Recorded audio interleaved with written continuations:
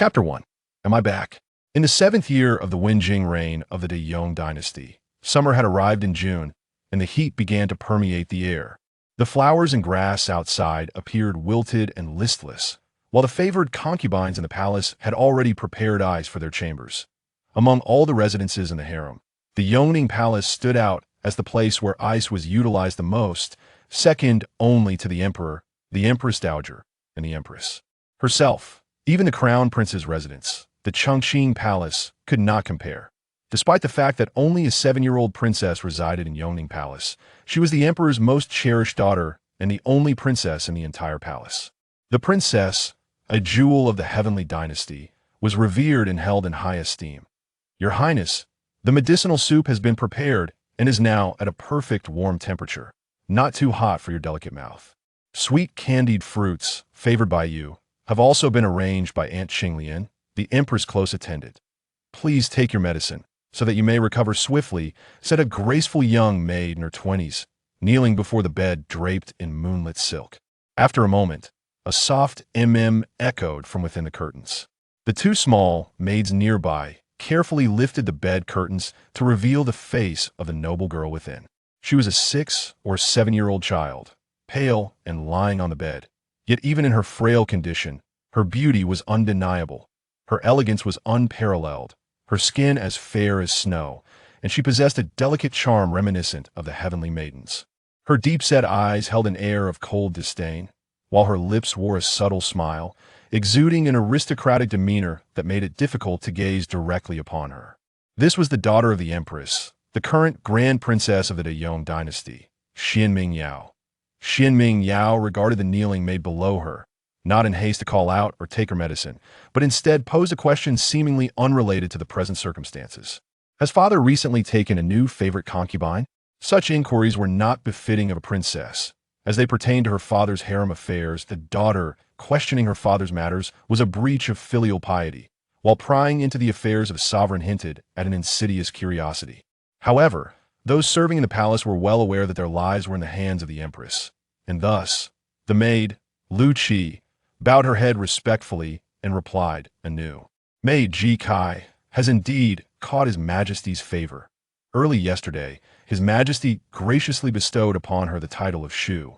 Secrets in the palace were scarce, even those who served the princess and did not engage in the courtly rivalries would overhear such matters. The title Shu carried significant weight. The Deyong dynasty's harem hierarchy consisted of 4 noble consorts, 9 concubines, 27 ladies, and 81 maidens. A mere maid like Ji Kai was the lowest tier among the 81 maidens.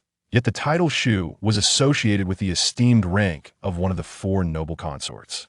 Such a title signified that Ji Kai was likely destined for a higher station. Xuan Mingyao's expression grew more somber. In a few years, this Ji Kai would rise to become the first noble consort in over a century to be honored with the title Chen. This title held imperial connotations, indicating the extent of the emperor's affection for her. Furthermore, after the emperor's demise, she would ascend to the position of the influential Yuan Empress Dowager, enjoying a lifetime of glory. Ji Ronqing. Xuan Mingyao softly repeated the name in her heart. That moment, she realized she had indeed returned to, when she was 7, to the very beginning before all tragedies unfolded. She had been reborn. Accepting the medicinal bowl from Lu Qi, Xuan Mingyao maintained her composure as she drank the bitter concoction in one swift motion, placing the jade bowl heavily onto the tray. "I wish to see mother."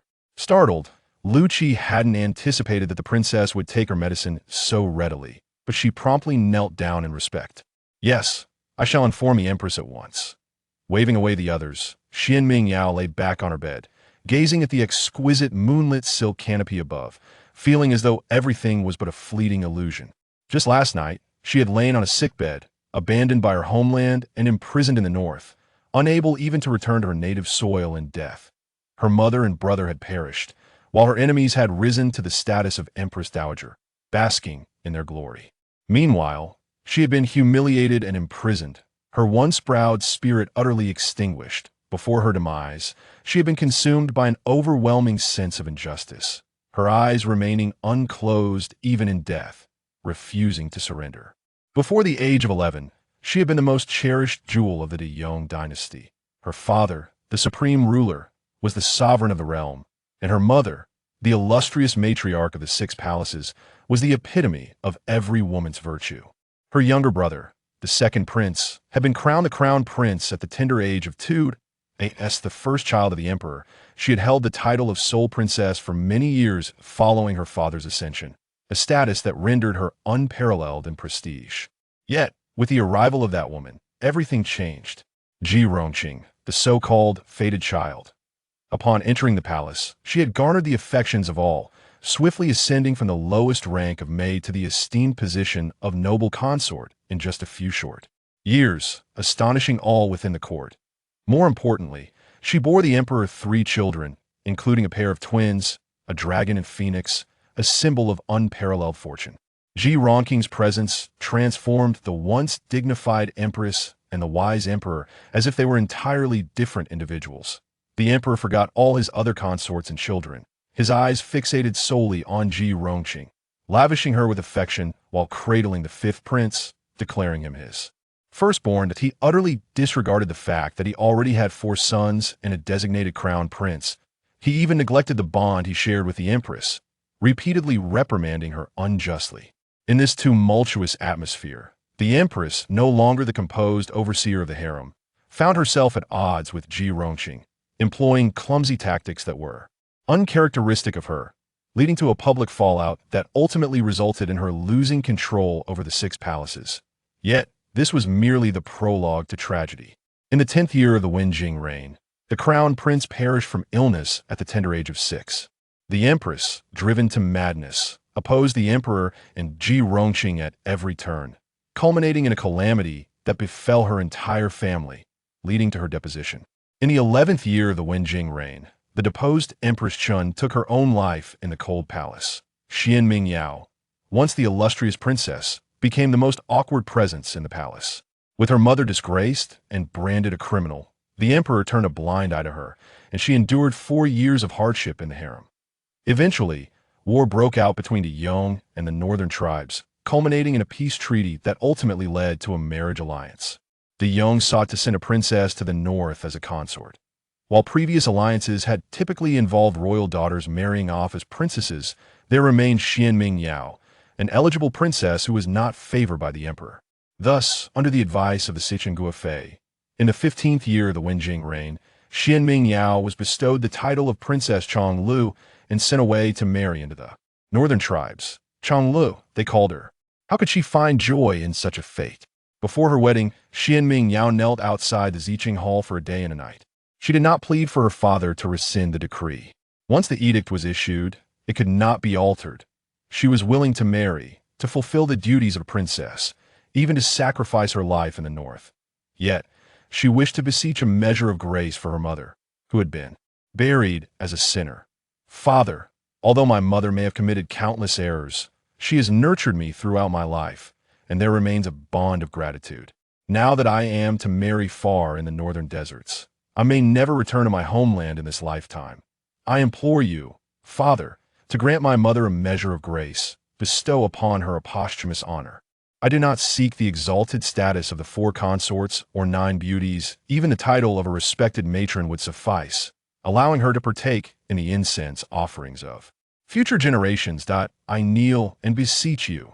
Xuan Mingyao's head struck heavily against the cold golden bricks. The late Empress Chun, who had departed this world as a sinner, was denied the privilege of incense offerings. Should her fate be discovered, it would be a grave offense. Initially, the emperor appeared somewhat moved. However, upon the entrance of Consort Chun into the Hall of Purple Radiance, the grand doors were never again opened. In due course, Xuan Mingyao fainted from her prolonged kneeling and was carried back to the Hall of Eternal Tranquility. Naturally, the imperial edict for posthumous honors was never issued. Following this, Xuan Mingyao was wed to the northern deserts, where she endured a nightmarish 14 years. In the 3rd year of her marriage, her father passed away, and the 5th prince of consort Chun ascended the throne as the new emperor. As the elder sister born of a different mother, she was rendered insignificant in the eyes of the great Yong. Throughout those 14 years, she was married to 3 khans of the northern deserts, experiencing 4 pregnancies and 4 losses. her health deteriorating and her dignity shattered. Ultimately, as war reignited between the northern deserts and the Great Yong, she was imprisoned as a hostage and took her own life within the Khan's tent, bringing an end to her sorrowful existence. Yet, Xuan Mingyao had not anticipated that her death would mark the beginning of her revelation of truth. Chapter 2. I do not believe in destiny upon the demise of Xuan Mingyao, contrary to her expectations of reuniting with her mother and brother in the underworld. She encountered a mirror instead, a portal to glimpse the fates that belong to heaven, to unveil the secrets of destiny. Etched upon the sides of the bronze mirror were 2 lines of ominous script. The Daiyong dynasty held unwavering faith in the teachings of Tai, revering the concept of fate, and the 2 characters inscribed upon the mirror sent shivers down her spine. Before Xuan Mingyao could utter a word, the mirror began to unveil fragments of her life. Initially, she believed this to be a mere trick orchestrated by others, but as she gazed into the mirror, her expression hardened with increasing ferocity. The mirror revealed the life of Ji Rongqing, who, from the moment of her birth, was destined to be the daughter of destiny. Men around her were irresistibly drawn to her, captivated by her talents, enchanted by her beauty, or moved by her kindness, ultimately becoming her devoted subjects, clearing her path to glory and prestige. Even the palace eunuchs, devoid of romantic inclinations, revered her as though she were a celestial goddess. In the mirror, Xuan Mingyao was astonished to discover that those closest to her, including the eunuch Cheng Rang, her uncle Prince Yong and Amp, Oppos, and Xian Duo, and the influential minister Xia Wangji, were all admirers and followers of Ji Rongqing. Women, on the other hand, were divided into 2 factions.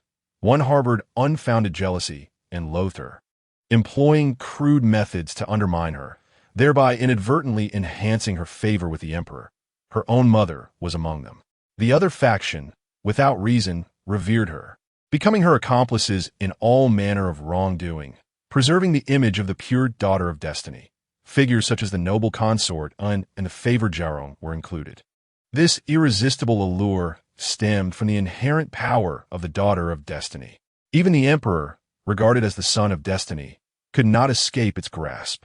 Through the mirror, Xuan Mingyao unearthed truths unknown to her in life. For instance, her brother and Amp, Oppos' untimely death was orchestrated by Ji Rongqing, though not directly by her hand. Ji merely lamented to her suitors, claiming her child was born inferior, prompting someone to remove the obstacle that stood in the way of the crown prince. Furthermore, her mother did not perish by her own hand. Chun, the deposed empress, had awakened to the reality of her situation. She understood that her own demise would render her only daughter-esque existence in the palace unbearably difficult. Even if it meant sacrificing her dignity, she resolved to survive. Yet, how could she defy fate? Chun was ultimately strangled by the likes of the Shangwan clan, her lifeless body displayed as a suicide. Mother, brother. Xuan Mingyao's eyes burned with rage. Had she known sooner, she would have spared no effort to eliminate Ji Rongqing and her entourage, as well as her lofty father. The emperor, how could he be aware of the suspicions surrounding the crown prince and Amp, Oppos' death, and merely wave it away, without deeper investigation? Though he cherished Ji Rongqing, the crown prince was his own flesh and blood. Did he not feel sorrow? Even if he felt none, did he not fear repercussions? These individuals could conspire with Ji Rongqing to murder the crown prince. What would stop them from turning against him if he obstructed her path? Xuan Mingyao's questions soon found answers. The emperor had not merely passed away. He too had succumbed in Ji Rongqing's embrace. He had sensed the intimate relations between her and several men, falling victim to their machinations. Subsequently, Ji Rongqing elevated her son, the 5th prince, to the throne, becoming the regent Empress Yuan Yi, living a life of harmony with her favored companions, reveling in joy. Is this destiny? I refuse to accept it. Xuan Mingyao struck the mirror with fury. The bronze mirror remained unscathed, yet her hand was left bloodied. However, in her current state of death, she felt no pain. Her rage was overwhelming, with no outlet for expression. Why must she, her brother, and her mother serve as stepping stones for the so-called daughter of destiny, sacrificing their lives to pave the way for Ji Rongqing's bright future? Gradually, A line of text emerged upon the mirror. With life as wager, destiny may be reversed. Succeed and alter fate. Fail and forfeit reincarnation. Dare you vow against it? To forego reincarnation? What is there to fear? I dare. Xuan Mingyao grasped the mirror tightly, enunciating each word with conviction. I do not believe in destiny. Even if it belongs to destiny, I shall challenge her. Those who harm my loved ones, sever my ties of kinship. What the daughter of destiny? What the power of fate? Since you have found me, it signifies that you too do not endorse this so-called daughter of destiny. I dare, with my life and the cycle of reincarnation as my wager. I shall defy fate and strive for a future. Moments later, two succinct words appeared upon the mirror. Vow accepted. Subsequently, Xuan Mingyao lost consciousness. When she awoke, she found herself returned to the age of 7. Her brother was alive, and her mother still breathed. Everything remained untouched by the hands of fate. This moment marked the 3rd month since Ji Rongxing entered the palace, coinciding with her decision to vie for favor after 3 months of evasion. Just moments ago, Lu Qi had mentioned that Ji Rongxing had received the title of Shuji, and the emperor and amp, Appo's, affections had begun to manifest. According to her memories, it would not be long before Ji Rongxing commenced her meteoric rise. In just 6 months, she would ascend to the pinnacle of the 9 consorts as Jiaoyi, soon thereafter conceiving the future son of heaven, the 5th prince. During childbirth, she nearly lost her life. It was during this life and death moment that the emperor, disregarding the opposition of the court, bestowed upon her the title of Chun. Within 2 years, a pair of dragon and phoenix twins would secure her position as the noble consort Chun. Her mother, overwhelmed by both the emperor's affections and the death of the crown prince, would spiral into madness. Long live the empress! The sounds of homage from the doorway jolted Xuan Mingyao back to reality. She hurriedly drew back the bed curtains, gazing toward the entrance. Soon, a resplendent figure emerged from behind screen. The woman, in her 20s, donned a brocade robe adorned with peonies and gold, her hair arranged in an elegant high bun, exuding an air of solemnity and dignity. It was none other than her mother, the Empress Chun, now the esteemed matriarch of the Yong. Why are you sitting up by yourself, Mingwen? Where are your attendants? You are unwell. How can they neglect you? The Empress's voice was laced with urgency. Mingwen was the affectionate name given to Xuan Mingyao by her mother, derived from a dream the Empress had during her pregnancy, where a full moon descended into her womb, prompting her to confer this endearing moniker upon her daughter, symbolizing the cherished moonlight cradled in her arms. It had been many years since Xuan Mingyao had heard that name. For over a decade, during her mother's absence, no one had invoked it. She was no longer anyone's moon. Mother. Xuan Mingyao lowered her gaze, concealing all thoughts and emotions unbefitting her current age. Then, barefoot, she leapt from the bed, throwing herself into the embrace of the Empress, calling her mother instead of the formal title of Empress. What troubles you, Mingwen? The Empress held her daughter tightly, her face painted with concern. Chapter 3, Mother. I fear. Empress Chun gently patted Xuan Mingyao and Amp Appo's back, her heart filled with unease. Her daughter, usually obedient and strong, rarely displayed such vulnerability that she even forgot to address her as an Amp Appo's mother. And Amp Appo's, what could be troubling her? Was she unwell? Immediately, the Empress summoned the royal physician, frustrated that their illness had persisted for so many days without improvement. Xuan Mingyao recalled that her ailment stemmed from a mere chill, yet it had lingered for over half a month. Amidst her own concerns about her health, she was also burdened with palace affairs, which had left the Empress weary. Consequently, when Ji Rongxing first paid her respects, the Empress had not greeted her warmly, leading to a few days of coldness between her and the Emperor. The once harmonious couple now faced a rift. Father. The thought of this title brought a chill to Xuan Mingyao's heart. In her past life, she had suffered at the hands of Ji Rongxing, the destined daughter, but the Emperor was also complicit. The authority he represented had utterly crushed her struggles for survival. This time, Father, do not blame your daughter. She carefully concealed the hatred in her eyes and timidly gazed at Empress Chun. Mother, I fear. Fear? The Empress's expression turned serious. Her daughter, accustomed to being cherished and surrounded by servants, should not feel such trepidation. The emperor had reigned for 7 years and had 4 princes, yet Xuan Mingyao remained the sole princess. The 2 princesses born to Xu Rong and Zhang Jiu had tragically passed before they could even speak. This singular princess was cherished by the emperor, who frequently inquired about her well-being. Who would dare mistreat her? Was there a plot afoot?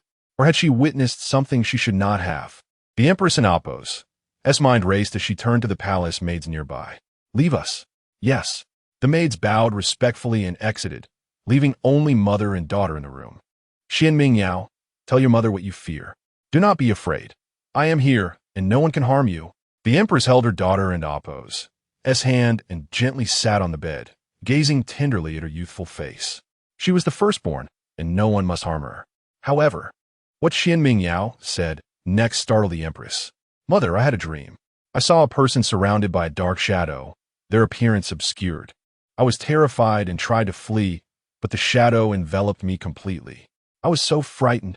Seeing the terror in her daughter and Apos' eyes, the empress was momentarily stunned. A shadow had attacked Xuan Mingyao. Though strange, De Yong revered the concept of prophetic dreams, which was why the empress had named her daughter Mingyu based on a prenatal dream. But what did this shadow signify? Xuan Mingyao, could you discern what the shadow was? Or did you see anything familiar in your dream? The empress pondered, planning to report this matter to the emperor and seek the counsel of several masters for guidance and protection. The shadow frightened me too much. I did not examine it closely, but the place where it appeared was familiar to me. Furong Garden. Furong Garden. That was a flower garden within the inner palace, suggesting that the mysterious figure in her dream was someone from the harem. Indeed, Xuan Mingyao only wandered the inner palace, so it was natural for her dream to reflect that setting.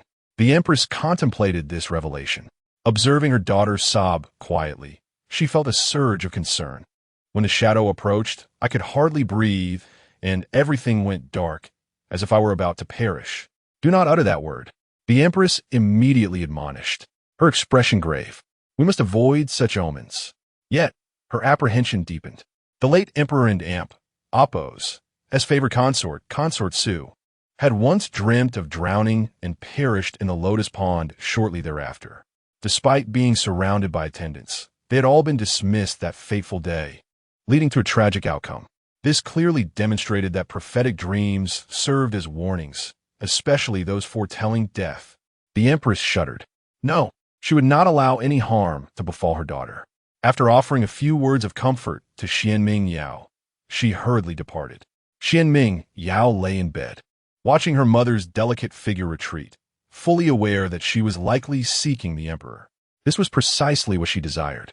However, this was merely the first step. LQE, where is Tong Jun? Xuan Mingyao lazily inquired of her personal maid. El Chi fanned her with a gentle breeze and immediately replied, Tong Jun is in the back, preparing medicine for you. Would you like to see her? Yes. Xuan Mingyao nodded. Tong Jun arrived swiftly. She was of similar age to El Chi, with a graceful appearance and an air of composure. Princess, you called for me. What is your command? Waving her hand to dismiss the others, Xuan Mingyao quietly addressed the kneeling Tong Jun. I recall that you have a close friend who currently serves as a physician and Apos' assistant in the medical bureau. Is that correct? Last year, she accompanied the physician to Yongning Palace to check my pulse. Replying to the princess, her name is Zhou Qian. I do have some acquaintance with her, but she is merely a junior physician and cannot tend to the pulse of noble ladies. That is of no consequence. Xuan Mingyao waved her hand dismissively. At only 7 years old, she did not expect to manipulate the physicians of the medical bureau, as they were already occupied with the various noble ladies. It would be too late to attempt to gain their favor now. I need this physician Zhou to assist me with a matter. Once accomplished, not only will I reward her handsomely, but I will also speak highly of her to my father. This commendation would be enough to spare Zhou Qi in a decade of struggles within the medical bureau. Xuan Mingyao deliberately spoke these words for Tong Jun's benefit. In her previous life, she had only learned that Zhou Qi was Tong Jun and Apos' half-sister after marrying into the northern tribes. Tong Jun and Apos' mother had remarried and given birth to this daughter. They had only pretended to be acquaintances, yet their sisterly bond was strong. when Tong Jun had accompanied her to the northern tribes. Zhou Qian had forsaken the splendor of the imperial capital to follow her sister into the harsh cold. During those grueling years, Zhou Qian had been a source of support, enabling Xuan Mingyao to survive after suffering the loss of 4 children. Noticing Tong Jun's slightly anxious expression, Xuan Mingyao smiled gently. Rest assured, I merely require some inconsequential herbs, nothing poisonous or secretive. Upon remembering her sister's daily toil in the medical bureau, Tong Jun steeled herself and bowed her head. To serve the princess is my duty. I cannot call it assistance. I believe that physician Zhou will certainly comply. Good. Xuan Mingyao gestured lightly. Go and take care of this. Tong Jun felt somewhat bewildered by the instruction, yet her unwavering loyalty compelled her to nod in agreement. Yes, I shall attend to it at once. However, she harbored some doubt about why the Grand Princess desired this. With everything arranged, Xuan Mingyao patiently awaited the outcome, eager to discern whether her suspicions and tests were correct. Let us also examine whether the so-called fate of a past life can indeed be altered. Chapter 4. Fright. Xuan Mingyao began to meticulously recall the significant events that were destined to unfold within the year. Perhaps it was the influence of the fate mirror. These events had transpired over 2 decades ago, and even if she remembered them, the details were not so vivid. Yet now, the occurrences of that year were vividly etched in her mind. It was now the 7th year of the Wenjing era, and she remained the sole princess within the palace. However, soon, the news of the pregnancy of the talented lady, the Shangwan family, would emerge, and by the end of the year, she would give birth to a princess. This child would be the 4th princess, Xuan Mingyao, who miraculously survived after the untimely deaths of the 2nd and 3rd princesses before reaching the age of 3. The Shangwan family would later be known as Shangwan Jiarong, a fierce dog under the command of Ji Rongqing, with countless bloody transgressions to her name. The emperor was overjoyed and conferred upon Shangwan a title of beauty, granting her the privileges of a Jiyu and allowing her to personally raise the princess until the age of 5. Unfortunately, the fate of the 4th princess, Xuan Mingyao, would not be any better. She and the precious 5th princess from the treasured dragon and phoenix twins, both of whom admired the same man, found themselves in an irreconcilable conflict. How could she compete with the 5th princess? After all, following the ascension of the new emperor, the 5th princess was the emperor and Amp, Appo's own sister, enjoying immense favor. Moreover, the Shangwan family would not allow their daughter to vie with the daughter of the Empress Dowager. In her eyes, the Empress Dowager was a divine and unblemished being, a woman she vowed to protect with her life. How could she permit her daughter to contend with the 5th princess, risking the Empress Dowager and Appo's sorrow? Thus, a few swift slaps fell upon Xuan Mingyao and Appo's face. The reproach and punishment from her own mother, coupled with the 5th princess and Appo's ruthless interference, shattered all of Xuan Mingyao and Appo's hopes. She took her own life by jumping into a lake. A noble princess, driven to death by her own mother. Out of fear that it might tarnish the 5th princess and Appo's reputation, the news of her death was kept secret for half a year before it was officially announced. Shangwan family. Shangwan Linghao. She truly was a loyal dog of Ji Rongqing. Xuan Mingyao recalled the ruthless moment when Shangwan Linghao commanded someone to place a noose around her mother and Appo's neck, and waves of hatred surged within her. This Shangwan Linghao, along with insured Jingyue, who still held the status of a maiden, were both faithful hounds for Ji Rongqing in the harem. Ji Rongqing, the daughter of destiny, pure and unmatched, would never engage in any vile acts herself. All the schemes against concubines and the harm inflicted upon heirs were orchestrated by these two on her behalf. And let us not forget the eunuch Cheng Rang by the emperor's side. At this moment, Ji Rongqing and Jingyue had already become good sisters. But with Shangwan Linghao and Cheng Rang, they were not yet well acquainted, and thus the so-called power of destiny had not yet commenced its influence. Cheng Rang remained a respectful and diligent eunuch, while Shangwan Linghao was merely an ordinary consort within the harem, enjoying occasional favor thanks to her mother's patronage, only serving the emperor once every few months, fortunate enough to have the 4th princess. Alas, Shangwan Linghao would soon forget her mother and Appo's virtues and kindness. Such ungrateful individuals. There was no need to rush. They would all be dealt with in due time. Xuan Mingyao lifted her delicate, fair hand. At the age of 7, many things could be concealed beneath the guise of childhood. Truly, it was the most opportune time. Within the Zicheng Hall, the emperor furrowed his brow as he listened to Empress Chun and Appo's words.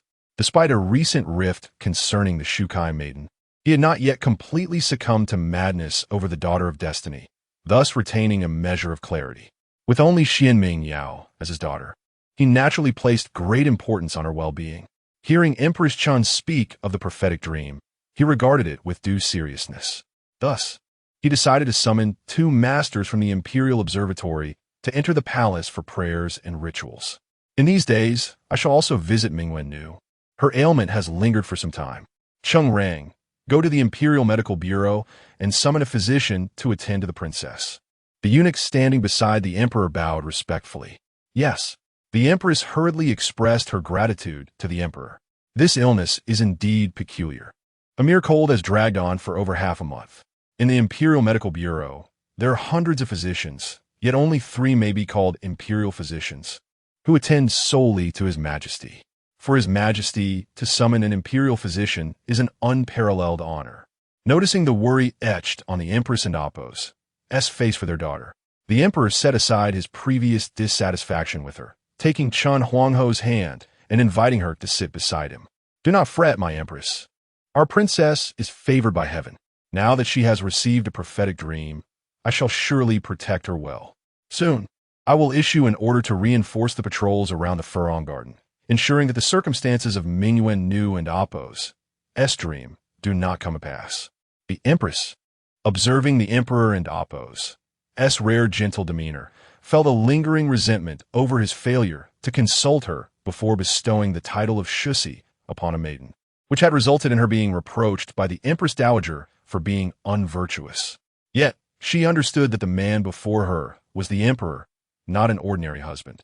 She did not possess the right to act capriciously, whether for herself, her family, or her children. The empress lowered her gaze subtly, adopting a gentle demeanor, and gradually leaned against the emperor and Appo's chest. I am truly afraid. Mingwen is our first child. When Your Majesty first ascended the throne, the affairs of the palace were chaotic, and I was busy for several months before realizing I was with child. Yet this child was so understanding, causing me no trouble, allowing me to pass those months in peace. Such a wonderful child is a blessing from heaven, and I truly fear something may happen to her. As she spoke, she began to weep softly. The usually dignified and graceful empress, in this moment, forgot all propriety, calling herself I, and could not suppress her tears. Such a scene would inevitably move even the emperor, who had taken a new favorite. He embraced the empress, softly offering her words of comfort. Within the Zicheng Hall, a scene of harmony between the emperor and empress unfolded. Tong Jun soon returned with a report. Kneeling before Xuan Mingyao and Appo's window, she cautiously spoke, "Rest assured, princess. I have followed your instructions and ensured everything is in order." "Excellent," Xuan Mingyao replied with a satisfied smile. At this moment, no one would suspect a mere 7-year-old princess, and naturally, no one would expend effort monitoring the attendants of the Yongning Palace. Whatever Tong Jun intended to do would be quite convenient. Now, they would simply wait for the spectacle to unfold. In the following days, Xuan Mingyao and Appo's condition showed no signs of improvement. Even the emperor visited twice, and the entire palace was abuzz with the notion that the eldest princess seemed gravely ill. Rumors even circulated that she had been afflicted by some malevolent force. The gossip within the palace grew louder with the arrival of the masters from the Imperial Observatory. During this time, the concubines became notably subdued, for if anything were to happen to the eldest princess, they too feared being implicated. The empress, observing her daughter's fluctuating health, was so anxious that she wished to reside within Yongning Palace to provide personal care. Beyond the palace guards and inner palace troops, she had her eunuchs monitor the Furong Garden closely each day. The empress had now firmly concluded that it must be due to the prophetic dream. If she could only find the mysterious figure from a dream, surely Mingwen's condition would improve. Finally, amidst the empress's anxious waiting, news arrived from the Furong Garden. An anomaly had been discovered there. Chapter 5. The Anomalous Being? What abnormality? Empress Chun was originally kneeling in prayer when she heard the words of the palace maid, hastily rising to her feet while supporting the hand of Qinglian beside her. Suddenly, a multitude of butterflies gathered in the Furong Garden. Our people discovered this and found it exceedingly strange, hurriedly running to report to the Empress for her decision. A gathering of butterflies? Empress Chun furrowed her brow slightly. Butterflies are elegant creatures. How could they be deemed strange? Indeed, as the butterflies multiplied, soon the entire palace would surely be aware of it. Who summoned these butterflies? Empress Chun inquired calmly. Who indeed is this harbinger of dreams, causing her daughter to languish in illness? Your Majesty, it is the Shukai girl. The young eunuch lowered his head even further. Who in the palace does not know that this Shukai girl has stirred up trouble, causing the Empress and His Majesty to be at odds for several days? If not for the illness of the eldest princess, His Majesty would likely have continued to favor this Shukai girl. Is it truly her? In an instant, Empress Chun believed even more firmly in Xuan Mingyao and Appo's words. This woman, upon her arrival, disrupted the harmony between her and His Majesty, leading her daughter to a state of prolonged illness. Her initial aversion to this woman was indeed justified. She is the one who curses mother and daughter. Qinglian, go to the Zicheng Hall and convey a message to His Majesty, stating that the dream harbinger has appeared. If His Majesty asks who it is, you must evade the question for now. The Empress's expression turned cold. She wanted His Majesty to witness for himself what an anomalous being this favored concubine, bestowed with the title of Shukai, truly was. The Empress's Fengyi Palace was closer to the Furong Garden. However, through Empress Qin's deliberate manipulation, she arrived at the Furong Garden just moments after the Emperor's royal procession. Your Majesty, just as Empress Chun dismounted from her sedan chair and saw the Emperor and Appo's royal carriage, she quickly knelt in greeting, and her attendants followed suit. The Emperor waved his hand, signaling everyone to rise, then personally assisted the Empress to her feet. Your Majesty need not be overly courteous. But do you know what has caused the strange phenomenon in the Furong Garden? Empress Chun shook her head, frowning. I received the news and came immediately, having had no time to inquire further. Of course, she had to feign ignorance. Otherwise, would she await the opportunity to exonerate this Shukai girl? At this moment, Empress Chun had not yet been significantly influenced by the power of fate. Although she loathed the Shukai girl, much of her animosity stemmed from the Emperor, rather than a deliberate attack on the girl herself. Thus, her mind remained relatively clear. No matter, let us go and see for ourselves. After the Emperor spoke, he prepared to take the Empress's hand and enter the Furong Garden to investigate.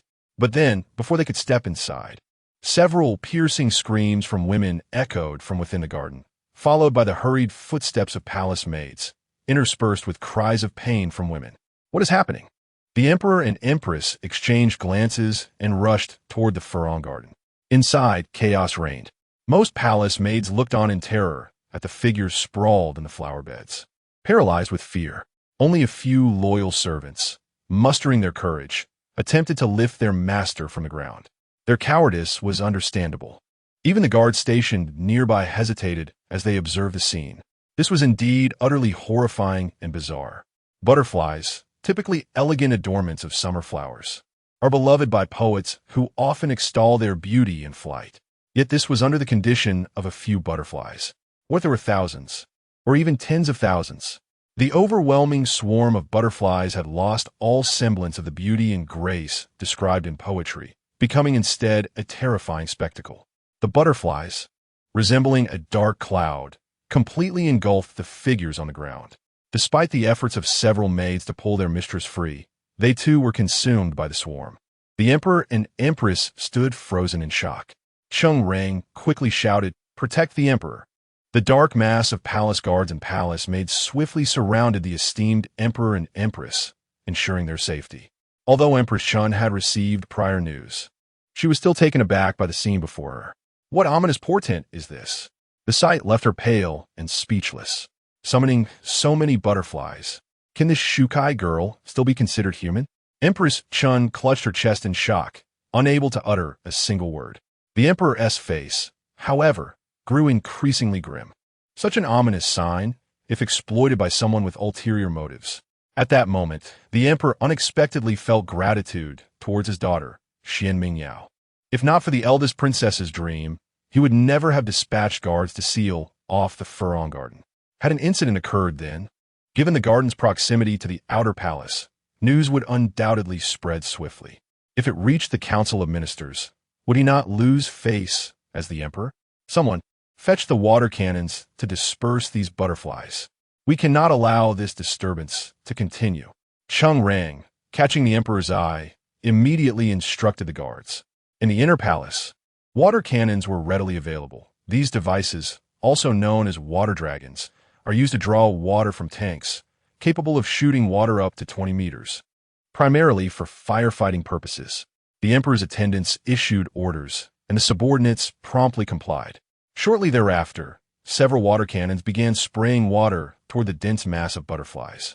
The butterflies, struck by the water, were knocked down, losing their ability to fly, while most scattered and fled into the sky. The individuals engulfed by the butterflies finally regained visibility. Naturally, those once surrounded by butterflies were thoroughly drenched. Several palace maids, disregarding their own disheveled state, hurriedly crawled toward their mistresses. Concubine, Shukai. The emperor, who had initially maintained a stern demeanor, was taken aback upon seeing the figures lying on the ground.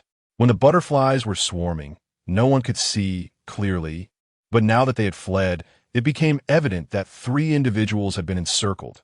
Concubine, Lady In, and the recently ascended Shukai girl. All 3 were now unconscious, their faces swollen and grotesque. Ching. The emperor instinctively felt an urge to rush forward and embrace the figure lying there, Ji Rongqing. Empress Chun, initially oblivious to whom the emperor called out, soon remembered. The Shukai girl's birth name was indeed Ji Rongqing. Ching, such a melodious and tender name. Was it not a pet name bestowed by the emperor? He had only summoned her for 2 nights, and yet his affection had escalated to such unprecedented heights. The empress maintained her composure, yet internally, she was tumultuous. The emperor wanted to advance, but the empress grasped his arm. Your Majesty, we still do not know the cause of the butterfly gathering. As the son of heaven, you must not take risks. She then turned to the palace, maids kneeling nearby, instructing, quickly assist the ladies and carry them to the nearby Yuheng Pavilion, then summoned several physicians from the Imperial Medical Office.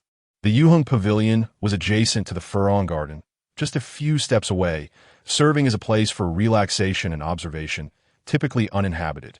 Now, it was the most suitable location to accommodate the esteemed concubines. Although the emperor was anxious about Ji Rongqing's condition, he prioritized his own safety and did not dispute the empress's directive. However, just as the maids prepared to lift the ladies, a sudden, piercing scream erupted from concubine Gu's personal maid. Blood. So much blood. Everyone turned to see that concubine Gu's gown was thoroughly soaked in blood. The emperor's complexion darkened further, and the empress gasped in shock. Had concubine Gu begun her monthly cycle, or was she with child? Chapter 6. A Slight Advantage. Xuan Mingyao, with a pallid visage, composedly consumed the bitter medicinal concoction, then lowered her gaze towards Tong Jun at the bedside. Today, she had dispatched Tong Jun to monitor the happenings in Furong Garden, and she had just returned with the latest news to report. Indeed, it had been nearly 3 months since the miscarriage of the noble Lady Shangwan, as reported by her palace maid, who claimed that due to the lady's irregular condition, it had gone unnoticed. This assertion was hardly credible.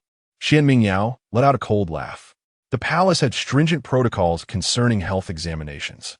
According to rank, the 4 consorts were examined daily, the 9 concubines every 3 days, the 27 noble ladies every 5 days, and the 81 imperial wives every 10 days, all to prevent any concealment of ailments by the consorts.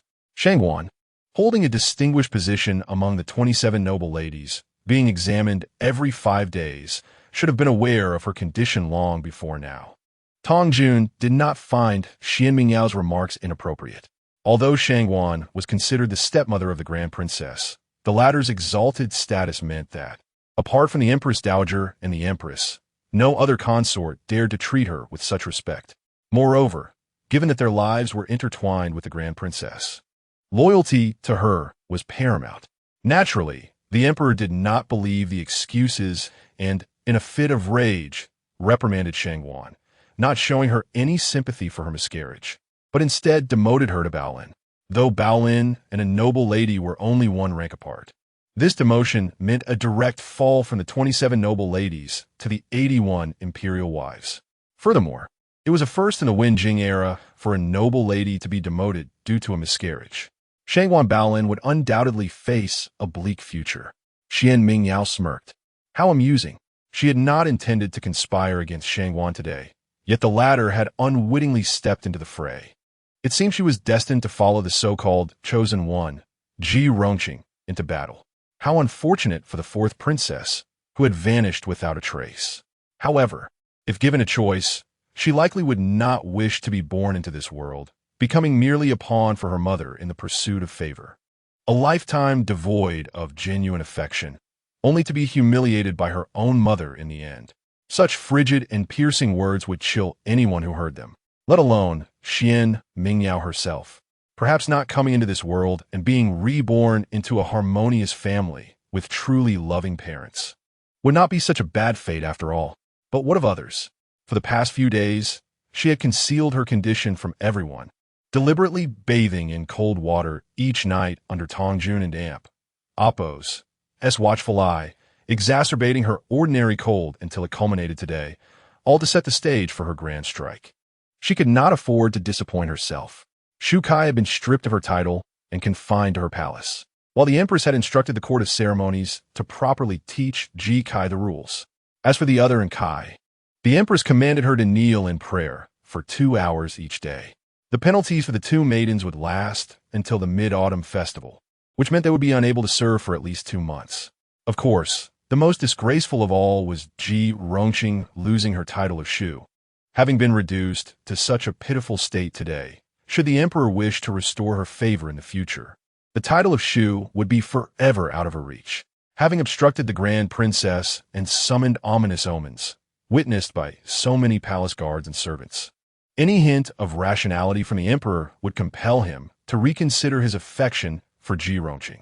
Nevertheless, the chosen one's allure was undeniable. The emperor might still succumb to the temptation of showering her with affection. Yet, after today's events, one could only wonder how much of that affection would remain. With visions of fluttering butterflies reminiscent of a locust plague haunting his thoughts. Your Highness, will you still?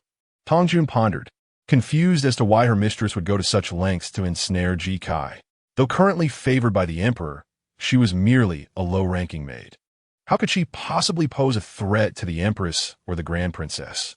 Yet, her mistress was willing to risk her own well-being for the sake of orchestrating this so-called omen. Tongjun had even fetched some fragrant medicinal powder from the Imperial Medical Bureau at her mistress and Appo's behest. Truth be told, she had yet to comprehend why such commonplace fragrant powders could cause the peculiar phenomenon of butterflies flocking to Furong Garden. These powders were hardly rare. They merely enhanced one and Appo's scent. Yet, with so many noble ladies in the palace, rich in floral essences and secret perfumes, such mundane powders were often overlooked. That was precisely why Qian could easily procure a significant amount without attracting attention. Following her instructions, Tongjun had discreetly sprinkled the fragrant powder in the flower beds of Furong Garden, its scent masked by the myriad of floral fragrances. Furthermore, her swift actions ensured that, at the time, Furong Garden had not yet been placed under strict surveillance, as only a few servants tended to the flowers, most of whom were lazily avoiding the scorching sun. Thus, everything proceeded smoothly without detection. The ensuing days in Furong Garden passed without incident. However, today, an unexpected turn of events unraveled. Since the obstacles to her plans had been deftly dealt with by her astute father, she should have naturally begun to recover. It was indeed the protection of the divine and the emperor and Appo's might that kept her safe from harm. Taking many cold baths had been quite torturous. Tongjun bowed even lower. Yes, I understand. In this palace, it is wise to refrain from asking too many questions for a servant and Appo's, as survival hinges upon such discretion. Tongjun carefully assisted Xuan Mingyao in lying down, drawing the bed curtains, and then standing attentively by her side, wrapped in the intricate patterns of the silk quilt. Xuan Mingyao felt a modicum of relief. Through this trial, she believed she had finally discerned how to engage with the chosen one. Since openly confronting her adversaries never bore fruit, it would be far more prudent to align with her. The fragrant powder, while seemingly innocuous, had no real power to attract butterflies, at least for ordinary people. Yet, in the case of Ji Rongqing, this common powder could unleash unprecedented potential. In her previous life, Ji Rongqing had attracted the attention of all the fish in the pond with the most mundane fish food, leaving the other consorts feeding them in awe. With the aid of the fragrant powder, drawing butterflies was a natural outcome, and she would attract the most splendid ones. As the favorite of fate, Ji Rongqing possessed an innate fragrance that would irresistibly draw in butterflies. In her past life, as she danced amidst the butterflies in Furong Garden, she captivated the emperor and Apos, as heart, becoming Baolin, and ensnared the soul of the inner court servant, Cheng Rang. Since then, Cheng Rang had, despite his position, become deeply infatuated with Ji Rongqing, gradually staining his hands with blood for her sake. However, the addition of the fragrant powder, which appeared to assist Ji Rongqing, was poised to transform everything dramatically. It seemed that destiny merely assessed the surface, unable to delve into the deeper implications of events. For instance, while attracting butterflies might typically be seen as a delightful affair enhancing Ji Rongqing's reputation, the introduction of the ominous dream omen, coupled with her prolonged illness, had transformed a fortuitous occurrence into a dire one. Yet on this fateful day, driven by destiny, Ji Rongqing summoned the butterflies, and with the aid of the medicinal flower pollen, attracted an astonishing number of butterflies, far exceeding expectations by countless times. Destiny seemed to regard this as a fortuitous event. However, it inadvertently thrust Ji Rongqing into an awkward predicament. Chapter 7. Mother-daughter dialogue. Due to the considerable uproar surrounding this matter, Tong Jun was cautious in her inquiries, managing to glean only tidbits about several individuals being demoted and placed under house arrest. It was not until Empress Chun arrived that Xuan Mingyao learned the more intriguing details within the Yuhing Pavilion. Could it be that there was a possibility of a tarnished appearance? Xuan Mingyao gasped in astonishment, covering her mouth as she glanced at her mother. This truly was an unexpected delight. Empress Chun nodded in resignation. The events of the day had indeed been bizarre. Not only others, but even she felt uneasy at the memory of the dark cloud of butterflies, which still made her skin crawl, even inducing a sense of nausea. The butterflies were of various kinds, some of which might have been poisonous. While Shangwan Baolin and Kai were relatively unscathed, Ji Kai was left in a rather unfortunate state. Most of the butterflies had alighted upon her, and after the crowd dispersed from the Yuhing Pavilion, she was covered in red rashes, a truly horrifying sight. Several areas were even scratched by the stones on the ground, leaving her bloodied. The imperial physician stated that she could only be carefully nursed back to health, uncertain if she would ever fully recover. Empress Chun paused slightly, her tone revealing no trace of joy or sorrow. However, your father, the emperor, seems rather fond of Ji Kai, having dispatched an imperial physician to attend to her. One can only hope that the emperor's dragon might offer some protection, leading to a favorable outcome. Just after assigning a physician to Mingwei, he then sent another to treat Ji Rongqing. Could it be that Ji Rongqing's status was now akin to that of his beloved Mingwei? A hint of resentment brewed within Empress Chun. The emperor had previously been a wise ruler, although he had many favored consorts. He had never lost his composure over one individual in such a manner. First, he had quarreled with her over Ji Rongqing, and now he was sending a physician to her, as if he wished the entire court to know how dearly he cherished this woman. Yet did he not remember that Ji Rongqing had obstructed Mingwei? Was he not concerned that his overt affection for Ji Rongqing might hurt Mingwei? After expressing her thoughts, Empress Chun looked at her daughter's innocent eyes, and with a hint of regret, she sighed. What purpose does it serve to burden you with these matters? It would only frighten you unnecessarily. Mingwei, you need only to know that all the dreams have been resolved, and no ill fate shall trouble you further.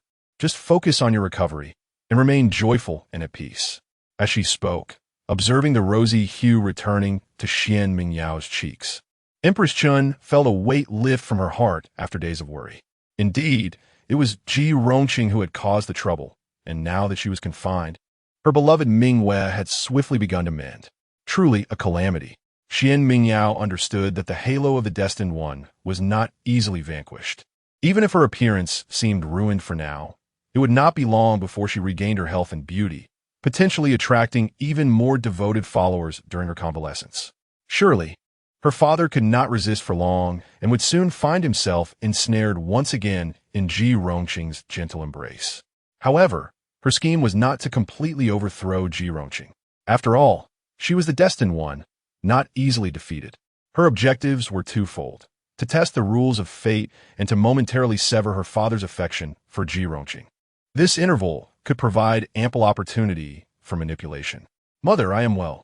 Although the omen from the Furong Garden seemed to have manifested in Ji Kai, it was likely a mere coincidence. Ji Kai is under house arrest, but all her needs will be met. You need only send the appropriate provisions from the 6th Bureau. Given the summer heat, Ji Kai is weak, and ice can be sourced from Yongning Palace. Consider my apology for involving her. Empress Chun furrowed her brow upon hearing this. Mingyao, what do you mean by saying you involved her? It was she who obstructed you, almost compelled by some unseen force. Empress Chun felt the urge to vehemently chastise Ji Rongqing. Yet, Xuan Mingyao grasped her hand and subtly shook her head, her gaze drifting to the window behind Empress Chun. There, amidst the shadows of the magnolia trees, lingered a faint silhouette. Empress Chun felt the heat of her earlier anger dissipate, her body stiffening. Xuan Mingyao's intent. She did not turn around, yet her expression instantly hardened, though her tone softened. Never mind, I only worry for you. No matter the title, a mother's heart is the same. One wishes to bear their child's suffering. As long as you are well, all else is inconsequential. You are right. With Shangguan Baolin and Enkai present in the Furong Garden, we cannot simply assume Ji Kai is the one from the omen merely because she was surrounded by the most butterflies. Since the Emperor favors her, she must be a gentle and graceful person. I shall ensure that her needs are met as before, and regarding ice, it need not come from Yongning Palace. We can procure it from Fengyi Palace instead, as you're particularly sensitive to heat and cannot go without it in summer.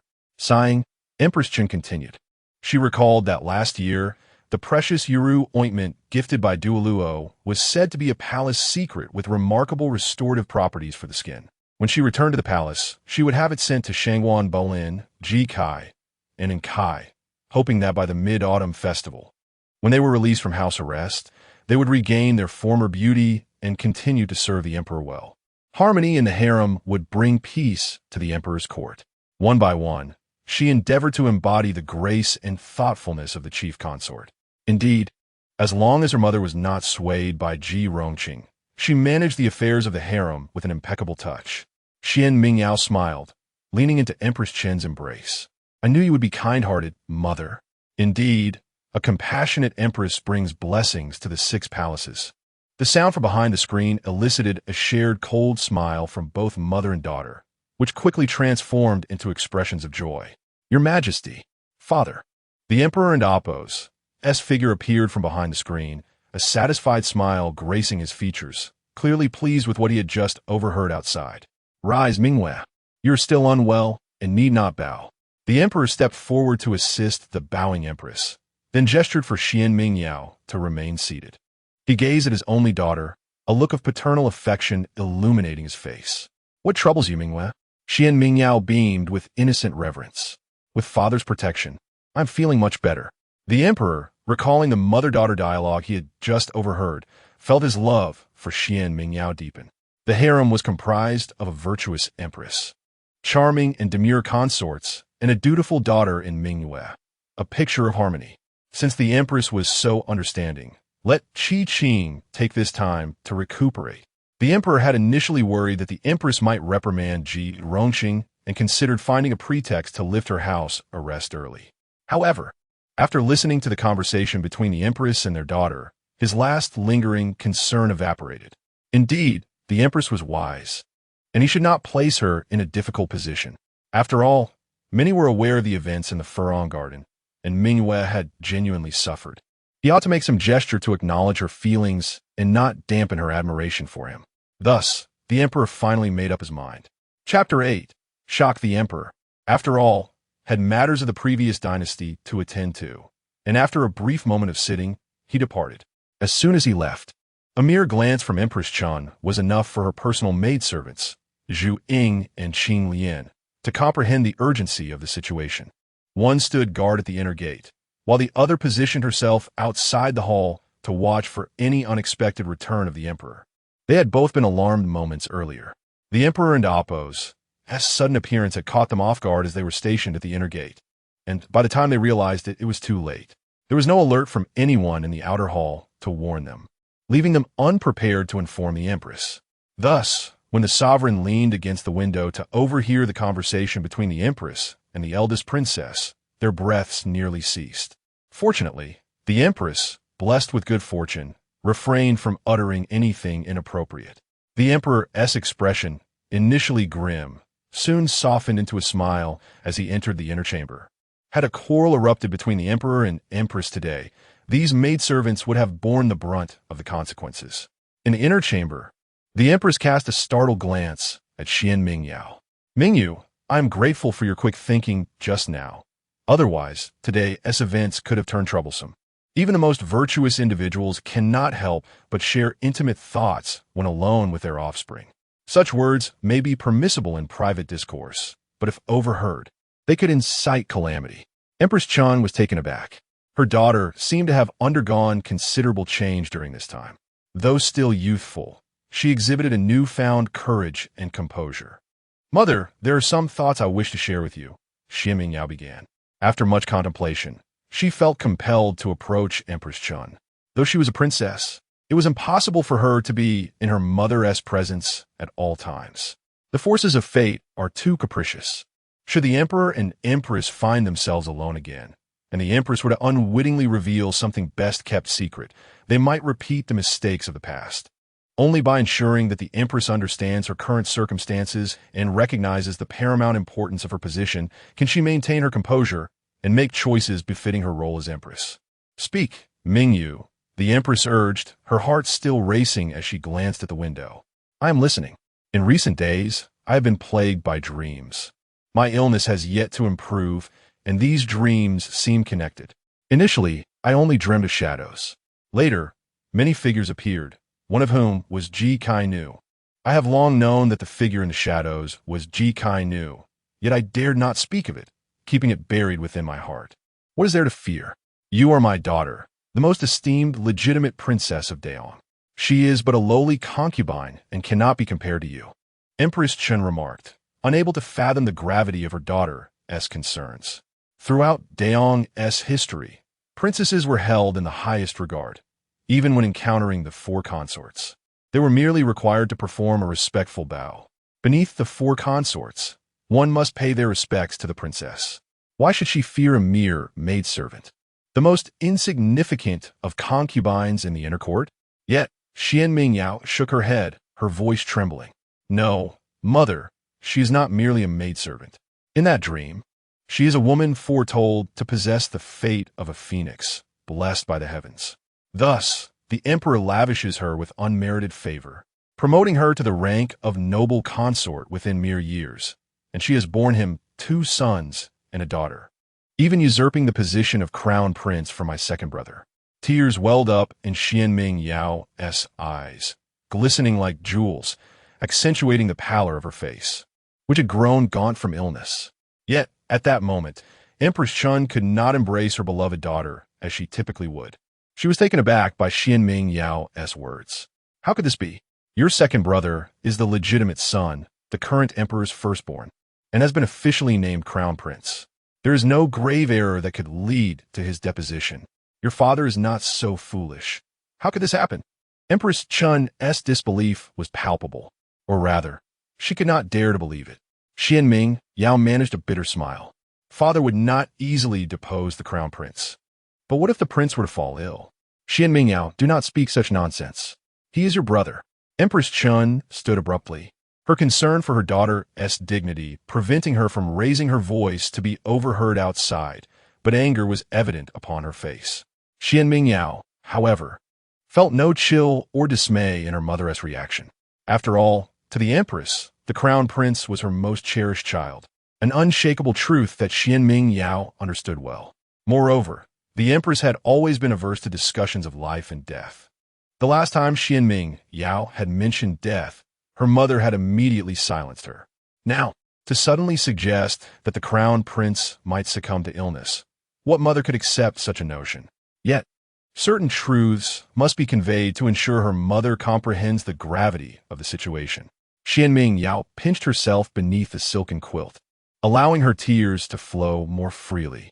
She grasped the trembling hand of Empress Chun, crying out, "Indeed, Yuan Jing is my dear brother. Would I wish harm upon him? It is precisely because these dreams are so horrifying that I dare not speak of them." Seeing her daughter's pale and weary face, Empress Chun finally found her footing and sat shakily at the edge of the bed.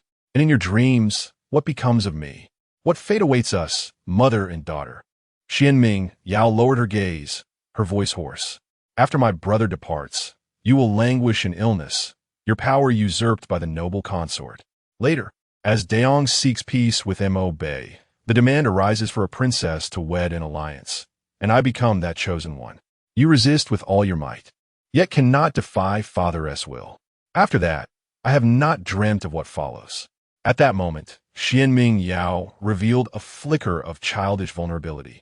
Burying her head in Empress Chun's bosom as she sobbed, "I am afraid. I do not want the horrors of my dreams to come true. I do not wish for you or my brother to suffer. I do not want to marry a man who could be my grandfather." Xuan Mingyao refrained from disclosing the true fate of Empress Chun, who was strangled by ropes and met a brutal end. The tragic fate of children is enough to ignite a mother's fighting spirit, yet revealing the gruesome details of her own demise could lead to despair. After all, knowing one's tragic fate is not a comforting thought, akin to vividly recalling the daily despair of lingering in illness, or the humiliation and indignities faced before death. Such feelings were too tormenting. She did not wish for her mother to endure the same suffering. Empress Chun remained silent for a long while, grappling with disbelief at such shocking revelations. Yet, deep within, a voice whispered that this reality could indeed be possible. She had already witnessed how irrational the emperor became upon encountering Ji Rongqing. He had conferred upon her the title of Shu immediately upon their first encounter, suggesting his intent to elevate her status to that of noble consort, followed by numerous gifts surpassing those of a mere maidservant. Today, having witnessed such a terrifying scene, he continued to show his favoritism towards Ji Rongqing. Before Empress Chun even proposed a course of action, he had declared her to be confined until the Mid-Autumn Festival. What transpired in the Rong Garden could be described as an ominous omen. Yet as a ruler who valued auspicious signs, he brushed it aside with a mere confinement. In the past, the emperor had been clear in his rewards and punishments. Even when favoring a consort, he would never have been so lenient. Furthermore, Mingyu had grown notably subdued since she spoke of the prophetic dreams. If there had been no sudden upheaval, why would a pampered princess undergo such a dramatic transformation? After a lengthy silence, Empress Chun tightly embraced her daughter, her tone resolute. "It shall not be so, Mingyu. Neither you nor Yuan Jing shall come a harm.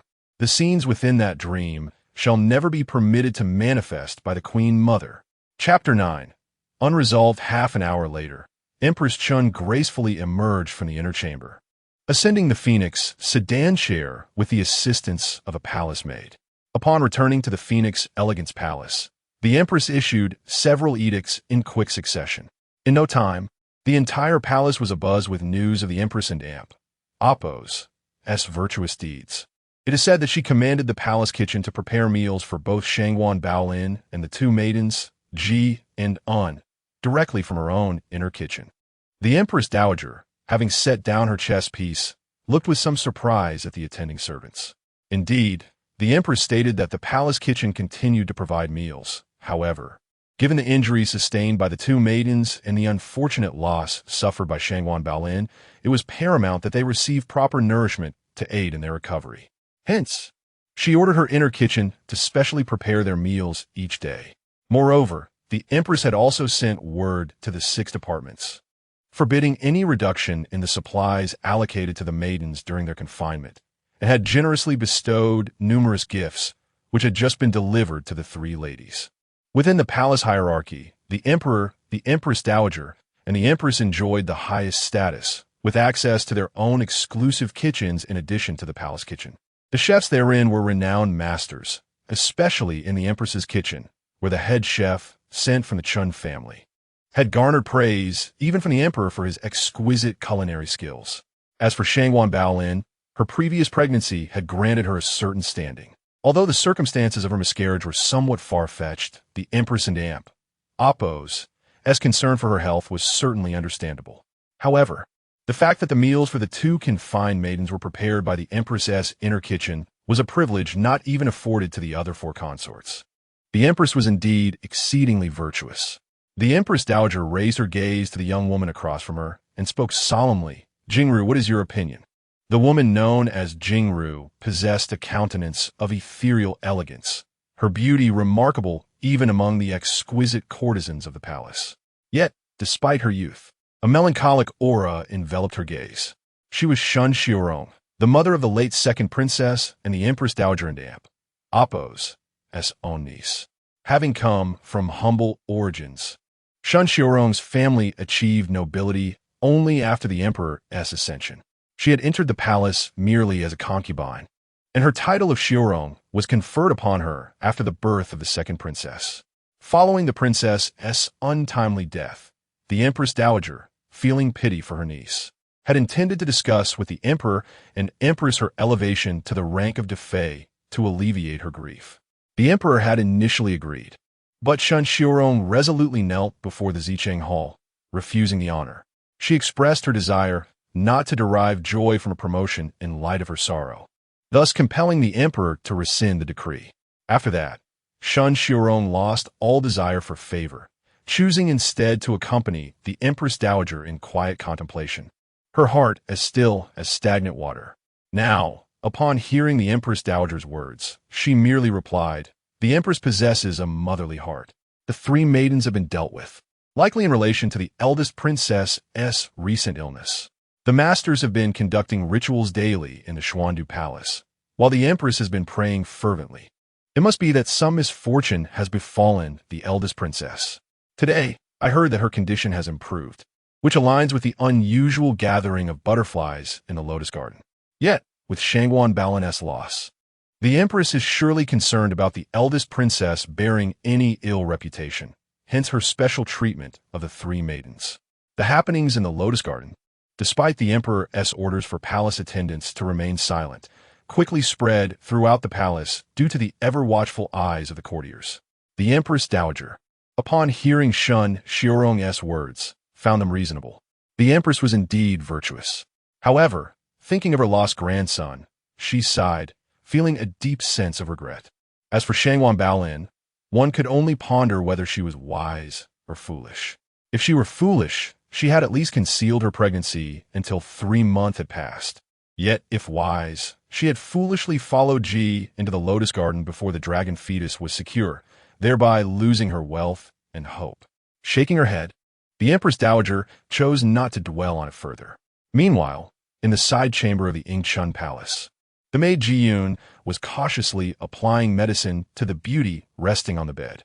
The beauty, with her eyes tightly shut, still radiated exceptional allure. Her skin was as pale as jade, her lips like a touch of vermilion, and her brow carried a hint of sorrowful charm, resembling a delicate sculpture of ice and snow, embodying a vague, ethereal beauty. Yet, tragically, her flawless visage was marred by an array of red rashes, particularly concentrated on her face. As June tended to her, tears streamed down her cheeks, feeling an overwhelming pity for her mistress. How could such a lovely creature become afflicted in this manner? Just then, an older maid entered the room. Upon seeing Jiyun's tear-streaked face, she sighed. "Stop crying. The empress has sent some jade essence ointment, and the esteemed physician has examined her, declaring no serious issue. You should apply it to your mistress shortly. Given that it is a tribute, its efficacy should surpass that of the palace dispensary's ointments." Upon hearing the mention of the empress, Jiyun's expression turned indignant. Who needs her feigned sympathy? I believe today's events were orchestrated by the empress and her daughter, Ji-yoon, Ji-yu, 2 years older and more composed, quickly covered her sister's mouth, exclaiming, "Are you seeking death? How dare you speak ill of the Empress? She has bestowed the jade essence ointment and commanded the inner kitchen to provide daily fine meals. The entire palace is now extolling the Empress's virtue. If you utter such words, do you not invite calamity upon yourself and your mistress?" Although initially reluctant, Ji-yoon fell silent at the thought of bringing misfortune upon her mistress. "I only feel for her. She is such a kind-hearted person, and now she has been reduced to this state. It is difficult to believe that she has earned the Emperor's affection only to be targeted by the palace, especially by the Empress.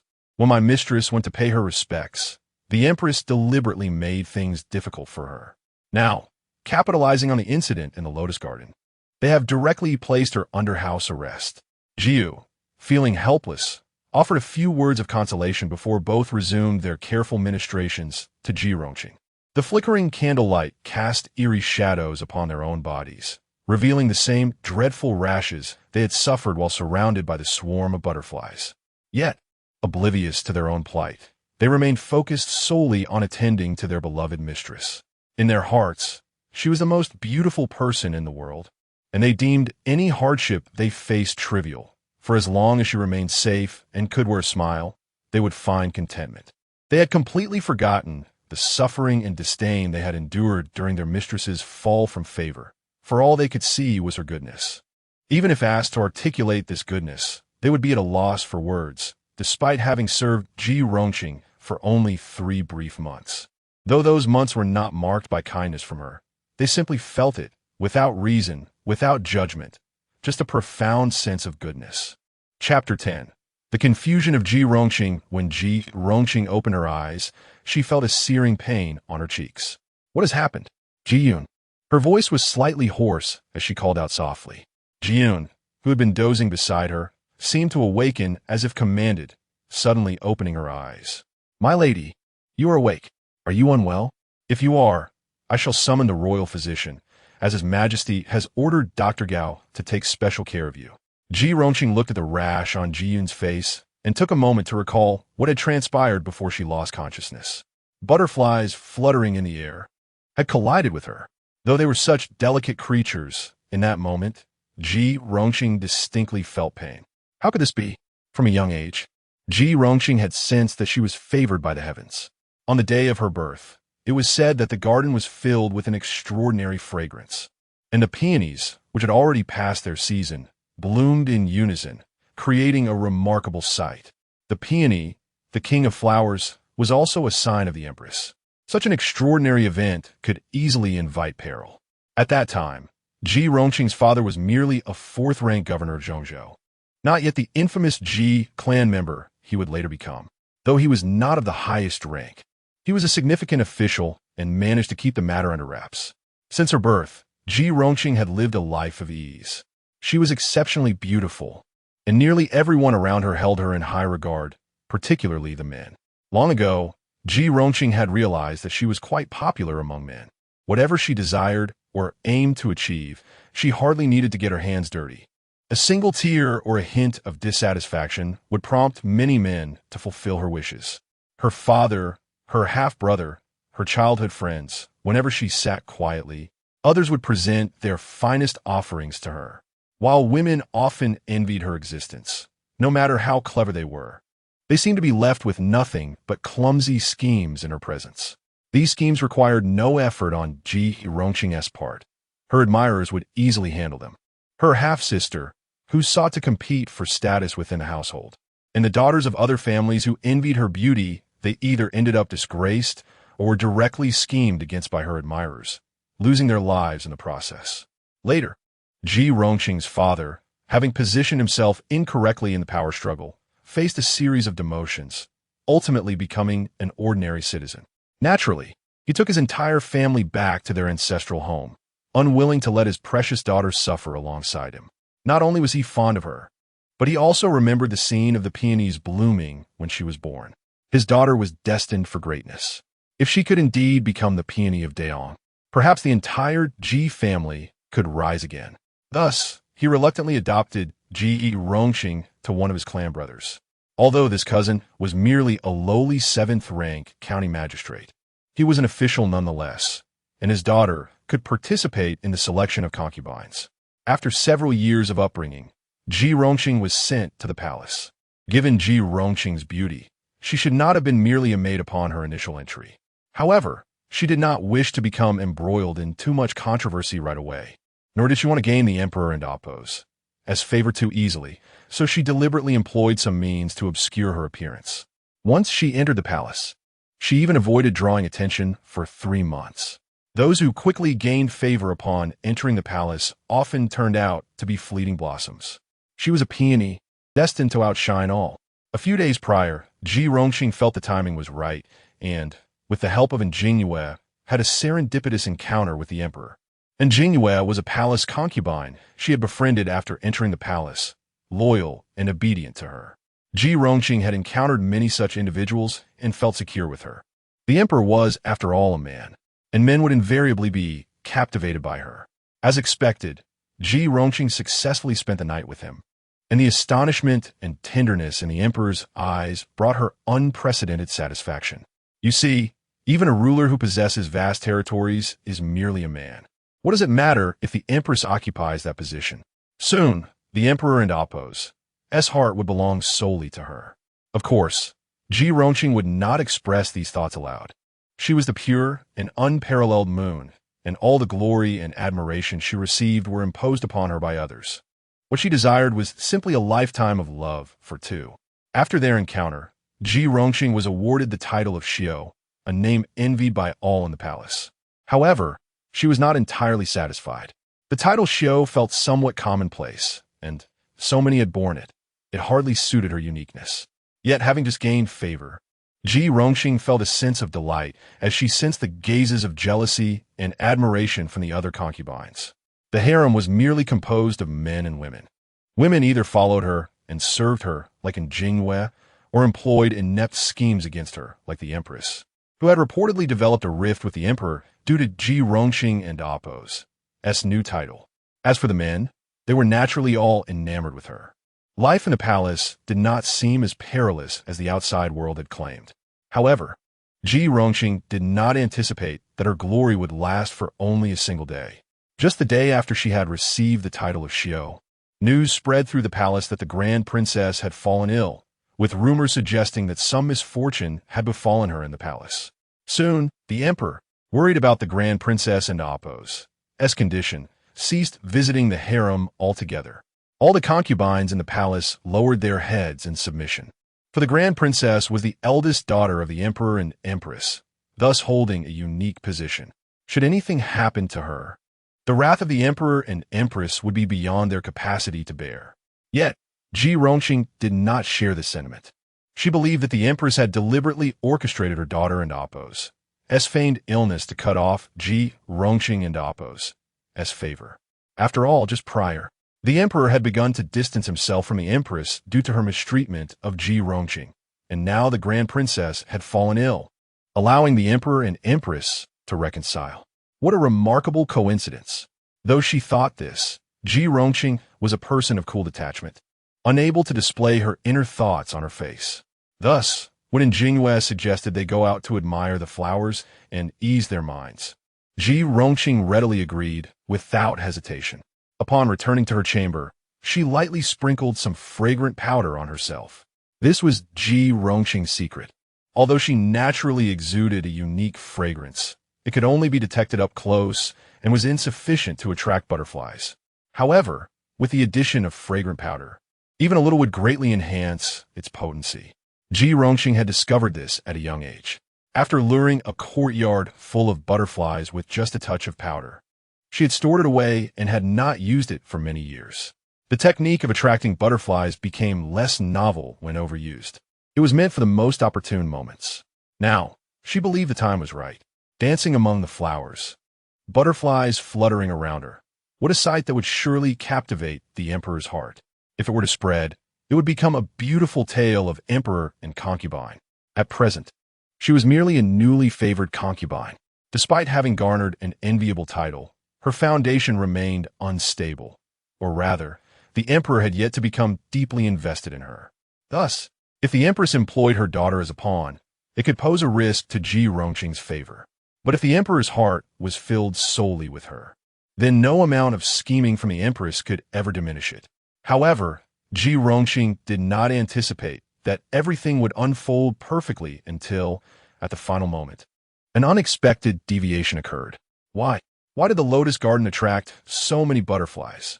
Chapter 11. Doubt what transpired after my unconsciousness? And what about my face? Surely, her face is unharmed. A profound panic enveloped Ji Rongqing, her eyes brimming with tears. Ji Yun knelt beside her, gently using a silk handkerchief to wipe away the tears. My lady, you mustn't cry. The medicine has just been applied to your face. Master Gao stated that you must avoid water for the next few days. As she spoke, she hurried to reassure Ji Rongqing. Do not worry. Master Gao assured that the rashes on your face and body are not serious. If you apply the medicine diligently and pay attention to your diet, you will recover in about a month. Upon hearing this, Ji Rongqing managed a sigh of relief, as long as her face was unharmed. However, my lady, His Majesty has ordered the revocation of your title, and the Empress has commanded the 6th Bureau to instruct you in proper etiquette, which will continue until the Mid-Autumn Festival. No title? Ji Rongqing's expression froze. Although she had never particularly cherished this title, she could not bear to be so disgracefully stripped of it. This was the first time she had been so calculated against. The Empress. It must be the Empress who orchestrated this. My lady, today's visit to the Lotus Garden was also a sudden suggestion from Kai. The Empress was not aware of it. Ji Yun's face reflected a hint of fear. She lowered her voice, whispering, could it be that Kai is in league with the Empress? Was it her intention to lead you to the Lotus Garden today? But what are those butterflies? You may not know, but Lady Shangwan suffered a miscarriage due to fright and injury, and His Majesty reprimanded her, demoting her to Baolin. Since it involved the heir, His Majesty felt compelled to punish her in front of the Empress. Ji Yun, being Ji Rongqing's devoted maid, shared the belief that the Empress was indeed maliciously targeting her mistress. Absolutely. It must be so. Kai has been overly attentive since I entered the palace. I endured a period of neglect, so why would she, a concubine, seek to befriend me? Her intentions are surely nefarious. And then there is Lady Shangwan. Our private meeting today was merely the first after the court's formal greetings. Why did she engage so intimately in conversation with me? Perhaps her child was never viable, and she intended to use it to frame me. A mere demotion, and the Empress could easily find a pretext to elevate her again. The faint pain on her face rendered the usually composed Ji Rongqing unable to maintain her dignified demeanor. Ji Rongqing had never been particularly astute. Her path had been too smooth. Many matters were resolved without her involvement, as there were always those to safeguard her and alleviate her burdens. She had assumed that life in the palace would be no different. Yet, she was taken aback by the depths of scheming among the women of the inner court, using a child as bait to ensnare her while willingly sacrificing 2 of their own to bring her down.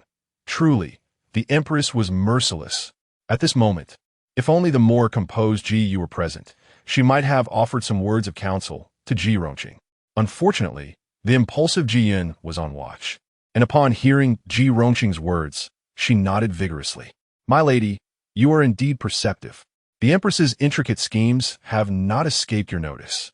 No wonder she sent the so-called Yuyong ointment and arranged for her inner kitchen to supply you with daily meals.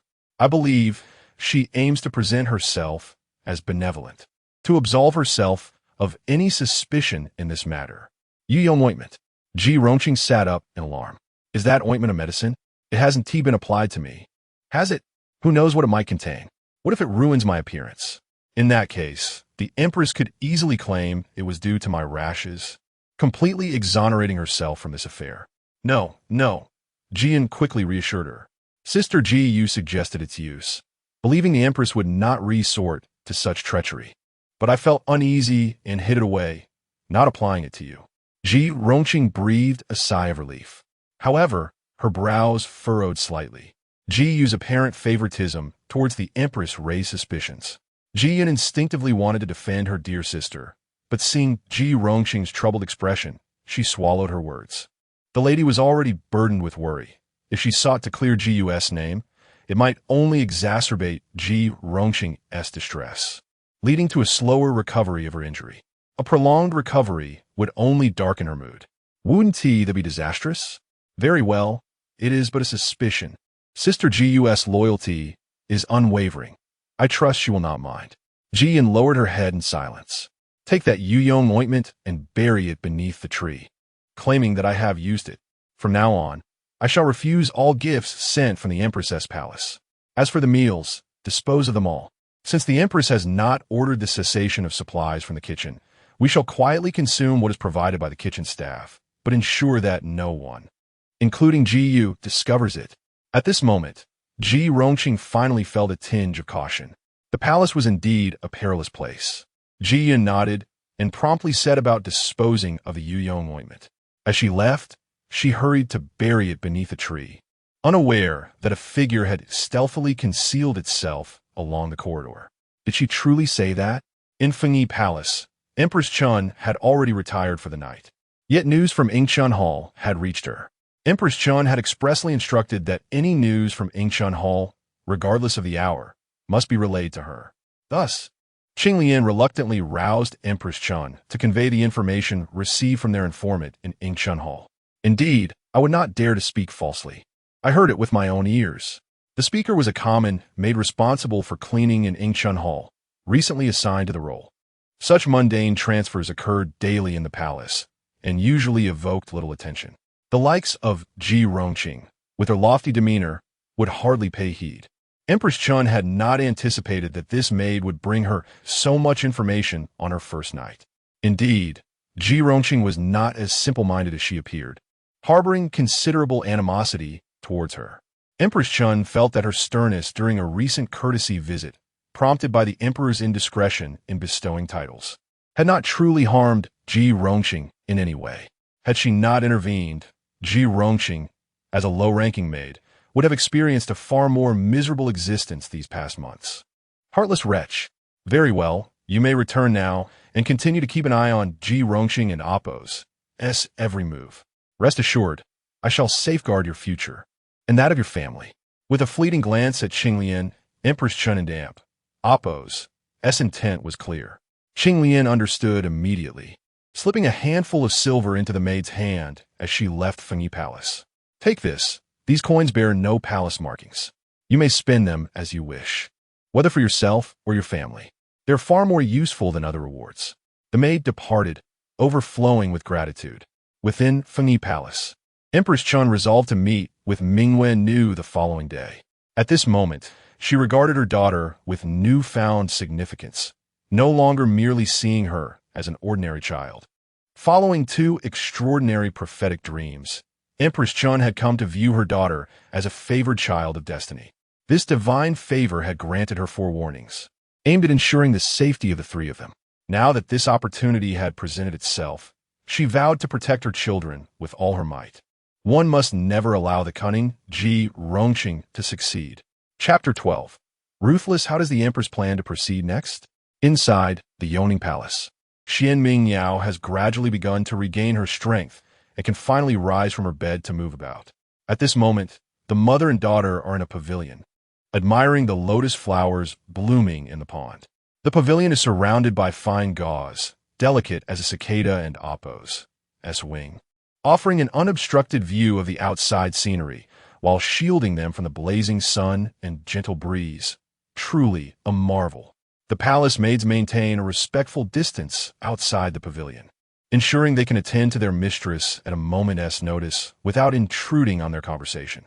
Hearing the Empress Chun recount the dialogue between the attendants of the Yingchun Palace from the previous night, Xuan Mingyao feels increasingly satisfied with her strategy regarding Furong Garden. Not only has she discovered the correct approach to counter the Daughter of Destiny, but she has also successfully sowed discord between Ji Rongqing and Jingyue, as well as Shangguan Linghao, both of whom are Ji Rongqing and Appo's most capable allies in the palace. It is worth noting that their relationship has already begun to show signs of strain. From her previous life and the glimpses she has seen in the mirror of fate, Xuan Mingyao is convinced that Ji Rongqing is an exceedingly self-centered individual. Once she sets her mind on something, she will not waver. Currently, Ji Rongqing perceives in Jingwei and Shangwan Linghao as the Empress's people and will naturally distance herself from them. The more they seek to ingratiate themselves with her, the more Xuan Mingyao believes they are under the Empress and Appo's influence. How intriguing, truly intriguing, observing her eldest daughter, who has grown more composed after her illness. Empress Chun feels a pang of affection. If Ji Rongqing is indeed the formidable adversary that Mingyao Nu has described, then she must not be allowed to remain. However, the immediate task is to make the emperor grow weary of her. Empress Chun and Appo's faith in a child in Appo's word stems from two reasons. On one hand, as her biological daughter, she understands her character and knows she does not speak lightly. Her anxious demeanor during her illness reveals that the dreams she has mentioned are likely genuine. On the other hand, it is the emperor's excessive favoritism towards Ji Rongqing that concerns her. Having been married to the emperor for nearly 9 years and serving as empress for 7, she has encountered numerous favored concubines. Yet, upon first meeting Ji Rongqing, she felt an inexplicable animosity and unease. She is not a jealous person, and with a son and daughter of her own, Yuan Jing even bestowed the title of crown prince. Her position is as secure as a mountain. Why should she trouble herself over a mere maid? Even if Ji Rongqing were to ascend to the position of favored concubine, what difference would it make? Yet, she remains inexplicably fixated on Ji Rongqing. Now, she has come to understand. It is precisely because Ji Rongqing poses a threat to her children that she harbors such disdain for her.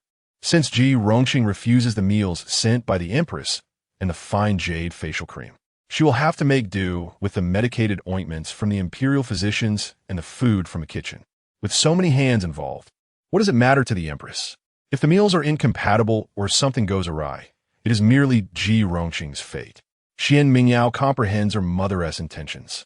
It seems the empress harbors thoughts of disfiguring Ji Rongqing. However, that may not be so easily accomplished. After all, it is a blatant attempt to harm the daughter of destiny. Should the plan fail, it could result in dire consequences. In her past life, such events were not uncommon. Mother, why sully your own hands? Xuan Mingyao muses. That woman is quite sinister. If you were to confront her directly, you might easily attract trouble. It would be wiser to approach father. Empress Chun raised an eyebrow. The emperor? If she does not wish to consume the offerings from you, mother, then let the information be relayed to the court. The emperor, being fond of her, will surely not allow her to subsist solely on the meager rations provided by the kitchen. It is likely that he will secretly allocate provisions from the palace for her.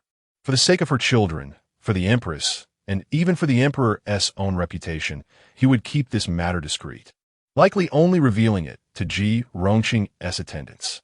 Thus, mother, this plan would involve you not at all. Empress Chun is taken aback by her daughter's meticulous reasoning, but she quickly regains her composure. However, it is quite challenging to manipulate matters at court. The emperor's most trusted chamberlain is Cheng Rang, and he is not someone easily swayed. What scheme are you proposing, daughter? With a serene smile, Xuan Mingyao replies. Simply let someone with nothing to do convey the message to the imperial kitchen that Ji Rongqing is too weak, causing His Majesty great concern. Thus, provisions will be specially allocated for her health. If her condition improves, the emperor will undoubtedly reward those responsible. The kitchen staff will naturally ensure she receives the best. If Ji Rongqing's appetite happens to improve, that would indeed be fortuitous. The emperor's kitchen is something even I have never had the pleasure to experience. Suddenly, Empress Chun comprehends the brilliance of her daughter's plan. Indeed, certain appetite enhancers have no relation to poison, and even the imperial physicians would not discern anything amiss. However, for the women in the palace, having an excessive appetite is not a blessing. Ji Rongqing, with her slender frame and delicate appearance, is quite enchanting. Yet, should her appetite grow, and if she indulges too much, in just 2 months, while she may not become unrecognizably plump, she could completely lose her captivating allure. The emperor has only summoned Ji Rongqing a few times.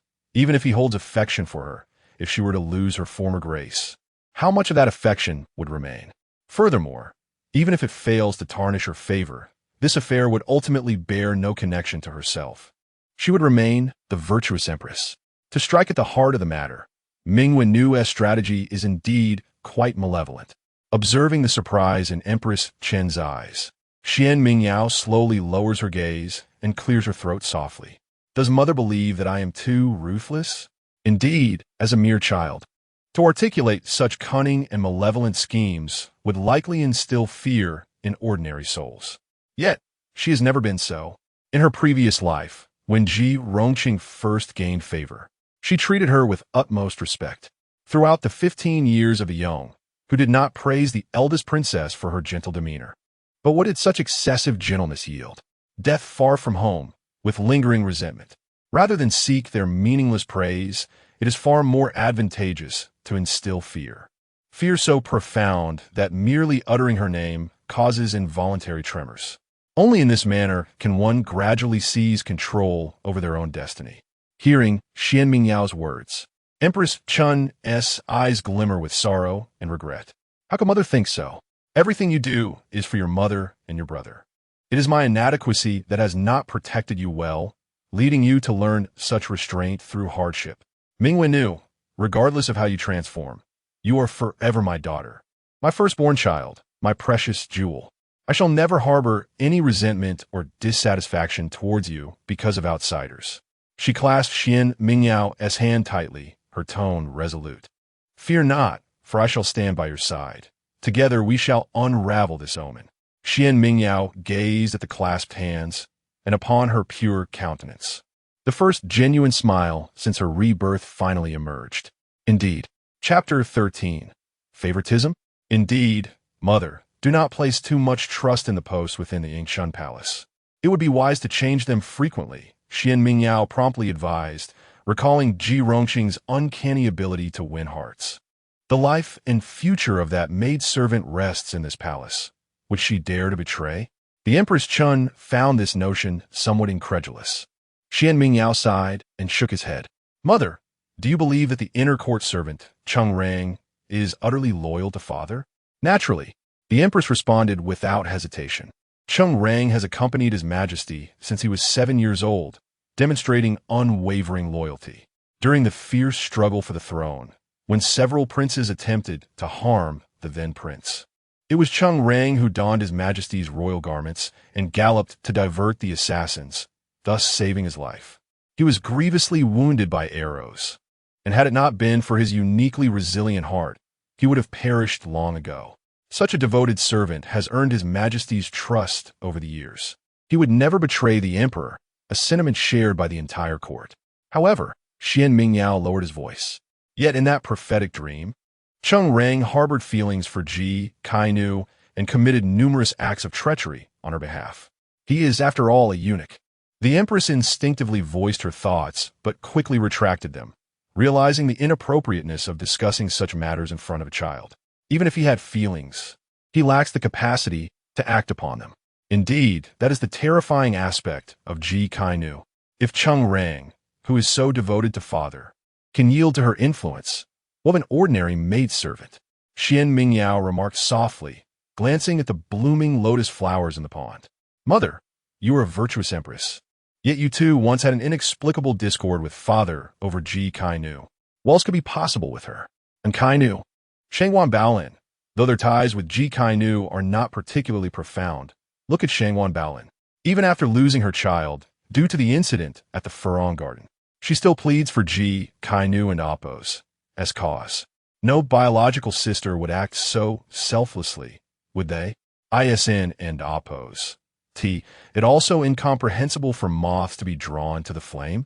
Ji Kainu embodies that very fire, a force that irresistibly draws others in. The Empress fell into a long silence, recalling the scene of Shangwan Baolin kneeling at the gates of Fengyi Palace, pleading for Ji Kainu's favor despite having recently suffered a miscarriage. She found it utterly perplexing. Although she had reprimanded Shangwan Baolin and sent people to forcibly escort her back to the palace, she remained bewildered by her actions. The two had only met after entering the palace, and given Ji Kainu's prolonged illness, their true opportunities for interaction were limited to a few formal greetings after she gained favor. How had their bond grown so profound? The more the Empress pondered, the more unsettled she became. Finally, she lifted the now-cold Longjing tea and drank it in one gulp. I understand now. A few days later, within the Zicheng Hall. The emperor looked up in astonishment at Cheng Rang. "Are you certain of this?" Cheng Rang wore a somewhat helpless expression. "Your Majesty, how could a humble servant dare to deceive you? Perhaps Ji, Kainu, and Apos. Youth has led her to be rather indiscreet. Apart from her, other consorts reside in the Yingshun Palace, and thus rumors have inevitably spread." Noticing the emperor's displeasure, Cheng Rang quickly added, "Rest assured, Your Majesty, I have already ordered the news to be sealed. The incident regarding Ji Kainu discarding the meals sent from Fengyi Palace shall remain confidential." Upon hearing this, the emperor tossed the memorial in his hand, feeling a tinge of dissatisfaction towards Ji Rongqing. The empress is virtuous and has specially arranged for her palace and Apos' kitchen to serve meals that even the crown prince has not been afforded. Yet she treats Ji Kainu with such disrespect. If others were to learn of her lack of respect towards the empress, especially the empress dowager, she would undoubtedly face severe repercussions in the harem. Although Ji Rongqing can be willful, she ought to possess some sense of propriety.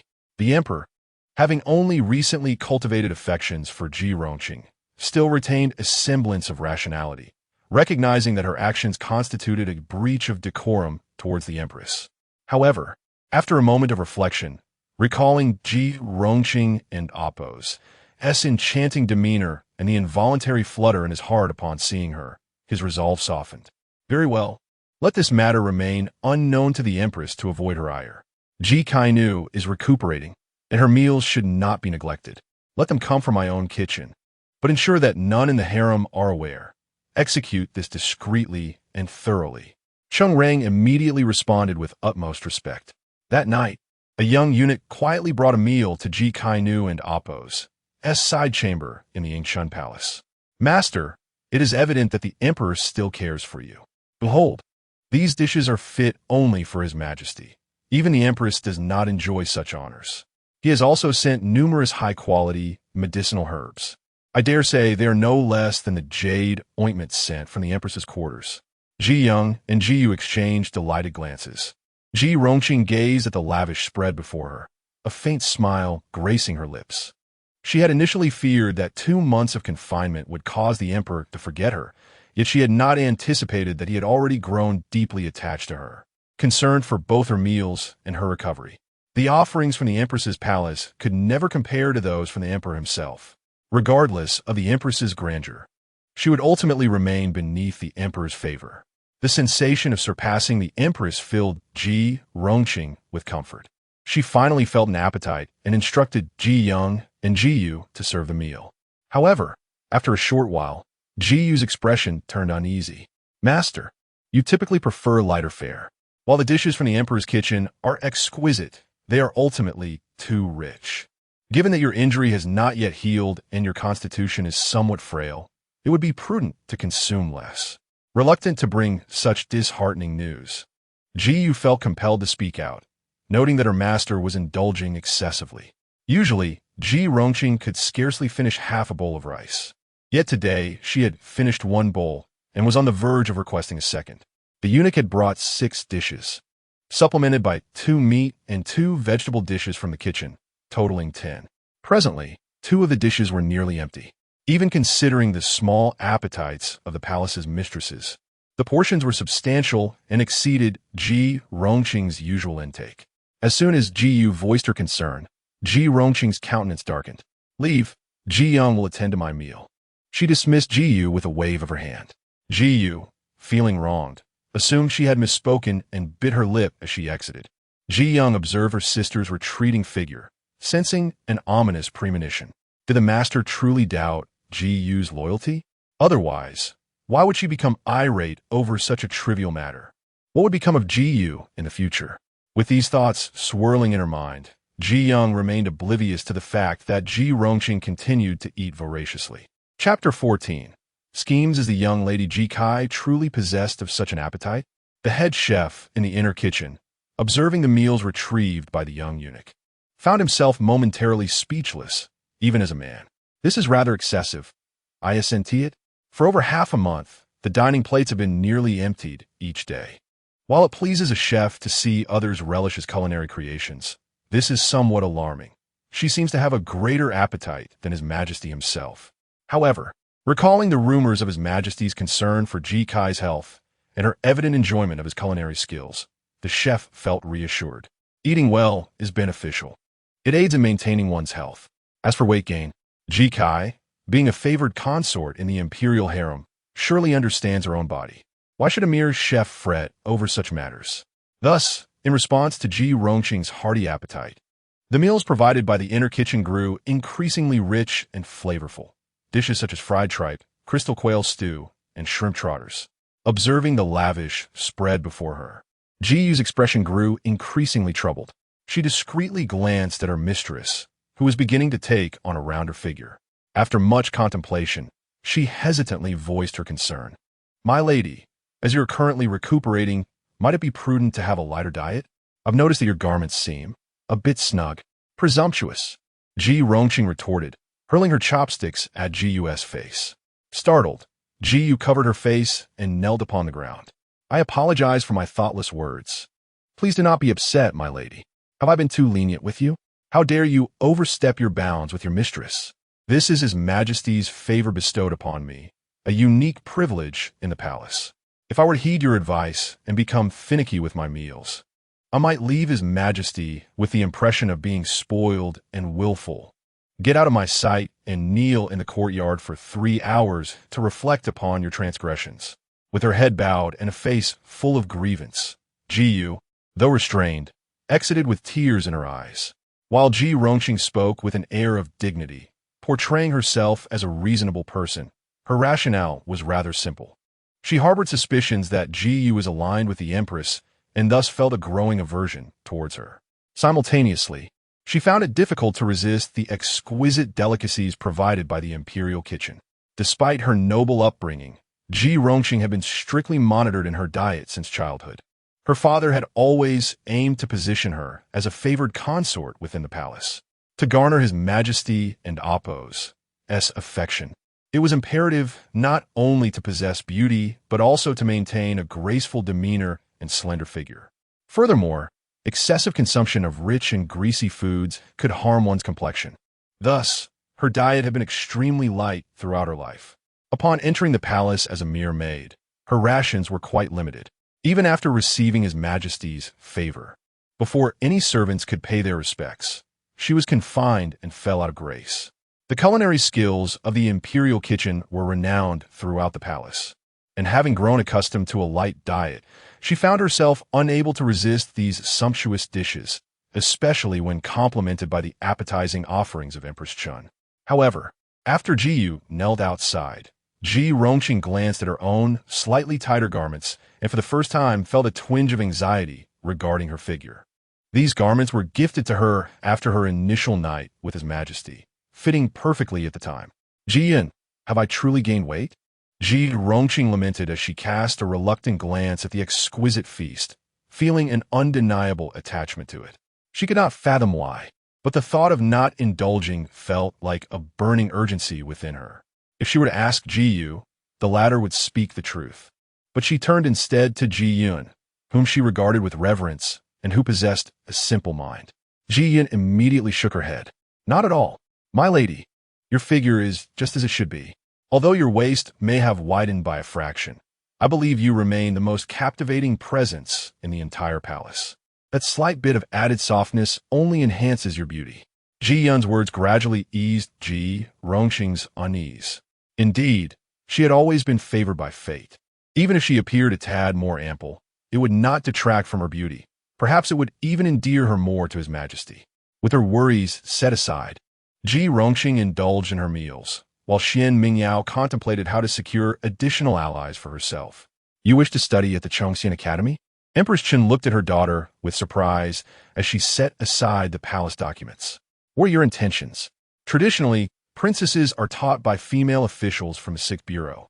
Since the age of 5, Xuan Mingyao had received instruction in etiquette, music, incense burning, and tea preparation from court officials. Royal princesses were not idle. As paragons of virtue, they were expected to cultivate themselves diligently, striving to embody the ideals of grace, filial piety, and benevolence. Such characteristics were the hallmark of nearly every princess throughout the dynasties of the Yong. However, Xuan Mingyao was currently the only princess in the harem, and thus all instruction fell solely upon her. In contrast, princes began their education at the Chongxian Academy at the age of 3, receiving meticulous guidance from esteemed scholars. Additionally, outstanding young men from noble families in the capital were selected to study alongside the princes, offering them exposure to the officials of the previous dynasty. In essence, this was an opportunity for the princes to cultivate their first wave of influence. If she could enter the Chongxian Academy, mother, if we wish to undermine Ji Kai, we must pay attention to her connections from the previous dynasty. Although the Ji family is not particularly distinguished, as the oracle foretold, Ji Rongxing had numerous close acquaintances before entering the palace. These individuals, while not holding high positions now, could develop into a formidable force. Should she ascend to the rank of noble consort, it would be partly due to their support. Do you remember their names? Perhaps we could have your uncle intervene. Xuan Mingyao's uncle was the head of the Chun family, currently serving as a high-ranking official, overseeing civil affairs and taxation, and wielding significant power.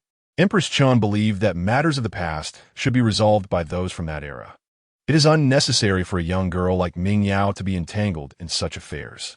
No, mother, my uncle is indeed in a position of great power. While he may be relied upon, he is also to be feared.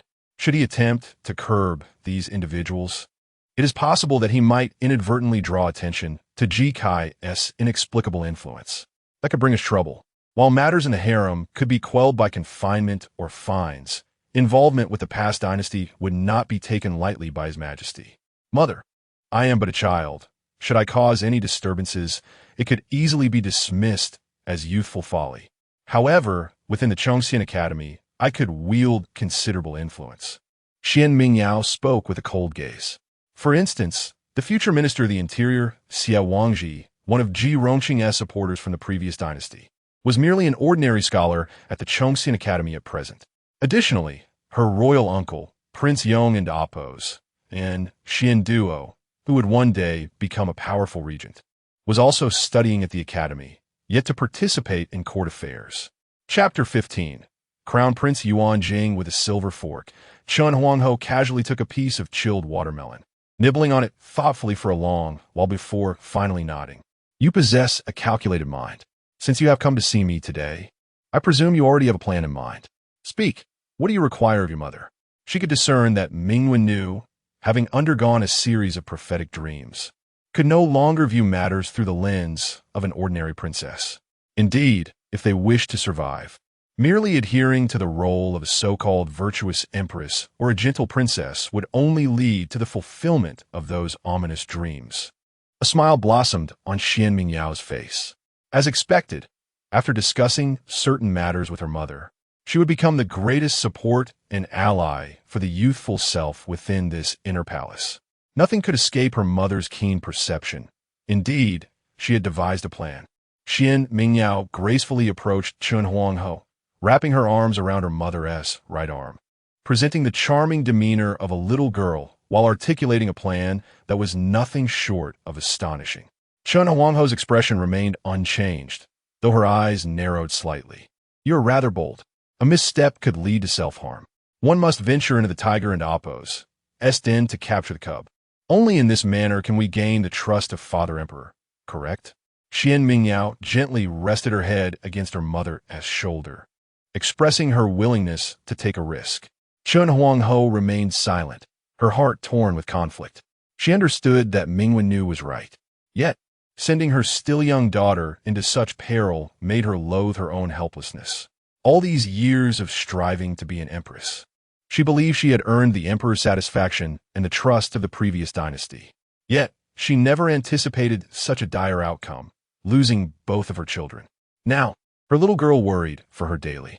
Her heart grew heavier until the sound of palace maids' greetings interrupted her thoughts. Your Highness, the Crown Prince is well. My brother has returned from Chongxian Pavilion, she announced. Chun Huangho set down the now lukewarm watermelon, imperceptibly nodding to Xuan Mingyao. I shall arrange it. Thank you, mother, for your support. Xuan Mingyao tightened her embrace around Chun Huangho's arm. Just then, sister, don't be shy. You're competing with Yuan Jing for mother. A small, exquisitely chiseled figure hurriedly scampered across the threshold, rushing towards the two. The palace attendants gasped, cautioning, "Be careful, your highness." Yuan Jing. A tender smile graced Xuan Mingyao's eyes. Mother is well. The little one, with a sweet, innocent voice, performed a bow before Chen Huangho and climbed onto Xuan Mingyao. Sister, are you better now? Yuan Jing missed you so much. Due to the need for pretense, Xuan Mingyao had not seen her younger brother, Xuan Yuan Jing, for several days. After all, it was common knowledge that recovery from illness was a gradual process, and it was understood that the crown prince held the highest value in the palace. Thus, for both emotional and rational reasons, the empress would not allow the crown prince to visit the recovering elder princess. This was, therefore, the first time in over half a month since Xuan Mingyao had returned to her previous life that she saw her younger brother. Feeling the soft and fragrant little figure in her embrace, Xuan Mingyao's eyes glistened with unshed tears, recalling the scene of her brother's death in her past life. He had been merely 6 years old, lying beneath an ornate quilt, adorned with intricate and auspicious cloud patterns embroidered by the finest artisans over 6 months. It was breathtaking yet suffocating, almost engulfing the little boy. He possessed the most powerful parents of this dynasty, was the most precious child in the realm, the future ruler of the nation. Yet, at that moment, no amount of nobility could restore his fading breaths or the emptiness in his eyes. Mother, sister, where is father? He searched the faces around him, bewildered. However, after a long time, his gaze fell dimly. Father was not here. What Xuan Yuan Jing did not know was that his father was currently in the quarters of Consort Chen. The fifth prince had fallen ill, and Consort Chen had fainted from grief, leaving the emperor heartbroken. 3 imperial physicians were attending to the fifth prince, while Xuan Yuan Jing, as the crown prince, was left with only ordinary doctors. Moreover, the news of the crown prince's critical condition had been suppressed by the inner chamber attendant Cheng Rang, never reaching the emperor's ears. The empress had nearly wept herself dry. She sat there, her expression vacant and filled with despair, clutching her son's small hand, unable to utter any words of comfort. She had exhausted every method in the world, but could not hold onto her son. He was only 6. If heaven bore any grievances against her, why not punish her instead? Why inflict such injustice upon a mere child? What wrong had he committed? Xuan Mingyao gripped the bed curtains tightly, almost tearing the delicate fabric as she forced herself to speak calmly. Father has urgent matters to attend to. He specifically asked mother and elder sister to stay with you. He'll be here shortly. Yuan Jing, can you wait a bit longer for father? Perhaps the physicians will devise a more suitable remedy soon. The small child smiled with great effort, his gaze falling upon Xuan Mingyao's wrist, wrapped in medicinal cloth. His elder sister was the most beautiful princess in the palace, the one he adored most. Her skin was softer and more exquisite than the finest silk. Yet, for him, the scholarly elder sister had even resorted to folk remedies, sacrificing her own blood to seek a chance for him to live. It was his own fault. He had let down his elder sister's sacrifice, causing his mother distress and his father disappointment. He was not a good son, nor a good crown prince. Mother, sister, do not be sad. Yuan Jing is very happy to be your son, to be the brother you love the most. Please do not cry. It is not beautiful. He barely finished his last words before blood began to pour from his nose and mouth. He was gone. That kind and obedient child was lost. In the years that followed, Xuan Mingyao often contemplated that Yuan Jing's early departure might have been a blessing. He would not witness the estrangement of his parents, lose his position as crown prince, nor endure the coldness of his father's heart. At the very least, he preserved a semblance of dignity and grace. But now, upon seeing Yuan Jing once more, Xuan Mingyao was engulfed by an overwhelming wave of hatred. What had he done to deserve such a fate? Tears streamed down her cheeks. She held Xuan Yuan Jing tightly in her embrace.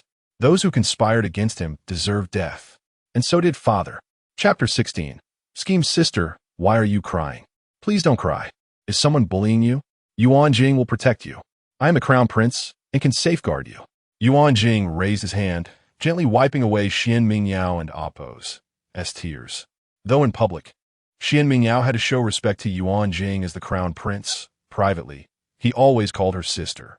They were siblings, born of the same mother, sharing an unbreakable bond.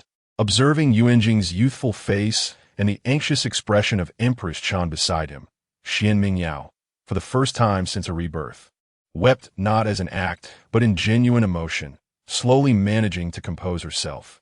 No one is bullying my sister, Yuanjing. In this palace, no one would dare to harm her. Perhaps they did in the past, but from now on, that will not be the case. Empress Chun, witnessing this scene, waved her hand, dismissing the palace attendants accompanying Yuanjing. Her heart was filled with deep affection for her daughter. That prophetic dream, why did it not visit her instead? Why did it come to her merely 7-year-old daughter? Although it served as a warning, for Mingyao, knowing of future sufferings was a torment in itself. The changes in her temperament during these days had not escaped Empress Chen's notice. Fearing that the palace maids might gossip and discover something, she replaced all but her most trusted attendants, LVQ and Tong Jun, who were both loyal servants of the Chen family and had accompanied Xuan Mingyao since childhood. While pretending to be a child could be advantageous in some schemes, she did not wish to maintain such a facade in her own Yongning palace. She had been 29 at her death. She had once been a princess of Daong and the great wife of the northern desert. She had known kindness and cruelty. Returning to the guise of a child was no longer an option. Yuanjing, you have been studying at Chongxian Academy for nearly a month now. Is there someone or something you particularly like there? Xuan Mingyao gently pinched Yuanjing and Appo's chubby little face, inquiring softly. Recalling from memory, she believed Yuanjing must have formed a favorable impression of him by now. There is a scholar named Xiao Wangji. He is very good. The child, lacking the ability to articulate further, could only describe him in the simplest terms. Indeed, a hint of sarcasm curved Xuan Mingyao and Appo's lips. Xiao Wangji was evidently a shrewd individual. Yuanjing had only just arrived at Chongxian Academy, and despite being the crown prince, surrounded by numerous attendants and even palace maids sent by the empress, he still managed to establish a connection with him. It was no wonder that in the future, he could collaborate with Cheng Rang, leveraging the trust bestowed upon them by their father and Yuanjing to tamper with the crown prince and Appo's meals. Empress Chun and Appo's expression grew serious. Just moments ago, Mingyao had informed her that Ji Rongqing had many admirers now serving in the court. Although their ranks were lowly, they could become a force in the future. Now, Mingyao was suddenly asking Yuanjing such questions. Could it be? Children were often restless. After chatting with Empress Chun and Xuan Mingyao for a while, Yuanjing expressed a desire to see the koi in the courtyard. Empress Chun called for her personal maid, Qinglian, and instructed the palace attendants and wet nurses accompanying the crown prince to join them. With only the two of them left in the room, Empress Chun finally voiced her doubts. That Xiao Wangji, there is something amiss about him, isn't there? Xuan Mingyao nodded. He was mentioned in the dream, but I cannot be certain. After all, the dreams primarily focused on Ji Kai, yet since Xiao Wangji appeared and deliberately befriended Yuanjing, there must be a connection. Xuan Mingyao did not intend to disclose to Empress Chun that Cheng Rang and Xiao Wangji were the culprits behind Yuanjing's grave illness and untimely demise. Although the empress was gradually awakening to the truth under his guidance and would no longer be led astray by so-called destiny. If she were to learn the true cause of Yuanjing's death and the identities of the perpetrators, a mother's wrath could lead her to irrational actions. Therefore, Xuan Mingyao chose to selectively reveal certain truths to Empress Chun. Since it involves Ji Rongqing, we must not allow him to get close to Yuanjing. If you are unwilling to let your uncle intervene in dealing with these individuals, perhaps we can arrange a promising future for him instead. Empress Chun, being a woman of noble birth and having held her position for 7 years, was exceptionally astute. After contemplating for a moment, she devised a plan. Xuan Mingyao smiled.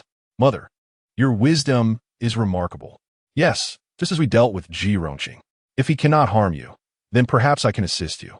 Destiny may thwart ill intentions, but it surely cannot obstruct good fortune. Let us send him to the Ministry of Agriculture as a lower 5th-rank garden supervisor. It is a promotion of 2 ranks and a promising future. Moreover, the Ministry of Agriculture serves the nation and its people, and I am certain that this Lord Xie will achieve great success, proving loyal to His Majesty and to Daon. After some consideration, Empress Chun decided on a suitable position for Xiao Wangji.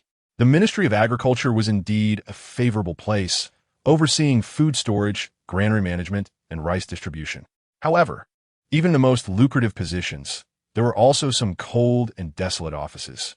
For instance, the overall supervisor of the various palace gardens within the Ministry of Agriculture, despite appearing to hold a higher rank than the scholar at Chongxian Academy, was a different matter altogether. Chongxian Academy was a place of education for princes, where the most distinguished scions of noble families and high-ranking officials studied. It would not be an exaggeration to say that those who graduated from Chongxian Academy would become formidable figures in the Daeong court, establishing good relationships that would greatly benefit their future careers. Furthermore, His Majesty often visited to assess the princes and other scholar studies. The greater the opportunities to meet the emperor, the greater the chances for rapid advancement.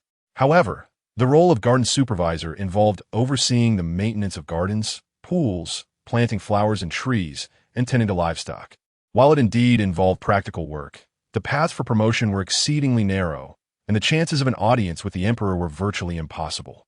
As for forming connections with the powerful, that posed a significant challenge as well. Upon hearing this arrangement, Xuan Mingyao nodded in satisfaction. Surely, Lord Xia would be grateful for the Empress's kindness. Yet, Empress Chen shook her head. This is not my benevolence. I intend to bestow this kindness upon Ji Kai. After all, transferring positions is not something that can be accomplished in just a few days. We shall wait for Ji Kai's confinement to end, and it will be a delightful double blessing. When the time comes, Lord Xia will naturally be grateful for Ji Kai's kindness. Regardless of whether Ji Rongqing had suggested this or not, once it reached Xia Wangji's ears, it would only be attributed to her. She needed to carefully devise a plan to ensure that this scheme unfolded seamlessly. The mother and daughter exchanged smiles, their eyes sparkling mischievously, resembling two cunning foxes. Chapter 17. Lady Sang, Your Majesty. Lady Sang has come to pay her respects. As the mother and daughter conversed, a voice from outside announced the arrival of a palace maid. Empress Chun reined in her smile and replied softly, "This palace has exempted the daily court greetings, changing it to once every 5 days to alleviate their burdens. Let her return and inform her that this palace acknowledges her respectful intentions." "Yes," Lady Sang. A visage as radiant as a blooming lotus appeared before Xuan Mingyao. Sang Yuejian, indeed a remarkable individual, had adeptly ascended from a mere court lady to a favored consort under the overwhelming favor of Ji Rongqing in the last century. She was a clever woman who, despite the combined attempts of the quiet Yu and the fierce Shangguan Ling, remained unscathed. After all, no matter how much the emperor adored Ji Rongqing, he was still a man, the most powerful man in the realm, surrounded by the most exquisite women. Sang Yuejian's beauty was not inferior to that of Ji Rongqing. The fated daughter, one was vibrant, the other ethereal. Alas, following Ji Rongqing's acquisition of the twin dragon and phoenix, the emperor's affection shifted from abundant to singular. Even someone as stunning as Sang Yuejian became merely an embellishment in Ji Rongqing's exclusive favor. Yet, while other women grew despondent and ceased their struggle for favor, Sang Yuejian never relinquished her aspirations. Ultimately, it was she who unveiled the scandal involving Ji Rongqing, Prince Yong'an Xianduo, and Chancellor Xiaowang. Among all the concubines in the palace, she was the one who stood firmly against Ji Rongqing while still managing to retain a semblance of reason. Such a person, had fate not stood against her, could indeed have emerged victorious in the end. The crux was that Sang Yuejian, as an adversary to Ji Rongqing, could also serve as an ally to herself. "Mother, why not meet her? I have heard that among the newly entered concubines, only this Lady Sang can rival Ji Kai's beauty. Eventually, Ji Kai's confinement will be lifted. Why not elevate another to compete with her, allowing you to witness the ensuing spectacle?" Empress Chun was currently quite receptive to Xuan Mingyao's counsel. After hearing this suggestion, she summoned a palace maid. "Invite Lady Sang in." Outside Fengyi Palace, a maiden clad in a delicate yellow palace gown held the hand of the palace maid. Upon hearing the words from Fengyi Palace, she remained unperturbed, smiling gently as she nodded. "I appreciate the Empress's concern. I shall take my leave now." With that, she performed a grand courtesy towards the main hall of Fengyi Palace. Just as she prepared to depart, Another palace maid emerged from within. Lady Sang, the Empress requests your presence. Oh, Sang Yuejian slightly raised an eyebrow. Her expression of reverence unchanged as she replied softly, yes. Your Majesty, what prompted this sudden change of heart? While contemplating numerous thoughts, Sang Yuejian still maintained utmost respect for Empress Chun as she paid her respects. Upon noticing Xuan Mingyao seated nearby, she quickly bowed again. Greetings, Your Highness. Greetings, Lady Sang. Xuan Mingyao responded amicably. Please take a seat, Lady Sang. Empress Chun observed Sang Yuejian's compliant demeanor, and her previously agitated sentiments towards Ji Rongqing's haughty entrance began to settle. Thank you, Your Majesty. You are most diligent and respectful, coming to pay your respects daily. I have also heard that you have been praying for the eldest princess in Xuandu Palace recently. While Empress Chun had appeared unconcerned about the affairs of the harem due to her worries regarding the princess's health, she was always aware of the slightest happenings within the palace. Sang Yuejian merely smiled shyly. As the chief consort of the 6 palaces, it is the duty of the concubines to pay their respects daily. I am unworthy of Your Majesty's praise. As for the prayers, the eldest princess is the bright jewel of our kingdom, the eldest daughter of both the Emperor and Your Majesty. Praying for her well-being is tantamount to praying for the prosperity of our great Yong, a duty I must fulfill. Moreover, the eldest princess is a fortunate soul. Under heaven's protection, her words were indeed eloquent. Xuan Mingyao had seldom interacted with Sang Yuejian in his previous life, given her status as a princess. Apart from festive gatherings and occasions in the Empress's quarters, opportunities to meet were rare. However, his impression of her was deepened not only by her ability to contend with the fated daughter Ji Rongqing, but also by the haunting memory of her demise. She was meant to be secretly executed. After all, when she revealed Ji Rongqing's scandal, she had no illusions of surviving. Knowing such a secret, how could the Emperor allow her to live?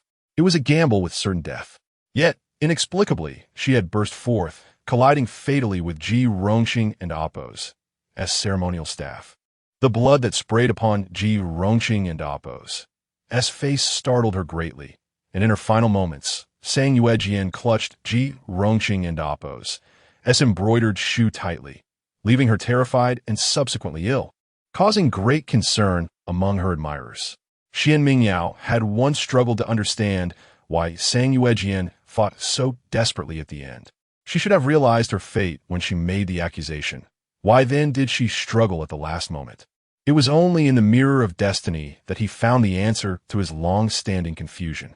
Sang Yuejian's mother had passed away when she was merely 10 years old. Her entrance into the palace and her fierce competition were all for the sake of securing an unassailable position for her mother. She sought to elevate her mother to the status of a noble lady, ensuring that her mother would forever overshadow the sister who had usurped her husband. Sang Yuejian and Apos' mother had been driven to death by her husband and biological sister. During her pregnancy, her husband had indulged in an affair with her sister, resulting in a union that forced her to grant him a title. In a fit of rage, she bled to death, thus benefiting them. Sang Yuejian had never forgotten this grudge.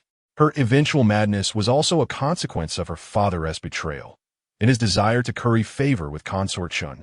He had erased Sang Yuejian's mother from the family registry and cast her remains from the ancestral grave of the Sang family. How could Sang Yuejian, who cherished her mother above all, not crumble under such betrayal?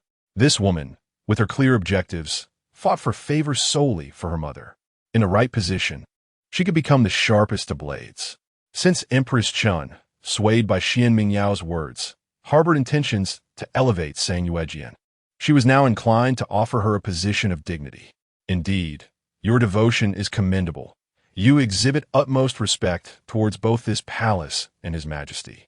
A fitting smile graced her face as Empress Chun continued. In this palace, those who err shall be punished, while those who contribute shall be rewarded. As a newly entered concubine, you shall serve as a paragon for your peers. I shall grant you a title. Yao. Yao. Sang Yuejian promptly knelt in gratitude, her voice soft as she inquired, Does Your Majesty refer to the Yao that signifies the exquisite beauty of jade, as in the phrase golden sparrows and jade ornaments? Precisely.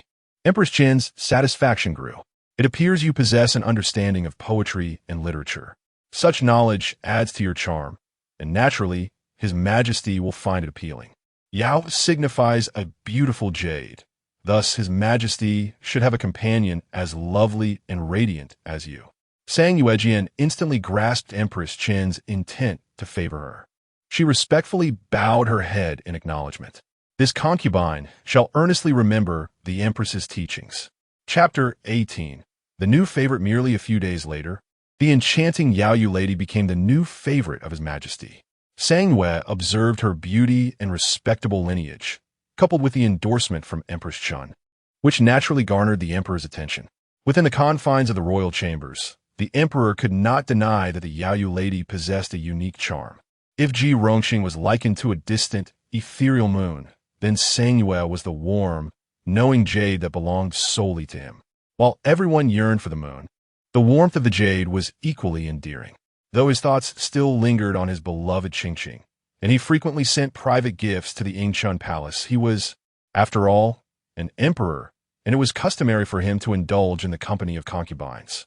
Thus, when Ji Rongqing unexpectedly learned from a palace maid that the emperor had recently showered affection upon the Yao Yu lady, summoning her for 5 consecutive days and bestowing upon her the privilege typically reserved for 9 favored concubines, she, who had always believed herself to hold a special place in His Majesty's heart, was utterly incensed.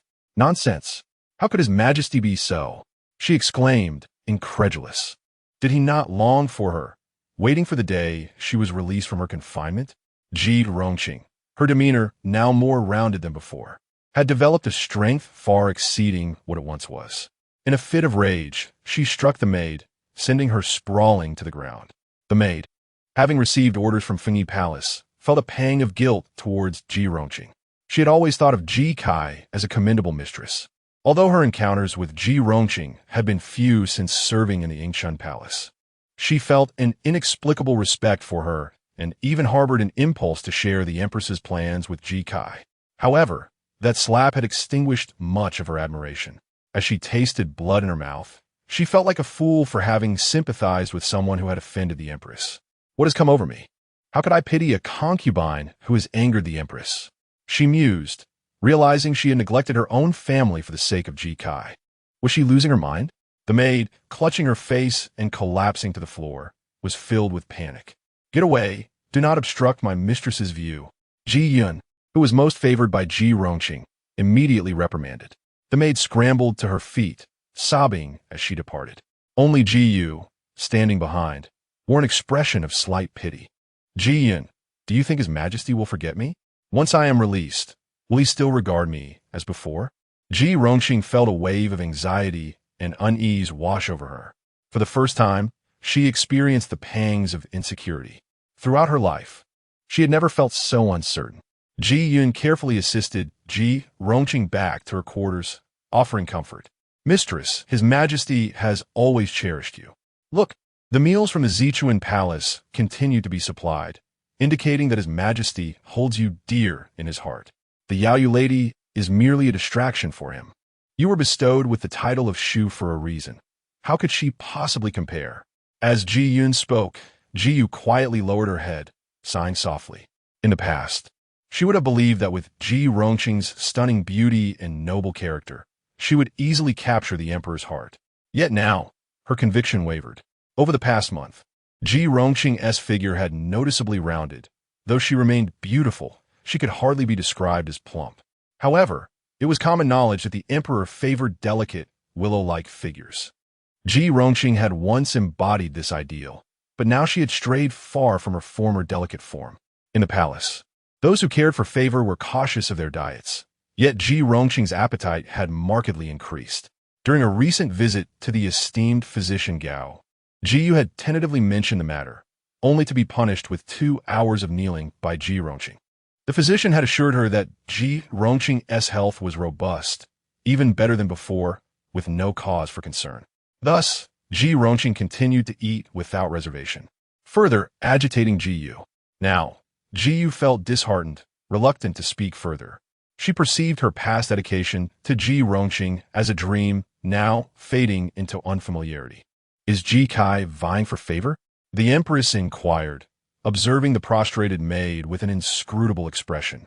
Indeed, I overheard Ji Kai mention that on the day she is released from confinement, which coincides with the Mid-Autumn Festival banquet, she plans to devise a strategy to win His Majesty's heart back, ensuring that the Yaoyu lady does not monopolize his attention, the maid replied, a handprint still visible on her face. Struck was she? Empress Chen noted the mark, recognizing Ji Kai's fiery temper. Yes, Ji Kai has become rather impatient, and her strength has increased. Even Ji Yu has been punished frequently and now walks with a limp. Oh, Empress Chun found the situation increasingly entertaining. Very well, Zhu Ying, fetch her some medicinal ointment. She is still young. Let us not ruin her beauty. Having just been struck, the maid was bewildered to receive such kindness from the Empress, prompting her to bow deeply with determination. Your Majesty, I suspect that Ji Kai possesses some extraordinary skills. Extraordinary skills? Empress Chun raised an eyebrow, while Xuan Mingyao, seated behind the screen, also expressed interest. This evening, he was resting in Feni Palace. It was common knowledge that the Empress, due to the recent illness of the eldest princess, had been particularly attentive to her, often spending nights in the Empress's quarters. Something that had become routine. I have had no prior interaction with Ji Kai, nor have I received any kindness from her. Yet at times, I feel an inexplicable admiration for her. After being reprimanded today, I suddenly awoke from that admiration, leaving me quite alarmed, the maid confessed, trembling with anxiety, yet articulating her thoughts clearly. Her concern extended beyond gratitude for the Empress's kindness. It was also a preemptive measure. She feared that her lack of clarity might lead to foolish actions that could endanger her family. By shifting the blame to Ji Kai, she hoped to safeguard her loved ones even if she were to face dire consequences herself. The Empress discerned the maid and Appo's intentions and gained a clearer understanding of Ji Kai and Appo's strange allure. It was indeed remarkable that despite her lack of extraordinary qualities beyond her appearance, so many remained utterly devoted to her. Even now, Shangwan Baolan sought to plead on Ji Kai and Appo's behalf, while Kai continuously spoke of Sister Ji. Truly, a remarkable phenomenon. Chapter 19. Subjugation after dismissing the young palace maid. Empress Chen sat on her phoenix throne, lost in contemplation. It was not until Xuan Mingyao approached her side that she was roused from her thoughts. Mother, while Ji Kai easily garners admiration and reverence from those around her, it appears this golden stature is not invulnerable. The young maid had inadvertently alerted the Empress to a troubling reality. Are you suggesting that Ji Kai's demeanor towards them is questionable? Empress Chun had recently been troubled by Ji Rongqing's almost supernatural charm. This young maid had only been stationed in the Yingshan Hall for a few days, yet she had already exhibited signs of an almost dazed reverence towards Ji Rongqing. If this continued, could it not lead to a genuine rebellion? The thought was indeed chilling. In truth, Ji Kai was no deity. Her influence stemmed from her ability to inspire trust and, consequently, admiration or dependency in others. Yet, despite Ji Kai's considerable allure, human nature remains unchanged. People will always seek to avoid harm and pursue advantage. Observe how Ji Yun was once fiercely loyal and outspoken in her devotion to Ji Kai. Yet now she has fallen silent, her thoughts withdrawn. The so-called daughter of destiny is not a divine being, even if she were a divine entity. One who cannot discern right from wrong and manipulates the hearts of men is hardly worthy of such a title. You are right. We are all mere mortals. When hearts grow cold too often, they inevitably become unyielding. Empress Chun's fingers lightly tapped on the exquisite fabric of her phoenix robe as a resolution formed in her mind. Following this, the palace enjoyed a period of tranquility. Xuan Mingyao, aside from her daily visits to pay respects to her mother, kept a keen eye on Ji Rongqing's activities. A few days prior, Ji Yun had ventured out from the Yingshan Hall and discreetly visited the lantern department, where she met with a lantern master. Upon investigation by Empress Chen's people, it was discovered that this master had previously encountered issues concerning the candles in the Yingshan Hall on 2 occasions. Such influence was enough to intrigue even the most prudent female officials in the palace. This level of charm was indeed unsettling. However, movement in the palace was a positive development. Beyond matters concerning Ji Rongqing, Xuan Mingyao was also strategizing to lay the groundwork for her entry into the Chongxian Academy. In the tranquil atmosphere of Yongning Hall, she sat at her writing desk. Although she was not much taller than the desk itself, her handwriting flowed with grace. Xuan Mingyao endeavored to ensure her writing reflected her youthful age. She was determined to enter the Chongxian Academy, not merely for the reasons she had shared with her mother, but for a deeper purpose. She needed to cultivate her own power, one that belonged not to the harem nor to the influence of her maternal uncle. With her mother firmly established in the palace, Xuan Mingyao felt secure. Her clarity of mind would suffice to maintain her position. Her ambitions lay beyond the current dynasty. At her tender age, she held a significant advantage. In Deyong, the barriers between genders were not insurmountable. It was uncommon for women to attend school, but not forbidden. Especially since she was merely 7 years old, her attendance at the Chongxian Academy would likely stir some discussion, but it would not incite a storm. For her, it was an exceptional opportunity to amass influence for the future. She did not wish to rely on marriage or her status and beauty to secure power. If princes could have retainers, why could she not? She aspired to be someone who truly wielded the authority to shape her own destiny. However, for now, Xuan Mingyao could not share her plans with anyone, including her mother. After completing her final character, she instructed the ink-grinding attendant, Tong Jun, to collect the papers. They were of great importance. By the way, Tong Jun, please summon Physician Zhou from the Imperial Medical Office. The Zhou she referred to was the previous female physician, Zhou Qianan. Just a month ago, she had been promoted to physician for her commendable service to the princess during her illness. In the hierarchy of the Imperial Medical Office, female physicians were the lowest rank, relegated to menial tasks. Yet, after Xuan Mingyao had mentioned her desire for a female physician to attend to her during her illness, her father had granted her request, allowing Zhou Qianan to serve her throughout her recovery.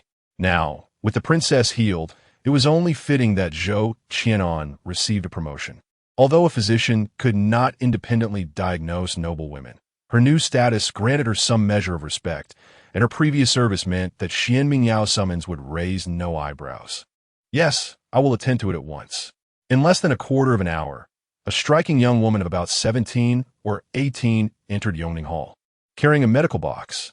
This humble servant, Zhou Qianan, pays her respects to the Grand Princess. Rise. Xuan Mingyao beckoned, and Lu Qi and Tong Jun, who were attending, promptly withdrew. They had accepted the changes in their mistress, who, following her recent illness, had adopted a demeanor of greater composure and maturity. If the Empress herself, as the mother of the Grand Princess, found it unremarkable, the serving maids certainly felt no inclination to question it. I have summoned you today to prepare a potion for me. As Zhou Qianan stood, she immediately knelt again, her heart racing. She had thought that being close to the Grand Princess would spare her from the intrigues of the harem. The Grand Princess, as the eldest daughter of the Emperor and Empress, held a noble status and, being so young, seemed untouched by competition or schemes. Yet, she never anticipated that so soon. The Grand Princess would request her to concoct a potion. Did those in the Imperial Medical Office, from physicians to female doctors, truly escape the fate of becoming pawns in the harem's power struggles? Xuan Mingyao couldn't help but chuckle at Zhou Qianan's reaction. Indeed, even having known her for a few years, she still bore that Na'vi demeanor. Do not fear. The potion I have you prepare is not a poison, nor is it intended to harm anyone. Such things I would only use on myself. Seeing the lingering tension on Zhou Qianan's face, Xuan Mingyao leaned back against her soft cushion and smiled gently. I am aware of your relationship with Tong Jun, rest assured.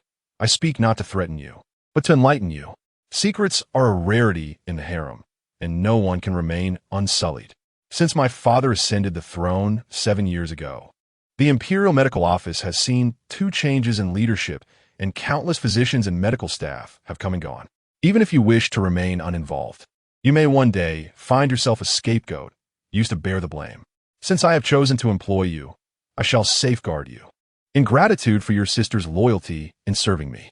Moreover, Xuan Mingyao's delicate fingers lightly tapped the table. As a woman in the Imperial Medical Office, your circumstances are likely quite difficult. They control the pathways to advancement, and even the desire to read a few more medical texts is met with suspicion. You're made to perform menial tasks, with little opportunity to practice your skills. Yet I can offer you that opportunity. For over a century, no woman has risen to lead the Imperial Medical Office, but I believe you have the potential to do so. Zhou Qian's eyes widened as she gazed up at the noble figure before her. Chapter 20. Lifting the house arrest, what is the Grand Princess saying? It is impossible. Grand Princess. Zhou Qian was momentarily taken aback, then bitterly smiled and shook her head, dismissing the fanciful notions of the young noblewoman before her. This was not merely a matter of gender. It was fundamentally tied to experience and lineage. Within the Imperial Medical Bureau, there were female physicians who, despite not being able to officially hold the title of Imperial Physician, were still afforded more respect than junior officials. The Bureau was intricately woven with the legacy of esteemed medical families, whose ancestors had served for 3 generations, possessing not only the most advanced medical texts and secret remedies, but also the unwavering trust of the royal family. In contrast, the junior officials were of common birth, having gained entry into the Bureau through examination, relegated to the status of mere attendants, forced to endure the wait. She felt anger, yet she was powerless. This was the harshness of reality, a truth too vast for her small strength to alter. Her earlier promise to her sister to assist the Grand Princess was merely a step towards advancement, a chance to engage more deeply in the healing arts. At the very least, to partake in pulse diagnosis rather than merely running errands or transporting goods. Yet Zhou Qian understood that even if she toiled her entire life, she might never become a true imperial physician. Perhaps she could only aspire to be a physician's assistant. Why not? Xuan Mingyao recognized Zhou Qian's genuine talents. Although she was young, her gifts were exceptional, and unlike the other physicians in the Bureau who were overly cautious, she was adept at learning and was inclined to delve into various folk remedies that the established physicians dismissed. In her previous life, she had accompanied Tong Jun to the northern deserts, where she had been of great assistance and had endured considerable hardship. She needed a trustworthy physician by her side. However, the prominent physicians within the Bureau had already pledged their loyalty to others. Moreover, being too young made her a less desirable candidate for their allegiance. Zhou Qian, on the other hand, came from humble origins and was not valued within the Bureau. If her memory served her correctly, her parents had already passed away. Alone in the world, if she could uplift her, it would prove far more beneficial than placing bets on those esteemed physicians. You understand the Bureau, yet you do not grasp the heart of the Emperor. Ultimately, what matters is the Emperor's favor, not lineage or experience. Otherwise, the Bureau would not suffer such losses each year. The Emperor's endorsement is far more significant than any 3 generations of medical lineage. In the inner palace, the Emperor's favor reigns supreme. All else is secondary. I am your best option.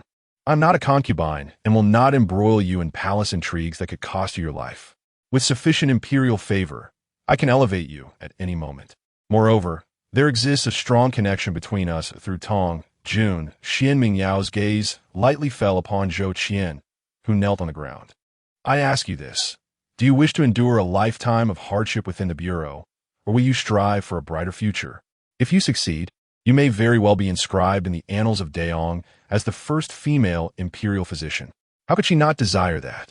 The female medical practitioners and assistants within the Bureau all entered with fervent aspirations, only to have their spirits worn down over time. She recalled Xuan Mingyao's assertion that the Emperor's favor was paramount, and all else was secondary.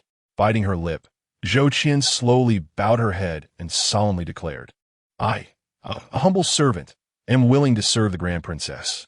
Whether for her sister or for herself, she ultimately decided to take the gamble. Very well, step forward. Xuan Mingyao softly informed Zhou Qian of the required medicinal herbs. After a moment's contemplation, Zhou Qian recalled having seen similar prescriptions in her studies, and she agreed to try it, inquiring when the Grand Princess would need it. On the night of the full moon in 15 days. Indeed, Zhou Qian proved to be far more capable in this regard than the Bureau's antiquated physicians. Understood, I shall attend to it immediately. Once Zhou Qian resolved upon a course of action, she executed it swiftly and assuredly. Merely 7 days later, She delivered the prepared medicine through Tongjun to Yongning Palace. Grand Princess Zhou, the physician, states that this medicine will take effect within moments of consumption, so the timing must be meticulously controlled. Additionally, regarding the pulse, the Grand Princess need only consume a bowl of cold food soup daily for 3 days prior to taking the medicine, and the pulse will reverse, deceiving the numerous physicians. Excellent. Xuan Mingyao retrieved the crimson pill from the brocade box. Her anticipation for the mid-autumn festival heightened. 5 days hence, on the 15th day of the 8th month, the Mid-Autumn Festival Banquet was the second most significant event in the palace after the New Year. Early in the morning, Empress Chun dispatched individuals to deliver osmanthus flowers to each residence, seeking auspicious tidings. At the Yingchun Palace, a palace maid approached Ji Kai, notifying her that the house arrest had been lifted and she should prepare to attend the evening banquet.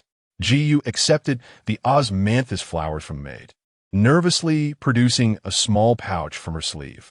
Thank you for the Empress's grace. This is but a token of my appreciation. Her master was unwilling to grant favor to those in the Empress's court, and the rewards given were secretly funded by Ji Yu's own monthly allowance.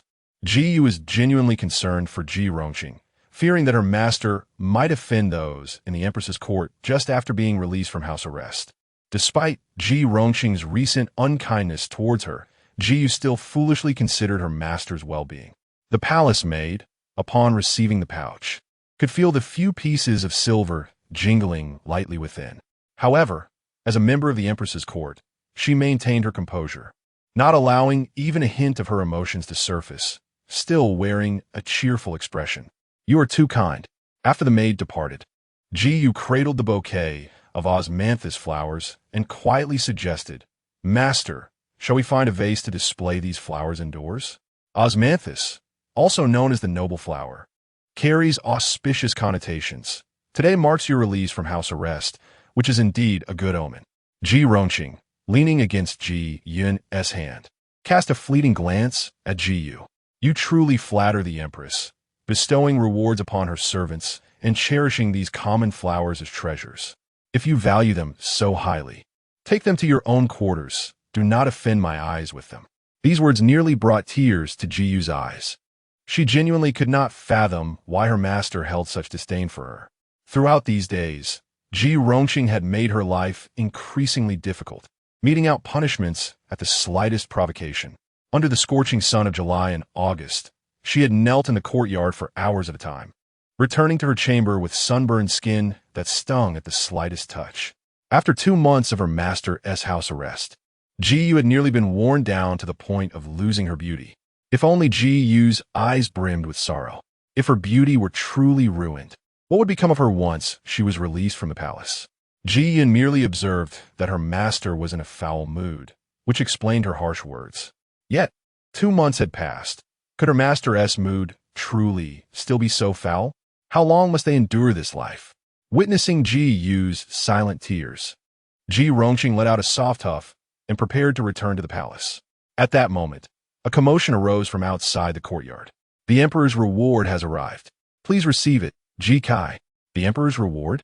Ji Rongqing's eyes lit up and a smile graced her face. I am here. At the courtyard entrance, Cheng Rang led a procession of 6 or 7 young eunuchs carrying trays, entering with great ceremony.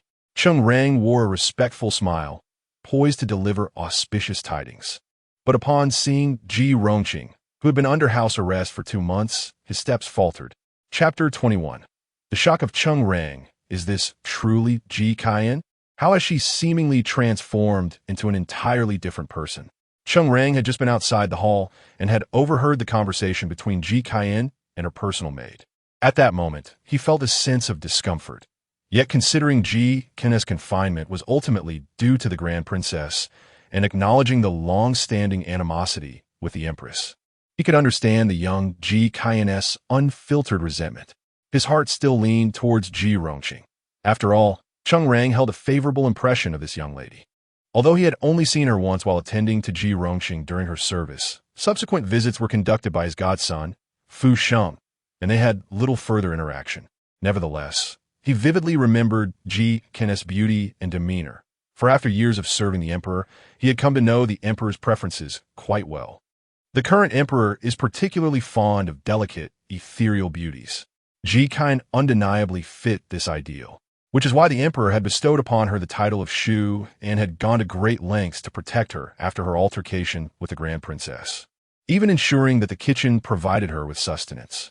Such attention and favor had not been bestowed upon any other concubine in the palace before. Therefore, Cheng Rang had personally come today to bestow these honors, hoping to cultivate a good relationship with Ji Qian. Though it was generally inappropriate for someone of his standing to engage too intimately with the concubines, especially favored ones, he found Ji Qian to be a rare individual who seemed to transcend the ordinary. The very first time he laid eyes on her, even he, a eunuch, felt a stirring in his heart. Thus, Cheng Rang was eager to foster a connection with her, provided it did not contravene palace decorum. He had previously instructed the kitchen to prepare meals to Ji Qian's liking. Yet, even if given 10 minds, he could not have anticipated the extent of her appetite. While she was not excessively plump, she had certainly lost her formerly delicate grace. Most importantly, the unique aura of coolness that had once surrounded her was now absent. Is it possible that Ji Qian has become such a glutton? In an instant, the once favorable impression of Ji Rongqing in Cheng Rang's mind shattered into fragments. Internally astonished, he nonetheless maintained a facade of composure. Ji Qian, the emperor remembers that today is a significant day for you and wishes to extend his regards. However, due to the pressing matters of the court, he has sent a humble servant to bring you joy. Cheng Rang, as a eunuch of inner court service, though still a castrated servant, considered himself an official and referred to himself as a humble servant. His words made no mention of her confinement, only speaking of the auspicious day and the emperor's concern, thus preserving Ji Rongqing's dignity. However, Cheng Rang keenly sensed that Ji Qian seemed somewhat displeased with him, displaying not even a hint of a smile in his presence. It was not arrogance on Cheng Rang's part. As a trusted confidant of the emperor and a man of rank, he held more esteem in the palace than Ji Rongqing, who was of the lowest tier. Even the empress treated him with great respect, never once reprimanding or neglecting him. Moreover, he had never offended Ji Qian, so why did she wear such a cold expression? Cheng Rang pondered this in confusion, though he did not reveal his thoughts, as a young attendant behind him began to announce the gifts.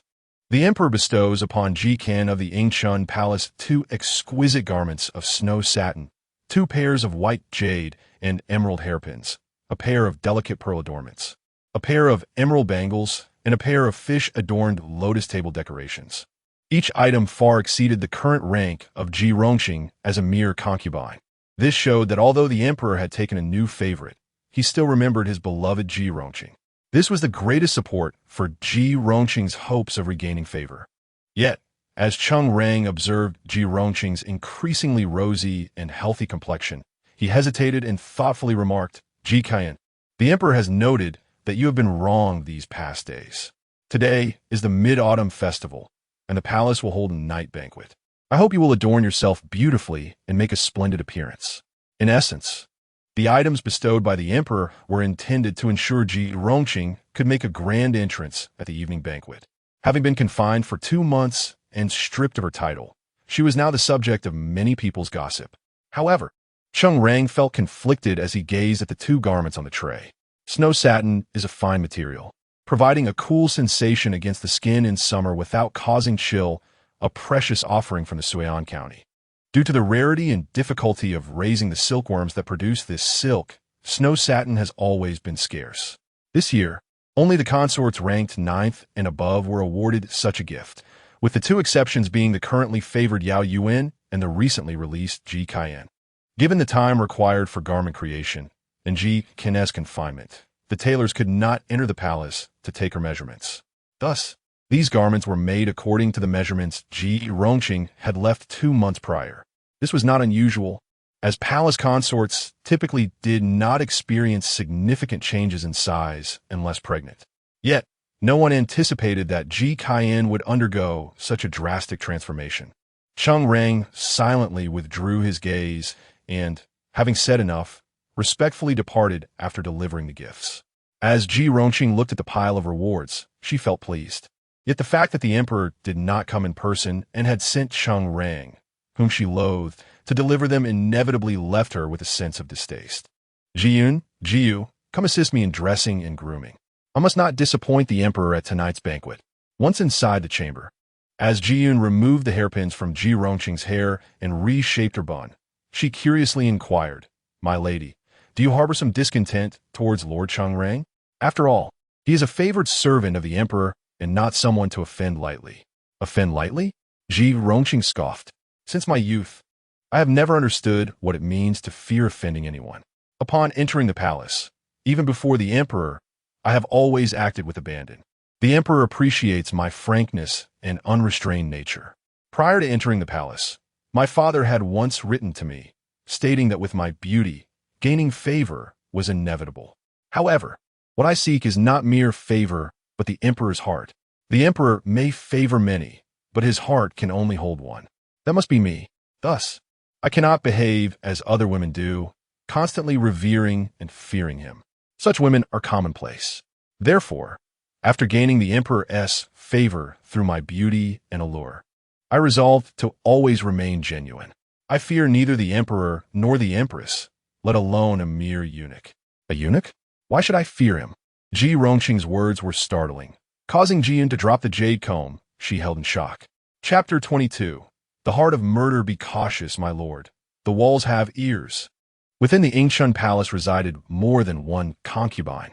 Should this news reach Lord Cheng's ears, he might seize the opportunity to undermine his master while serving the emperor. That would spell disaster. Ji Rongqing scoffed, dismissing Jiyun's cautious demeanor. "Let him speak as he wishes. As long as the emperor holds me in his heart, any slander he spreads will only lead to his own disgrace." Moreover, had it not been for his command to unleash the Imperial Guard's butterfly net that day in Furong Garden, she would not have been left in such a humiliating predicament. Having learned of the events that transpired in Furong Garden while she was unconscious, Ji Rongqing harbored a deep resentment towards Cheng Rang. As a concubine, being seen in a state of disarray, her hair disheveled, her body covered in rashes, lying on the ground, was a shame of the highest order. Were it not for the less stringent regulations of De Yong regarding gender segregation compared to previous dynasties, her situation would have been utterly intolerable. Nevertheless, Ji Rongqing could easily imagine the envious glances cast her way by the concubines at today's banquet. For someone who had experienced nothing but smooth sailing throughout her life, this was unbearable. She placed the blame squarely on the shoulders of the empress and Cheng Rang. Ji Rongqing understood well that the order to unleash the butterfly nets had received the emperor's approval. Otherwise, even with tenfold courage, Cheng Rang would not dare to take such liberties.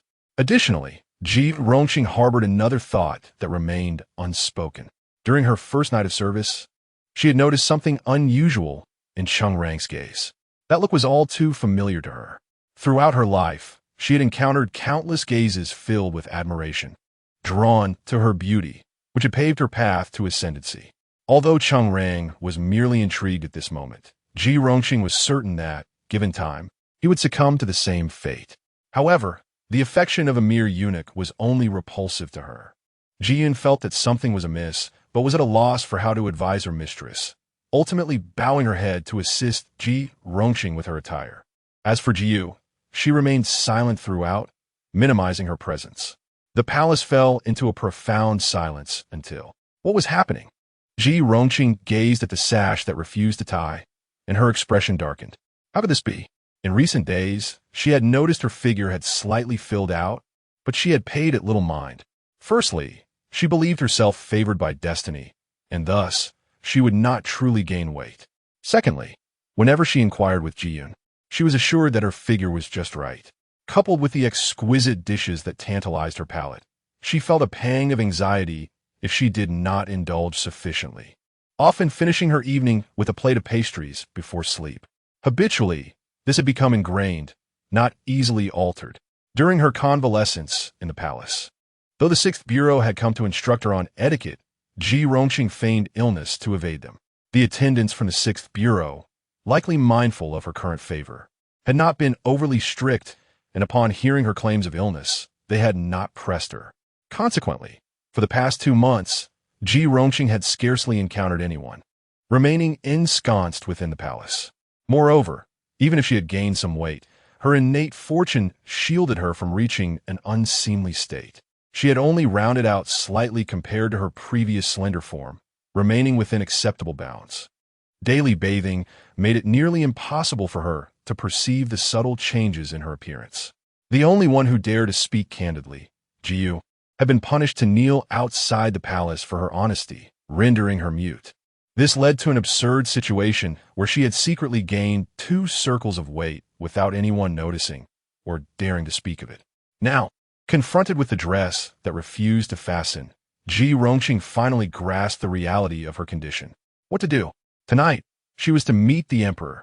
Her breath quickened as she clutched the edge of the bronze mirror, her face darkening as if it might drip with despair. Jiyun, frightened, knelt on the ground, clutching the sash, her lips trembling. Jiyu, too, silently knelt beside her. Rise, Ji Rongqing unexpectedly commanded, her voice devoid of anger. After a long silence, she summoned them to their feet and instructed Jiyu to fetch some soft fabric for binding. Since this imperial robe was bestowed by the emperor, she would wear it to the banquet tonight, for to do otherwise would be disrespectful. The immediate priority was to don this attire. The rest could be addressed later. Ji Rongqing's mind, accustomed to a life of ease and favor, seemed to awaken, albeit clumsily. Jiyu could scarcely contain her eagerness to leave, hastily acknowledging the command. Within the hall, only Jiyun and Ji Rongqing remained. Ji Rongqing gestured for Jiyun to rise, then, gazing at her slightly rounded reflection in the mirror, softly remarked, Jiyun, I suspect Jiyu may have poisoned me. What? Jiyun, just having stood, was so startled by the accusation that she fell back to her knees. My lord, Sister Jiyu would never. Although she was aware of Ji Rongqing's estrangement from Jiyu in recent days, Jiyun had never anticipated such suspicion from her mistress. When they first began serving Ji Rongqing, she had vowed to treat them as sisters and encourage them to serve diligently. During the months of avoidance and confinement, they had remained utterly devoted, with no thoughts of betrayal. How could her mistress harbor such doubts? Never? I have long suspected her to be in league with the empress. Now, I am only more convinced. Ji Rongqing's gaze remained fixed on her reflection. The beauty and grace she once took pride in had been marred by the empress. Had it not been for her lingering fortune, who could predict what she might have become? I have always had a light appetite, yet since the change in my meals, my appetite has inexplicably surged. I did not notice it before, but now it all seems suspicious. Those meals were delivered from the emperor's own kitchen, handled by individuals close to him. Thus, either those serving the emperor are compromised, or those attending to me are untrustworthy. Ji Rongqing found it hard to believe that the emperor's attendants were at fault. After all, they were difficult to corrupt, and Cheng Rang had always shown her favor, appearing not to be in the empress's service. Furthermore, the empress had previously sought to have her own kitchen supply food for Ji Rongqing, which now seemed an attempt to ensnare her. Ji Rongqing grew increasingly certain of her suspicions. If Jiyu harbored treacherous intentions, she could not be allowed to remain. Ji Rongqing fell into a long silence, resolute in her decision. Meanwhile, outside the door, Jiyu, returning with the soft fabric, abruptly halted in her tracks, frozen in place. Chapter 23. The encounter nighttime enveloped the Grand Taiping Palace, which was aglow with bright lights, serving as a venue for the imperial banquet. The palace maids, holding exquisite dragon and phoenix lanterns, guided the esteemed nobles and ladies of the court through the halls, creating a mesmerizing spectacle reminiscent of a starry river suspended in the night. Surrounding the palace were abundant osmanthus blossoms, currently in full bloom. The gentle breeze scattered their fragrant petals onto the golden bricks, exuding an air of opulence and elegance. Ji Rongqing arrived a little later than the others. By the time she entered the hall, most of the concubines had already gathered.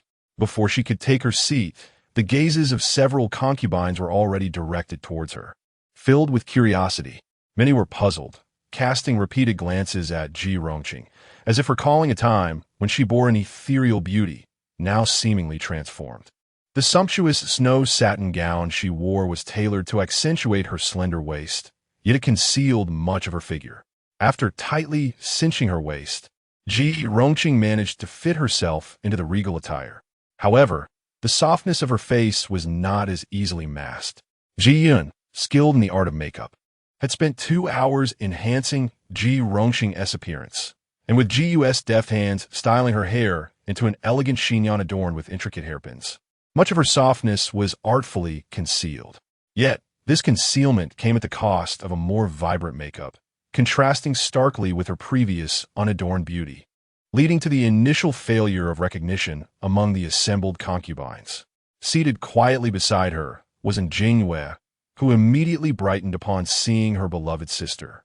"Sister Ji, I am so overjoyed to see you again."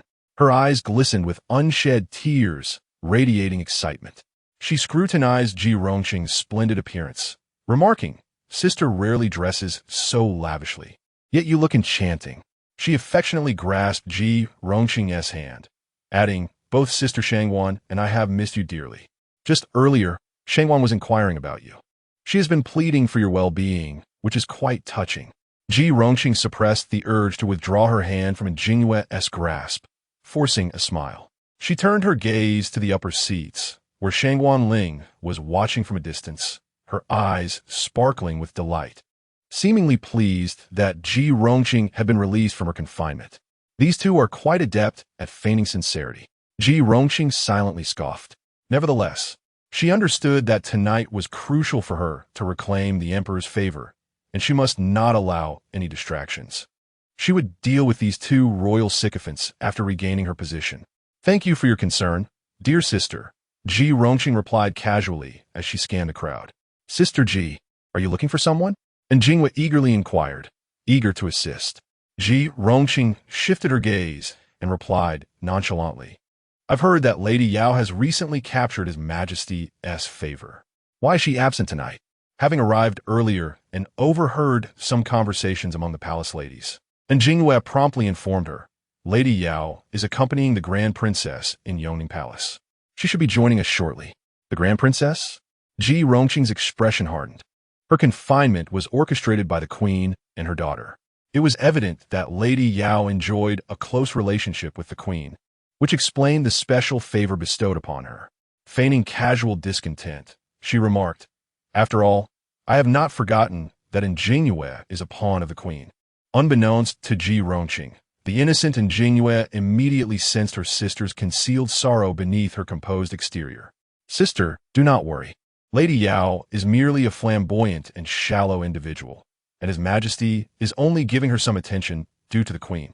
How could she ever compare to your noble character? I am certain His Majesty has been thinking of you these past months, so there is no need to fret about her overshadowing your favor. I will never allow such a thing to happen." During Ji Rongqing's months of confinement, and Jingyue had felt a deep sense of guilt for not protecting her sister better. Now that Ji Rongqing had finally been released, she was determined to assist her in regaining her position. Anyone who stood in her sister's way would have to be removed. Should Lady Yao dare to encroach upon Ji Rongqing's favor, and Jingyue would make her aware of the potency of her family's secret remedies. And Jingyue's family had once produced palace consorts, but their decline had relegated her to the position of a maid. Nevertheless, they had once contributed many secret remedies for a distant relative in the palace. Before entering the palace, and Jingyue had harbored aspirations of elevating her family's status. However, her sole focus now was on her sister.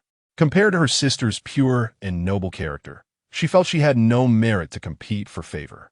As the months passed in the palace, and Jingyue willingly adapted herself, content to sacrifice everything to elevate Ji Rongqing to prominence.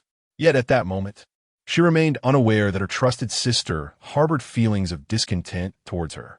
Before Jingyue could continue, a rustling sound echoed through the seating area. Ji Rongqing lazily lifted her gaze to see a beautiful lady in palace attire entering the hall, followed by a small girl clad in luxurious garments. Though the girl was young, her beauty was evident, and she wore an exquisite embroidered gown that shimmered in the candlelight, exuding an air of nobility. Upon the arrival of this esteemed guest, the lower-ranking concubines and nobles all bowed in respect. "The Grand Princess and," they announced, referring to the Queen's eldest daughter, "Princess Mingyao." In the palace, addressing the Grand Princess by her full name was deemed disrespectful, as she had yet to reach maturity and had not been bestowed a formal title by the emperor. Hence, she was simply referred to as the Grand Princess or Princess Mingyao. And Jingwei whispered in Ji Rongqing's ear, "So, this is the Grand Princess responsible for your confinement." Ji Rongqing slowly rose, joining the others in a curtsy. This was her first encounter with the Grand Princess, and for some inexplicable reason, she felt an uncomfortable tension upon their first meeting, as if they were inherently at odds. At that moment, Princess Mingyao spoke softly, her gaze sweeping across the assembled concubines. "Ji Rongqing, we meet again." Chapter 24. The Royal Banquet, truly the destined daughter. Xuan Mingyao silently praised in his heart. Even though the emperor's kitchen provided exquisite meals and appetizing elixirs, after 2 months, she had merely become a bit more plump. Were it another person, they would have undoubtedly grown unseemly fat. Yet she still possessed a stunning beauty, albeit her previously ethereal demeanor had been significantly marred. It was no wonder. Her otherworldly grace was accentuated by her slender figure and delicate features, not because she was inherently that extraordinary. Now, with a bit of extra weight, her essence had been compromised, coupled with today's deliberate adornment, while she remained beautiful in the realm of elegance. She had lost her former distinction compared to Sang Yuejian behind her. Ji Rongqing's gaze lingered on Xuan Mingyao for but a moment before swiftly shifting to Sang Yuejian. Sang Yuejian, inherently a beauty of vibrant allure, shone resplendently in her luxurious attire. Recently favored, she adorned herself with various treasures and jewelry, which now only amplified her brilliance, overshadowing all the concubines in the hall. For the first time, Ji Rongqing felt a pang of jealousy, despite her reluctance to admit it. She could not deny that on this day, having forsaken her usual elegance for gaudy makeup, it was the Yao Yunny who stood out the most. Cursed be the Empress. Ji Rongqing's resentment surged once more. Just then, 3 sharp cracks of a whip echoed from outside the hall, signaling the emperor's imminent arrival. The gathered nobles and concubines hastily rose from their seats and humbly knelt upon the floor. At this moment, even a most favored consort or powerful minister kneeled with utmost decorum. Such is the nature of imperial authority, a power unique to the sovereign. Xuan Mingyao gradually knelt, pressing her forehead to her hands in a profound bow. Power, especially that which towers over thousands, truly ignites an insatiable yearning within one's heart. After all had knelt, the voice of an inner servant soon announced from beyond the doors, "His Majesty has arrived, and Her Majesty the Empress is with him. Long live His Majesty, and may the Empress enjoy eternal peace." The emperor, clad in a 12-chapter brocade robe of ochre, adorned with a winged crown, emanated an imposing aura that commanded reverence. Following closely behind, the Empress, dressed in a bright yellow robe, with her hair styled in twin buns and adorned with a crown of 12 flowers, radiated grace and beauty. Together, they entered, exemplifying the harmonious presence of the imperial couple. "Rise," the emperor commanded, appearing in good spirits today. After his command, he took his seat at the highest position, while Empress Chun settled to his left, slightly lower. As for the Dowager Empress, she suffered from her recurrent headaches and thus did not attend the banquet, leaving her to recuperate in peace. One by one, the guests took their seats. Xuan Mingyao lifted her gaze to the well-assembled concubines opposite her. Today marked her first encounter with such an orderly assembly since her return to life. Her eyes swept across the room. Seated at the highest place was a palace consort of merely fair looks, the mother of the third prince, Xianfei.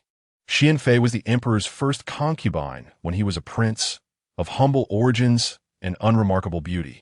Yet she had endured to rise through the ranks with her modest demeanor and gentle nature, ultimately becoming the only consort among the 4 and leading the other concubines. The third prince, only a month younger than Yuan Jing, was currently studying at Chengxin Academy, an intelligent and amiable child whom Empress Chun favored dearly, often inviting them to Fengyi Palace for conversations. Unfortunately, the fates of Xianfei and her son were not kind. In the previous life, after Yuan Jing's departure, Xianfei had harbored ambitions, for the crown prince had perished. It would have been a lie to claim she did not wish to vie for power. Alas, She ultimately fell victim to Ji Rongqing's machinations, leading to a tragic end. The third prince suffered a crippling fall, and Xianfei was demoted to a commoner, ultimately fading away in despair. Seated 2 places down from Xianfei were Qin Zhaoyuan and Zhou Jiu, mothers of the first and fourth princes, respectively. In the later stages, they too had aligned themselves with Ji Rongqing. However, Xuan Mingyao withdrew her gaze from them, harboring no animosity. Unlike the genuine loyalty exhibited by Jing Yue and Shang Wanling, their allegiance was born from necessity. Even when Ji Rongqing first gained favor, they had covertly acted under the influence of fate. Yet, as Ji Rongqing became the emperor's favored consort and the fifth prince captured his heart, the crown prince's demise and the empress's downfall forced them to conceal their true feelings and align with the favored consort. After all, the first prince was of mediocre talent, and the fourth prince bore foreign blood, effectively severing any hopes of ascendance from birth. They had lost the ambition to rise, but still yearned to survive. Once they allied with Ji Rongqing, they committed no heinous acts, merely retreating quietly within their own quarters. In the past, when Xuan Mingyao was married off far away, they had even discreetly expressed gratitude for her mother's kindness in life by slipping her money. They were all pitiable souls. "Mingyao, come, sit with me." The emperor's voice suddenly broke her reverie. After taking his seat, the emperor's gaze immediately darted towards the concubines, searching for her among the seated women. He recalled that Qingqing had been released from confinement today. How had she fared these past 2 months? Had she lost weight? Filled with concern for the fair maiden, he sought her out, only to find himself bewildered by Ji Rongqing's presence instead. Is this truly my Qingqing? The shock was evident in the emperor's elongated eyes as he scanned the room. The attire was indeed the one he had sent via Cheng Rang. But how had Qingqing changed so significantly?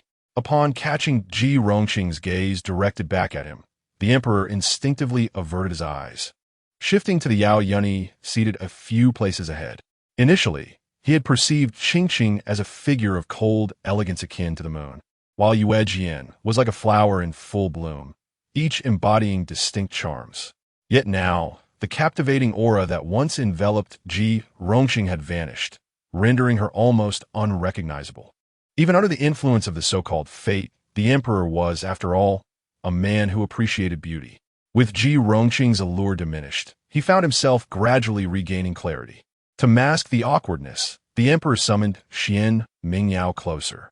Aware of the underlying reasons, she exchanged a glance with Empress Chun before gracefully rising, her demeanor poised as she approached the emperor. Cheng Rang had promptly directed a servant to bring a chair, placing it beside the emperor's right hand. All eyes were drawn to Xuan Mingyao. Why had the emperor suddenly called for the grand princess? The crown prince had not been summoned, yet the grand princess was the first to approach. Among the concubines, Yao Yunyi lowered her gaze, sipping her osmanthus wine, while Jingwei and Ji Rongqing glared at the petite figure in the center of the hall with intense scrutiny. What had this grand princess done now? Chapter 25, Filial Piety. Mingyao. I have heard from the Yao imperial concubine that you have dedicated yourself to copying 100 volumes of the classic of filial piety to offer at the Xuandu Palace, and that you have knelt in prayer for several days for the Empress Dowager. Such a display of filial devotion is indeed rare. A mere 7-year-old child, who voluntarily transcribes the classic of filial piety and prays daily for her grandmother, exhibits a sincere piety. The most remarkable aspect is that she has only recently recovered from illness. Upon first hearing of this, the emperor was profoundly astonished. However, upon visiting Xuandu Palace, Cheng Liang confirmed that indeed, 100 volumes of the classic of filial piety were brought from the master, the handwriting elegant and meticulous, indicative of considerable effort. The sheer quantity of text suggests that such an undertaking would require a significant amount of time. Yet he had never heard of it from the empress or Mingyao herself. It was only during a chance encounter at Xuandu Palace that I learned of this from Tong Jun, who explained that the Grand Princess believes that filial piety is an intrinsic act, not easily displayed outwardly. She understands that your majesty has been troubled by the Empress Dowager's health, and thus wishes to alleviate your burdens, demonstrating her own filial heart. Yao imperial concubine rested her head on the emperor's knee, embodying the innocent charm of a young girl. Your Majesty's benevolence and filiality are mirrored in your daughter. Before entering the palace, she had only heard tales of its terrors. Yet upon her arrival, she discovered that within these walls reside not only the most magnificent of men, like your Majesty, but also compassionate and generous figures like the Empress. And now she encounters the kind-hearted and filial Grand Princess. This is a testament to your Majesty's adept governance, resulting in a harmonious palace and a contented populace. Sang Yu, though possessing a striking beauty, presents herself with an air of innocence in the presence of the Emperor. Most importantly, she harbors a sincere admiration for him. She candidly confessed that her daily visits to the Empress's Fengyi Palace were motivated by her desire to fulfill her duties as a concubine out of respect for the Empress, who is your Majesty's wife. If I perform better, perhaps your Majesty will favor me more. I hold no fondness for the other concubines, as they compete with me for your Majesty's affection. However, I feel a sense of guilt towards the Empress, for while she is your Majesty's spouse, I yearn for your Majesty's love. Thus, I can only show her more respect. The innocent words of this young girl stirred the Emperor's heart with tenderness. After all, she is but a child, speaking without reservation. Which other concubine in the palace would dare voice such jealous sentiments before him? Yet she boldly does so. It is precisely this courage that accentuates her sincerity and value, leading the Emperor to believe wholeheartedly in her words regarding Xuan Mingyao. His satisfaction with the Empress and her daughter grew deeper. The great Yong dynasty places great emphasis on filial piety, and to have a princess exhibiting such virtuous conduct only enhances his dignity and reputation as a ruler. Upon hearing the Emperor's praise, Xuan Mingyao merely smiled lightly. I cannot accept such commendation from father. When grandmother was ill, as her grandchild, I was unable to alleviate her suffering, so I could only express my filial heart through these small gestures. The Emperor gazed at his increasingly composed daughter with growing approval. There are no trivial matters when it comes to filial piety. The Empress has instructed you well. The gathered nobles and concubines immediately joined in praise, declaring, "The Grand Princess is indeed virtuous. We are in awe." The Emperor, hearing this, laughed heartily. "Excellent, excellent. Let the feast commence." The music of silk and bamboo resumed, and the 12 doors of the grand hall swung open. Dancers adorned in red feathered garments gracefully entered, their movements as fluid as silk, embodying the splendor of the age. Meanwhile, the palace maids presented jade plates, bringing forth an array of exquisite dishes for the banquet. The Mid-Autumn Banquet, second only to the New Year's celebrations in grandeur, featured delicacies that were meticulously prepared, showcasing the highest standards of culinary art.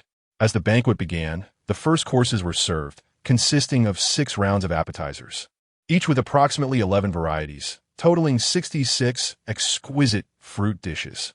Honey-glazed delicacies, lychee cakes, and assorted plum pastries were among the dainties, all artfully arranged before the distinguished guests. While the types of dishes varied according to rank, one constant remained: their delectable flavors. Ji Rongqing could scarcely contain herself upon the arrival of the first dish. Despite her efforts to restrain herself, the insatiable appetite is perhaps the most difficult urge to suppress. Although her mind urged moderation, her hands moved swiftly, sampling numerous offerings. After indulging in over 10 dishes, the main courses were finally presented. The Mid-Autumn Banquet featured 15 pairs of dishes, totaling 30 main courses, with crabs being the highlight of the season, prepared in various styles. The dishes, sent from the kitchen in heated containers, arrived steaming, rich in aroma and flavor, making it impossible for Ji Rongqing to resist. She found herself torn, her chopsticks moving almost involuntarily as she devoured one dish after another. By the end, the quiet Jingwei seated beside her appeared somewhat alarmed. "Sister Ji, there are still 8 more side dishes, 10 fruit offerings, 10 wine dishes, and 10 accompanying dishes left. If you eat too much now, you may not have room for what follows." And Jingyue's words were delivered with a gentle tone. Although the banquet's dishes were indeed exquisite, the concubines in the palace were always calculating their daily intake, and with everyone's attention focused on the Emperor at the head of the table, who could truly indulge. Moreover, she recalled that Sister Ji had not previously exhibited such a hearty appetite. and Jing Yue's expression darkened slightly. Could it be that someone had plotted against her? Ji Rongqing was well aware that she should not overindulge, especially with the main event still to come. Forcing herself to set down her chopsticks, she slowly took up a silk handkerchief to dab at her lips, concealing the displeasure that tugged at the corners of her mouth. Listening to Jing Yue's well-meaning warning only heightened her vigilance and disdain. This specter of the Empress dared to mock her. Ji Rongqing interpreted Jing Yue's caution as a veiled insult from the Empress's camp, her resentment nearly bubbling over. Once she regained favor, she would not let them off so easily. Xuan Mingyao delicately picked up a piece of fried tripe and withdrew her gaze from Ji Rongqing. Seated at the head of the table, she was keenly aware of the expressions of everyone present. What she could discern, surely her father could see clearly as well. Chapter 23. The Lantern of Illumination. The Emperor naturally observed her. Even at this moment, he found it somewhat incredulous. How could such an ethereal woman, akin to a celestial being, suddenly undergo such a transformation in demeanor? Thus, during the banquet, the Emperor's gaze strayed towards her several times. Each time, however, Ji Rongqing was preoccupied with her food. The Emperor possessed keen eyesight, a skill honed through years of archery and equestrian prowess, and from several paces away, he could discern that Ji Rongqing's plate had been largely emptied. Unable to contain his curiosity, the Emperor beckoned for Cheng Rang to approach and whispered inquiries into his ear. Cheng Rang appeared somewhat helpless, but promptly provided the Emperor with answers. Empress Chun, of course, witnessed this exchange. Without needing to speculate, she understood that the Emperor was astonished by Ji Rongqing's current appearance and sought clarification from those nearby about whether the meals had been tampered with or if something else was amiss. However, even the most astute official from the 3 departments and the finest physicians from the Imperial Medical Bureau could uncover no issues. The appetite-enhancing tonic prescribed for Ji Rongqing was not hidden within the concoctions or in her chambers, but rather was ingeniously concealed within the ice delivered by the 6th Bureau. During her confinement in June, the 2 months of summer heat coincided perfectly with her imprisonment. Although the ice for the maidens was not abundant, Empress Chun, displaying her benevolence, had specifically instructed the 6th Bureau to ensure a sufficient supply, allowing Ji Rongqing to receive 2 buckets of ice daily in the side hall of the Yingshan Palace. Originally, the maidens were entitled to only 1 bucket, but the additional bucket was sourced from the allocation of the Fengyi Palace. The palace utilized ice to circulate cool air, rendering the chambers comfortably cool rather than frigid. Yet, unbeknownst to all, the ice had been tampered with, under the influence of the cooling mechanism. It not only released refreshing air, but also contained medicinal substances. Logically, anyone who entered the hall should have experienced a surge of appetite. Yet this was merely the first layer of deception. The medicine required a catalyst to activate its properties, and Empress Chun had provided that catalyst within the food boxes dispatched from the inner kitchen. These food boxes, crafted from fragrant sandalwood and coated with tung oil, had the catalyst mixed in during the oiling process. The heat within the boxes created the perfect environment for the medicinal properties to be released. Most crucially, the palace maids attending to the Emperor's meals were strictly forbidden from partaking in the food. Therefore, aside from Ji Rongqing, no one else in the Yingshan Palace was affected. By now, having passed the Mid-Autumn Festival, the ice had been removed, and the food boxes, being perishable, were routinely replaced, rendering the problematic boxes long discarded. No matter how it was investigated, this matter would bear no relation to him. Moreover, during Ji Rongqing's confinement, the esteemed physician dispatched by the Emperor had been caring for her and found nothing amiss. Thus, Ji Rongqing could only accept her misfortune. Evidently, after hearing Cheng Rang's words, the Emperor's expression towards Ji Rongqing grew increasingly irritable. He was indeed displeased. Initially, he had thought Ji Rongqing was a victim of malicious scheming, resulting in her current state. Yet, Cheng Rang informed him that since the commencement of her meals, Ji Rongqing had demonstrated an astonishing appetite, and even the esteemed physician reported no anomalies. Cheng Rang was undoubtedly a clever man. Upon seeing Ji Rongqing freed from her confinement, he immediately pondered the possibility of her being victimized. He promptly inquired with the inner kitchen and the Imperial Medical Bureau. However, it was not that he was genuinely concerned for Ji Rongqing to such an extent. Rather, The meals during her confinement had been his responsibility. If something truly went awry, he would be the first to face consequences. Chung Rang had to clarify every detail. If any part of the process had gone awry, he needed to extricate himself as soon as possible. Yet, he did not anticipate that everything was in order. And it was indeed Ji Rongqing's own indulgence that had led to her current state. Consequently, Chung Rang's favorable impression of her diminished significantly. In the palace, a consort who cannot even control her own appetite would inevitably face dire consequences. The emperor averted his gaze, unwilling to observe further. The mid-autumn night banquet, in addition to the exchange of toasts among the nobles, also featured the release of lanterns from the Qinian platform, a ritual for national blessings. However, at this juncture, the lords and ministers withdrew, leaving only the emperor and empress to lead the consorts and relatives to the platform. After more than an hour, the emperor, accompanied by numerous consorts and relatives, arrived at the Qinian platform. The Sixth Bureau had already prepared thousands of lanterns. The emperor accepted the firebrand offered by Chung Rang and personally ignited the first lantern. As the lantern ascended gracefully, the kneeling attendants ignited the remaining thousands below.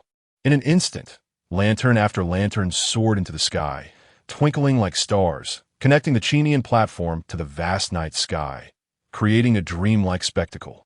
The bright candlelight illuminated numerous faces. Some were sincerely praying, their expressions filled with reverence.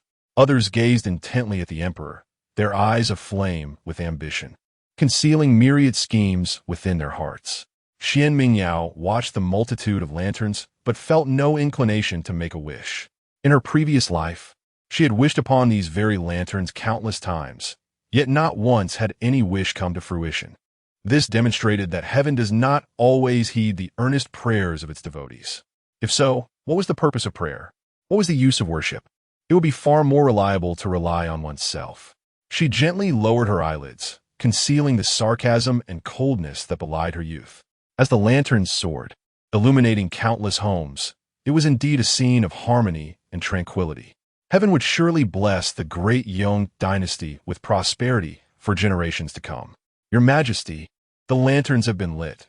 Perhaps it is time to allow the esteemed relatives and consorts to light their own lanterns and offer their prayers. Empress Chun suggested with a dignified smile.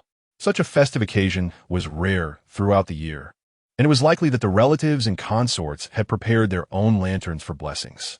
Traditionally, after the lantern lighting ceremony, attendees would release their own lanterns and, occasionally, the emperor, in good spirits, would linger at the Qinian platform to enjoy the view. Today, the emperor appeared in good spirits, nodding in agreement. He held Empress Qin's left hand and, with his right, grasped Xuan Mingyao's hand, calling for Xin Yuanjing to come closer. The four of them, in harmonious unity, proceeded towards the viewing area of the Qinian platform. During the Mid-Autumn Festival, one need not be constrained by the formalities of sovereign and subject. Everyone was welcome to partake. Behind them, the consorts and relatives watched this scene with a mix of envy and jealousy, but ultimately, they all expressed gratitude for the emperor's favor. Though it was permissible to light their own lanterns, most relatives were reluctant to draw attention to themselves at such a moment. Year after year, this was a time for the consorts to vie for attention and favor. Under the glow of the exquisite lanterns, some played melodious tunes, others recited poetry, and some performed graceful dances, hoping to catch the emperor's eye and earn his favor, thus justifying their efforts. The gathering consisted of relatives, and given that the tradition of consorts showcasing their talents during the lantern lighting ceremony had become customary in the century since the establishment of the Yong dynasty, the consorts were naturally less restrained than during the palace banquet. As soon as the emperor spoke, everyone became invigorated. Ji Rongqing was the quickest to respond. She gracefully knelt before the emperor and earnestly declared, "Your Majesty, I have recently perused ancient texts and have recreated the box fire mentioned therein. I wish to accompany it with a moonlit dance, and I humbly request your esteemed approval." Oh, the emperor sat up straight, intrigued. Chapter 24. An unexpected event. The box fire, also known as the box lamp, is a court lamp of the extinct Shilin Kingdom, recorded in ancient texts. This lamp is designed with a unique structure that interlocks in layers, ascending progressively. Within the lamp, several mechanisms are intricately designed, revealing different profiles of the flame as it ignites layer by layer, starting from the lowest tier. Not only can one admire the beauty of the flame, but the internal fireworks burst forth, resembling a splendid display of fiery trees and silver flowers, dreamlike and ethereal, captivating the beholder. Could Ji Kainu truly recreate the box fire? Such exquisite ingenuity is indeed rare. Although the emperor's inexplicable fondness for Ji Rongqing has lessened somewhat due to her gluttonous behavior, as the saying goes, a beauty shines under the lantern's glow. Now, beneath the multitude of burning lamps, Ji Rongqing stands there, exuding a hint of her former delicate charm. The emperor's heart softened, and his tone became considerably gentler. Chun Huangwei, standing nearby, smiled graciously. Not only is the box fire a rarity, but the moon-seizing dance is also exceedingly difficult to perform. Today, I am truly fortunate to witness it. Observing the emperor and empress bestowing such attention upon Ji Kainu, many of the concubines' expressions darkened. After 2 months of confinement, she still easily captures the emperor's attention. Her talent and intentions are indeed enviable. Yet, one hopes she does not become a laughingstock like the events at the Furong Garden. Among the concubines, Jiang Yunu, who entered the palace at the same time as Ji Rongqing, bitterly remarked. Initially, on the night Ji Rongqing first shared the emperor's bed, she had stolen Jiang's favor. Jiang, possessing an ordinary appearance, had endured long in the palace and had finally received the emperor's attention once. Yet, Ji Rongqing, that wretched woman, directly intercepted her. Although Ji Rongqing was soon confined thereafter, 2 months had passed, and Jiang had not been summoned again, deepening her resentment over that lost night of favor. Ji Rongqing scarcely spared her a glance. Meanwhile, Jingyue, standing beside Jiang, shot her a fierce glare. Jiang Yunu should be more cautious in her speech. What transpired at the Furong Garden? Why is it that the concubine remains uninformed while Jiang seems to know everything? Although nearly everyone in the palace aware of the events at Furong Garden, the emperor had ostensibly ordered a news blackout, and Shangwan Baolin had even lost the imperial heir because of it. If it came to light, Jiang would also face consequences. Hearing this, Jiang Yunu could only bite her lip and fall silent. The exchanges within the hall were of little concern to Xuan Mingyao. She cast her gaze downwards at Xian Yuanjing, who was rubbing his eyes from fatigue. Father, mother, the crown prince seems a bit weary. Perhaps we should allow him to return to the Chengqing Hall to rest. Chun Huangwei exchanged a glance with her daughter and immediately took up the conversation. Indeed, Your Majesty, the crown prince is still young. Let him return first. The emperor glanced at his little prince, whose eyes were barely open, and chuckled warmly. The young princes should return to rest. However, Mingyao, as the eldest among the imperial heirs, you cannot leave. Xuan Mingyao rose to bow, a radiant smile gracing her face. Yes, father. Even if you permit my departure, I shall not leave. She turned back to gaze at the stage. The concubines and relatives had taken their designated seats, leaving only Ji Rongqing in the center. A few young eunuchs carried a thick bamboo pole to the stage, upon which hung a massive box-shaped lamp, accompanied by the music of silk and bamboo. The long fuse was ignited, and flames erupted around the box lamp, resembling a display of fiery trees and silver flowers. Then, the first layer of the box fell away, revealing a lantern fashioned from silk, approximately 8 or 9 feet long, inscribed with the characters "Peace under Heaven." Standing about a yard from the box lamp, Ji Rongqing gracefully bowed as the flames danced around her, her wide sleeves fluttering. In front of the Chinian platform, several eunuchs gradually placed enormous lanterns. The light from the lanterns illuminated Ji Rongqing's ethereal form as she danced, casting her reflection against the box lamp behind her. Though Ji Rongqing had gained a bit of weight, the moonlight, candlelight, fireworks, and the beauty of her dance combined to create a scene that made one overlook her roundness. The 4 characters "Peace under Heaven" on the silk scroll were complemented by Ji Rongqing's graceful movements, resembling the most captivating painting of a prosperous era. Indeed, upon a second glance, it remained breathtaking. Xuan Mingyao observed everything before her with a smile, akin to a child witnessing wonders. Yet her eyes were cold as ice. In her previous life, Ji Rongqing had performed this very dance. At that time, she had not been confined, and after 2 months of favor, she had ascended to the status of a favored consort, basking in the emperor's affection. Moreover, due to her frequent service in the Zicheng Hall, she had developed an indescribable bond with the crown prince, Xian Duo, who often tested her knowledge there. Her dance at the Qinian platform was not merely to secure favor, but rather to convey emotions to Xian Duo. That dance had solidified Ji Rongqing's reputation as the beloved consort, deeply embedding her in Xian Duo's heart. Additionally, Cheng Rang, the emperor's confidant, had also become enamored with Ji Rongqing because of that performance. Now, the favored consort was no more, leaving only Ji Kainu, who had just emerged from confinement and was no longer as light as before. However, Xuan Mingyao's gaze slowly fell upon a young man seated among the royal family. He appeared around 16 or 17 years old, strikingly handsome, with charming peach blossom eyes that seemed to invade the dreams of countless young maidens. Yet now, those eyes were filled with wonder, fixated intently on Ji Rongqing.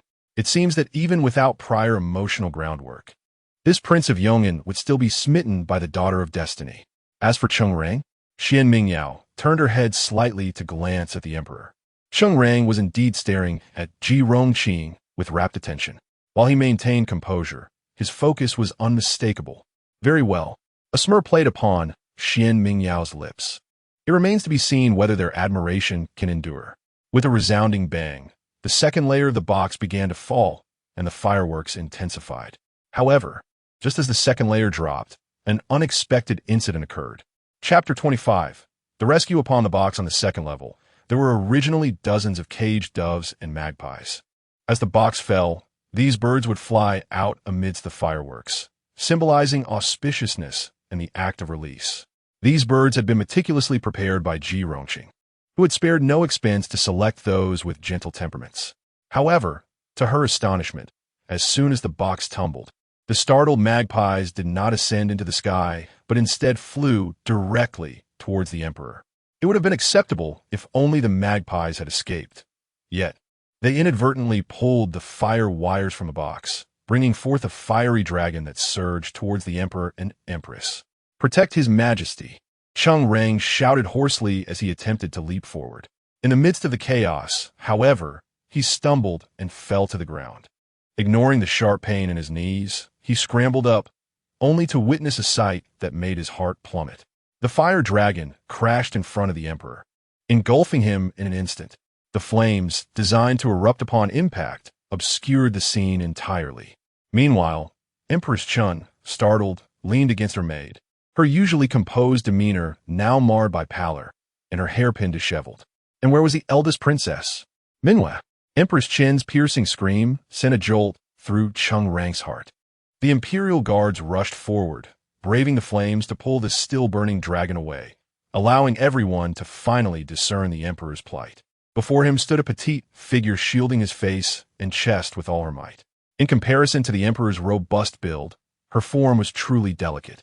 She had used her back to ward off the searing flames aimed at the emperor's visage, yet her own back was being scorched by the inferno. "It is the eldest princess! It is the eldest princess!" The concubines and noble kin rose in shock. Ji Rongqing stood frozen, aghast. How could this be? How could this happen? Everything had been flawless during her preparations at home. Had someone from the 6th Bureau tampered with it?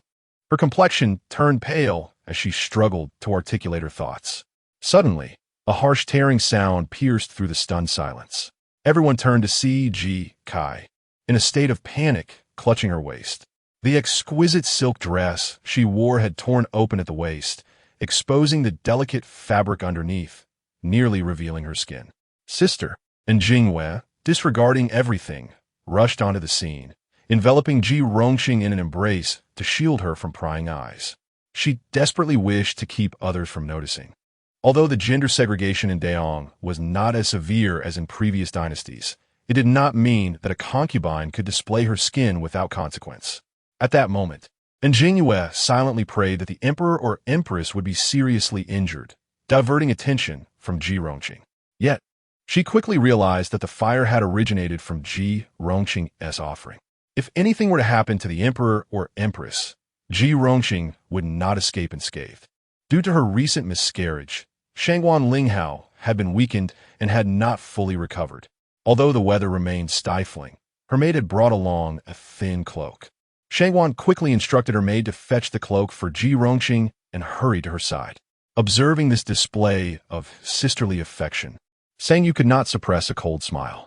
With the empress potentially injured, these women were still indulging in such theatrics, seemingly oblivious to the gravity of the situation. She turned her gaze away, concealing her smirk with a silk handkerchief, and hastened towards the high platform. "Your Majesty!" On the platform, the emperor sat in stunned silence, cradling the small figure in his arms. His robes bore scorch marks, yet the most critical areas, his face and chest, had been shielded by his daughter, who had protected him with fervor, leaving her unharmed. "Mingyao! Mingyao!" The emperor's large hand cradled Xuan Mingyao's slipping face. Just moments ago, she had smiled at him with adoration, but now she appeared pale, her eyes dimming. "Blood! There is so much blood on the eldest princess." Qinglian, the empress's maid, gasped in horror, collapsing to the ground. Empress Chun, nearly unable to stand, was similarly stricken. The emperor's hand found Xuan Mingyao's back, feeling the warmth of blood. "Mingyao, look at your father. Call for the royal physician. Quickly," he bellowed, the clamor around him escalating. He watched helplessly as his daughter's lips began to bleed, a drop, then a stream, and finally a pool. "Father, father, are you hurt?" Xuan Mingyao's words were the last she uttered before slipping into unconsciousness, plunging into an abyss of darkness. Next, it was up to you, mother. Within the Zichuan hall, the emperor sat with a grim expression, while the chief physician knelt before him, cautiously tending to the burns on his arms and legs. Despite the pain from his injuries, the emperor's attention lay solely on the screen behind him, where his daughter was being treated. The incident had unfolded so abruptly that he had ordered Xuan Mingyao to be brought to Zichuan Hall for medical attention. Now, she lay on the dragon couch, her fate uncertain. Suddenly, what does it mean to be hanging by a thread? What does it mean to hope to survive this night? You incompetent fools! If anything happens to the princess, I will have your heads. The empress's voice rang out, sharp and unrecognizable, as if she were on the brink of collapse. The empress, who was usually gentle and dignified, had never raised her voice in the 9 years of their marriage, let alone spoken with such ferocity. The emperor waved away the physician's hand, and Cheng Reng hastily knelt beside him, assisting him into his shoes as he made his way toward the screen. Behind the screen, Empress Chun leaned heavily against her maids, barely able to stand, while the physicians knelt on the ground, their faces filled with despair. "Your Highness, the princess is still young, and we dare not administer strong medicine. Burns are notoriously difficult to heal, and after such injuries, high fevers are inevitable. It is akin to facing the gates of hell. She must rely on her own strength to survive. For now, I have stabilized her pulse with herbal remedies. The rest depends on tonight." As he spoke, the chief physician, Jiang, caught sight of the emperor entering and lowered his head even further in fear. "I am incompetent. I am incompetent." Empress Chun wept uncontrollably, turning to the emperor, her eyes filled with unbearable pain. "Your Majesty, my Mingyao. I beg you, save my Mingyao." At that moment, she forgot her status as empress, her own nobility, and even the propriety of her language, collapsing to the ground, clutching the emperor and Appo's robe, tears streaming down her face. Chapter 26. A thread of life. The bond between the emperor and Empress Chun, though not profoundly deep, could be described as harmonious. Moreover, lying on the bed was his eldest daughter, who had transformed into her current state in an effort to save him. How could the emperor not feel a pang of anguish in his heart? He gently lifted the empress, embracing her to offer comfort. "Nothing will happen. I am the son of heaven, protected by the imperial might. Mingyao will be safe." His words seemed to be directed at the empress, yet they resonated deeply within himself. Separated by layers of bed curtains, he could not see his daughter within. Inside, the physician and palace maids were tending to the princess's wounds. Yet, throughout the ordeal, silence reigned. The emperor was acutely aware of the pain involved in treating such burns. Even the most careful ministrations from the esteemed physician had left him drenched in cold sweat. As a man in his prime, He could hardly withstand such agony. What then could be said of Mingyao, bearing such grievous injuries? Despite her immense suffering, she remained unconscious, indicating the extent of her frailty. She was only 7. This was his firstborn child. He could still faintly recall the elation he felt at her birth. Now, she had grown into such a devoted and filial young lady. He remembered how she had transcribed the 100 volumes of the classic of filial piety to alleviate his worries, and how today, in an instant, she had unhesitatingly shielded him from peril.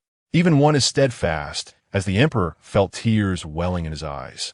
The emperor steadied his tumultuous emotions and spoke solemnly. "Chung Rang, convey my decree.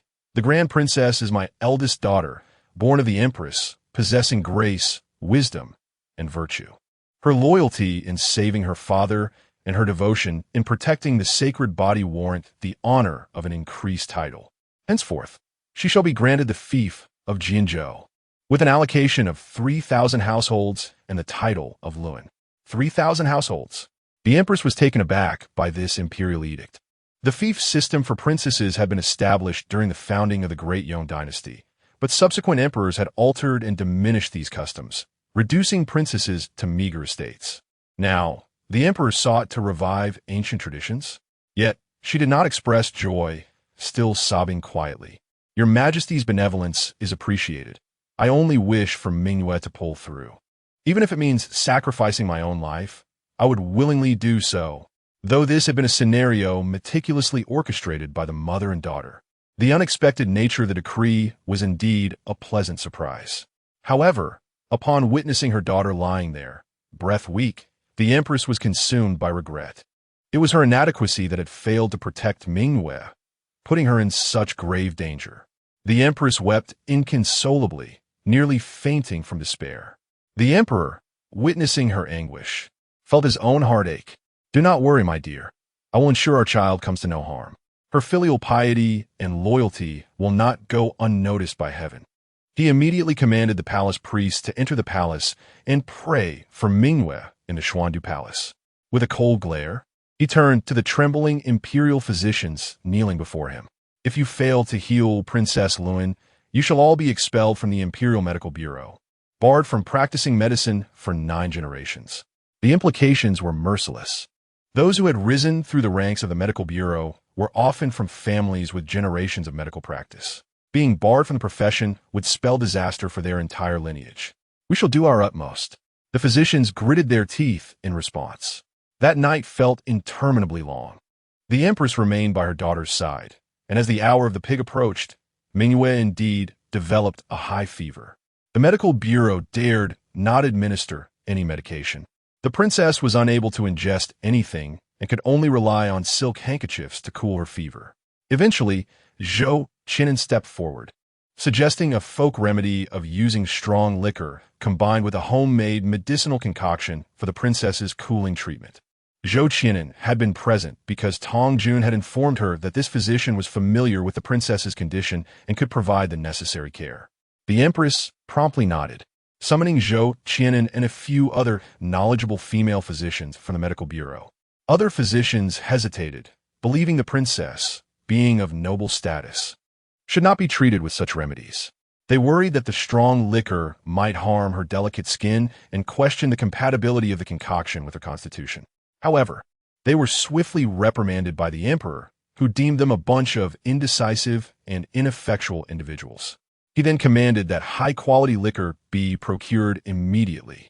Zhou Qianan cautiously mixed the medicinal concoction into the liquor. After several hours of painstaking efforts, the fever finally subsided. The emperor and empress, having kept vigil through the night, breathed a sigh of relief upon witnessing Mingyao's recovery. "I shall attend court now. The empress may remain here with Mingyao until she fully recovers. It is best for her to stay in the Zichuan Palace," the emperor declared. The empress's eyes glistened with tears.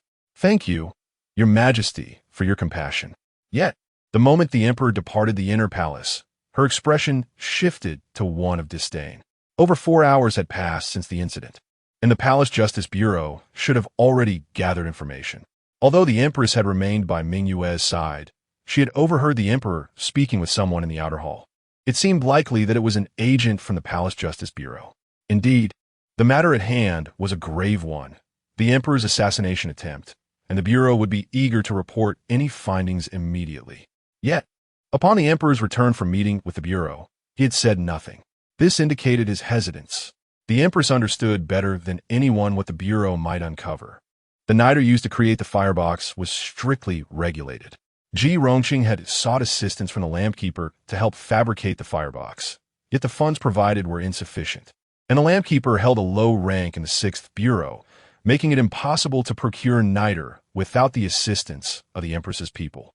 Had it not been for the empress's intervention, Ji Rongqing could never have replicated the firebox while keeping it concealed from others. The materials had been supplied by others, and thus any ensuing incidents would be orchestrated by them as well. Inferior niter was prone to issues, and the bird released during the incident had been meticulously trained, particularly sensitive to the color yellow. Today, only the emperor and empress donned yellow garments. The empress had been seated very close to the emperor, making them the obvious target for the bird.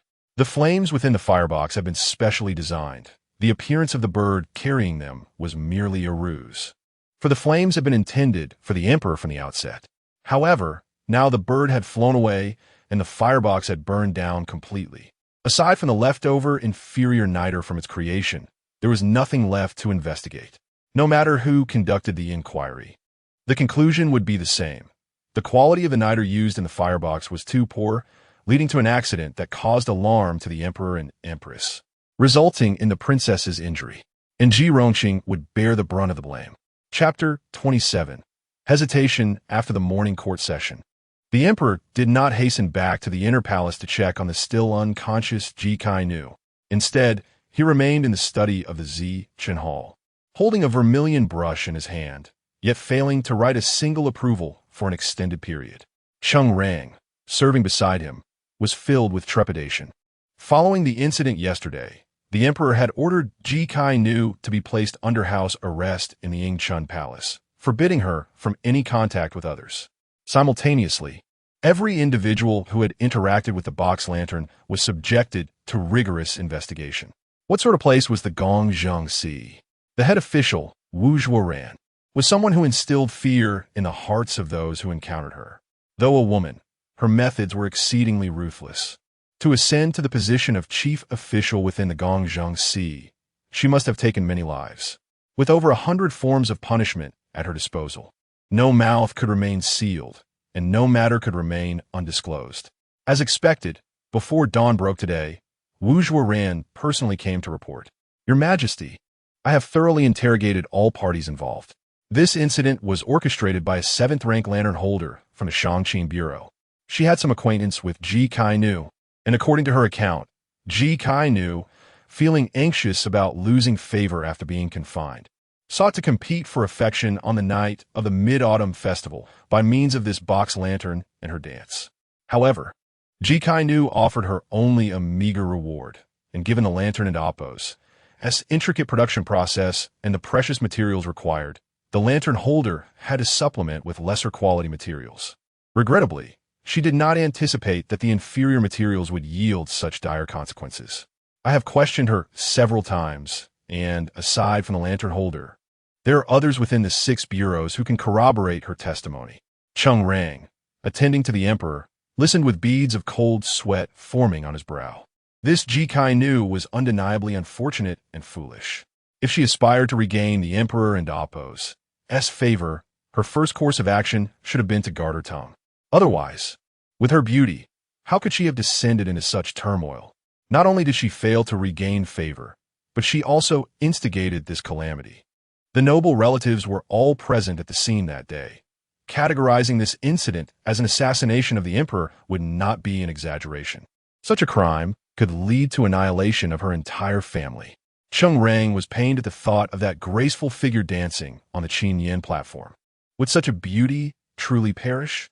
After the morning court, the emperor fell into a profound silence once more. Taking the opportunity to serve tea, Cheng Rang could no longer restrain himself and ventured to speak. Your Majesty, how do you intend to address this matter? The emperor cast a faint glance in his direction. What do you believe I should do? Cheng Rang immediately knelt down, respectfully replying, "Your Majesty, it is not for me to presume upon your decisions." However, Ji Kai Nu acted in hopes of eliciting a smile from you, demonstrating her sincere affection. Even while under house arrest, she constantly yearns for you. Your Majesty had previously shown great favor towards Ji Kai Nu. I believe that while punishment is warranted for last night and Appo's events, taking her life may leave a lingering regret in your heart. Chung Rang and Appo's plea was not solely born from an inexplicable tenderness towards Ji Rongqing, but also from his years of service, which had afforded him insight into the emperor's reluctance to execute Ji Rongqing. Otherwise, upon receiving Wu Zhuo-Ran's testimony, he would have directly ordered her execution and the punishment of the Ji family. Regardless of innocence, the repercussions of this incident were undeniably severe. The injuries sustained by Princess Lu were grave, the empress was alarmed, and the emperor himself had been harmed. Any form of punishment would not be excessive. Yet the emperor did not immediately render a verdict. Following the morning court, he did not rush to visit Princess Lu in the rear palace, indicating his inner turmoil. As the emperor still held some genuine feelings for Ji Kai Nu, Chung Rang seized a moment to voice these thoughts, aiming to fulfill the emperor and Appo's sentiments while also safeguarding Ji Kai Nu and Appo's life. Regardless of her foolishness, Chung Rang found himself unwilling to let her perish. The princess lay gravely injured, and the empress was inconsolable. How could he treat this lightly?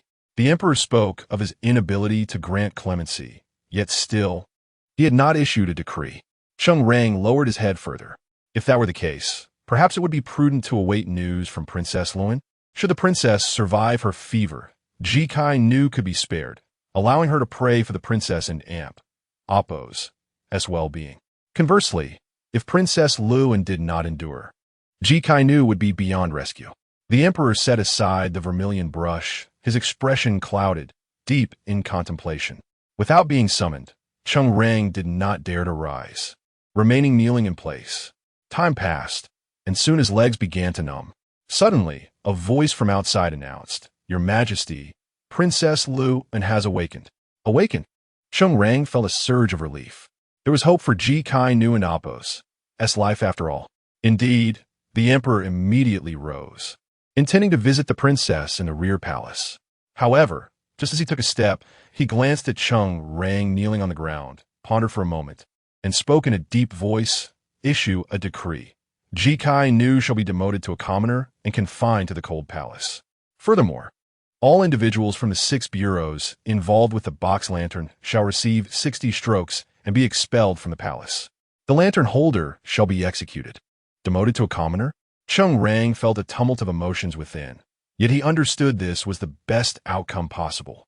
Moreover, as long as she remained within the palace and lived, her restoration was merely a matter of the emperor's decree.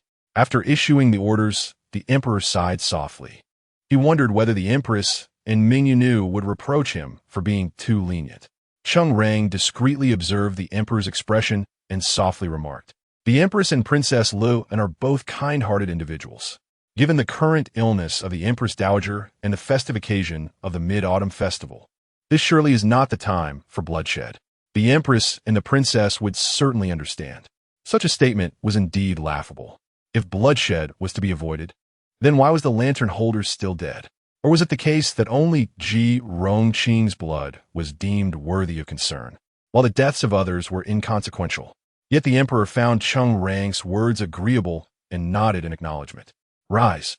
And the 2 palace maids who served Ji Kai Nu and conveyed messages for that lantern holder shall also receive 60 strokes and be expelled from the palace. The remaining 1 shall accompany Ji Kai Nu in the cold palace. Thus, a servant was granted back to Ji Kai Nu, or rather, to Ji Shuren. Chung Rang responded promptly, "Yes, I shall attend to it at once." Chapter 28. Disposal. My dear Mingyao, how do you fare? The emperor strode into the inner chamber. There, he beheld his daughter, Xuan Mingyao, who lay on the bed, her brow furrowed in pain. The wounds on her back were so severe that even the medicinal cloth could not adequately cover them. They were left exposed to the air after being treated. The sight of her red and black bruises caused the emperor to turn his gaze away in distress. "I'm well, father. Mother mentioned that you too have been injured. How do you fare?" Xuan Mingyao spoke with great difficulty, pausing to catch her breath after each few words, prompting the Empress Chun beside her to turn away. Silently shedding tears. "I am fine," the Emperor reassured her. "Mingyao, you're my most cherished daughter, a paragon of purity and filial piety for all the women in the realm." He took a seat beside her and grasped her hand. "I have conferred upon you the title of Princess Luan, with Jianzhou as your fief. I shall ensure you are the most esteemed princess in the entirety Yong. Therefore, you must tend to your wounds and recover swiftly. Do you understand?" With great effort, Mingyao managed a weak smile. "I just heard from Mother. I am overjoyed to receive such a generous fief. I scarcely know how to express my gratitude to you, Father." The Emperor recognized her words as an attempt to comfort him. Given her severe injuries, she could hardly be preoccupied with thoughts of her fief. She was merely trying to alleviate his guilt over her suffering. In that moment, the Emperor felt a twinge of regret for his recent decree regarding Ji Rongqing. Perhaps his punishment had been too lenient. Yet this feeling was fleeting, dissipating almost immediately. "Focus on your recovery. Do not trouble yourself with other matters, understand?" He spoke softly. Mingyao nodded obediently and gently squeezed her father's hand in return.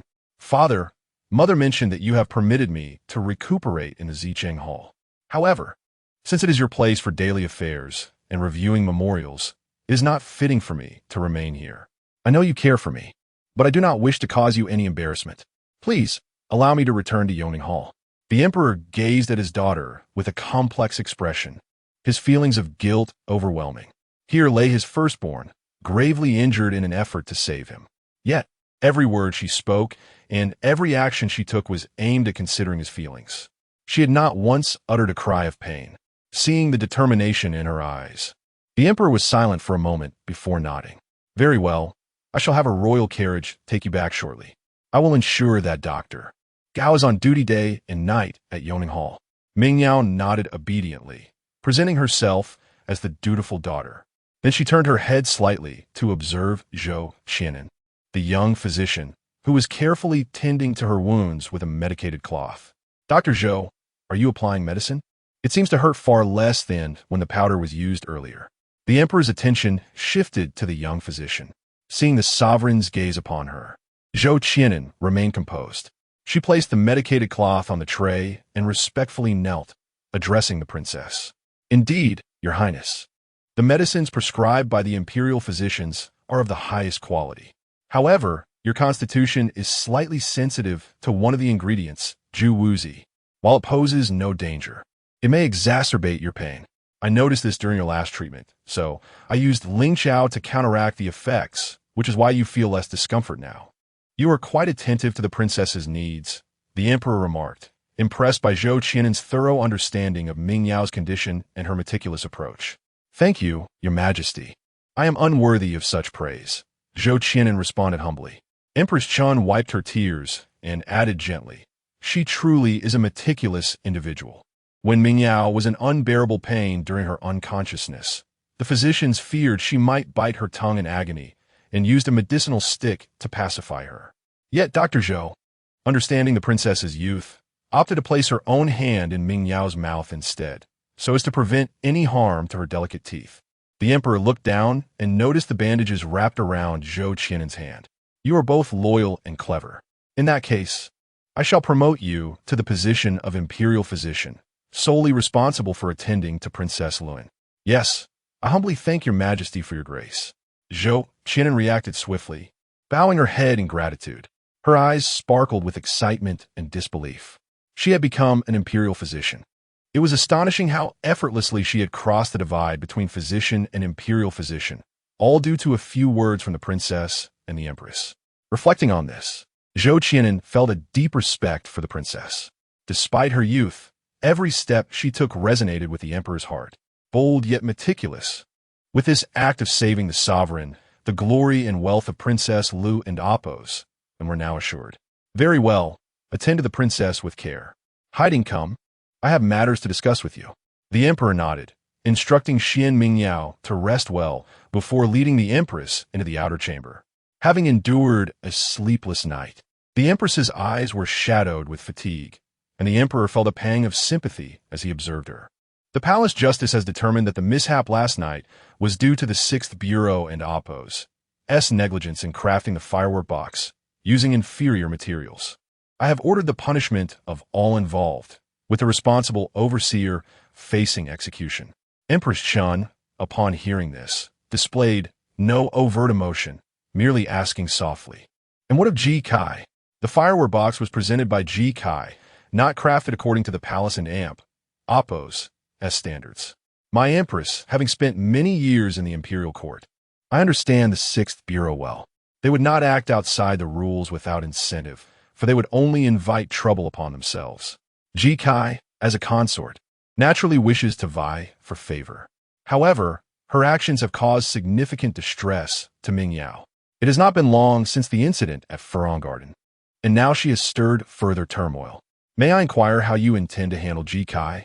Aside from a brief period of coolness when Ji Rongqing was granted her title, Empress Chun had always been gentle and compliant, never once having a dispute with the emperor. Yet now, her eyes were filled with determination as she pressed the emperor with unwavering resolve. For a moment, the emperor found himself unable to meet her gaze. Chapter 29. The confrontation of Empress and Emperor. The emperor was perplexed, for the mere thought of executing Ji Rongqing filled him with an unbearable sense of suffocation and anguish. It felt as though, in taking her life, he would lose the one person he cherished most in this world. He had never experienced such an emotion before. He even pondered if he had fallen in love with Ji Rongqing. Yet, their relationship had merely been a fleeting romance. Could such shallow affection truly run so deep? The emperor was bewildered, yet resolved to follow his heart. After all, it was merely the life of a woman at stake. As the sovereign, was it not within his power? However, faced with the empress's probing inquiries, he found himself at a loss for words.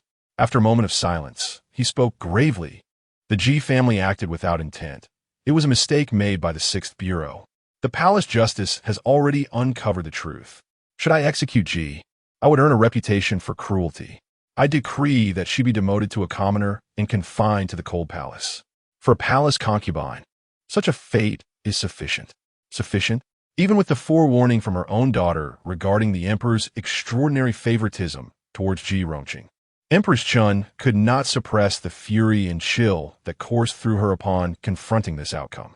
She clenched her exquisite armor tightly in her palm, feeling the sharp edges pierce her skin, the pain radiating throughout her body. Only through this physical torment could she maintain her emotions within manageable bounds, preventing her from losing her composure entirely. Your Majesty, are you aware? The physicians have just informed me that the wounds on Mingyue's back may leave scars. As she uttered the final word, the tears that had only recently subsided cascaded anew down Empress Chun and Oppo's cheeks. She covered her face with a silk handkerchief, striving to conceal her distress, yet her entire being trembled with overwhelming emotion. What?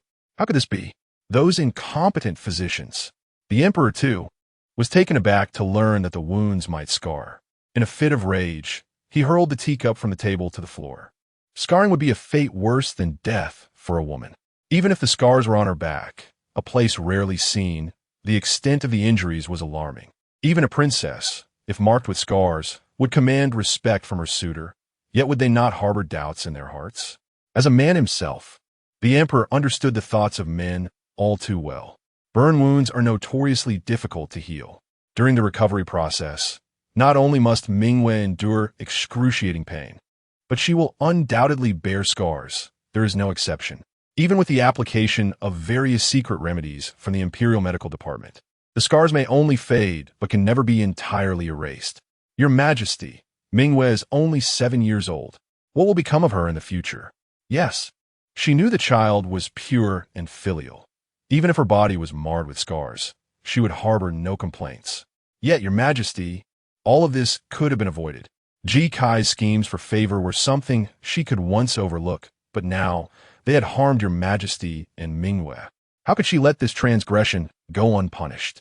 Empress Chun had only just learned of the scar issue, nearly fainting from the revelation.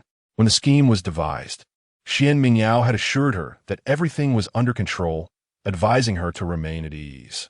She had specifically cautioned the 6th Bureau's agents to carefully regulate the amount of black powder in the lanterns, so as not to inflict severe harm. Mingyao had sought to gain entry to the Chongxian Pavilion through her heroics, and though she would inevitably suffer physical pain, as a mother, how could Empress Chun bear to watch her young daughter endure such suffering? It was acceptable to put on a facade, yet she never anticipated that Xuan Mingyao would secretly alter the dosage of the black powder, turning the rescue into a bloody spectacle. Nevertheless, Empress Chun maintained a semblance of composure.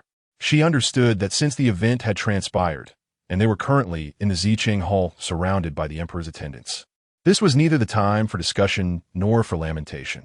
What was imperative now was to secure the greatest benefit for Mingyao. Your Majesty, I am but a mother at this moment. I cannot feign the virtue of grace and forgiveness. You have shown compassion towards the commoner Ji, unwilling to take her life, and I do not dare oppose your will. Yet, are we to allow commoner Ji to live comfortably in the cold palace? Would that not signal to the court and the world that even such grave offenses can be overlooked? Empress, the emperor felt a surge of irritation at her words. Yet, gazing into her reddened eyes and recalling the frail form of his daughter, he recognized his own culpability. He sighed deeply, softening his tone. I understand your anguish for Mingyao. She is not only your daughter, but also mine. Do you think I am indifferent to her suffering? Very well. Let commoner Ji endure the punishment of kneeling in the cold palace for 4 hours each day until the princess recovers. Furthermore, I shall dismiss all officials from the Ji family from their posts.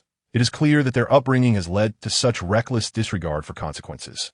The punishment of kneeling involves the condemned remaining on stone slabs for 4 hours, often resulting in severe injury to their legs. To kneel until the princess recovers would nearly cost Ji Rongqing her legs. Empress Chun realized that the emperor would not take Ji Rongqing's life. It appeared this woman was indeed bewitching. Even at this point, the emperor still contemplated sparing her.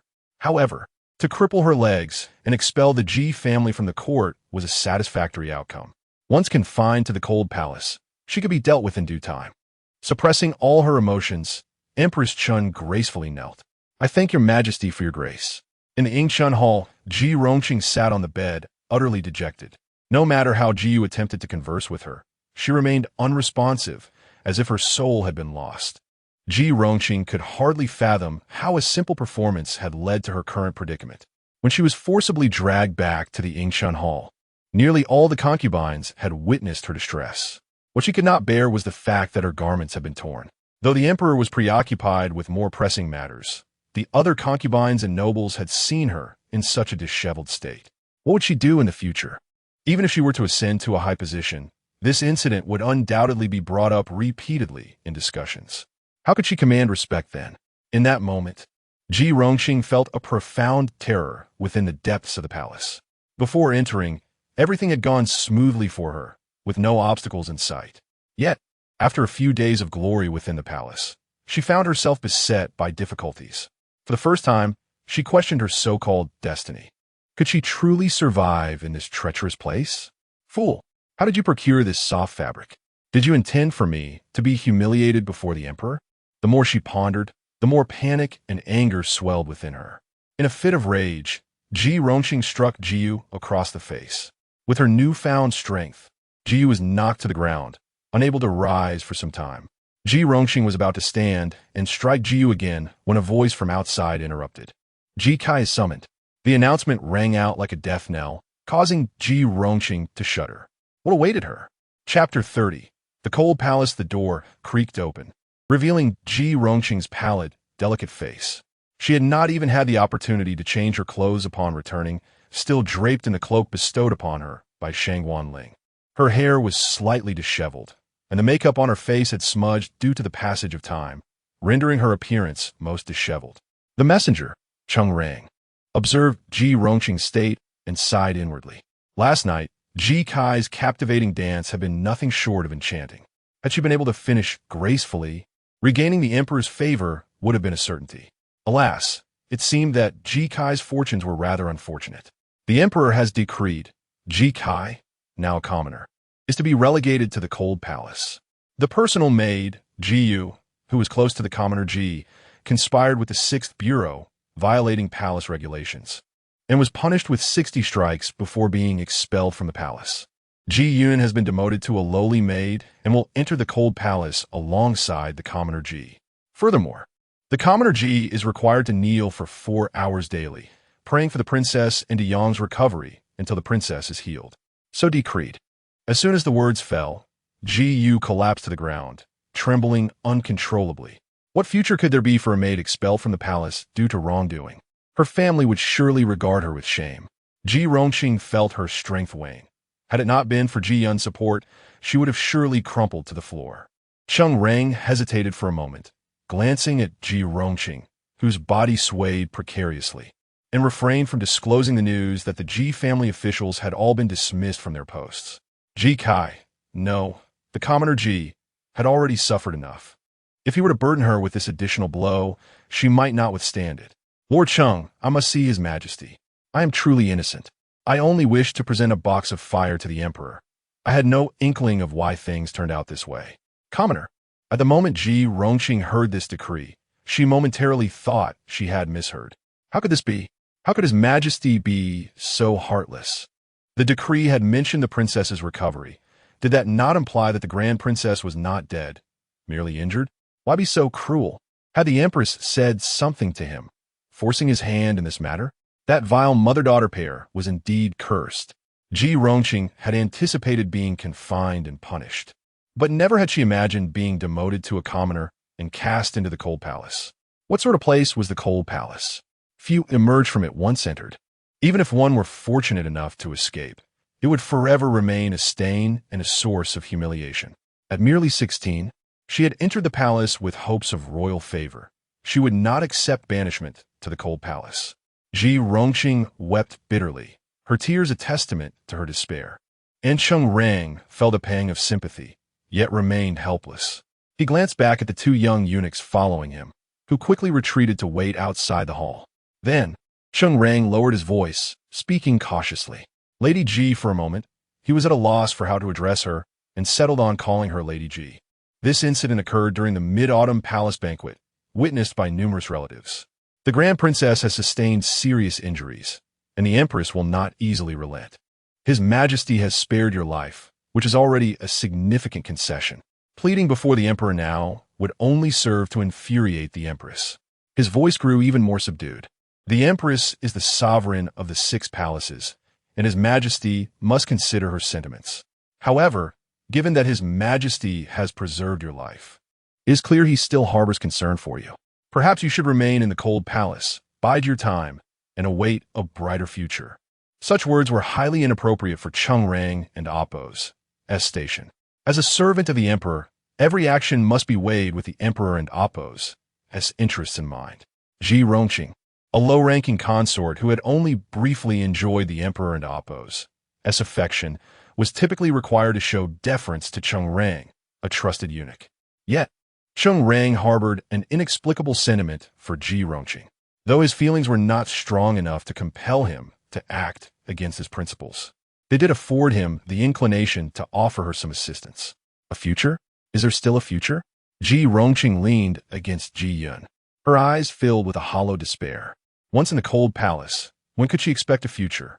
Suddenly, her gaze fell upon Cheng Rang, who was intently observing her.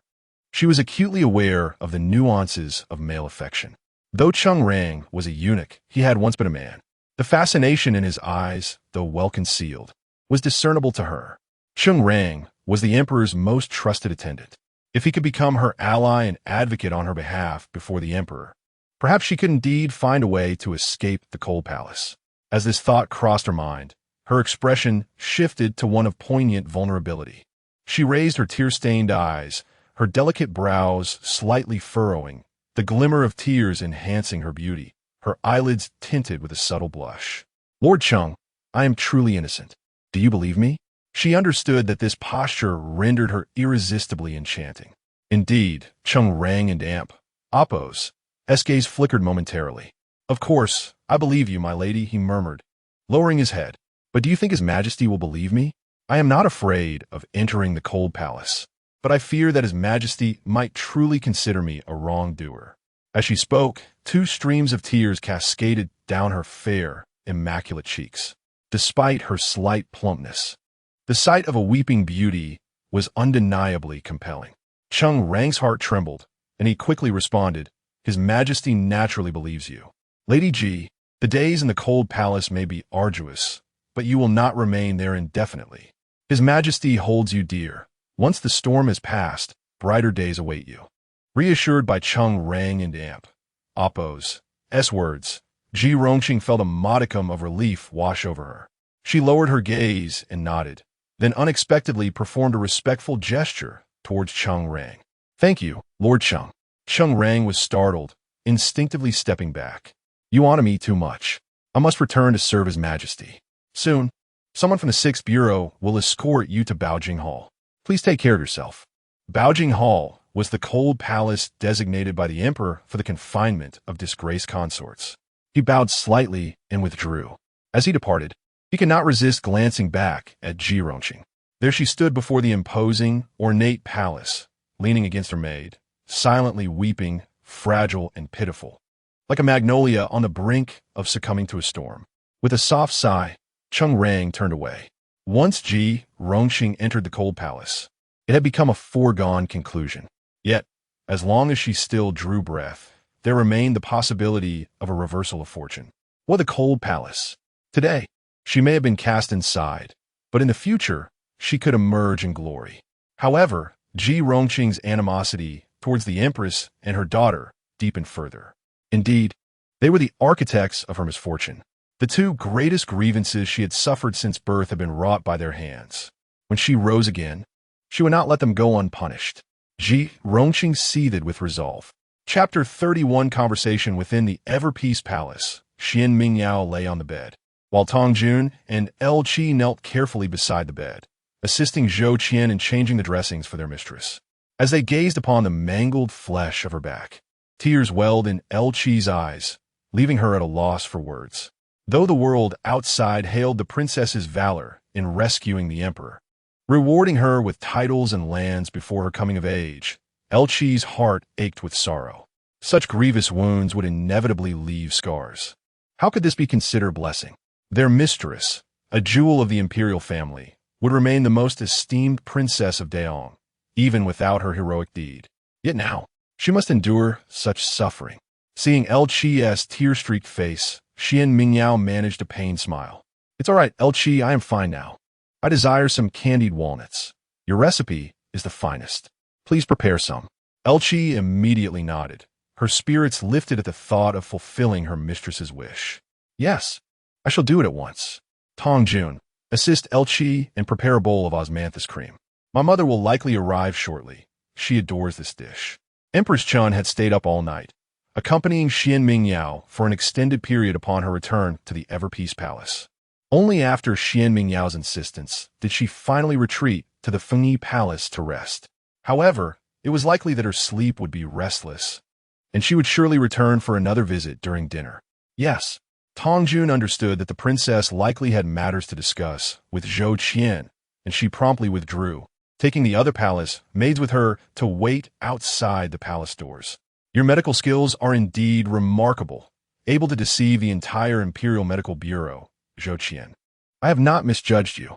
With only Xuan Mingyao and Zhou Qian remaining in the chamber, conversation became much more convenient. Xuan Mingyao regarded Zhou Qian with eyes full of admiration. The esteemed physicians had failed to discern the true severity of her condition.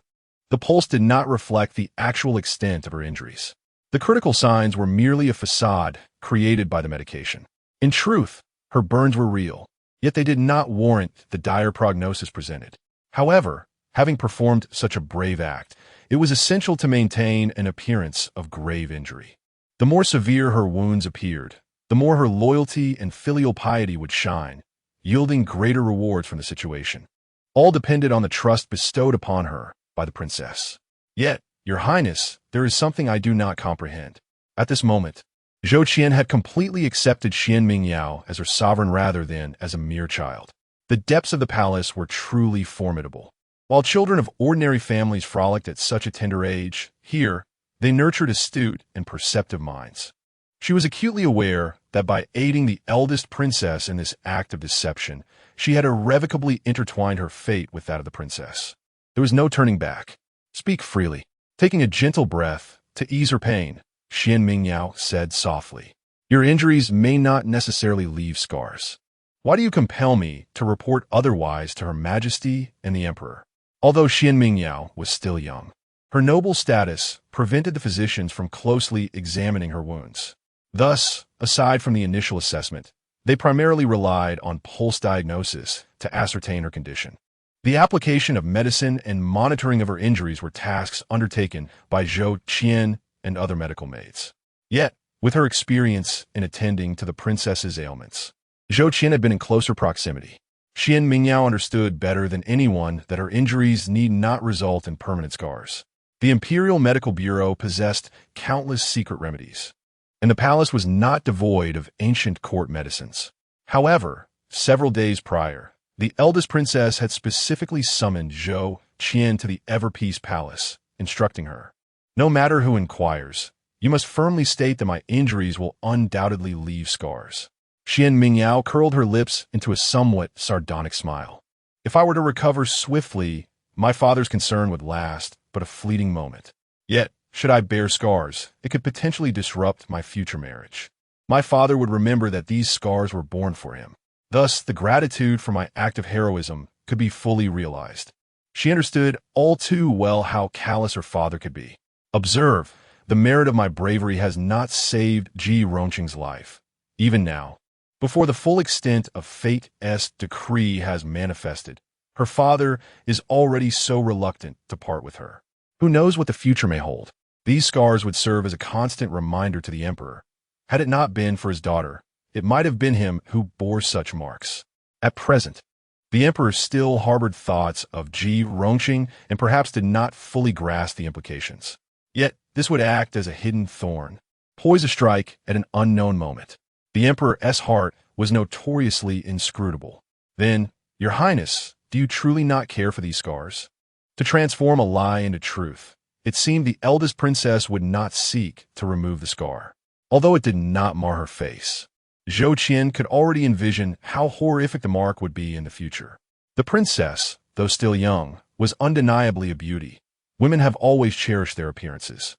Would she not regret such a blemish upon her flawless skin in years to come? There is nothing to be concerned about. Perhaps it is a blessing in disguise for me. Xuan Mingyao lowered her gaze, her expression inscrutable. Seeing this, Zhou Qian ceased her inquiries and devoted herself to applying the medicine. The same query arose during dinner when Empress Chun visited and posed similar concerns. "Mingwei, I know you have become more composed after receiving prophetic dreams, bearing many burdens. But is it truly worth it to bear such scars for the sake of entering this esteemed academy?" Even if the princess had no worries about suitors, and Mingwei had the merit of saving the emperor, her reputation for filial piety and virtue would only spread throughout Daong, leaving her with ample choices among noble heirs. Yet appearances could be deceiving. The reality behind them was often different. Should the scars remain, these matters might elude Mingyue and Appo's understanding at present. But Empress Chun could not help but worry. Ultimately, she was merely a mother concerned for her daughter's future. Xuan Mingyao understood this all too well. Or rather, it was precisely because she understood that she felt compelled to act thus. So many relatives had witnessed her injury and the severity of her condition. Anyone with even a modicum of medical knowledge could surmise that she would likely bear scars. Consequently, in the eyes of certain individuals, she would become a princess deemed flawed, akin to a blemished visage. This would effectively eliminate any prospects of a marriage alliance with the northern tribes. Regardless of her act of heroism or the knowledge of her defect among her relatives, she could never be the princess destined for such unions. This was Xuan Mingyao and Appo's strategy to safeguard her future. Whether or not she could unseat Ji Rongqing, she would never again submit to a humiliating marriage in the north. As for her other plans, they were worth it. Xuan Mingyao merely responded softly to Empress Chun and Appo's concerns, withholding her true intentions. There were certain matters she would not disclose, even to her mother. Chapter 32. A secret conversation between mother and daughter enough. I have already sent word to your uncle. urging him to seek remedies for scars among the common folk. After all, you are still quite young, and there is no rush at this moment. Empress Chun, however, remains undeterred. Since the Imperial Medical Bureau has proven ineffective, she will secretly search for solutions among the populace, clinging to even a sliver of hope. As she spoon-fed Xuan Mingyao the medicinal soup, Empress Chun lowered her voice and inquired, now that Ji Rongqing has been relegated to the Cold Palace. I have arranged for the personnel there to ensure her days are anything but dull. You need not worry. Rest assured, the Cold Palace is never short of madmen. Regardless of their outcomes, these matters have no bearing on me. Under Xuan Mingyao and Apos, as persistent reminders, Empress Chun and Apos, as susceptibility to divine influence has diminished significantly. Though her disdain for Ji Rongqing remains profound, rationality prevails. Even with Ji Rongqing seemingly in dire straits, she resolves not to trouble her overtly. Ji Rongqing will inevitably resurface. Mother, our goal now is not to let her perish in the Cold Palace, but to strip her of that inexplicable allure. Even if father is captivated by her, the accumulation of Ji Rongqing's transgressions will eventually irk him. When the time comes, her golden stature will crumble. Just as now, Ji Rongqing is no longer the favored lady of the Six Palaces, but merely a commoner in the Cold Palace. Father and Apos, as affection for her persists, yet it lacks the previous fervor. Step by step, there is no need to rush. Empress Chun silently nodded, understanding these dynamics. As the reigning empress for many years, she knows that maintaining her composure allows her to navigate many situations with finesse. By the way, when do you intend to discuss your entry into the Chongxian Academy with your father? Xia Wangji is expected to be reassigned from the academy soon. The transfer order was issued today. Oh, Xuan Mingyao raised an eyebrow, surprised by the swiftness of this development. Officially, this matter bears no connection to the Chun family. It is merely a standard administrative transfer. However, when it reaches Xia Wangji's ears, it will undoubtedly be intertwined with Ji Rongqing. The esteemed official, despite entering the palace, retains his benevolent heart, cherishing their past connection. Little did he know, a mere compliment from the enchanting lady would dismantle his promising future at the academy. How amusing. The Chun family has acted swiftly, uncovering the history between these two individuals. In essence, it is a familiar trope of talented scholars and beautiful maidens. Once a miss of the Ji family, Ji Rongqing had once assisted the impoverished Xia Wangji. However, it was clear that Ji Rongqing did not regard the once destitute scholar highly. After their brief encounters, she moved on, eventually entering the palace. Given that Xuan Mingyao mentioned Xia Wangji, Empress Chun surmised that he must have ascended to a notable position, potentially becoming Ji Rongqing's ally. Thus, Empress Chun must ensure to sever this connection, thwarting Xia Wangji's potential assistance to Ji Rongqing. Xuan Mingyao pondered briefly and deduced what truth Xia Wangji would soon learn. Before the banquet, Ji Rongqing had just been released from house arrest, and even if she spoke favorably of a minor official before the emperor, he would not take offense. However, following the mid-autumn banquet, the situation would change drastically.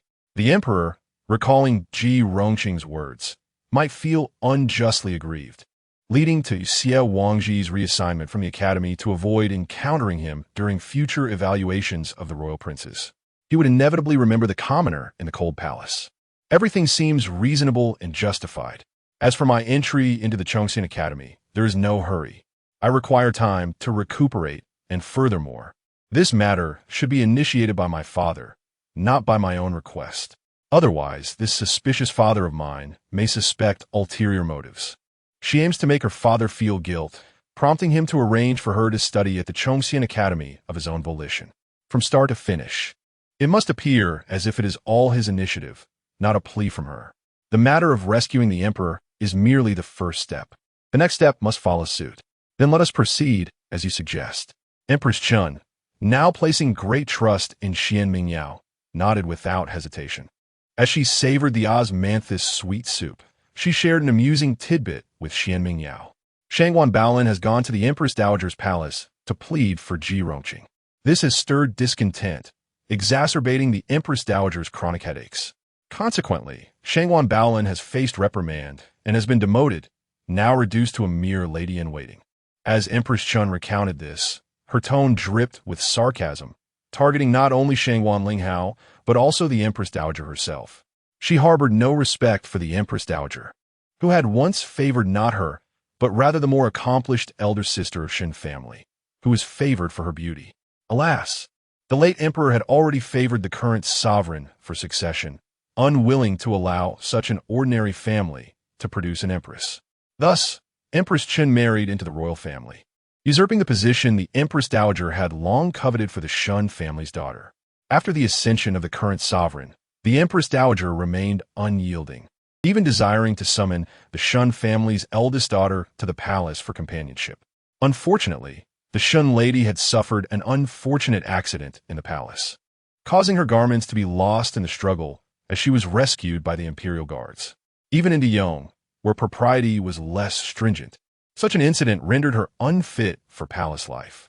The Empress Dowager seemed to hold this incident against the Empress. Though she treated Empress Chan with a semblance of kindness, she often found ways to undermine her. Otherwise, she would not have summoned Empress Chan for reproach over Ji Rongqing's title. Now, witnessing the Empress Dowager confronted with Xuan Mingyao's chaotic antics, her illness has flared up once more, and Empress Chun relished the spectacle. The Empress Dowager, a smiling tiger, seldom directly admonishes her concubines.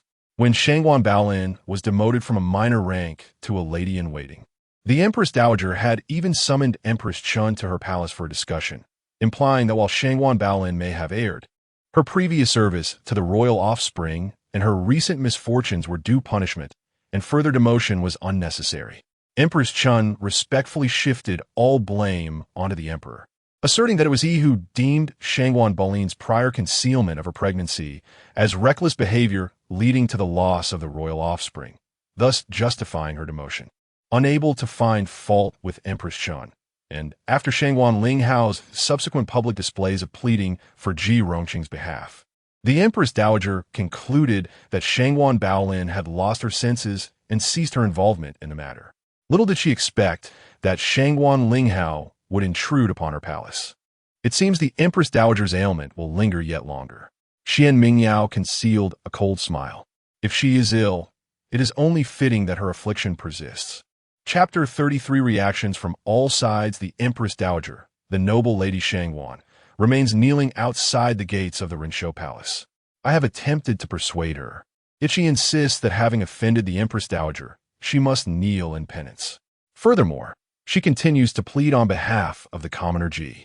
The head maidservant, Ping Wei, kneels cautiously before the Empress Dowager's couch to report. She feels helpless. She has already spent considerable time trying to dissuade Lady Xuan, who, until now, had been relatively gentle and compliant. Yet today, she is obstinately unyielding. Regardless of her entreaties, Lady Xuan remains resolutely kneeling. Ping Wei has carefully chosen her words, for in truth, Lady Xuan continues to beseech the Empress Dowager for mercy on behalf of Ji, seemingly oblivious to the offense she has caused that led to her demotion. Well, is she trying to drive me to my grave? Summon the Emperor and Empress at once. Is the palace to be thrown into chaos? The Empress Dowager angrily swept aside the medicine bowl, her face flushed with indignation. She had not anticipated that after speaking favorably of Lady Xuan a short while ago, she would now display such madness. The actions of Ji were deserving of 10 deaths. Her mere confinement to the cold palace is already an act of imperial mercy. Yet, she dares to plead for her? She even claims Ji sought to win the emperor's favor, blaming the inefficacy of the Sixth Bureau for the mishap. She has audaciously proclaimed that Princess Luan is not gravely injured and that Ji should not be treated so harshly, even for the sake of bestowing blessings upon the princess. Even though the Empress Dowager has had her reservations about the empress, she has never spoken such words. Ping Wei, have someone slap her mouth. I seldom punish the consorts. But if Lady Xuan and Amp, Oppo's tongue is so unrestrained, let her learn a lesson.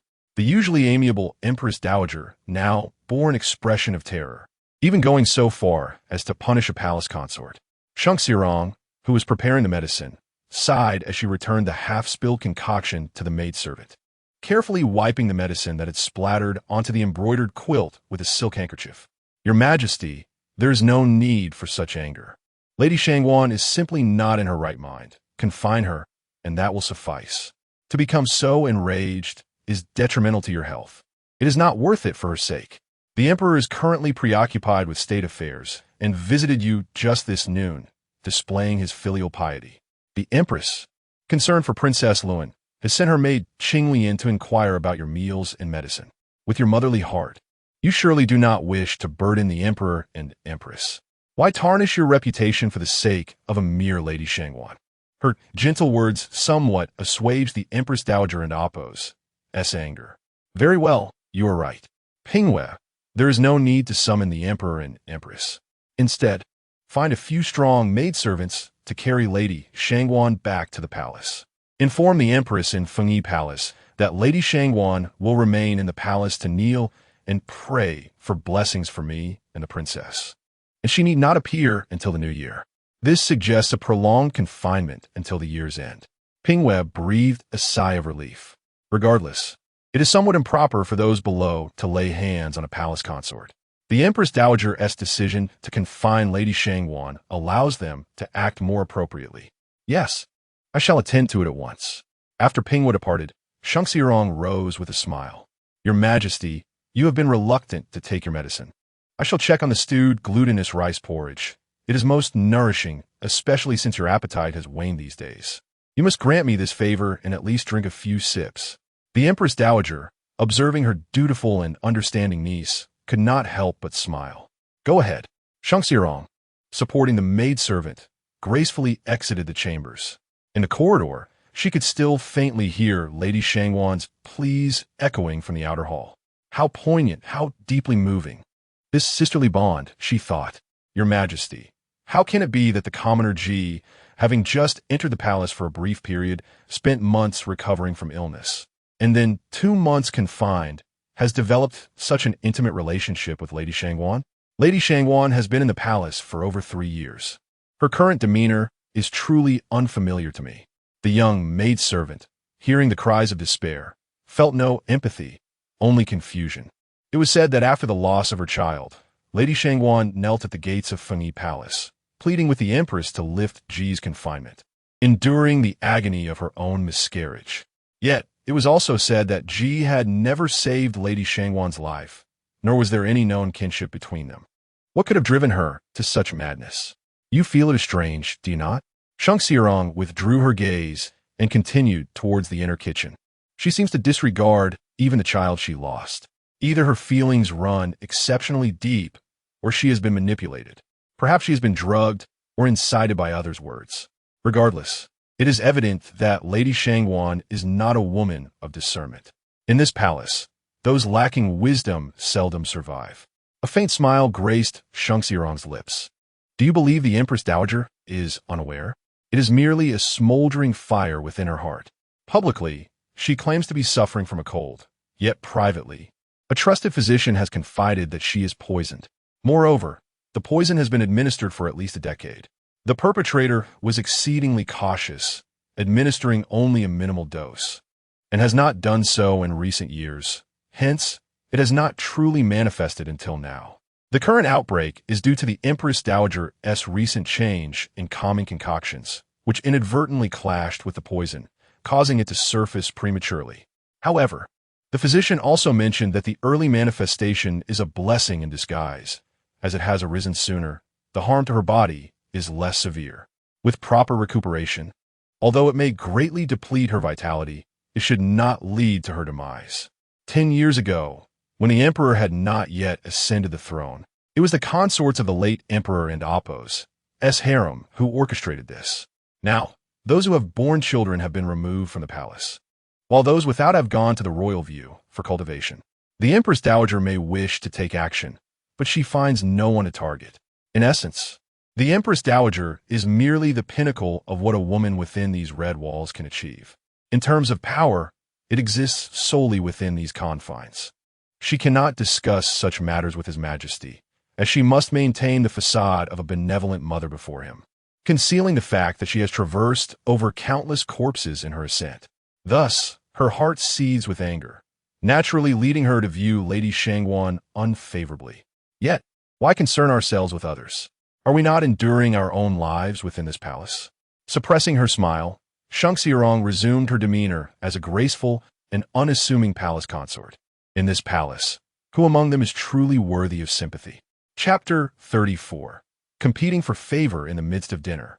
And Jingwei was infuriated upon hearing the news that Shangguan Linghao had been demoted and confined back to the palace. Enraged, she slammed her chopsticks down onto the table. The palace maid, accustomed to her mistress's capricious temper, quickly knelt in silence. How could Jingwei not be angry? Sister Ji had not only been cast into the cold palace, but also subjected to the torturous punishment of kneeling, a punishment that would surely cripple her. It was undoubtedly the queen who instigated this. At that moment, and Jingyue's thoughts aligned oddly with those of her beloved sister. She attributed all these events to Empress Chun, believing that the empress feared the emperor's affection for Ji Rongqing and worried that Ji might one day gain favor and bear a child, threatening her position as empress. Thus, she seized this opportunity to plunge Ji into despair. And Jingwei even suspected that the incident with the fire was a deliberate design by the empress. However, Jingwei was unaware that her indignation had inadvertently uncovered the truth behind the matter. Yet, despite her hatred for the empress, she understood that this was not the right time for her to stand out. As a newly entered consort, she was merely a lowly palace maid, without influence or favor. Her pleas would hardly stir any waves in the palace. Therefore, she intentionally provoked Shangguan Linghao to take action, hoping to escalate the situation, ideally to the point where the Empress Dowager would become annoyed, prompting the Emperor and Empress to intervene and disrupt the peace of the palace. The Emperor surely harbored affection for Sister Ji, otherwise he would not have conferred upon her such a precious title. The current handling of the situation seemed to consider the Empress and the Chun family behind her. If Shangguan Linghao could raise a ruckus, would it not provide the emperor with an opportunity? Surely, he would not wish to see the woman he cherished suffer such indignities. Even if he could spare her from the kneeling punishment, it would be a victory. This was her last gamble. Thus, she employed certain tactics to incite Shangguan Linghao's emotions. Otherwise, he would not have remained kneeling even after being demoted by the Empress Dowager. Unfortunately, her efforts failed to save Sister Ji. Clean up the traces. Do not allow anyone to discover anything.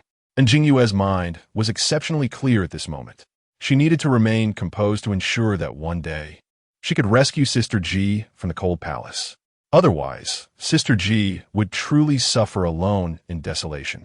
Yes, the palace maid hurriedly rose to prepare to leave the room. Wait, do you know who will be serving the emperor tonight? At this hour, news of tonight's consort should have spread. The young maid lowered her head and replied, "It is Lady Yao. Lady Yao, truly favored." After dismissing the maid with a wave, and Jingyue sat for a moment before rising to enter her inner chamber, where she opened a jeweled box by her bedside. Looking at its contents, her resolve strengthened.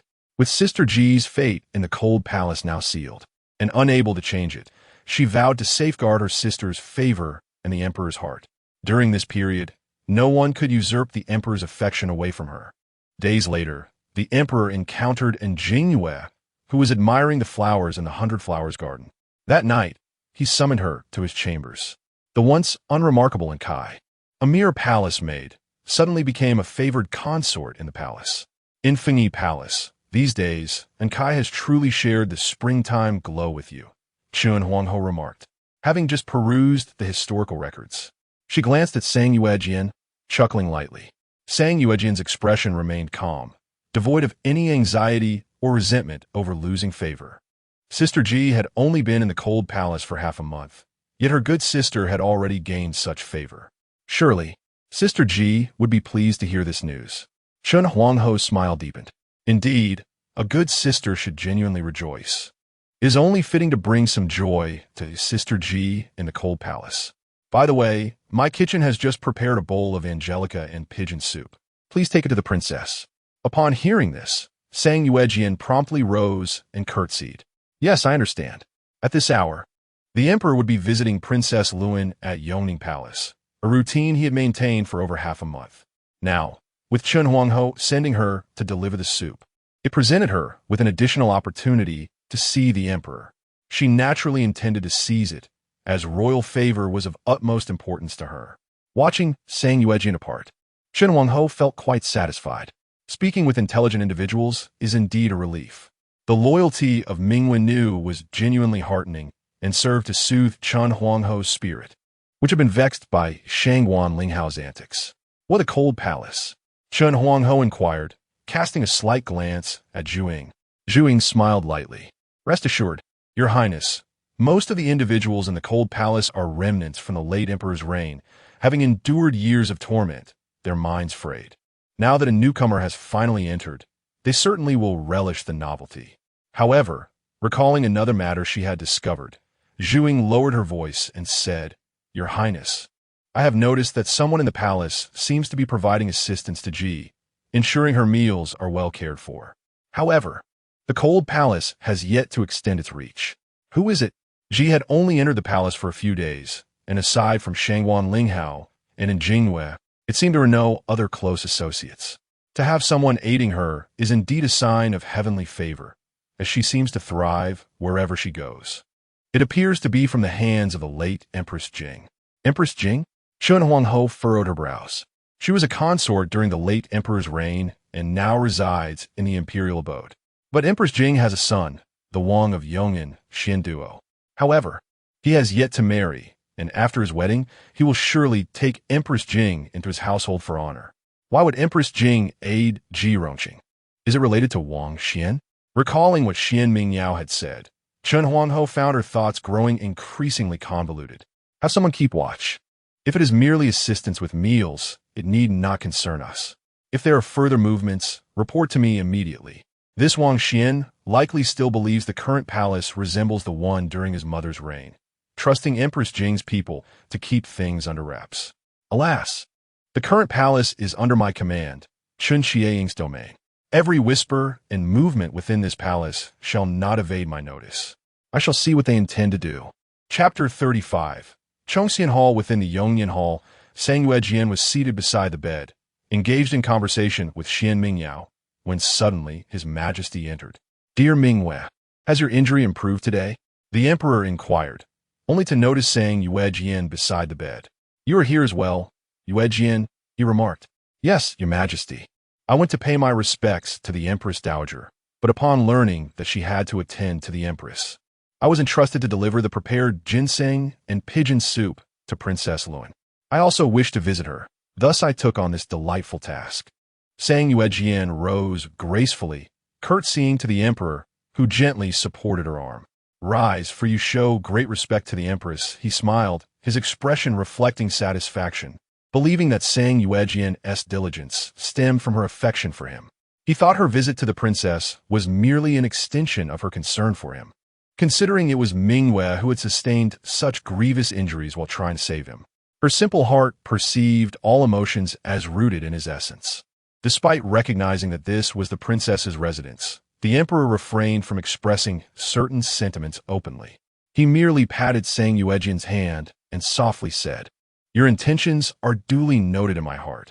At that moment, Xuan Mingyao lay on the bed, clad in a soft blue robe that concealed her grievous wounds. Observing this scene, a hint of subtle mockery crossed her eyes.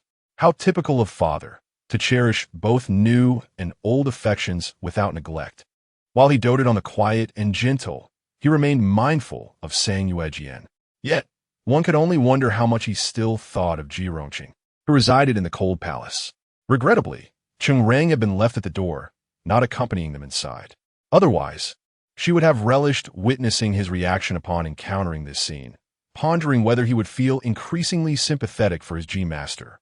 Meanwhile, the emperor approached the bed of Xuan Mingyao, scrutinizing her complexion and personally lifting the soft robe to examine the healing of her wounds, his concern deepening. I have heard from your mother that you have been unable to sleep due to pain these past few nights. Where is your physician? He should concoct some soothing medicine for you. With a gentle smile, Xuan Mingyao grasped the emperor's hand, her voice childlike. Father, my constitution is peculiar, and many of the herbs and soothing medicines do not suit me. However, Physician Zhou has devised a new prescription, and he is currently preparing the medicine. I believe I shall sleep well tonight. Tong Jun and El Qi brought chairs, and the emperor settled down with a flourish of his robe. Nodding at Xuan Mingyao's words, he acknowledged, "Physician Zhou has indeed been attentive to your care." At that moment, he noticed a stack of Tang paper beside Xuan Mingyao's bed. Picking it up casually, the contents startled him. It was a poem he had previously written concerning the welfare of the people.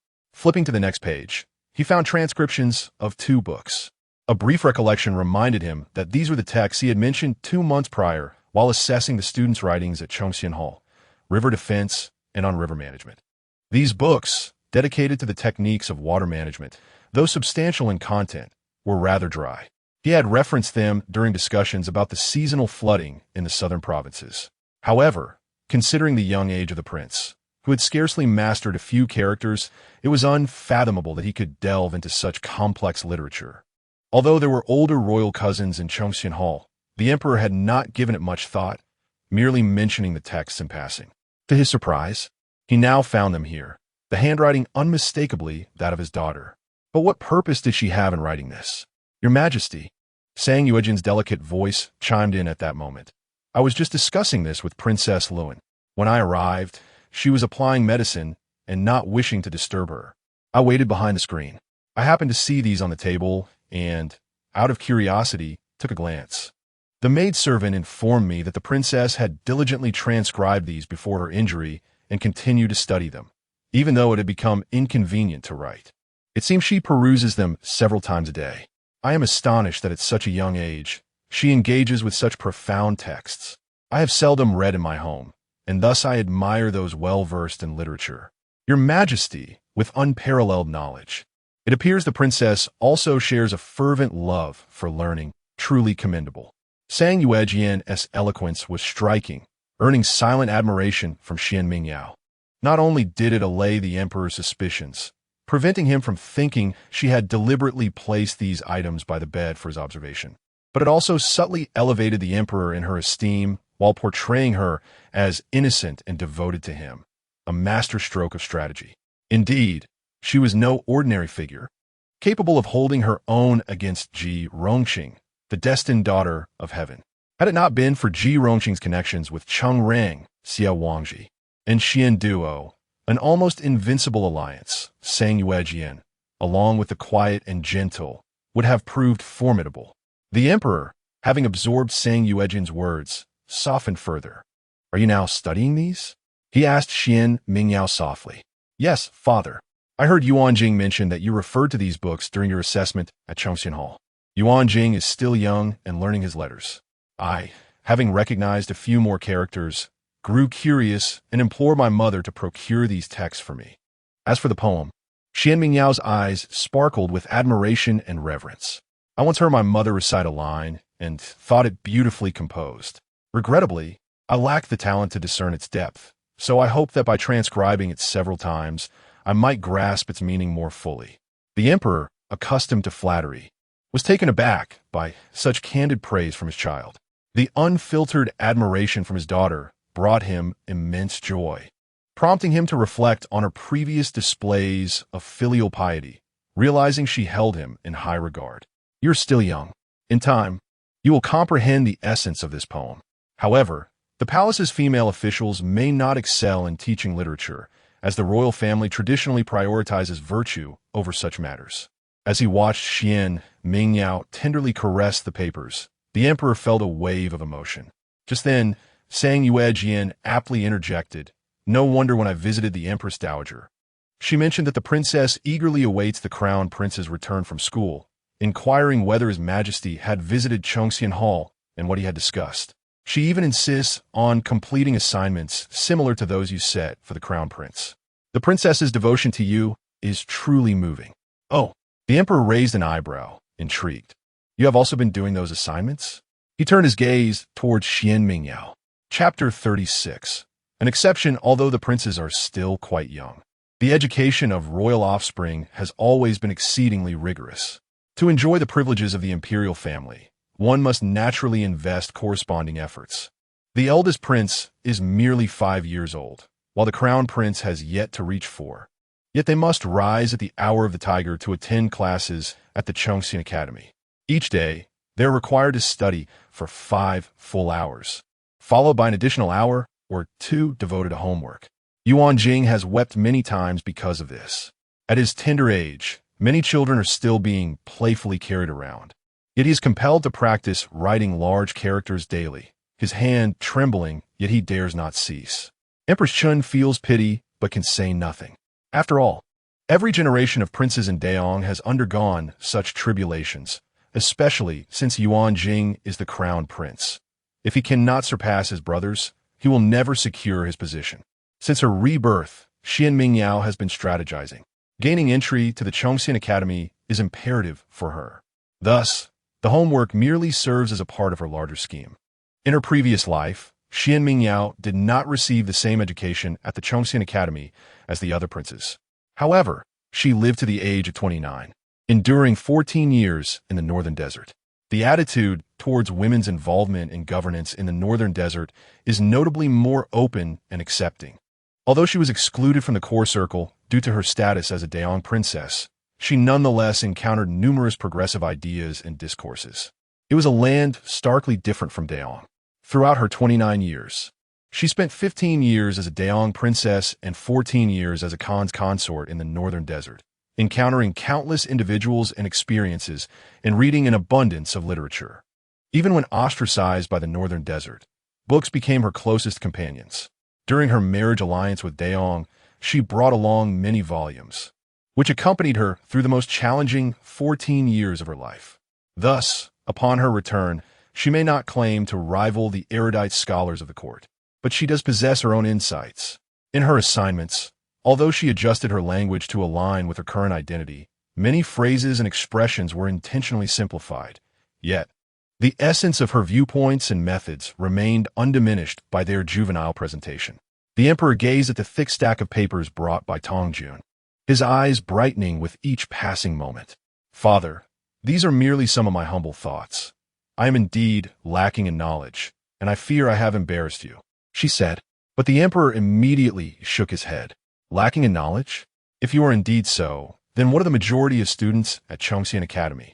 Though your essays exhibit a youthful naivety and reveal the absence of meticulous guidance, many of your viewpoints are truly illuminating. I never anticipated my daughter to be so astute. Indeed, she is my firstborn, a paragon of purity and filial piety, reflecting my own traits.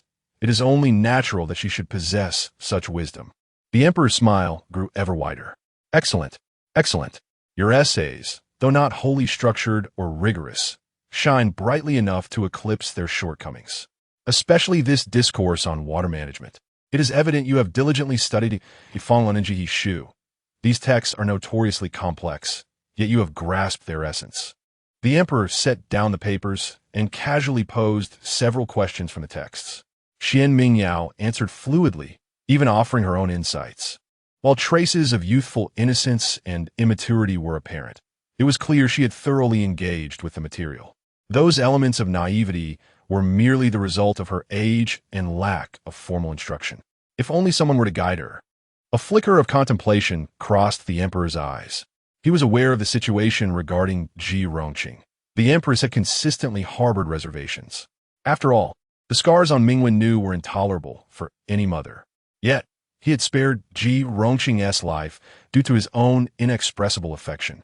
Although he, as the emperor, could act unilaterally, she was still his first wife, the mother of his son and daughter, and Mingwen Nu had demonstrated remarkable filial piety. He sighed, feeling somewhat guilty towards the mother and daughter, and resolved to extend a measure of grace. The emperor smiled, looking at Xuan Mingyao on the bed. "Do you yearn for the crown prince and the others to study at Chongxian Academy?" A fleeting expression of unmasked envy brightened Xuan Mingyao's face, but she quickly lowered her gaze. "I do not dare. Not daring, rather than not desiring. If she truly did not wish for it, why would she have completed so many assignments? Why would she inquire daily of Yuan Jing about the curriculum at Chongxian Academy? Why would she have delved so deeply into those obscure texts? Oh, I had intended to say that if Mingwen Nu truly longed for it, upon your recovery, you would be permitted to attend Chongxian Academy alongside the princes. Since you claim to not dare." The emperor deliberately left his statement unfinished. Xuan Mingyao's eyes widened in surprise, filled with disbelief and joy. "Father, what did you say? May I? May I also attend Chongqing Academy?" Seeing her reaction, the emperor felt even more convinced. This scene was not a scheme orchestrated by the empress. After all, the crown prince is still very young. If Mingwen were to enter Chongqing Academy, being older than the crown prince, she could assist him in garnering support among the nobility. Rulers are often suspicious, and he could not help but ponder. Yet, Xuan Mingyao's genuine delight and her profound understanding of the text dispelled all his doubts. No matter how calculating the empress might be, Mingyao was merely a child. How could she possibly feign such authenticity? Moreover, if she did not genuinely love reading, one could not merely force comprehension of these texts. His suspicions had been unfounded. Naturally, you are my eldest daughter, newly bestowed the title of Princess Lun, equivalent to that of a prince. What is there to prevent you from attending Chongqing Academy? I grant you permission, and upon your recovery, you shall study there with the other princes. However, Mingwen, studying is not a trivial matter. Do not easily retreat from it. I shall never retreat, Xuan Mingyao interjected, her eyes bright with determination. Father has granted me this opportunity. I will study diligently and shall not disappoint your expectations and kindness. The emperor felt no anger at her interruption, only amusement at Mingwen's exuberance. Excellent, excellent. At that moment, Sangyue interjected, "Indeed, your majesty is a wise and benevolent ruler." Hearing this, I too am delighted for the princess. With such flattery, the emperor felt increasingly elated, convinced of his own sagacity. This decision not only appeased the empress and the Chun family, but also praised his beloved daughter and garnered admiration from his favorite consort. Truly, a wise ruler's action. Chapter 37. The struggle. The emperor departed from Yongning Palace with a beaming smile, not forgetting to summon Sangyue. During the past few days, he had not called for her, but upon encountering her in Yongning Palace, he recalled her unwavering devotion and the benefits she provided.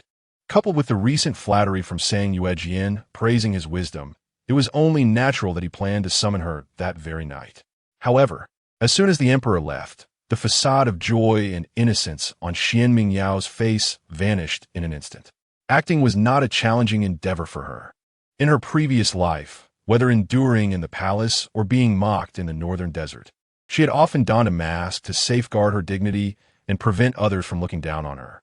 Moreover, with her father, the emperor, ruling with vigor after years on the throne, and the court enjoying a facade of harmony and tranquility, the struggles of succession had faded into memory, replaced by a sense of complacency that made him easier to deceive. Copying the classic of filial piety was merely the first step in establishing an image of a dutiful and cultured daughter in the emperor's heart. The next step involved a night banquet to save him.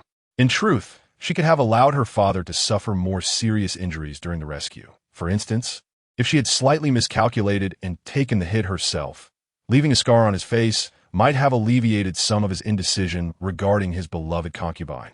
After all, no matter how much he adored a woman, his primary concern would always be himself. Yet, after a brief moment of contemplation, Xuan Mingyao abandoned this notion. The risks were too great. Even if she succeeded in injuring the emperor, his wrath would likely cause chaos in the harem. A gamble she was unwilling to take given her mother's meticulous schemes. The terrifying nature of imperial power was beyond imagination. The affair of Ji Rongqing had been well concealed. It was still uncovered. Had it not been for Cheng Rang's betrayal, Ji Rongqing might have ultimately faced dire consequences. If she were to orchestrate an assassination attempt on the emperor now, it could easily implicate her mother and the crown prince. She desired Ji Rongqing's demise, but only on the condition that her own family remained safe and secure. Moreover, if her father were injured, the significance of her purported rescue effort would be diminished. Hence, the current situation was the most favorable outcome.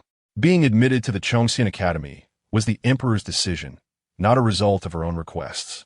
Should he later deem it inappropriate, it would bear no consequence for her and would not provoke suspicion.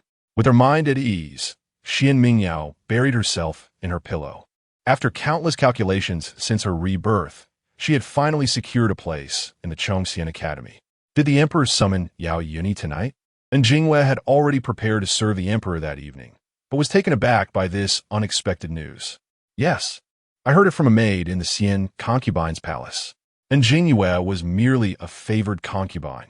Despite her current standing, her foundation was still shallow, and she had limited means of gathering information within the palace. However, she resided in the side hall of the Yunguang Palace, where the main hall was presided over by the Xian concubine, the mother of the third prince. Though the Xian concubine lacked favor, she was generous and delighted to grant Jingyue some face, allowing her attendants to share this news. The Xian concubine hoped Jingyue could retain the emperor's affection for a longer duration, as her favor also reflected positively on the Yunguang Palace. Very well, I understand. You may leave. To her surprise, Jingyue did not display any significant reaction. After dismissing her informant, she fiddled with the fragrance pouch at her waist, her expression difficult to decipher. To her, Yao Yuni was not a threat. She was confident in maintaining the emperor's favor. However, her concern for Sister Ji grew stronger. She had consistently intended to send money to the Cold Palace, hoping to improve Sister Ji's living conditions. Logically, as the emperor's new favorite, the Sixth Bureau should extend her some courtesy. Yet, for reasons unknown, this endeavor proved particularly challenging. Eventually, she noticed that someone seemed to be exerting effort within the Sixth Bureau to assist Sister Ji. Still, her influence in the palace was too weak to discern the identity of this benefactor, which only heightened her anxiety. Each passing moment without Sister Ji felt unbearable. She needed to devise a plan to rescue Sister Ji from the Cold Palace swiftly. Meanwhile, unbeknownst to her, Sister Ji was engaged in a fierce struggle over a meal. How dare you? That is my food. You cannot take it. Ji Rongqing hobbled towards them, supported by Jiyun. Anger and frustration surged within her. She had been raised in luxury, surrounded by praise and affection. Even during her confinement in the palace, she had been served exquisite dishes from the emperor's kitchen. She never imagined she would one day quarrel over 2 plates of vegetables. Jiyun stood protectively behind her, keeping a wary eye on the disheveled woman before them. Earlier, upon receiving the meal from the Sixth Bureau, it had been snatched away by this madwoman who had suddenly appeared. When Jiyun attempted to reclaim it, she was bitten, leaving a bloody mark on her hand that still throbbed with pain. Hearing the commotion, Ji Rongqing staggered out to investigate, only to witness Jiyun grappling with a wild-eyed woman over the food box. Each day, she endured punishment, her legs suffering great distress. Walking had become a torturous ordeal. Ji Rongqing recognized the woman, a former palace maid, cast into the Cold Palace for plotting against the heir, who had been here for over 20 years and had reportedly gone mad within 2. Yet, madness was no justification for stealing her food. Ji Rongqing was aware that her meals were superior to those of other commoners. She did not know if this was due to the emperor's favoritism or Cheng Rank's machinations, but the comfort she experienced brought her some solace. However, she never anticipated that even a single bite would be snatched away from her. Meals in the Cold Palace were only delivered once a day, and if this lunatic succeeded in stealing her portion, she would have nothing to eat that day. Ji Rongqing had a hearty appetite, and the thought of going hungry for a day was unbearable. Return it to me, ignoring the pain in her legs. Ji Rongqing stepped forward, grasping the food box in an attempt to reclaim it. Typically aloof, Ji Rongqing found herself compelled to personally engage in this struggle over sustenance. Chapter 38. The Calculations Behind Just as Ji Rongqing reached out to seize the food box, she was unexpectedly yanked forward by the deranged woman, who grasped her right arm with immense strength. The force was so great that it pulled both Ji Rongqing and Jiyun, who was supporting her left arm. In one swift motion, Ji Rongqing's legs, already aching from days of kneeling punishment, twisted painfully as her right leg contorted in an unnatural manner, eliciting a piercing scream of agony from her. Before Ji Rongqing could muster any resistance, the madwoman lowered her head and sank her teeth into Ji Rongqing's delicate, pale neck. "My lady," Jiyun, disregarding her own pain, rushed forward with all her might to pry the woman's jaws apart. "You wretched creature, how dare you steal from me? I shall make you pay dearly. I am the emperor's most cherished concubine. Who dares to act so recklessly?" The crazed woman, her hair streaked with gray, seemed impervious to pain. Even as Jiyun forced her mouth open, causing it to bleed slightly, she continued to shout nonsensical threats about punishing the servant, seemingly lost in her former grandeur. Then, in a fit of madness, she opened the food box and began to devour the contents with her hands, humming incoherent melodies as she ate. At that moment, Jian had no time to pay attention to the woman. She hurried to assist her master, who had collapsed in pain, carefully examining the injury on her neck. "There is blood, my lady," Jian cried, her voice thick with distress. "What?" Ji Rongqing stood frozen, momentarily unable to comprehend. Finally, as Jian's anxious voice penetrated her daze, she regained her senses. With Jian's help, she tried to hurry back to her room, but as she lifted her leg, a sharp pain pierced through her. Her leg. Ultimately, Ji Rongqing was carried back by Jian, both drenched in sweat upon their return. Ji Rongqing's sweat was cold and clammy from pain, while Jian was exhausted. The room Ji Rongqing occupied was stark and meager, furnished only with a basic bed, a table, and a decaying vanity, which held a tarnished mirror that rendered her reflection nearly indistinct. The mirror was so foggy that Ji Rongqing could not discern the severity of her injury, but she could see that the coarse cloth Jian used to dab at her blood was quickly saturated. Her right leg was immobilized, and even the slightest touch sent waves of agony coursing through her. Fortunately, when she entered the cold palace, Cheng Rang had wisely allowed some time for Jian to secretly hide a modest sum of silver. It seemed that, having been forewarned, the guards had neglected to search them thoroughly, permitting Jian to smuggle in some life-saving funds. Seeing the blood flow unabated, Jian hurriedly took a silver ingot to seek assistance from the guards stationed at the cold palace entrance. The guards typically carried hemostatic powder, as injuries could occur unexpectedly, making such supplies essential for martial individuals. Soon, Jian returned with a vial of the powder, the silver ingot still in her possession. "My lady, Lord Chu," the guard, "provided this medicine. Allow me to tend to your wounds. As for your leg," he promised to consider finding a female physician to examine it. In the cold palace, summoning a royal physician was prohibited. They could only discreetly hire a lower-rank physician from the physician and Oppo's bureau, carefully sprinkling the hemostatic powder over the wound. Jian gazed at the gruesome injury, tears streaming uncontrollably down her cheeks. "How cruel this is, my lady! You have never endured such humiliation. This wound is so deep, it may leave a scar." Ji Rongqing's eyes brimmed with tears. "Jian, do you think I will ever walk out of here again?" She had once convinced herself that she could endure her confinement in the cold palace, waiting for the emperor to remember her. But now, fear gripped her heart, not of the deranged commoners, but of becoming one of them. She had believed that even in the cold palace, divine favor would shield her from a wretched existence. Yet, inexplicably, the madwomen in this place appeared unaffected by her presence, treating her no differently than they did one another. They bore no kindness towards her, nor did they harbor any particular malice. Their insanity was not directed at her specifically. During her time in the cold palace, Ji Rongqing had witnessed several violent altercations among the lunatics, with some even resorting to biting one another. The guards outside paid no mind, as long as the chaos remained within the palace walls and did not disturb the noble women outside. Within this confinement, Ji Rongqing felt her own ordinariness for the first time. Had the heavens truly withdrawn their favor? Fortunately, a few days prior, she had set aside her pride and struck up a conversation with several guards, only to discover that they still held her in high regard, especially that small leader, Lord Chuya, whose gaze she recognized all too well, one filled with infatuation and admiration. With this realization, Ji Rongqing gradually felt a sense of relief. Her charm remained intact. However, the presence of the madwomen in the palace left Ji Rongqing feeling utterly powerless. Their madness was such that even her attempts to engage them in conversation fell flat. Until today, when a madness had surged towards her, she found herself unable to withstand it. It was terrifying. If she remained in this place, would she one day also succumb to such insanity? Would her so-called divine favor fade away, leaving her, as a once-favored concubine, reduced to a madwoman? No, perhaps she was even less than them. At least they had once occupied high positions, while she was merely a lowly maid. At this moment, Ji Rongqing felt an overwhelming drive and yearning for favor.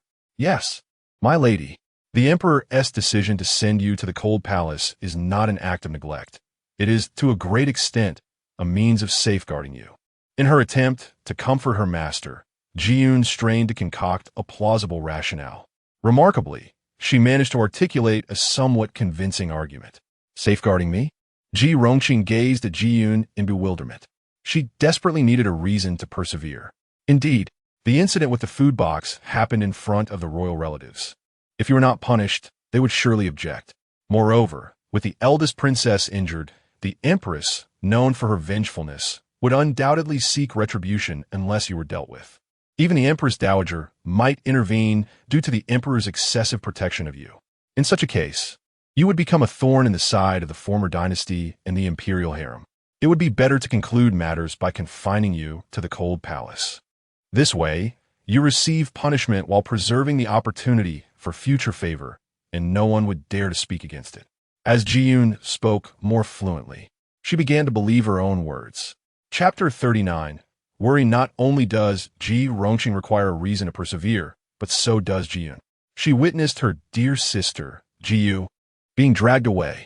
During her days in the cold palace, Ji-yoon has quietly wept every night. After enduring 60 lashes and being cast out of the palace, Ji-yu's body is bound to suffer lasting injuries. Ji-yoon recalls Ji-yu speaking of her family, an elder brother above her, a younger brother below, all relying on her meager earnings within the palace. This was precisely why Ji-yu sought assistance everywhere, hoping to serve Ji Rongqing.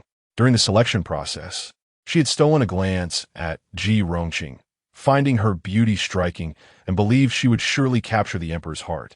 If she could serve as a favored concubine, she might receive more rewards and secretly save for her dowry. Given her family's circumstances, they would hardly plan for her marriage.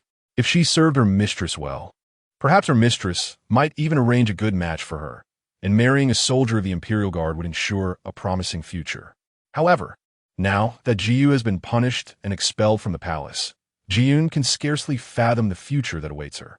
The little money she had saved has nearly been spent on easing her mistress's connections and managing the servants. What will become of Ji-yu now? For Ji-yu to suffer such a fate for her mistress, Ji-yoon has not heard Ji Rongqing mention her even once during their time in the cold palace. As if Ji-yu had never existed. Ji-yoon is human. Despite her reverence for her mistress, she cannot help but entertain darker thoughts. Will her own fate be even more tragic than Ji-yu's? Will she be trapped in this cold palace, never to see her family again? Thus, she must convince herself that the emperor holds her mistress dear. Everything being done now is merely a temporary measure to preserve her mistress's life. Only by maintaining this belief can she endure her time in the cold palace. Ji-yoon's words also provided Ji Rongqing with a measure of strength to persist. Indeed, she has been favored by the heavens since childhood, and surely the heavens would not allow her to remain in this cold palace forever. The emperor cherishes her. The tenderness in his gaze is filled with affection and concern. Furthermore, there is Chung Rang, who would not allow her to languish in the cold palace indefinitely. You are right, Ji-yoon. However, we cannot continue to suffer in this cold palace. We must make the emperor aware of the wretchedness of my existence here, so that he may take pity on me and yearn to rescue me even more fervently. Ji Rongqing grasped Ji-yoon's hand tightly and whispered, "You must speak to Chuya and have him convey a message to Chung Rang. Inform him of the hardships I have endured today. It is imperative that the emperor is made aware of this.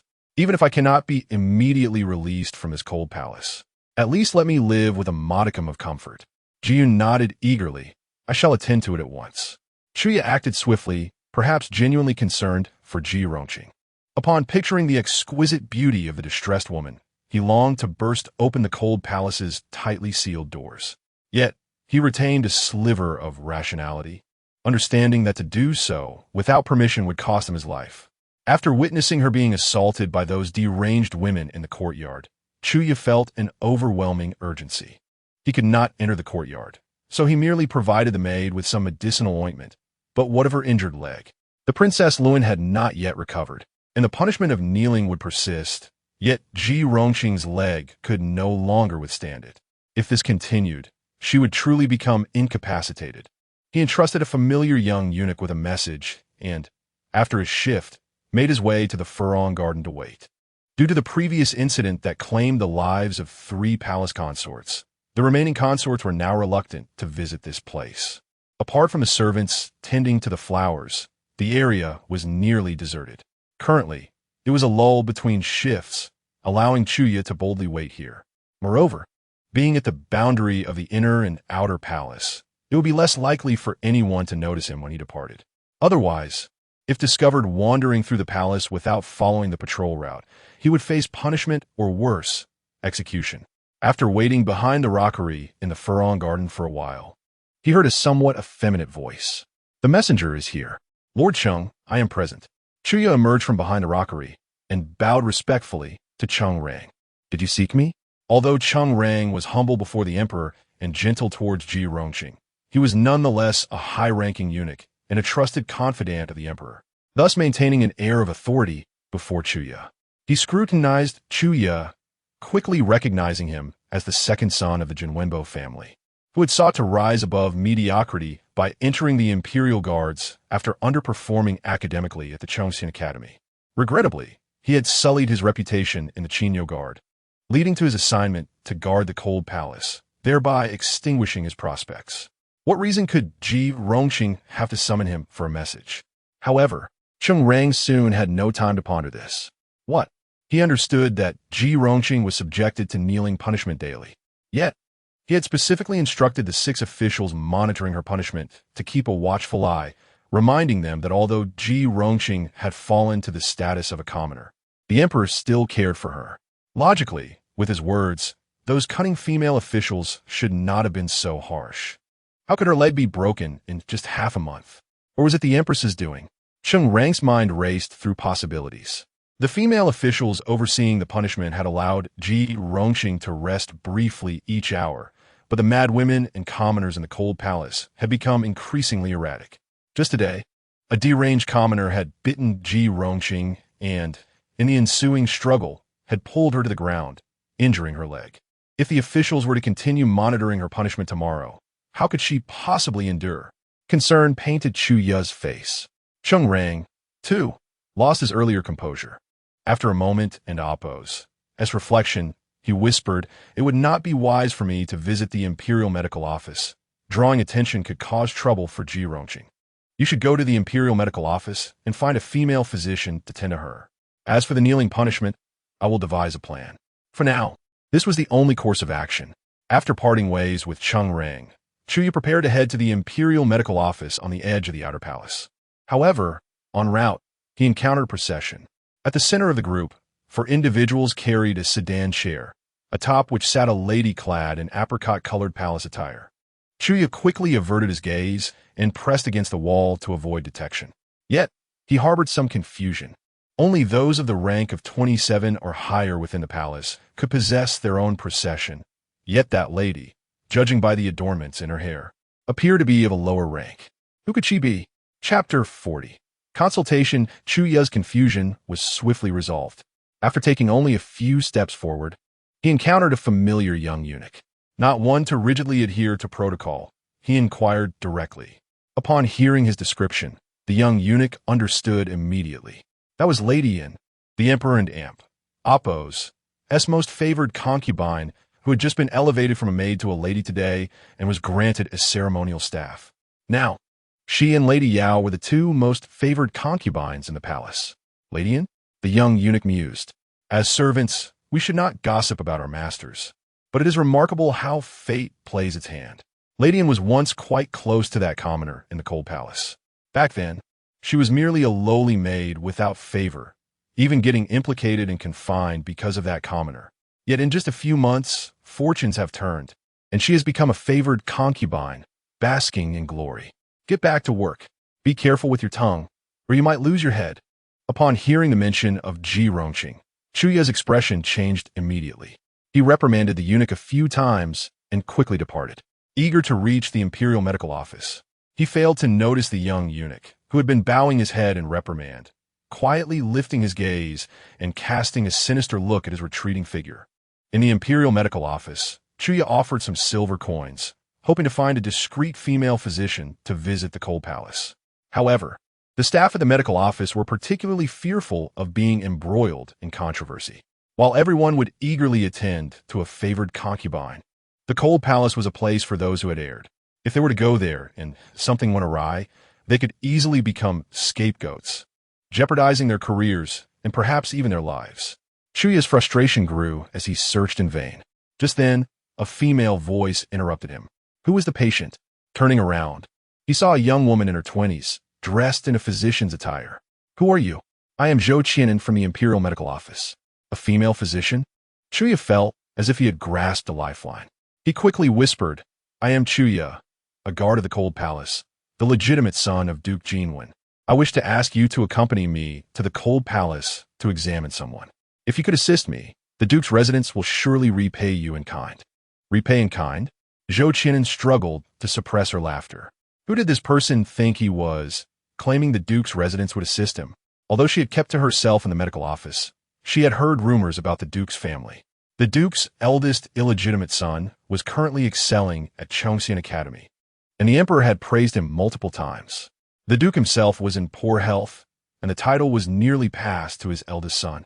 Chuya, on the other hand, was notorious in the capital for his lack of talent, and it was absurd for him to make such claims. Yet outwardly, Zhou Qianan simply nodded calmly. As a healer, I shall accompany you.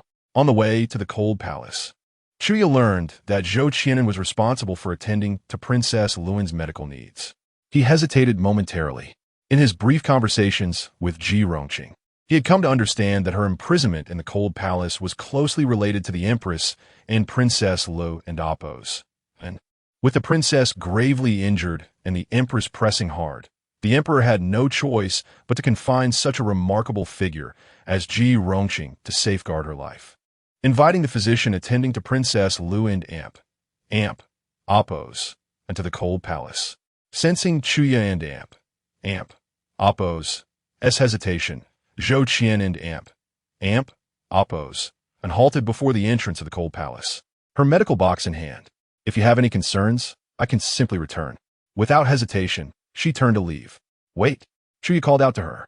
Finding a physician willing to visit the Cold Palace was no easy task, and if Zhou Qian and Apos and left, what would become of Ji Rongqing and Apos? As condition. Moreover, her demeanor seemed straightforward, indicating no ill intentions. Thank you, Dr. Zhou. Chuya dismissed his fellow guards, opened a side door, and let Zhou Qian and Apos and inside the Cold Palace. The atmosphere was indeed bleak. Zhou Qianan followed Chuya to one of the rooms. Chuya gently knocked on the door. Miss Jiyun, it is Chuya. I have brought a physician to examine Lady Ji. Soon, the door swung open, revealing a frail young woman. Lord Zhou, Jiyun exclaimed, nearly overcome with joy at the arrival of a physician capable of treating her mistress.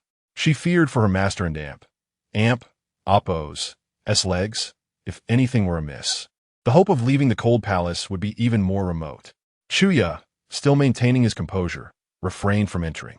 He craned his neck to glance inside, catching a fleeting glimpse of a figure lying on the bed before reluctantly withdrawing. I will keep watch outside. Do not let anyone suspect anything, Dr. Zhou. Thank you for your assistance. With that, he hurriedly departed. Zhou Qian and Apos, and entered with her medical box. Inside, Ji Rongqing slightly raised her gaze to the person examining her pulse. Are you a physician? I had no idea there was a female physician in the Imperial Medical Office.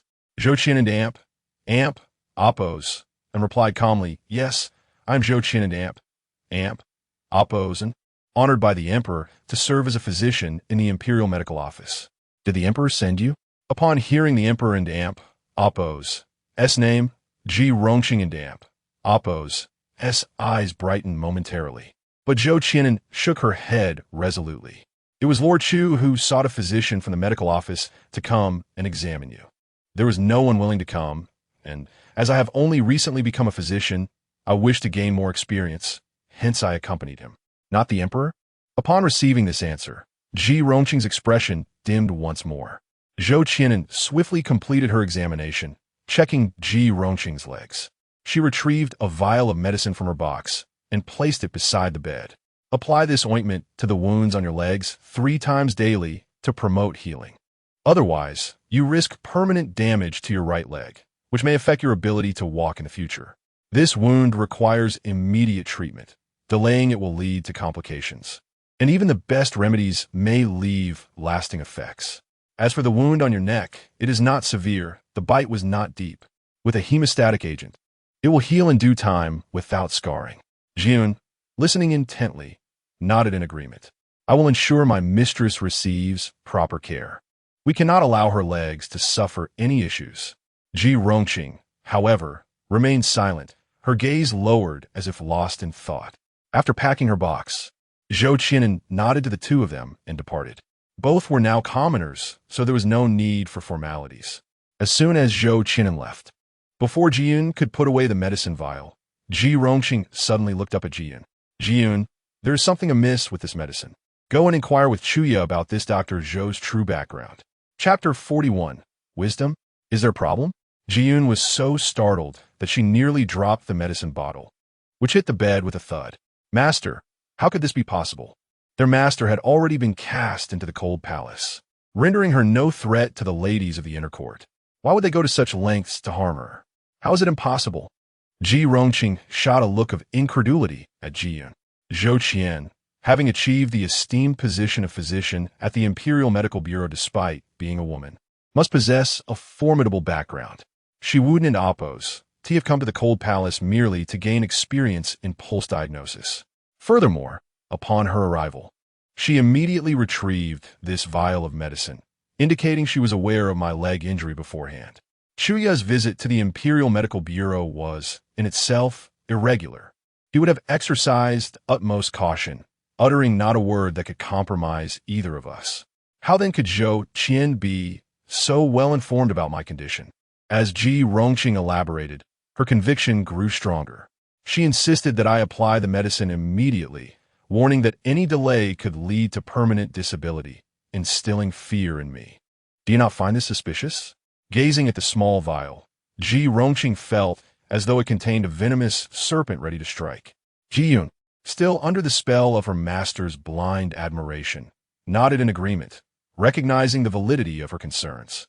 I shall inquire with Lord Chu at once. Yes, Ji Rongqing affirmed, adding a cautionary note. When you ask, be sure to clarify everything before returning. If he inquires about me, simply say I have fallen asleep. Ji Rongqing seldom wished to see Chuya, for even if he were the son of Duke Jinwan, he was still an unremarkable individual.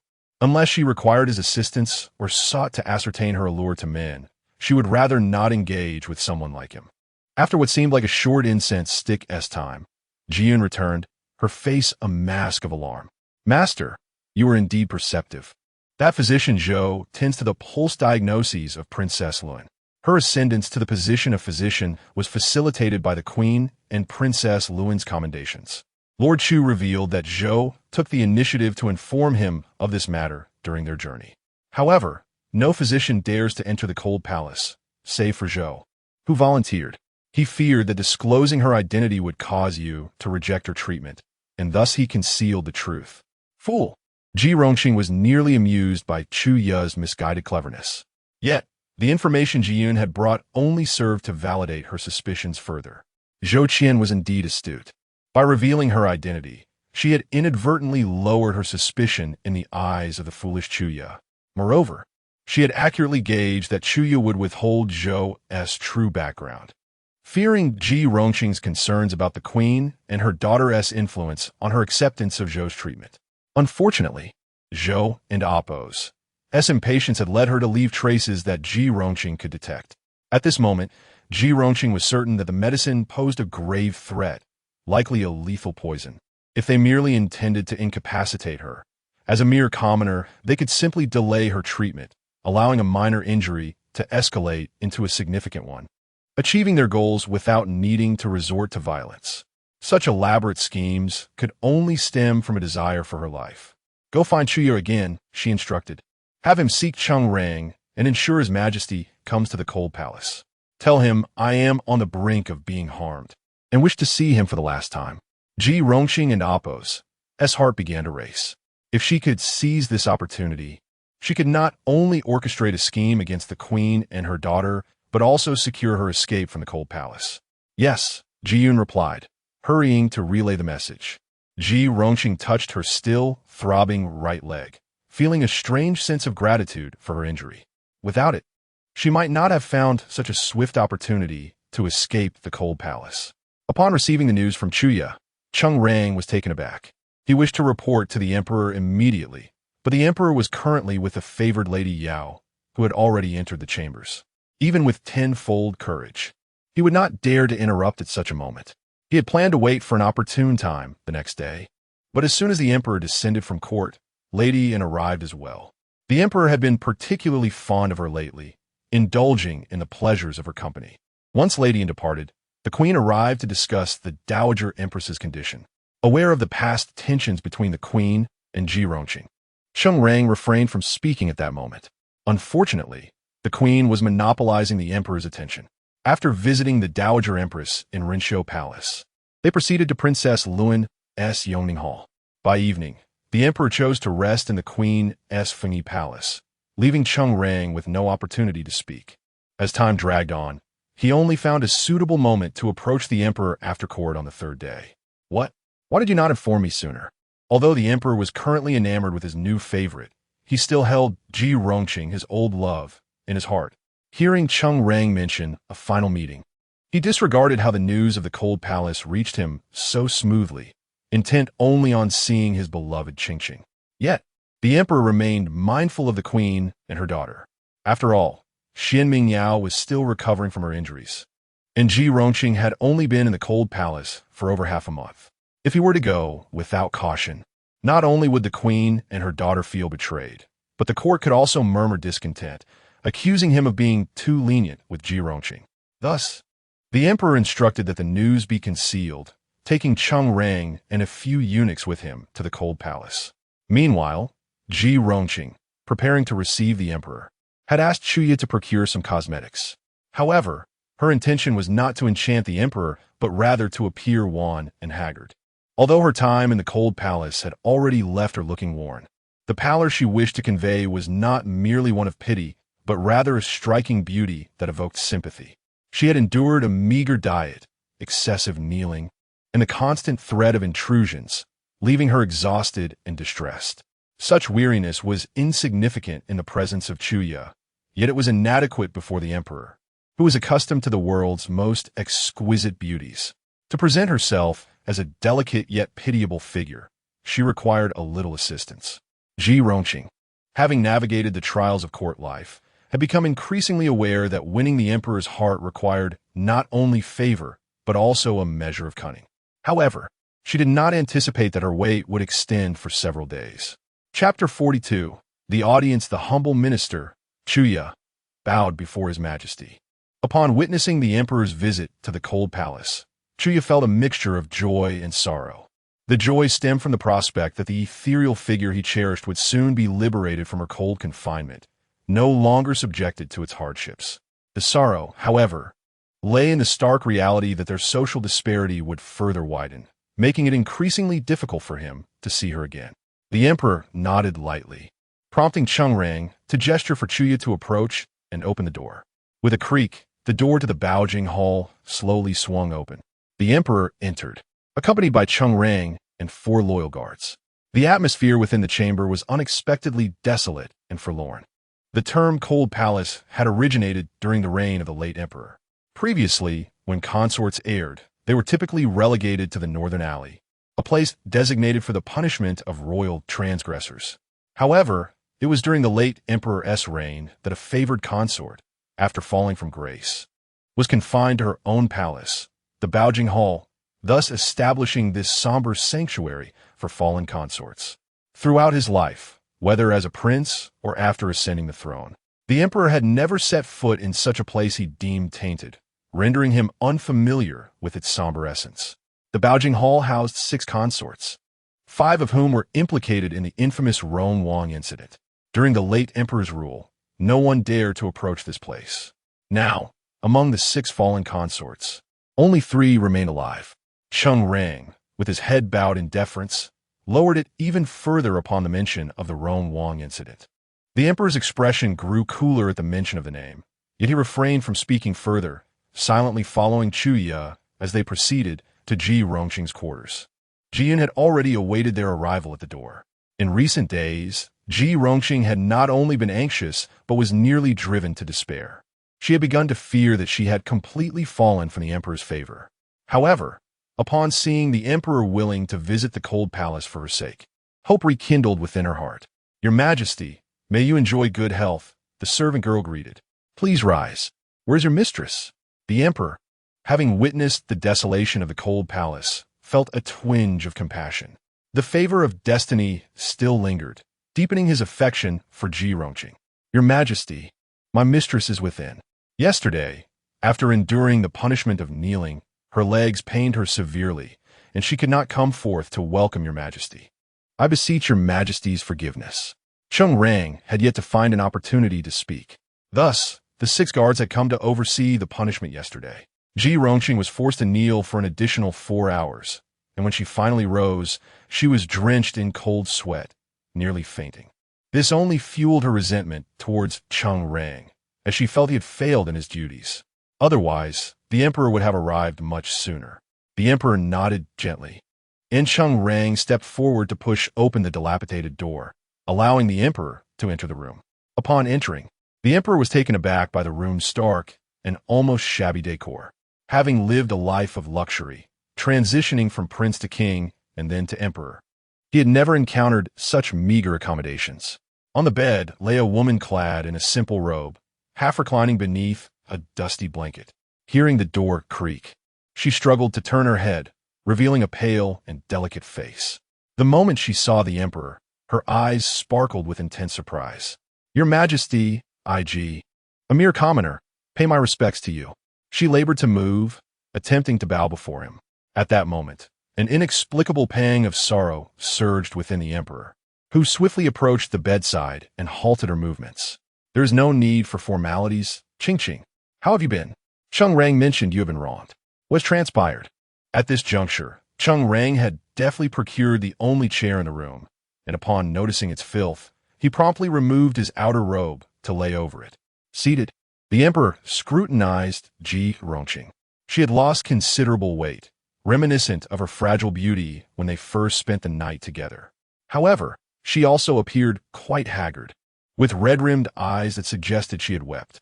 In that moment, Ji Rongqing reminded the emperor of a water lily adorned with dewdrops, refreshingly delicate and deserving of compassion.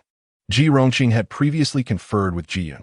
She intended to voice her grievances, yet if she spoke of her suffering, it would seem as though she could not endure the trials of the cold palace, and was thus eager to plead for mercy from the emperor. She resolved to convey her plight through another words, transforming her request for an audience into a mere expression of longing to see her beloved in the final moments. Only in this manner could she maintain her dignified composure. Jiyun, understanding her intent, promptly knelt. "Your Majesty, my mistress is truly at the brink of demise. Just days ago, she was harmed by the fallen consorts within the cold palace. Her neck was bitten, and her legs were severely injured from the kneeling punishment and the torment inflicted by those consorts. I implored Lord Chuya, the guard, who took pity and sought a physician from the Imperial Medical Bureau to examine her pulse. Yet, even in such dire circumstances, someone seeks to tamper with the medicine, jeopardizing my mistress's life. I beseech you to take action on her behalf." With that, she prostrated herself. The emperor's expression soured upon hearing of Ji Rongqing's injury, and when he learned of the tampering with her medicine, his countenance darkened further. Who was responsible? At this inquiry, Jiyun buried her head in the ground, trembling and too fearful to utter another word. Meanwhile, Ji Rongqing gently grasped the emperor's hand. "Your Majesty, please do not pursue this matter further. I am unworthy of serving you. To see you today is already enough to fulfill my life's desires. Your Majesty, this cold palace is a place of contempt. Do not linger here. Please return." With that, she delicately covered her face. Ji Rongqing, now appearing worn and weary, felt unworthy of facing the emperor. Having served him in this life, she only hoped that in the future he would remember her as she once was, rather than in her current state of despair. The emperor inquired further, Yet Ji Rongqing merely concealed her face and wept, offering no response. Observing her tear-streaked visage, the emperor's heart swelled with compassion, his pity amplifying from 3 parts to 7. Since you refuse to speak, nor allow your maid to do so, Cheng Rang, please summon the guard, Chuya, to come forth and provide a report. Chuya, being a male, could not easily enter. He remained outside as a guard. Seeing the emperor's resolute demeanor, Jiyun finally spoke. Your Majesty, the physician who came to examine her was Dr. Zhou Qianan from the Imperial Medical Bureau. That is why my mistress dared not speak to you. Zhou Qianan? The emperor paused, then quickly recalled. Is he not the physician who serves beside Mingyao? Chapter 43 Confrontation. Do you suspect the empress? His Majesty's scrutinizing gaze flitted back and forth across Ji Rongqing. At this moment, he was not yet the deeply affectionate emperor who would later indulge Ji Rongqing with nearly boundless favor. The bond between him and Ji Rongqing, to put plainly, had merely consisted of a handful of nights of passion, had it not been for her extraordinary beauty and the inexplicable tenderness he felt towards her. He would have long forgotten Ji Rongqing after the incident in Furong Garden. Nevertheless, even so, His Majesty was still reluctant to believe that this matter could be connected to the Empress. The Empress was gentle and prudent, overseeing the 6 palaces without ever exhibiting any behavior that might raise suspicion. To question her based solely on the words of a physician seemed rather hasty. In His Majesty's mind, although the Empress was not the one he cherished, she had borne him children and managed the inner palace with dignity, earning her title as a virtuous consort. Throughout the years of his reign, despite the inevitable intrigues within the palace, the Empress had maintained a reputation for integrity, untouched by the shadows that often loomed in the imperial harem. How could he doubt her? Your Majesty, it is not my master who doubts the Empress. It is simply that everything appears too coincidental. There are some words Ji Rongqing cannot utter herself and must rely on Jiyun to convey. Jiyun understood that this was the best opportunity for her master to emerge from the cold palace, so they had already rehearsed their lines. Jiyun was well aware of how to speak and how to cry today. After her confinement in the cold palace, Ji Rongqing had been cautious. Yet, on that fateful day, the deposed consort Zhang had burst forth from the cold palace and harmed her. If that person were truly mad, why did she not attack Jiyun, who was present, but instead aimed directly at Ji Rongqing's life? Had it not been for Jiyun's desperate efforts to pry Zhang's jaws apart, Ji Rongqing might have suffered a grievous injury. Zhang, as it happened, was the surname of the beautiful Lai Kanjuan. Cheng Rang realized it was time for him to speak as well. Yes, Your Majesty. When Lord Chu came to see me, he mentioned that he had witnessed the former consort Zhang attack Miss Ji in a frenzy, leaving a pool of blood, which was indeed alarming. However, I inquired of those responsible for cleaning and providing food in the 6 divisions, and they claimed that Zhang had been perfectly normal before. She typically stayed alone in her room, never exhibiting such madness or aggression. Upon hearing this, His Majesty fell into a prolonged silence. Eventually, he spoke in a deep voice, instructing, go to the Imperial Medical Office and summon both physician Zhou Qian and Dr. Gao. Additionally, send for the Empress. This indicated a stern investigation was about to commence. A flicker of delight crossed Cheng Rang and Amp Oppo's face, though he skillfully concealed it beneath his lowered gaze. He promptly responded yes. Empress Chun was not in Fengyi Palace, but rather accompanying Xuan Mingyao in Yongning Palace. Coincidentally, Zhou Qian was also present in Yongning Palace.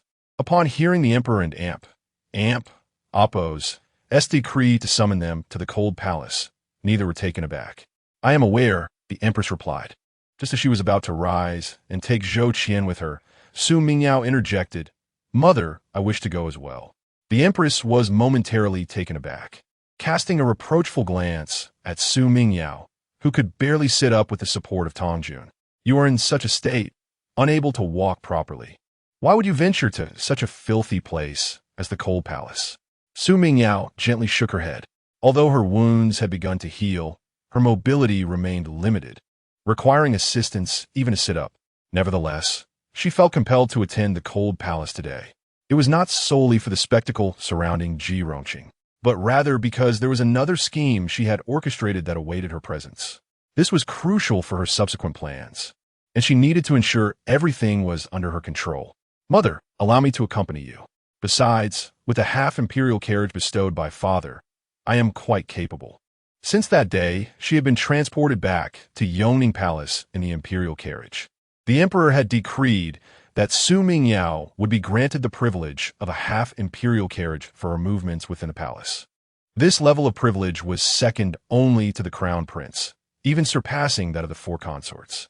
Seeing the determination in Xuan Mingyao's eyes, the empress realized her attempts at persuasion would be futile. She could only nod, instructing Tong Jun and El Qi to take good care of her. The empress and her entourage arrived at the cold palace approximately 15 minutes later. Upon entering, the staff from the 6 divisions had already hurriedly set up chairs and prepared the rain before dragon well tea that His Majesty regularly enjoyed. Incense was lit in the center of the room, masking the musty, decayed odor. The originally sparse room had, within a brief period, been adorned to appear rather presentable, shedding its earlier desolation. "Your servant pays her respects to your Majesty. Son pays his respects to father. May father be in good health." His Majesty had been seated beside the bed, personally feeding Ji Rongqing ginseng soup, just delivered from the inner kitchen. One fed with tender affection, while the other drank with gentle grace, creating an almost intoxicating atmosphere in the air. Cheng Rang and Jiyun, standing nearby, wore faint smiles, as if they were witnessing a pair of ideal lovers. Of course, within Cheng Rang's joy lay an indescribable sorrow, yet his composure kept any trace of it from showing.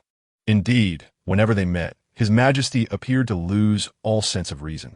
Xuan Mingyao's eyes were filled with scorn, yet all of this was expertly concealed beneath her difficult posture as she bowed in greeting. Upon hearing the salutation, His Majesty was taken aback, turning abruptly. "Mingwe, what brings you here?" He set the soup bowl aside and, still coherent, rushed to assist his injured daughter. "Empress, what manner of conduct is this? How can Luan move about so freely in her condition?" From Mingyue to Luan, it was evident that His Majesty's displeasure was palpable. No longer did he refer to her as Chieying as he had in previous days, but as the Empress. The faint smile on Empress Chen's face remained, yet internally, she scoffed. Had she not learned of everything from Mingyue's dream, she would have entirely lost hope in His Majesty. Surely, being treated in such a manner would chill her heart. "Your Majesty, when you sent for us, both Dr. Zhou and I were in Yongning Palace." Luan heard everything. Although she is but a child, she is concerned for both me and, more so, for your Majesty, which is why she insisted on coming. Xuan Mingyao grasped the Emperor's hand firmly and, in a childlike voice, said, "Father, Mother is right. I am worried about you. I feared something might be amiss with the summons from the Cold Palace. Moreover, I wish to see Ji." Her arrival in the Cold Palace, though related to the unexpected events at the banquet, also has to do with my own injuries. I have been unable to let go of this matter. As she spoke, a hint of guilt and concern crossed her features as she glanced at Ji Rongqing lying on the bed. Gradually, the expression on His Majesty's face softened. At that moment, the voice of Dr. Gao could be heard from outside, offering his respects. "Excellent. Everyone is here. The performance is about to commence." Chapter 44, Examination. "Your Majesty, may I inquire as to the purpose of your summons for both myself and Dr. Zhou today?" Empress Chun did not conceal her dissatisfaction, her gaze sweeping across the room before finally settling on Ji Rongqing, who lay upon the bed. Ji Rongqing shrank under the scrutiny, appearing pitiful as she attempted to rise and pay her respects. However, before she could slowly lift the covers, the Emperor spoke. "You need not rise. Your leg is injured." The Empress and the Princess are not individuals who concern themselves with such formalities. His tone was one of protection towards Ji Rongqing. "Yes, thank you for your graciousness. Your Majesty." Ji Rongqing gradually pulled the covers back over herself, casting a self-satisfied glance towards Empress Chun. "What of your status as Empress? What of your bearing children for the Emperor? His regard for you is but the barest respect. His heart resides with me. In the days to come, the honor and position within the inner palace will also belong to me. The crown prince may be established or dismissed at will. The princess, no matter how esteemed, will eventually be married off. The Empress and Amp, Oppos, position is not as unshakable as it seems. Furthermore, after today, it is likely that the Emperor and Appo's final shred of respect for the Empress will be lost. Ji Rongqing and Appo's gaze fell upon the medicine bottle placed beside the bed. To ensure absolute certainty, she had taken additional precautions with the contents of this bottle, regardless of whether the Empress had initially instructed Zhou Qi to tamper with it. The situation had reached a point where action was necessary. Only in this manner could she secure her departure from the Cold Palace. Dr. Zhou, I have heard that a few days ago you visited the Baojing Hall to examine the Ji family. The Emperor seated himself again, signaling for chairs to be brought for the Empress and Xuan Mingyao. Given Xuan Mingyao and Appo's difficulty in sitting, he even requested a concubine and Appo's couch be brought for her to recline upon. Despite any doubts he might harbor regarding the Empress, his affection for his daughter remained evident. Yes, a few days ago, Lord Chu came to the medical office, seeking a female physician for the examination at Baojing Hall. However, all physicians in the palace, from imperial doctors to female practitioners, must meticulously record their consultations. Such places as Baojing Hall are often surrounded by taboos, thus no one dared to come. Seeing Lord Chu in great distress, I accompanied him. Dr. Zhou spoke with a dispassionate air, presenting himself as a benevolent healer. Jian understood that now was the appropriate moment for her to confront the situation. Thus she knelt. Your Majesty, my mistress was initially grateful for Dr. Zhou and Appo's visit and diligently prepared to apply the ointment as prescribed. However, upon opening the medicine bottle, my mistress began to breathe rapidly, which frightened me greatly. I quickly moved the ointment away, and her symptoms lessened significantly. She immediately concluded that the ointment contained deadly wolf poison. Wolf poison? The Emperor furrowed his brow, glancing towards the chief physician. What is that?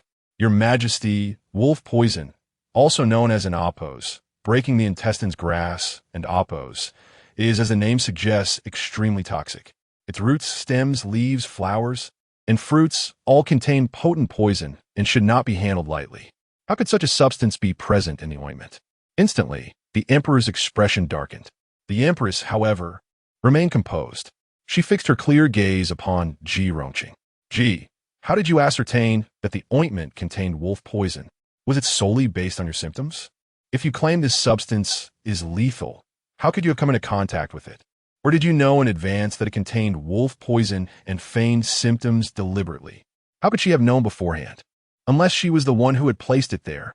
This insinuation cast doubt upon Ji Rongqing's integrity. Tears brimmed in Ji Rongqing's eyes. Naturally, Jiyun was resolute in protecting her mistress. How can the Empress shield Dr. Zhou in such a manner? She shows no regard for my mistress's life. My mistress was previously harmed by others in the Ji household, where wolf poison was intended to be added to her soup to take her life. Fortunately, the heavens favored her, for she is inherently sensitive to wolf poison, thus narrowly avoiding disaster. Xuan Mingyao listened to Jiyun and Appo's words, realizing that these were likely instilled in her by Ji Rongqing. After all, Jiyun had only served after entering the palace and knew nothing of Ji Rongqing's past. Moreover, Ji Rongqing had not disclosed the complete truth. She was not merely sensitive to wolf poison. She was sensitive to all poisons that could harm her. The women of the palace had all attempted to harm her, and each had met with failure. This had become a vital means of preserving Ji Rongqing and Appo's life. The so-called wolf poison was likely a conclusion drawn by Chu Ye after seeking verification outside the palace. The emperor had delayed for several days, conveniently allowing Ji Rongqing to make her arrangements. Truly, she was favored by the heavens. Shielding? Empress Chun cast a cold glance at the small palace made on the floor. I am merely inquiring normally, yet you have shifted all blame onto me. Tong Jun, give her 10 strikes. Empress Chun had long conspired with Xuan Mingyao regarding the stance to take today. She need not temper her temper. If she felt anger, she would express it. Tong Jun swiftly produced a bamboo board and approached Jiyun. Before anyone could react, she firmly restrained Jiyun, delivering 10 swift strikes to her mouth. After the 10 strikes, Jiyun curled up on the ground in pain. Your Majesty, the emperor momentarily failed to respond. The empress typically managed the 6 palaces with a balance of grace and authority, rarely resorting to such severe measures. This raised suspicions in the emperor's heart. Could it be that the empress truly? Ji Rongqing gazed at the crumpled Jiyun on the ground, feeling no pity. Instead, she was filled with elation. The more the empress reacted this way, the more it confirmed her suspicions were correct. Your Majesty. As Jiyun struggled to speak after the beating, Ji Rongqing realized that despite her reluctance to dirty her hands, she must now interject. Rongqing is unworthy and lacks the fortune to serve you. Please grant me death, lest I create a rift between you and Empress Chun over a mere commoner.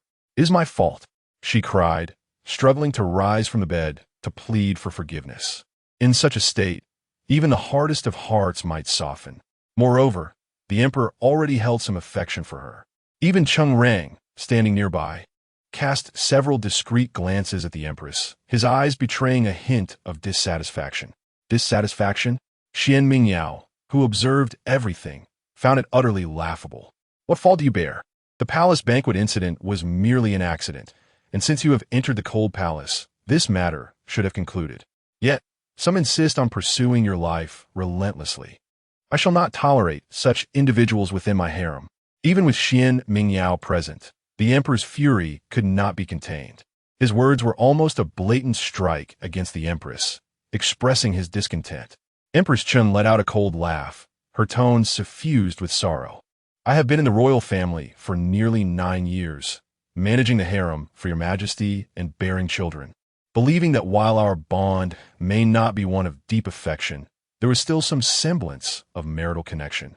I did not expect to be embroiled in this matter today, only to find that I have received not a shred of your trust. If this is the case, then please investigate. Empress Chun turned her gaze directly towards Ji Rongqing and the emperor and amp, Oppos, S-arms. If this truly pertains to me, I am willing to abdicate in favor of another. Chapter 45. Re-examination. Upon the utterance of Empress Chen's words, nearly everyone in the room turned to her in astonishment. As the empress, to speak of abdication and yielding power was tantamount to prompting His Majesty to depose her. Mother, please do not let your anger towards Father cloud your judgment. Father, Mother is merely in shock. Do not hold it against her. Xuan Mingyao, sensing the gravity of the moment, struggled to rise and grasp his mother's sleeve, feeling it necessary to display some semblance of filial duty. Empress Chun sat there, resembling a goddess devoid of emotion. Anger? Is there evidence? Have the witnesses been consulted? Has the medical examination been conducted? Has the palace justice verified the testimonies? None of these matters have been clarified, yet His Majesty has already turned his heart towards the Ji family, even summoning the concubine to this Baojing Hall for questioning. At this juncture, the empress's expression grew increasingly mournful. As her words unfolded, the emperor's countenance darkened further. He felt as if he had been abruptly awakened. Initially, he had no intention of directly questioning the empress. He had trusted her character. However, after hearing Qingqing's tears and Cheng Rang's conciliatory words, for reasons unknown, he had ordered the empress's presence. Indeed, was it not customary for the palace justice to conduct an investigation first, gathering irrefutable evidence before summoning the empress for questioning? Now, everything was in disarray.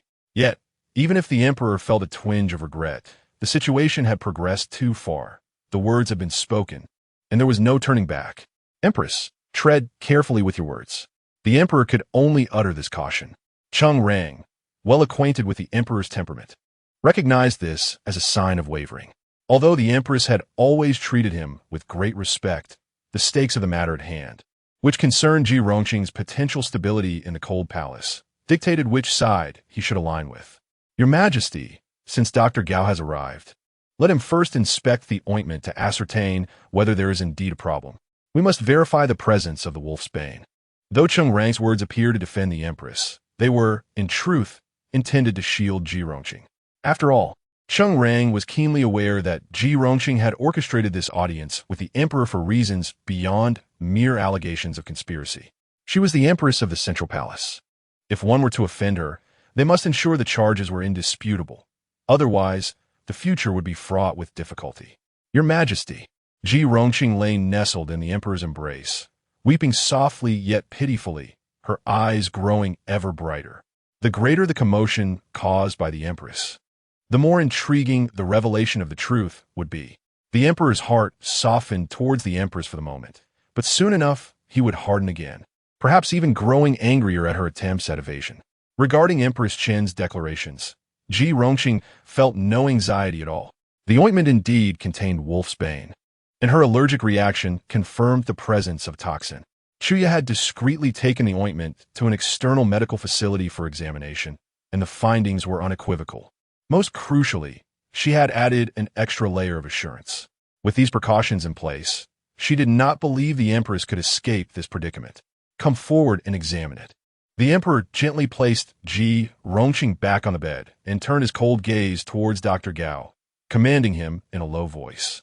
Yes, Dr. Gao, on the brink of tears, found himself unwillingly entangled in these matters. He had labored to achieve the position of imperial physician, believing he would serve only the highest echelons and escape such turmoil. But now, he was once again drawn into the fray. If it were confirmed that the empress had conspired against the concubine, he feared he would not escape unscathed either. While Dr. Gao was aware of the emperor's affection for Ji Rongqing, he remained convinced that the empress, supported by the illustrious Chun family with its long-standing lineage, and possessing a son who could inherit the throne and a princess who had saved the emperor, would not easily fall from grace. The palace had always been rife with favored concubines. He had witnessed the likes of Li Chongyuan from the previous dynasty, who, despite being the most favored, now languished in Baojing Hall. As a seasoned physician who had served 2 dynasties, Dr. Gao possessed a resilience against the intrigues of the court that surpassed most men, perhaps owing to his unwavering devotion to his wife. Xuan Mingyao could discern that Dr. Gao's gaze towards Ji Rongqing was unusually normal. Dr. Gao, oblivious to the scrutiny from Xuan Mingyao, was wholly focused on the ointment. As he examined it, his previously troubled expression began to ease. Concerned about his accuracy, he retrieved a set of silver needles from his medical kit and conducted another examination. He then let out a sigh of relief. Your Majesty, the ointment indeed contains wolf's bane. Indeed, a satisfied smile flickered across Ji Rongqing's exquisite features. Yet, before she could fully express her delight, Dr. Gao's next statement caused her expression to freeze. However, the concentration of wolf's bane in the ointment is minimal, and it has been combined with herbal remedies that mitigate its toxicity. The overall potency is exceedingly weak, and since the ointment is for external use, is highly unlikely to cause poisoning. Unlikely to cause poisoning? That cannot be, Ji Rongqing exclaimed incredulously. The results from the physician outside the palace were entirely different. Did he not say that the wolf's bane would undoubtedly lead to poisoning? Such a potent toxin, even a stem, could trigger a fatal reaction. Who concocted this ointment? Such malevolent intent. This was precisely what the physician had conveyed to Chuya, and she had related verbatim. How could the dosage be so negligible as to pose no risk? Could it be that Dr. Gao had been compromised by the empress? After hearing Dr. Gao's assessment, the emperor was equally astonished, yet lingering doubts remained in his mind. Dr. Gao spoke softly, Your Majesty, while wolf's bane is indeed toxic, it can also be a valuable remedy when used correctly. This herb is remarkably effective for pain relief, and its inclusion in ointments for treating leg injuries is, in truth, an ingenious choice. After speaking, he regarded Dr. Zhou Qian with a measure of admiration. Although Dr. Zhou was relatively young, his innovative and daring approach to medicine suggested that this ointment was likely of exceptional efficacy, promising recovery from common leg ailments within a fortnight. What? Dr. Gao, are you certain of your findings? Wolf's bane is a toxic substance, and my allergic reaction was severe. How could it possibly be safe? Or do you imply that besides wolf's bane, there are other toxic substances in this ointment? Ji Rongqing had nearly concluded that Dr. Gao had been swayed by the empress. What a grand scheme it was to corrupt even the emperor's physician. In her fervor, Ji Rongqing completely forgot that she too had relied on her charm to win over the most trusted attendant beside the emperor. She recognized that this was not the time for subtlety. She must drag the empress down with her, even if the wolf's bane posed no threat. She needed to unveil her second layer of assurance. Chapter 46. Your words, Lady Ji, are quite intriguing.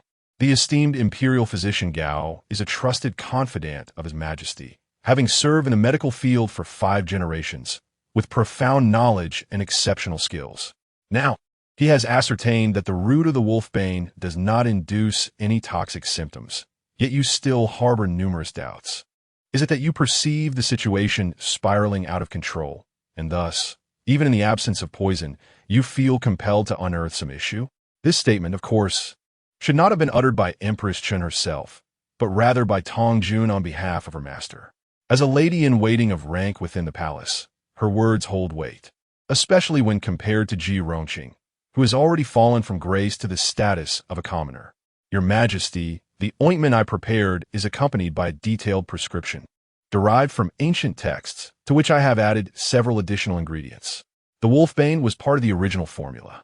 Furthermore, the revised prescription is documented in the Tai Bureau, and Your Majesty may send someone to retrieve and verify it.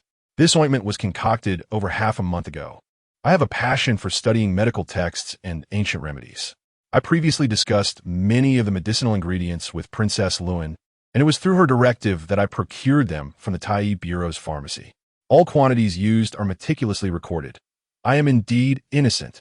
The expression of grievance was evident on Zhou Qian'an's face. In reality, she was wronged. She had merely followed Princess Luan's orders to come to the cold palace and examine the pulse of the commoner, Lady Ji.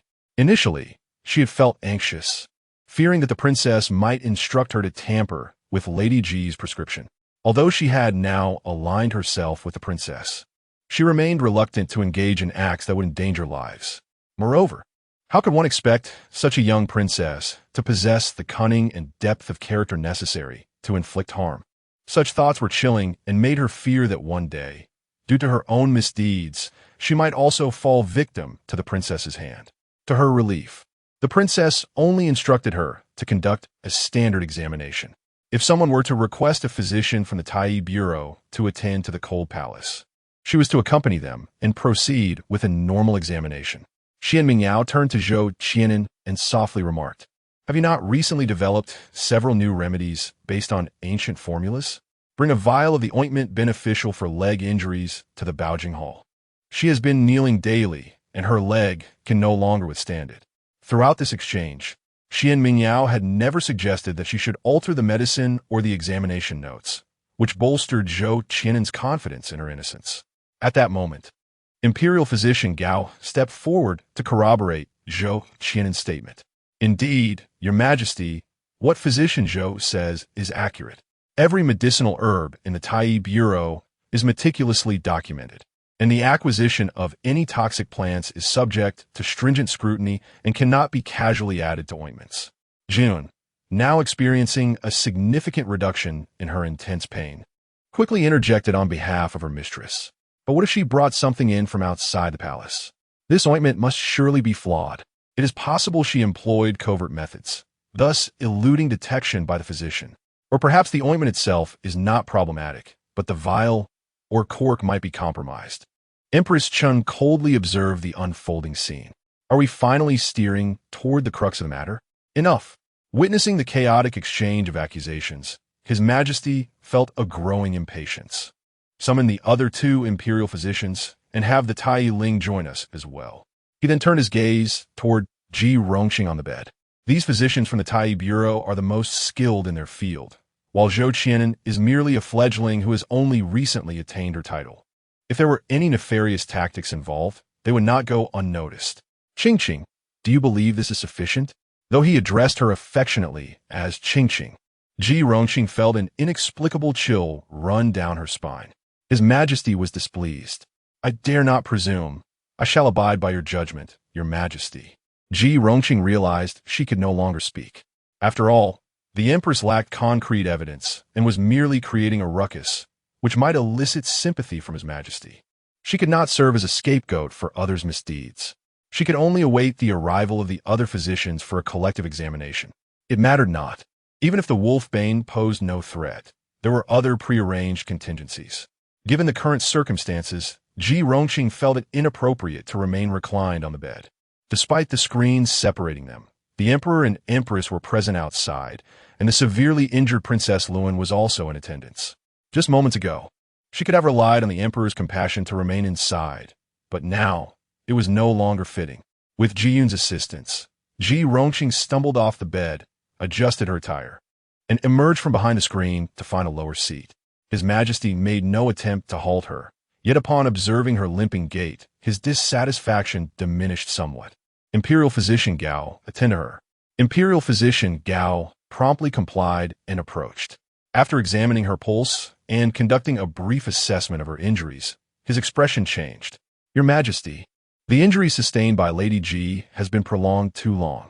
Had she received treatment immediately after her injury days ago, she would have healed swiftly without any complications. However, the delay, compounded by her prolonged kneeling, means that even with immediate medication now, a full recovery is unlikely. What is he saying? Ji Rongqing gazed at the kneeling Imperial Physician Gao in shock. What does unlikely to recover fully imply? In a state of confusion, she inadvertently voiced her thoughts. Imperial Physician Gao lowered his head further. Even in the future, she may walk with a slight limp. Am I to become a cripple? The thought was unfathomable. She stood up abruptly, shaking off Ji Yun's support, and staggered toward Imperial Physician Gao. How can this be? It has only been a few days. How could I be left with a disability? Your injury has affected the bone. Bones naturally heal over time. Had you taken immediate action, Physician Zhou's ointment would have been the perfect remedy. However, the delay has resulted in the bone being misaligned during the healing process, making it exceedingly difficult to realign. There is, of course, a method involving re-breaking the bone to allow for proper healing, but I doubt this delicate beauty could endure such pain. Moreover, there's always the risk of failure in that process. Regardless, it cannot compare to the benefits of prompt treatment. Thus, he deemed it unnecessary to present such an option at this moment, lest the pain inflicted lead to an unsatisfactory healing outcome, ultimately placing the blame upon himself. Imperial Physician Gao, well versed in the intricacies of palace life, chose to remain silent. Ji Rongqing could scarcely believe her ears. Does this imply that her delay caused the deterioration of her injury? The ointment is toxic. How could I ever use it? At that moment, Ji Rongqing understood that even if she were to unearth the Empress and Appo's plot to poison her, it would not equate to victory. Chapter 47. A startling revelation. All right, you may take a seat. Observing Ji Rongqing's disheveled demeanor, the emperor felt a pang of sympathy, yet could not overlook the breach of decorum. As a consort, or more accurately, a former consort, she ought to uphold her dignity and propriety, rather than exhibiting a frenzied disposition, as if she were about to seize the kneeling Gao Yui and interrogate him. The emperor harbored some dissatisfaction. When the empress was suspected earlier, though her words were somewhat extreme, she maintained her composure, never losing her poise. Gently raising his hand, the emperor covered the almost uncontrollable corners of his mouth, finding the entire situation rather amusing. Ji Rongqing, being the daughter of destiny, was impervious to poison and the machinations of others. Any attempt to harm her ultimately ended in failure. Yet, even divine favor could not shield her from her own folly. The ointment she had received from Zhou Qianan was of the finest quality, devoid of any toxicity. The small amount of wolfbane was meant to amplify her divine aura, but the heavens could only discern the presence of poison, unaware of the profound intricacies of medicinal arts. If utilized properly, toxins could serve as effective remedies. Ji Rongqing's choice to forego it meant that even divine favor could not alter her fate, nor could it resurrect the deceased. Otherwise, she would not need to linger in the harem and could simply ascend to the throne in the Zichuan Palace. No matter how exalted an emperor may be, he remains merely a son of heaven, far less imposing than she, a being akin to a deity. This predicament was one she had chosen, and the consequences were entirely her own.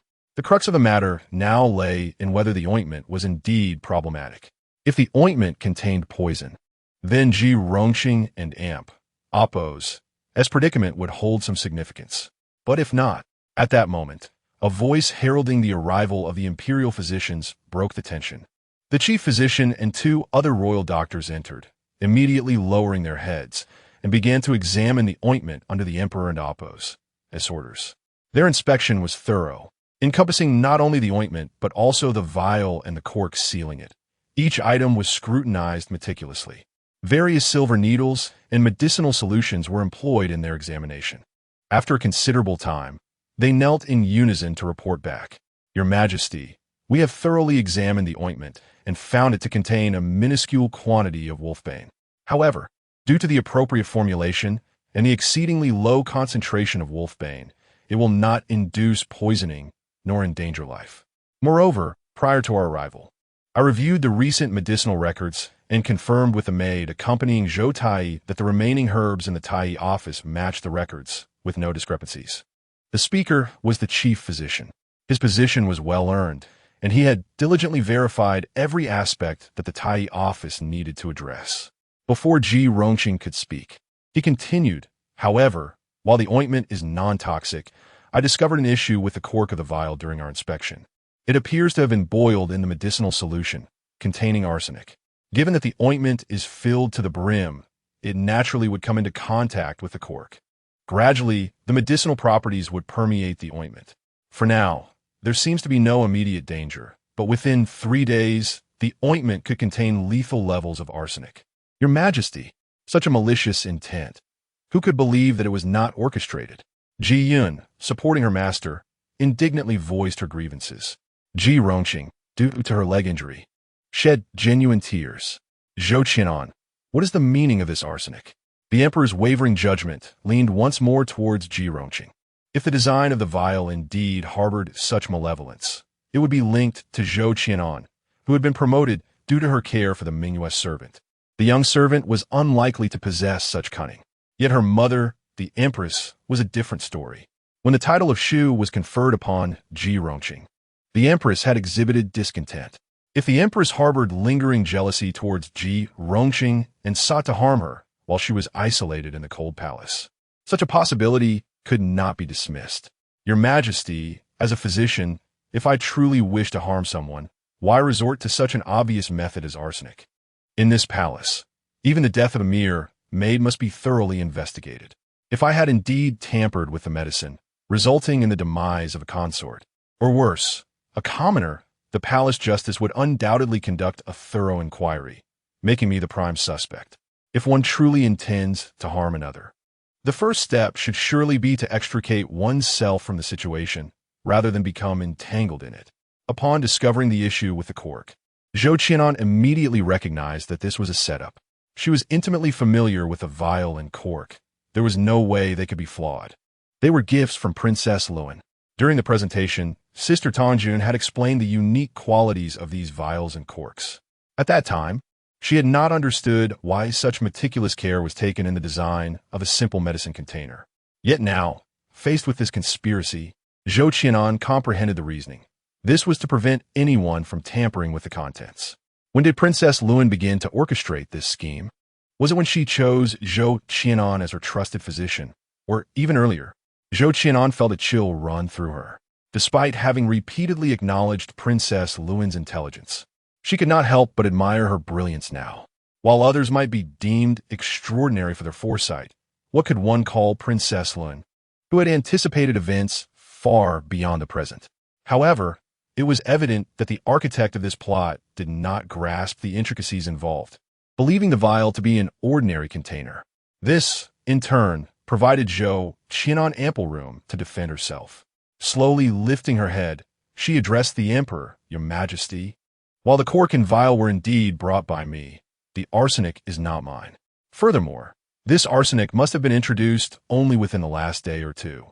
I have evidence to support my claims." Chapter 48. The Continuation of Astonishment. Upon hearing this, Ji Rongqing instinctively tightened her grip on Ji Yun's hand, causing it to redden. However, Ji Yun, too, felt a twinge of fear. How could Imperial Physician Zhou possess such knowledge? Even if she had surmised the truth, what evidence could she possibly present? Although the emperor was influenced by Ji Rongqing's celestial mandate, his fundamental judgment as a sovereign remained intact. He had witnessed countless officials beseeching him for mercy. He could discern who was genuinely wronged and who was merely feigning desperation with remarkable accuracy. At that moment, he sensed that Zhou Qian was indeed aggrieved and indignant. Unconsciously, His fingers grazed the jade ring on his thumb, his expression inscrutable. A single word, spoken tersely, was sufficient to convey the emperor's displeasure. Zhou Qian cared little for such matters. Since she had committed no wrongdoing, she would not accept an unfounded accusation. Moreover, with Princess Lu and Apos, and having paved the way for her, there was no reason for her to falter. She would have no face left to remain in the Imperial Medical Office otherwise. Your Majesty, this set of vials was a gift from the princess during her illness when I attended to her. I promptly archived it in the Imperial Medical Office. While they may appear to be ordinary vials, both the vials and the cork are specially crafted. The cork, in particular, is made from a unique softwood that is both pliable and resilient, having undergone several rounds of special steaming. Thus, though it seems unremarkable, it possesses excellent sealing properties and is impermeable to water. Zhou Qian knelt beside the tray containing the cork, extracting a brocade handkerchief from her bosom to show the esteemed guests. She delicately pinched the cork between her fingers. As one who understood the cork and Apos as properties, she would never be foolish enough to use poison to taint it. The royal physicians had only examined the surface for arsenic, mistakenly believing it to be an ordinary object from the Imperial Medical Office, hence assuming it had been soaked. In truth, that was impossible. Your Majesty, if you were to cut open this cork, you would find it completely dry within. Zhou Qian raised the cork as evidence, earnestly imploring. What? Ji Rongqing was genuinely alarmed. Not only her, but Chuya, who awaited summons at the door, was also in a state of panic. After all, he had been the one to boil the cork in arsenic solution, merely following Ji Rongqing's instructions. The arsenic was highly toxic, and he had taken care not to damage the cork, believing it had been sufficiently infused after 2 hours of boiling before retrieving it with chopsticks.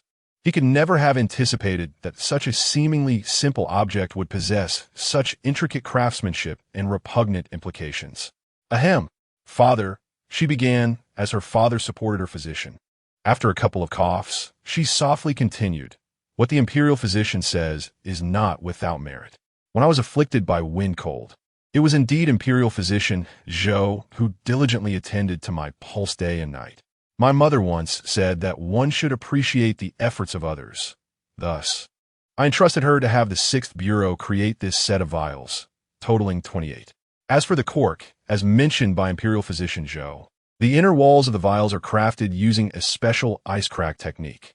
When filled with medicine, the liquid seeps into the cracks, and without special cleansing agents, no subsequent substances can be mixed with the residual liquid. The audience gasped in astonishment. The design of this set of vials was remarkably innovative. With dual layers of protection, it effectively eliminated the possibility of tampering with the medicines afterward. Ji Rongqing's fear was nearly palpable. Had the Empress and her daughter orchestrated this from the very beginning? Was her accusation today anticipated by them? Had she misstepped? She had never considered that the seemingly ordinary vial could harbor such complexities. She was taken aback by the Empress and Apos' meticulousness in dedicating such effort to a physician. Yet could it be that the arsenic had been prepared by imperial physician Zhou himself, intended for this very moment, leaving her with no means to defend herself? Your Majesty, Rongqing is merely a commoner relegated to the cold palace, struggling to find even a morsel of meat, let alone something as rare as arsenic. Could it be that I somehow contributed to this? Rongqing had no means to do so. After a moment's hesitation, Ji Rongqing knelt gracefully and began to proclaim her innocence. The emperor was now filled with doubt regarding her claims. Ji Rongqing realized that her words would not suffice to reverse her predicament. Although the cork had yet to be cut open, the confidence exuded by Zhou Qian and the empress suggested that they had already secured their position. What she had believed to be a certain victory had crumbled before it had even begun. Yet, Ji Rongqing understood she could not surrender entirely. If she did, not only would the empress escape suspicion, but she would also be seen as calculating and insidious, interpreting the emperor and Apos' intentions with malice. Trapped in the cold palace, she could still bide her time for future opportunities. However, if she lost the emperor's favor, would there even be a future for her? Ji Rongqing clung to the belief that the empress had deliberately ensnared her. Zhou Qian had subtly indicated that the medicine was suspect. She had merely been oblivious to the trap and had inadvertently stepped into it. Foolishness, perhaps, but not malice. At that moment, Empress Chun finally spoke. The princess is young and wished to express gratitude to Imperial Physician Zhou, but lacked proper protocols, thus inquiring of me. I believe that for a healer, life is bound to the medicine, and they fear death most of all. The trials and tribulations of this profession are not for the ears of the princess. Yet I thought it prudent to gift Imperial Physician Zhou a protective item. Therefore, I had the 6th Bureau create this set of vials.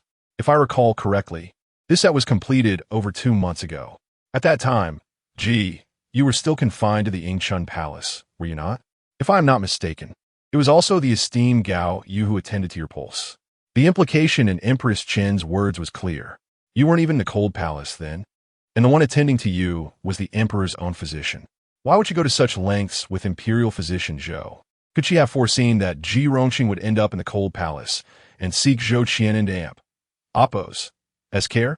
She merely believed that physicians within the palace could easily fall prey to cunning schemes and thus offered this set of vials to ensure Zhou Qian could maintain her integrity within the depths of the palace.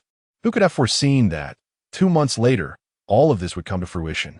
However, it seemed Empress Chun was not yet finished with her blows to Ji Rongqing. As for Ji's claim of being unable to access arsenic in the cold palace, that was not entirely incorrect. But who could assert that the substance had not been introduced from outside? Empress Chun and Oppos. Gaze slowly drifted toward the entrance. The Qinqiu guard, Chuya, seems to have free passage between the palace and the Forbidden Gardens daily. As it happens, he was also the one who relayed the news of Ji and Amp Oppos, as poisoning to the court. Your Majesty, I implore you to investigate his residence within the Forbidden Gardens thoroughly. Perhaps this mystery will unravel. Chapter 49. The search outside the door. Chuya absorbed every word spoken. His complexion turned ashen, and his hand, clutching the dagger, began to tremble slightly. With the conversation escalating to this point, it was inevitable that Chuya would be summoned inside. Upon entering, his pale visage and faltering words aroused suspicion among the gathered assembly, particularly in the presence of the emperor. Without hesitation, the emperor issued a command. Cheng Rang, instruct your men to search the Forbidden Garden for any illicit items in Chuya's quarters. The Forbidden Gardens serve as the residence for esteemed members of the Qianyou Wei, like Chuya, within the outer palace. Over the past few days, aside from receiving orders from Ji Rongqing to seek a physician, Chuya had either been on duty in the cold palace or resting in the Forbidden Garden. Send Cheng Rang. Hope ignited within Ji Rongqing's heart. Cheng Rang was indeed one of her own. If he led the search, there was still a chance for redemption. As long as the source of the arsenic remained undiscovered, she could plead her case.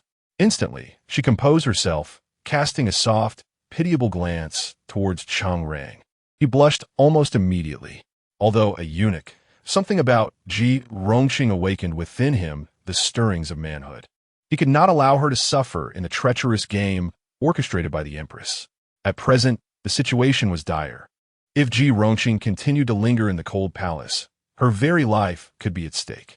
He resolved firmly that regardless of the search and Oppos' outcome, there would be no trace of arsenic found in Chuya's residence. This case would remain an unsolved mystery, leaving all parties in a state of limbo. In due time, he would speak on Ji Rongqing's behalf before the emperor, ensuring she could emerge from the cold palace with grace.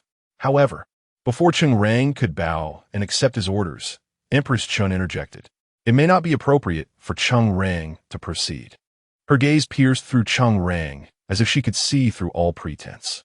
Your Majesty, the Baojing Hall is under my jurisdiction as the mistress of the inner palace. Even if Ji suspects the ointment contains poison and believes I orchestrated this behind the scenes, would it not be prudent to inform the virtuous concubine overseeing palace affairs? If she is unwilling to share her concerns, how could a mere Qianyou Wei guard like Chuya so easily gain access to your most trusted inner eunuch?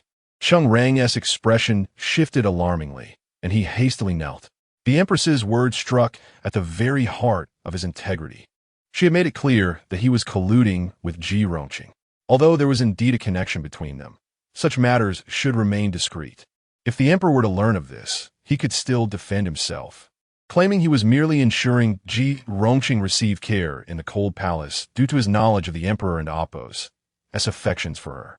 But now, with the empress present, and especially with the presence of Princess Lu and Appo's, and the most affected party of the banquet incident, everything was precarious. He had witnessed the emperor's growing favoritism and concern for Princess Lu and Appo's. Regardless of the emperor and Appo's personal thoughts, he could not allow it to be known that he had shown leniency after dealing with Ji Rongqing. Cheng Rang found himself at a loss for words to defend his actions. He could only stammer, "Your Majesty, I dare not."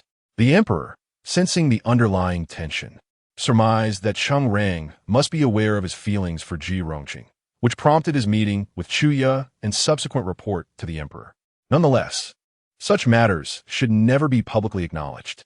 Thus, he commanded sternly, "Jiang Yin, convey my edict to Wu Zhuan, the head of the Palace Justice Division, and Chang Sun, the leader of the Qianyou Wei. They are to proceed to the Forbidden Garden and conduct a thorough inspection. Act swiftly and without error." Jiang Yin, the inner eunuch second only to Cheng Rang in the Zicheng Hall, had not originally been summoned. However, when the empress was called, the emperor had requested his return.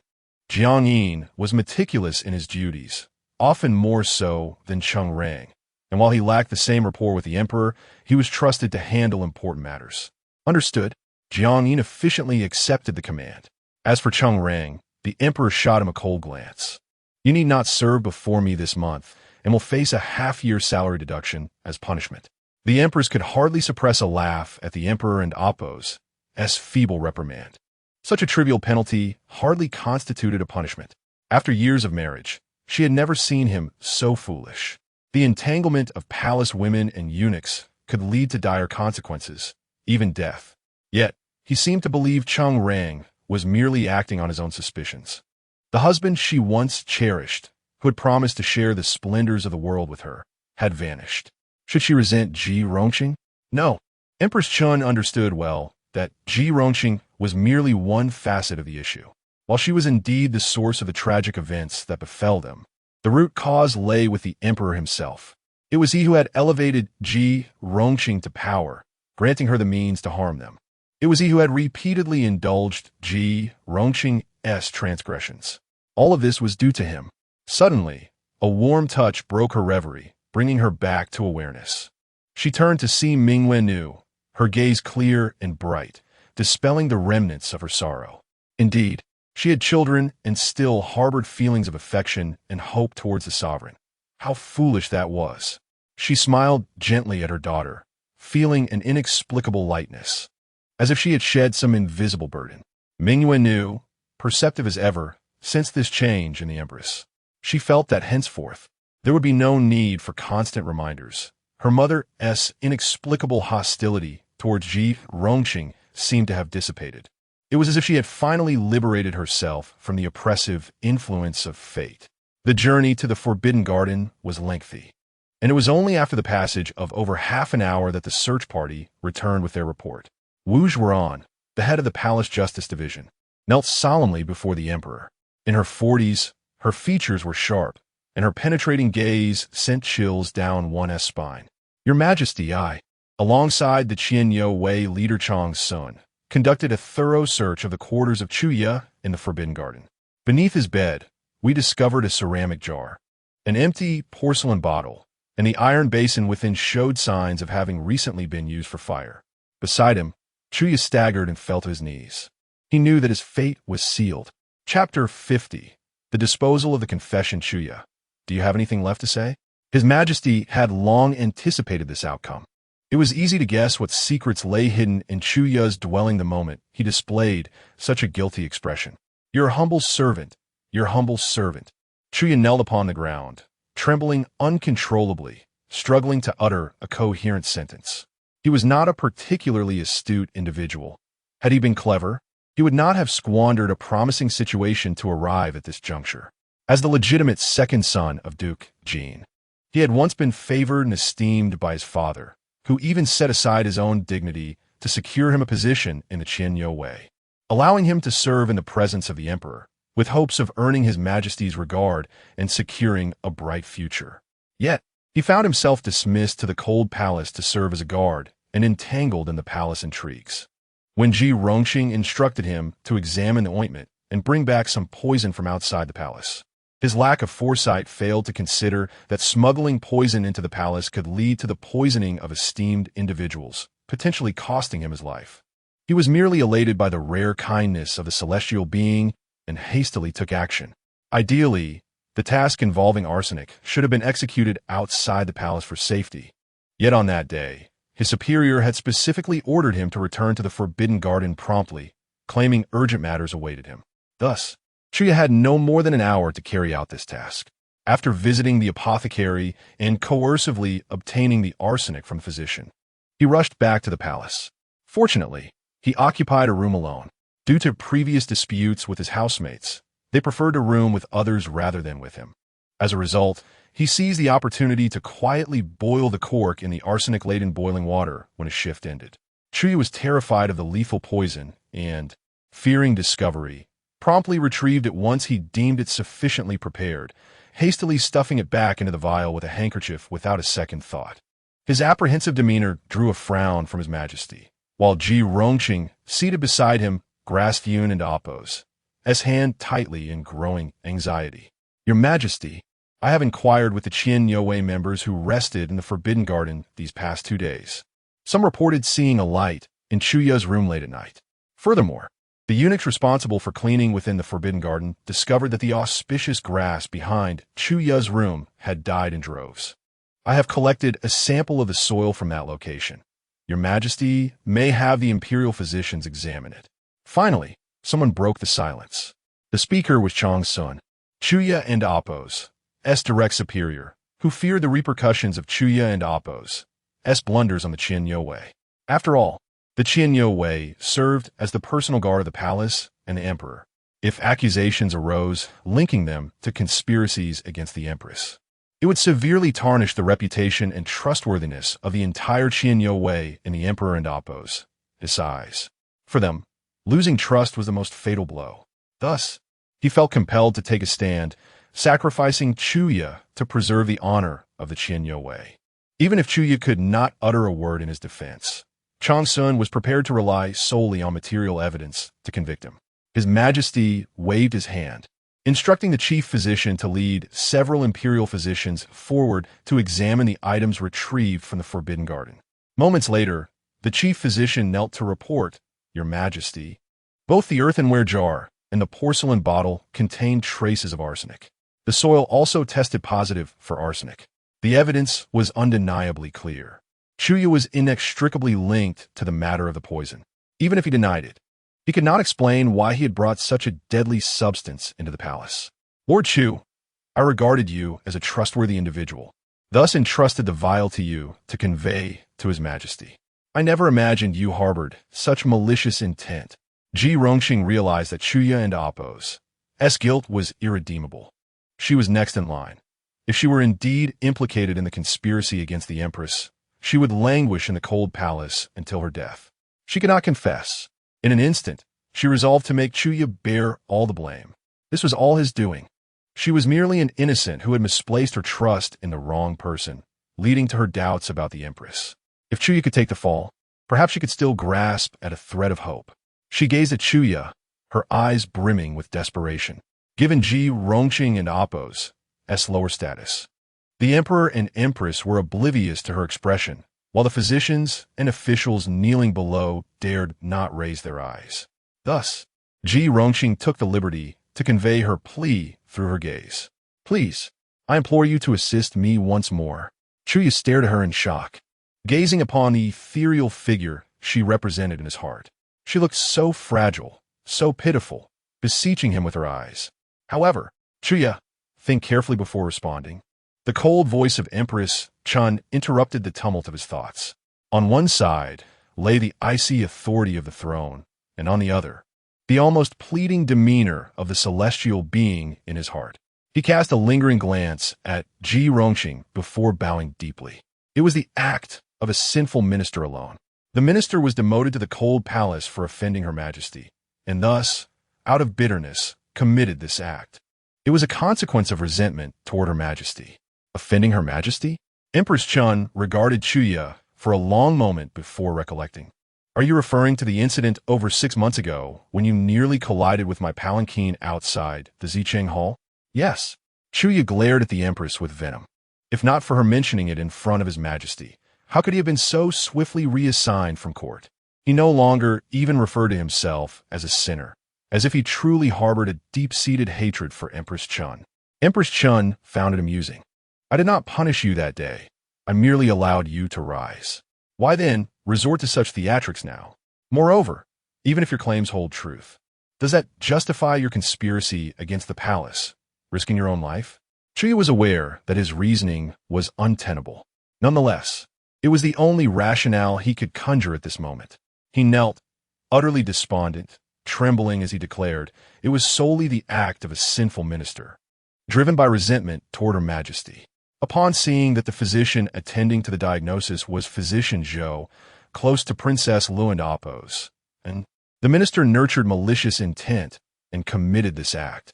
Everything is unrelated to others. The minister is willing to bear the consequences alone. The aura of destiny clad the man before them, proving to be quite effective. Xuan Mingyao rested his chin on his hand, observing the farce unfold, reminiscent of the previous life where men would go to great lengths for Ji Rongqing. Truly, it was not unexpected. He was willing to forsake his life and the future of the Duke Jin and Apos' household, taking on all the blame for Ji Rongqing. Such profound affection indeed. Chapter 51. The Punishment of the Staff. Enough. You were removed from my presence due to your repeated transgressions, rendering you unfit to guard my side.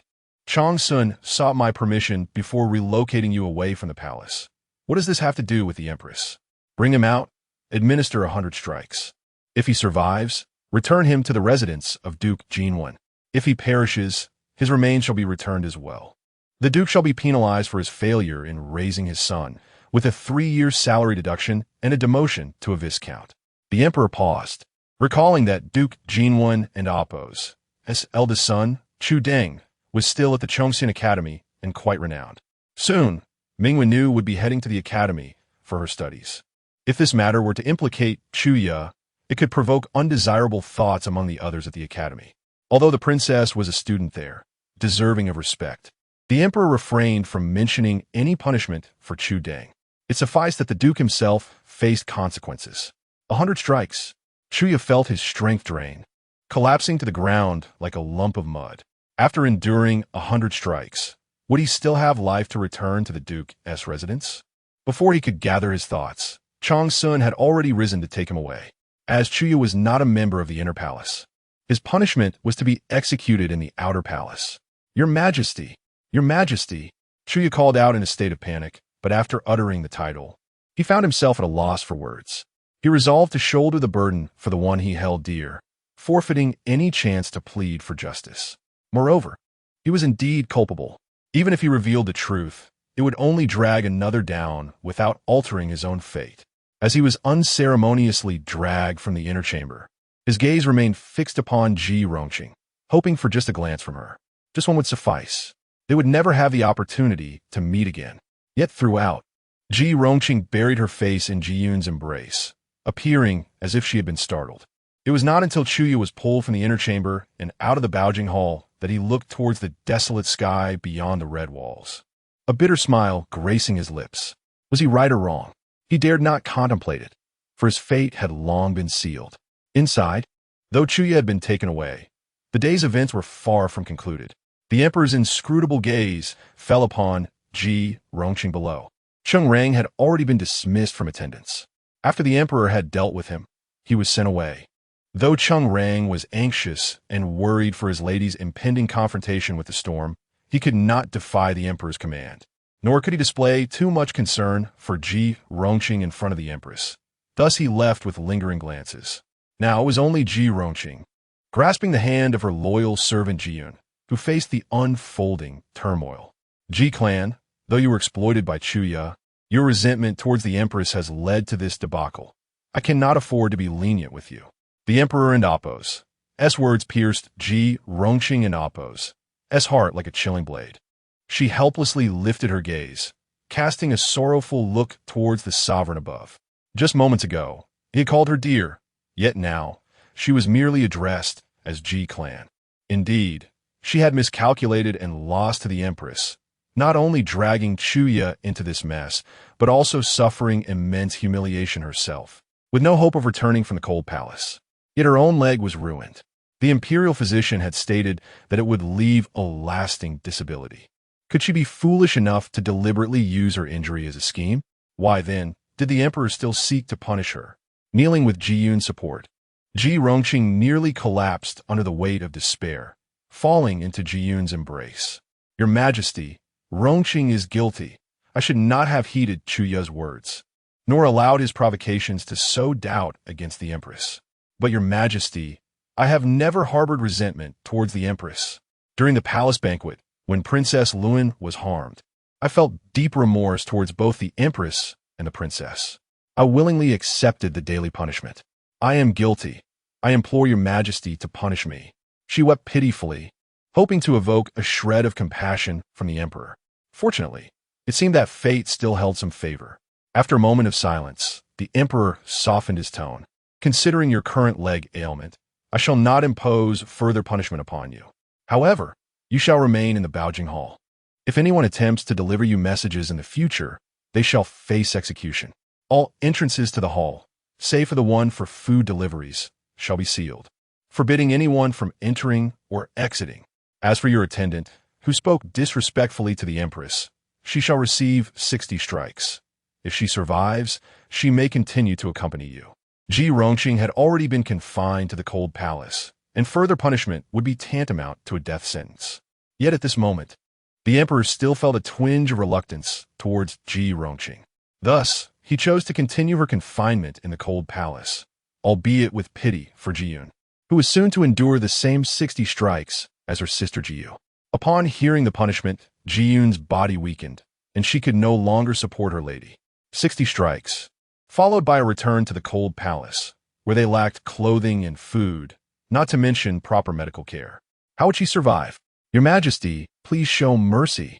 Ji Yun bowed repeatedly, desperately pleading for her own life.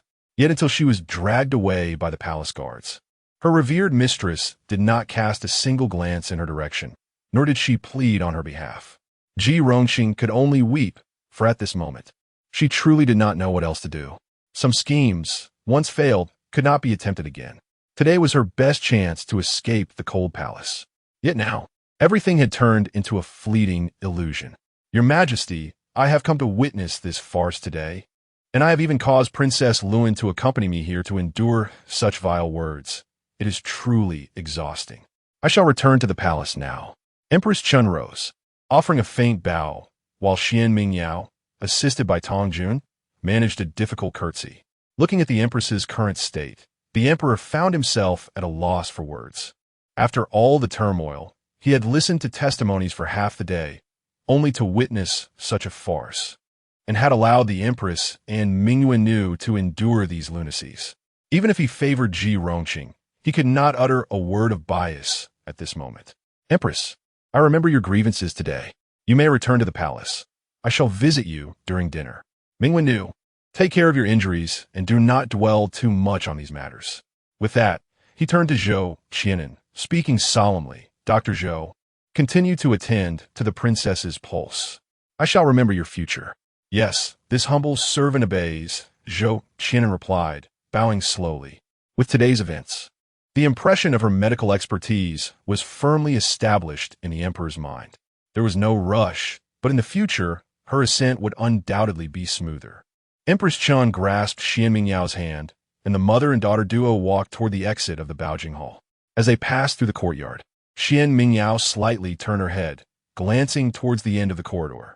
A figure stood there, seemingly having waited for an eternity. All right, Mingyao.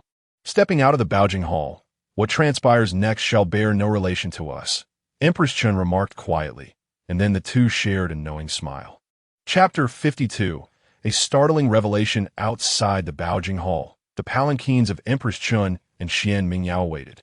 Empress Chun, supporting Zhu Ying's hand, was about to step into her palanquin when she noticed Chang Sun standing not far away.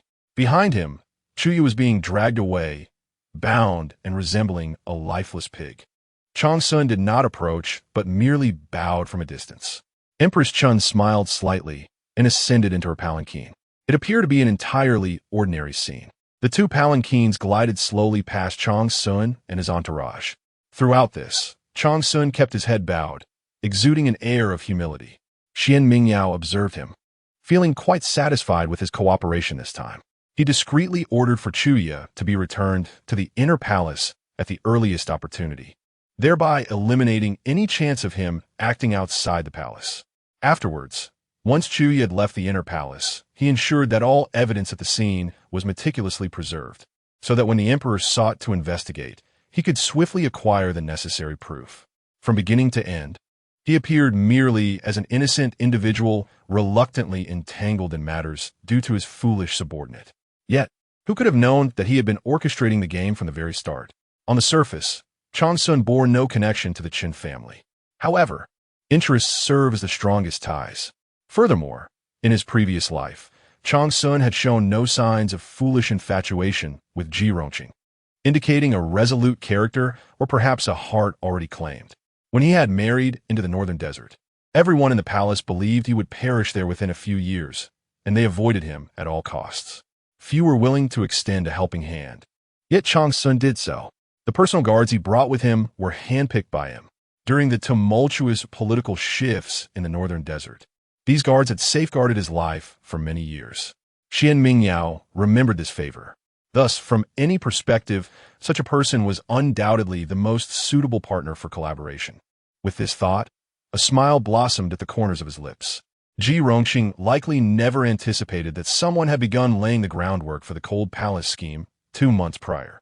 Whether it was Chu Ya's proximity to her, the assault from Li Chongyuan, or Zhou Qinnen's ointment, every step they took thereafter fell perfectly within the plans of himself and the empress. With this incident, not only did the emperor's infatuation with Ji Rongqing wane significantly, but he also inadvertently broke one of her legs. As this heavenly daughter gradually ceased to be perfect, Xuan Mingyao was curious to see if heaven would continue to favor her with such fervor. There was no rush. He had ample time to engage in a slow battle of wits with her. However, once this matter came to light, even for the sake of his reputation, the emperor would undoubtedly turn a cold shoulder to Ji Rongqing. It seemed she would have no opportunity to rise from the Cold Palace in the coming years. The most critical aspect was, turning his gaze toward the towering crimson walls, Xuan Mingyao narrowed his eyes, feeling the coolness of the autumn breeze against his face. Autumn had indeed arrived, and the weather was becoming increasingly desolate. It was time for the flourishing scenes in certain places to cool down. How many secrets lay hidden within this vast palace? Sometimes, the revelation of a single secret could stir up tremendous turmoil within these red walls. Inside the Baojing Hall, Jian had already been taken away by Wu Zhuoran to the Hall of Justice for execution. At this moment, only the Emperor, Ji Rongqing, and the attending Jiang Yin remained in the room. Ji Rongqing understood that crying was the only thing she could do now. She was unable to leave, and could only pray that the Emperor still held a sliver of regard for her in his heart. That tiny fragment represented her potential for a comeback.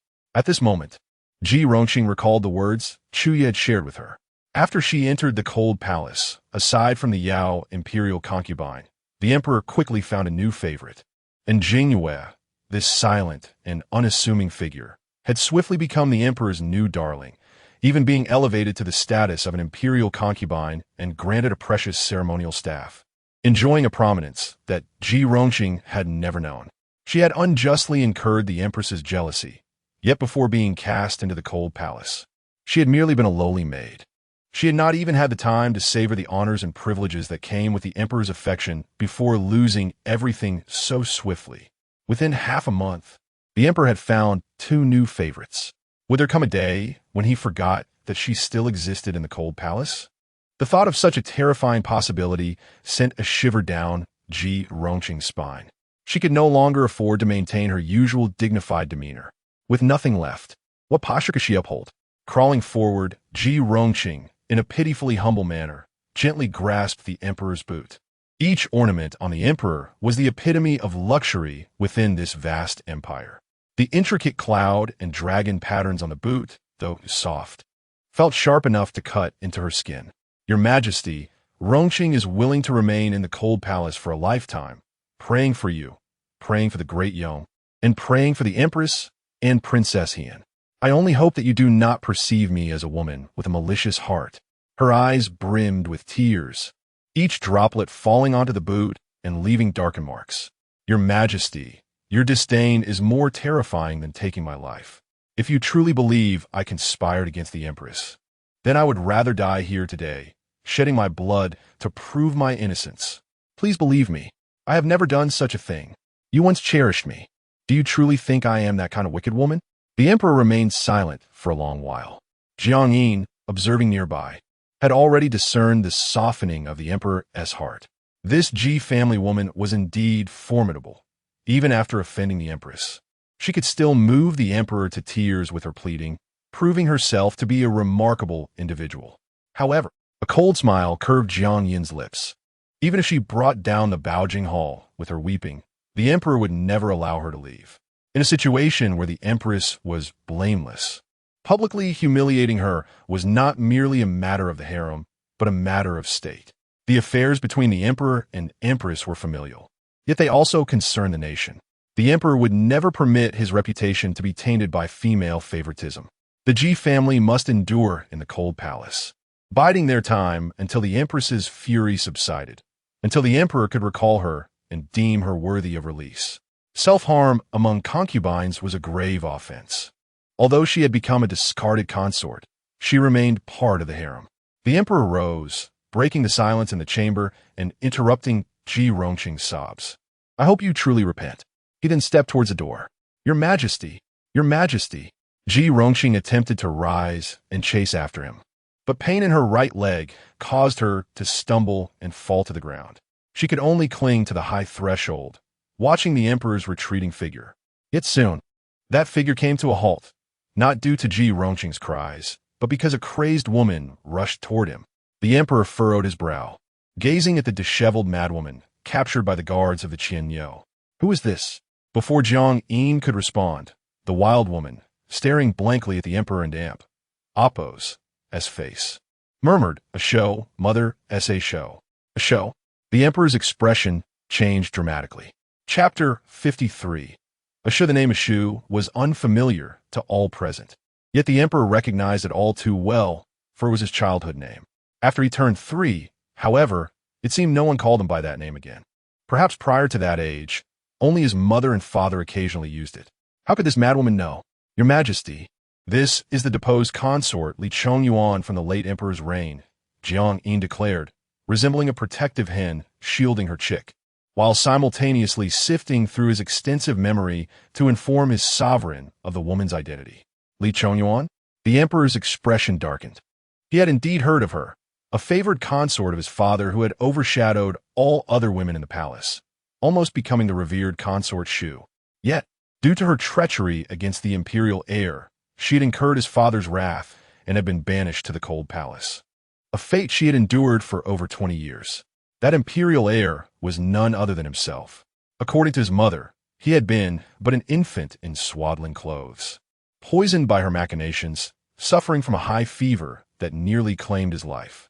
Thus, upon hearing the name Li Chongyuan, how could the emperor possibly maintain a pleasant demeanor? She had been personally dealt with by his father.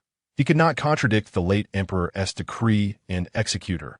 Yet this woman dared to confront him? Was she truly so reckless? Remove her. The emperor, feeling agitated, cast a glance at her and turned to leave. Suddenly, the madwoman collapsed to her knees, fervently knocking her head against the ground. Your Majesty, Ashu is my child. I beg you, return my child to me. Please. Her erratic speech revealed her disarray. Yet her words startled the emperor into silence. What did she mean? The Qianyou guards attempted to drag the madwoman away, but she struggled violently. 2 burly men unable to subdue her completely. As she writhed, she continued to shout, I did not have an affair with Prince Yu. The child within me is truly yours. Why, one in Appo's, do you believe me? Through her disheveled hair, her dusty and weathered face still bore traces of her former beauty. The guard beside her were left trembling with fear at her proclamations. Prince Yu? An affair? Good heavens! What royal secrets were they now privy to? Would they face the emperor and Apos' wrath for this knowledge? Upon hearing this, the emperor recalled the once illustrious Prince Yu, a son of the 12th prince born during a time when a dying tree miraculously revived. The emperor and Apos' grandfather had rejoiced, believing him to be a child of good fortune, and raised him as his own. When the emperor and Apos' grandfather passed away, Prince Yu was only 9 years old, and after the emperor ascended the throne, he had been raised in the palace, almost as a son. However, the emperor had abruptly stripped Prince Yu of his title and confined him to the imperial mausoleum in Yanshan. Over the years, although he remained alive, it was said that he had become half-mad. The accusations laid against him by the emperor's father had been of treasonous intent, claiming he had brought weapons into the palace with the intent to assassinate the sovereign. How could there have been an affair? Li Chongyuan had indeed been recorded in the palace annals as having been pregnant. Yet had not that pregnancy ended in miscarriage mere months later? The emperor's heart raced. He sensed he was approaching a truth he dared not confront or even imagine. Let her go. Everything before him seemed to blur as he shook his head slightly, striving to maintain clarity and composure. Prepare a room. I wish to interrogate her. Jiang Yin was taken aback, but promptly complied. Fortunately, the items recently moved to the Ji residence could now be swiftly relocated to an adjacent chamber. In no time, the left wing of the Baojing Hall was readied, and the emperor, supported by Jiang Yin, stepped inside. The madwoman was also ushered in by the guards. Once inside, the emperor issued a command, "Everyone leave." The guards, relieved, promptly executed his order, bowing as they exited. They understood that the fewer ears privy to such royal secrets, the better. Jiang Yin lingered, hesitating. What if the madwoman became violent again and harmed the emperor? If he remained, he could at least shield his sovereign. Leave, the emperor gestured dismissively, unconcerned. He had been trained in archery and equestrian skills from a young age, and despite some neglect after his ascension, he was still a formidable presence, not easily harmed by a starving woman from the cold palace. Once everyone had departed, the emperor took his seat at the head of the room, gazing down at the woman curled on the floor. "Why do you claim Xiu as your child?" he inquired softly. In the Rinshou Palace, the Empress Dowager, under the attentive care of the favored concubine Xiu, was drinking her medicine in a desultory manner. The concoction had been consumed for quite some time without any evident improvement, leaving a bitter taste in her mouth. Concubine Xiu smiled gently. "Your Highness, why do you act like a child? Bitter medicine is beneficial for illness. The physicians have added licorice to the brew. I sampled it while testing, and it is quite palatable." After the Empress Dowager finished her medicine, Concubine Xiu prepared a sweet fruit puree from the kitchen, which was just the right sweetness. This meticulous attention to her comfort lifted the Empress Dowager's spirits somewhat, prompting her to take a few more sips of the medicine. However, before she could enjoy her improved mood, Pingwei rushed in with a look of panic etched across her face. "What's wrong? Why are you in such a flurry?" the Empress Dowager asked, taking the silk handkerchief from Concubine Xiu and delicately wiping her mouth, her tone deliberate. "Your Highness, the Emperor. The Emperor has gone to the Baojing Hall." "What?" The previously ailing Empress Dowager sat upright in shock, causing Concubine Xiu to hastily assist her. Yet at that moment, the Empress Dowager was oblivious to Concubine Xiu and Apos' help, staring incredulously at Pingwei. "The Emperor has gone to the Baojing Hall. How could he suddenly go there?" "Yes, it is said that something has happened with the commoner Ji family, but your Highness." Pingwei hesitated, sensing Concubine Xiu and Apos' presence, and swallowed the remainder of her sentence. Concubine Xiu, too, noticed Pingwei and Apos' unease and lowered her gaze slightly. "Your Highness, I shall check if the fruit puree is ready." "Go." The Empress Dowager waved her hand, her earlier appreciation for Concubine Xiu and Apos' perceptiveness evaporating.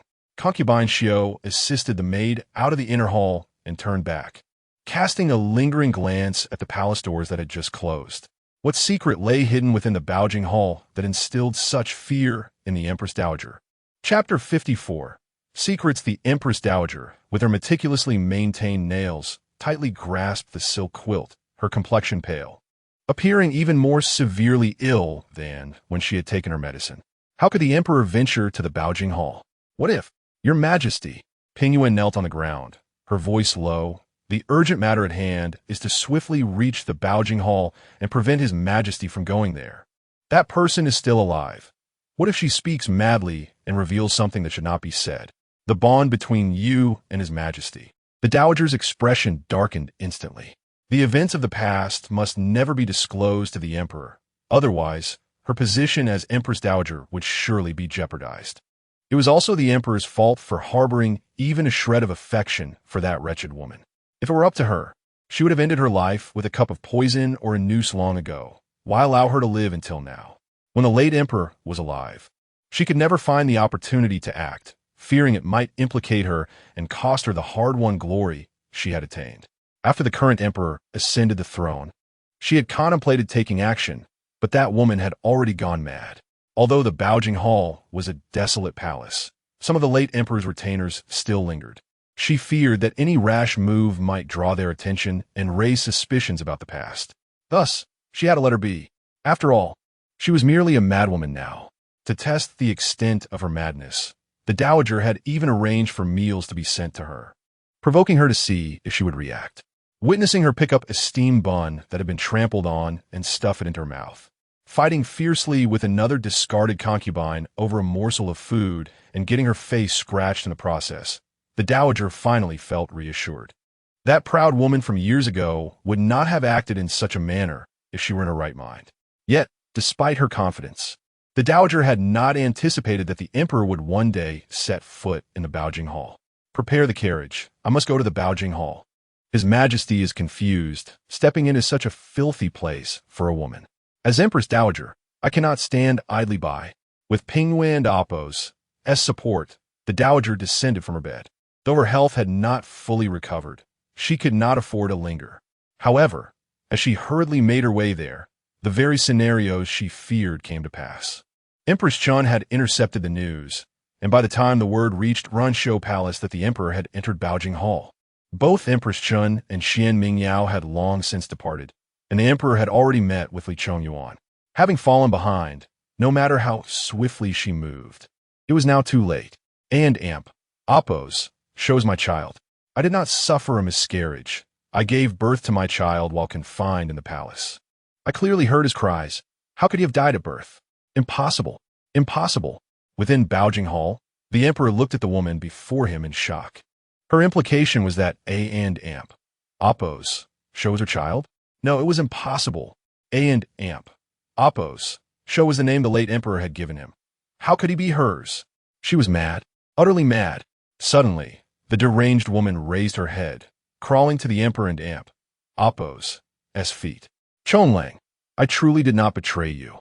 I do not know why I found myself in bed with King Yu, but I swear on my life that I have never wronged you. If I utter a single falsehood, may I be struck by lightning and meet a terrible end. Chonlang? The emperor paused momentarily, realizing that Chong was his father and Appo's name. Xian Chong was a name befitting an emperor. Yet, who among the palace would dare to utter an emperor and Appo's name directly? The fact that his father had permitted her to call him Chonlang indicated that Li Chongyuan had indeed been favored.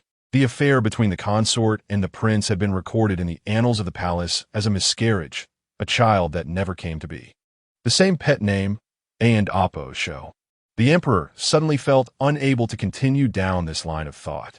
He did not want to believe the astonishing speculation forming in his mind, yet he could not help but recall the peculiarities he had long suspected. His father and Appo's attitude toward him had always been strange. From childhood to adulthood, his father and Appo's demeanor had fluctuated between warmth and coldness. Sometimes, his gaze was filled with love and tenderness, unlike the way he looked at his other sons. Yet, just when the emperor thought he held a special place in his father's heart, his father would grow distant and begin to dote excessively on the seventh prince. Prince Rome, Xian Ming, had been favored by many court officials as the one most likely to ascend the throne. But soon, the scandal surrounding Prince Rong erupted, and he met his end at the hands of the late emperor, while the emperor himself became the rightful heir to the vast empire. Appo's show, you must be worthy of the world, worthy of the people. His father had looked at him with such soft eyes in his final moments. It had been many years since anyone had called him that. Back then, his mother had always called him Xian Jun, only using a shu when his father was present. As he grew older, no one had called him that again. The emperor snapped back to reality, gazing at the woman before him with a complex expression. If what she said were true, did it mean that his lineage harbored a monumental secret? A multitude of questions swirled in his mind, but upon further inquiry, he discovered that the woman had once again lapsed into madness, rendering any further questioning futile. After a moment of contemplation, he summoned Jiang Yin. Take her back to my quarters and assign a few people to protect her discreetly. Her meals will be provided directly from my kitchen. Handle it swiftly and ensure no one else is aware. Additionally, search the palace for any servants who attended to Li Chongyuan back then. I recall that the late emperor's attendant, Gong Yiping, retired to his hometown a few years ago. Take my edict to find Chong Sun and have him procure 2 elite guards to secretly bring him back to the capital. The emperor's lengthy series of commands made Jiang Yin bow lower and lower. He quickly sensed that the words spoken by the late emperor's Li Chongyuan in the room were clearly entangled with a colossal secret. This secret was substantial enough to warrant the emperor's investigation in secrecy, even from the Empress Dowager. Yes, Jiang Yin was well aware that his greatest asset was his silence. He would never ask questions that were not meant to be asked, only diligently fulfilling his duties. He promptly accepted the emperor's orders. The emperor cast one last glance at Li Chongyuan before commanding her removal, then proceeded to walk silently with the royal guards toward the Baojing Hall. Just as they exited, they encountered the Empress Dowager hurrying toward them. Mother. The emperor swiftly concealed all emotions, greeting the Empress Dowager as usual. The Dowager, supported by Pingwei, descended from the carriage, somewhat uncertain whether the emperor had encountered that woman inside. She could only half-heartedly and anxiously inquire, I have heard that you ventured to such a place as Baojing Hall, so I came to check on you. Your Majesty, are you well? Were you disturbed by anyone? This question lingered on the Dowager's lips, but she knew it would seem too out of place, so she swallowed it back. The emperor gazed at his mother, whom he had once revered deeply. His eyes half closed as he softly replied, Due to the incident with the cold palace, my heart was troubled, hence my visit. It is my fault for worrying mother. The Dowager scrutinized the emperor's expression, seemingly unable to discern any clues. Gradually, her heart began to ease. Chapter 55, An Alliance? The Empress Dowager's disdain for Ji Rongqing, the beguiling woman who had summoned His Majesty to the Baojing Hall, grew ever more pronounced. With a complex expression, she cast a glance toward the interior of the hall. Delicately concealing her mouth with a silk handkerchief, she cleared her throat twice. Mother, how is your health? It is my folly that has caused you concern. The emperor immediately inquired, dispelling the last remnants of doubt in the Dowager's heart.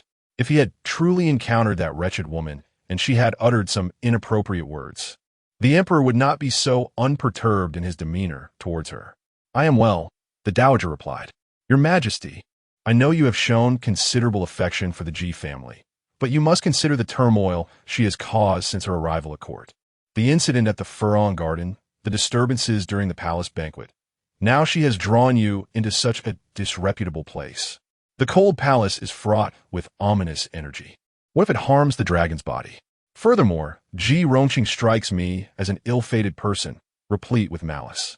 She has brought harm to both you and Lu and Apos at the banquet and has driven that maiden, Shangwan, to the brink of madness on her behalf. It is enough to make one shudder. Your Majesty, do not be overly indulgent. Though the Dowager feigned maternal concern for the emperor, her lengthy admonition subtly revealed the turbulence within her heart. Yes, I understand, mother. Ji Rongqing claimed she was near death, which prompted my visit. Little did I know she would be foolish enough to believe the slanders of others and harbor resentment towards the empress. I have ordered the complete sealing of Baojing Hall. Aside from the small door for delivering daily meals, the main entrance shall remain shut, allowing her time for introspection. Oh, the Dowager raised an eyebrow, her gaze discreetly falling upon the slowly closing doors of Baojing Hall behind the emperor. With that door sealed, it was unlikely the emperor would return to that place anytime soon. Ji Rongqing certainly possessed a unique talent. She could entice the emperor to disregard his well-being for her sake, yet she was also foolish enough to cast aside the wealth she had grasped. Nevertheless, with the palace sealed, she could feel a semblance of peace. The Empress is gracious and capable. You ought to afford her the respect she deserves. Remarkably, the Dowager offered a few words in praise of the Empress she had long disdained. The Emperor, of course, acquiesced. Mother, your health is delicate. Allow me to escort you back to the Rinshou Palace. Observing the Emperor's dutiful demeanor, the Dowager waved her hand. Very well, you are busy with state affairs. I shall not delay you. As long as you are well, I am at ease. Subsequently, the Dowager's sedan chair was lifted, gradually making its way towards Rinshou Palace. The Emperor stood in place for a long while, surrounded by attendants who dared not disturb him. It was not until the Dowager and Appo's figure disappeared from view that he mounted the imperial palanquin. Back to Zicheng Hall. In Yoning Hall, Empress Chun was conversing amiably with Xuan Mingyao when an announcement was made that the crown prince had arrived. After calling him in, a small figure soon emerged from behind the screen, scampering in with tiny steps. Mother, peace be upon you. Empress Chun smiled warmly, and the small figure immediately crawled excitedly towards Xuan Mingyao and Appo's bed. Sister, how are you? Does your wound still hurt today? He was not much taller than the bed itself, tiptoeing to peer over the edge, his round eyes filled with concern for his sister. Pinching his little cheek, Xuan Mingyao replied with a gentle smile. Thanks to our Yuanjing's blessings, I feel much better. Xuan Yuanjing, resembling a small adult, furrowed his brow and earnestly admonished, Sister, you must recover quickly so we can go to Chongxian Pavilion together. He was then assisted by the smiling Tong Jun to a nearby chair, allowing him to converse more comfortably with Xuan Mingyao. Children's thoughts often meander, and soon he shifted from discussing the delicious porridge he had for breakfast to the beautiful hibiscus flower he had just seen. Xuan Mingyao and Empress Chun listened patiently, smiling, until a particular statement from Xuan Yuanjing captured Xuan Mingyao's attention. Did you hear, when Lord Xie left Chongxian Pavilion, Uncle Yong'an specifically held a banquet to send him off? Xuan Yuanjing, still too young to grasp the full meaning of the conversation, furrowed his brow and took some time to understand before nodding. Yes, many people heard it. Uncle Yong'an said that Lord Xie should not be disheartened. The sky is high, and birds can fly freely.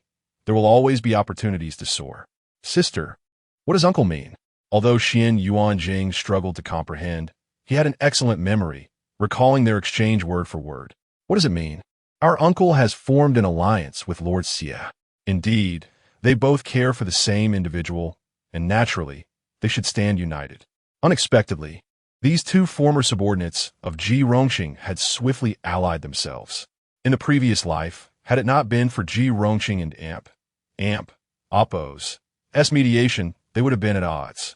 However, Ji Rongqing was no longer the favored concubine of memory. She was merely a discarded consort in the cold palace, her leg even injured. Her two admirers likely remained unaware of this news, as Uncle Yong and Appo's sought to befriend Xie Wangji.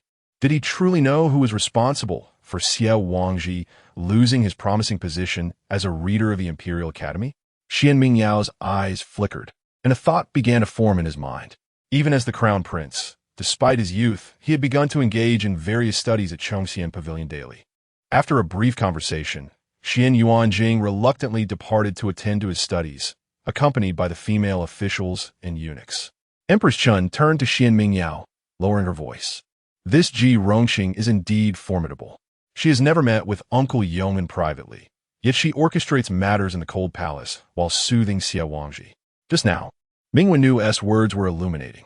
Considering what Mingwennu told me earlier, I truly admire Ji Rongqing. Had it not been for Mingwennu's prophetic dream, we might have suffered greatly under her influence. She does not fight, yet those around her would risk their lives for her. Today, that Shu Yin was willing to sacrifice everything for her. How astonishing and terrifying it is. It almost leads one to disregard the value of their own life. Prioritizing admiration above all else. Is a mere glance at the palace banquet not sufficient? Mother, I believe since Ji Rongqing has just rendered us such significant assistance, we should reciprocate in kind.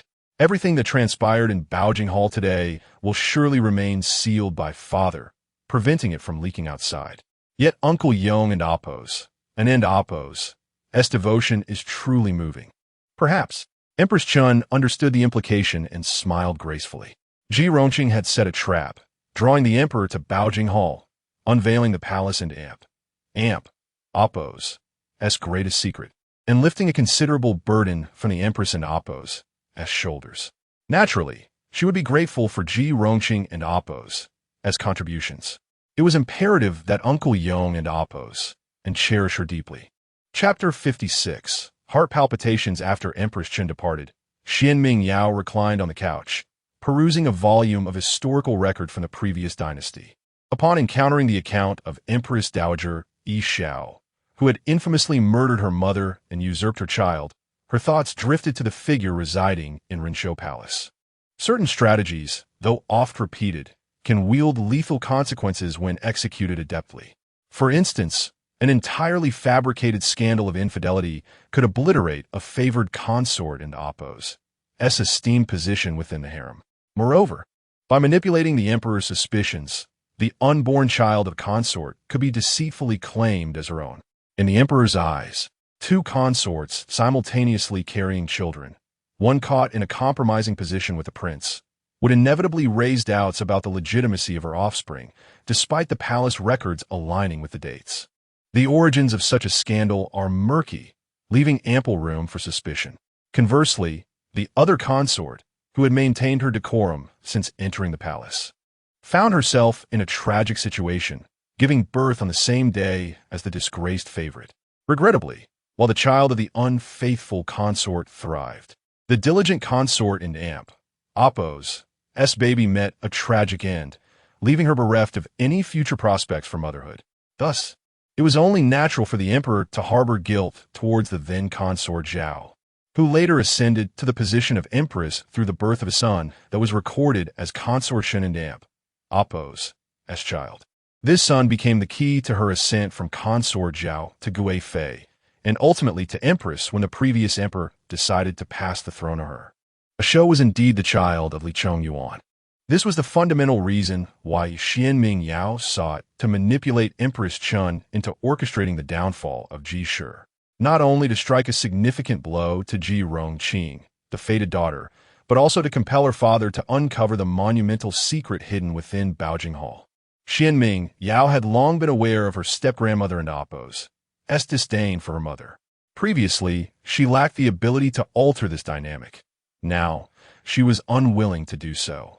Since her step-grandmother consistently viewed her mother with contempt, there was no need for her presence in the imperial harem. If she was to remain ill, then let her illness be absolute. In her previous life, Xuan Mingyao had been oblivious to this matter, for it involved the very foundation of the nation, a matter of utmost importance.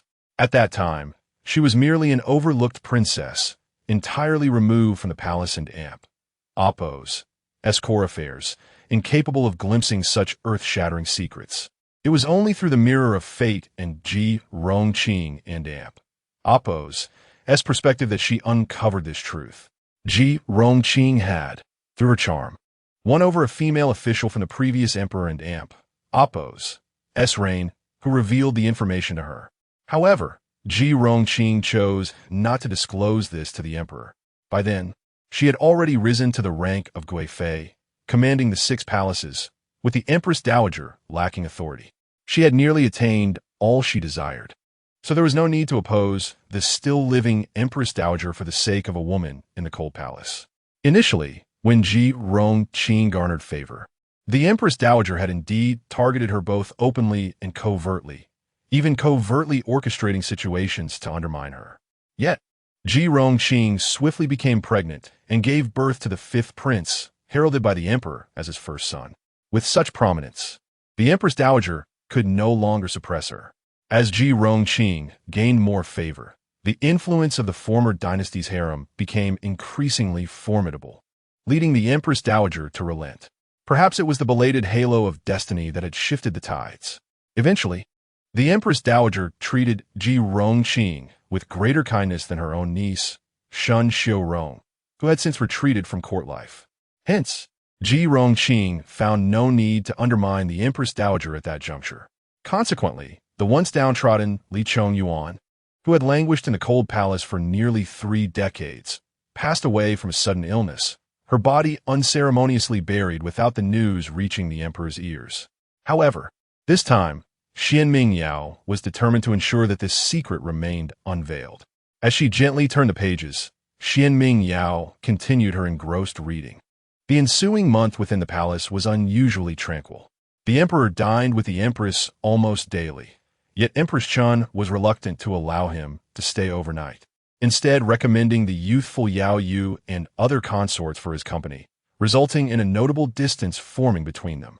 Nevertheless, the emperor appeared to have adopted a more ascetic lifestyle, spending each night alone in the Ziqing Hall without summoning any consorts.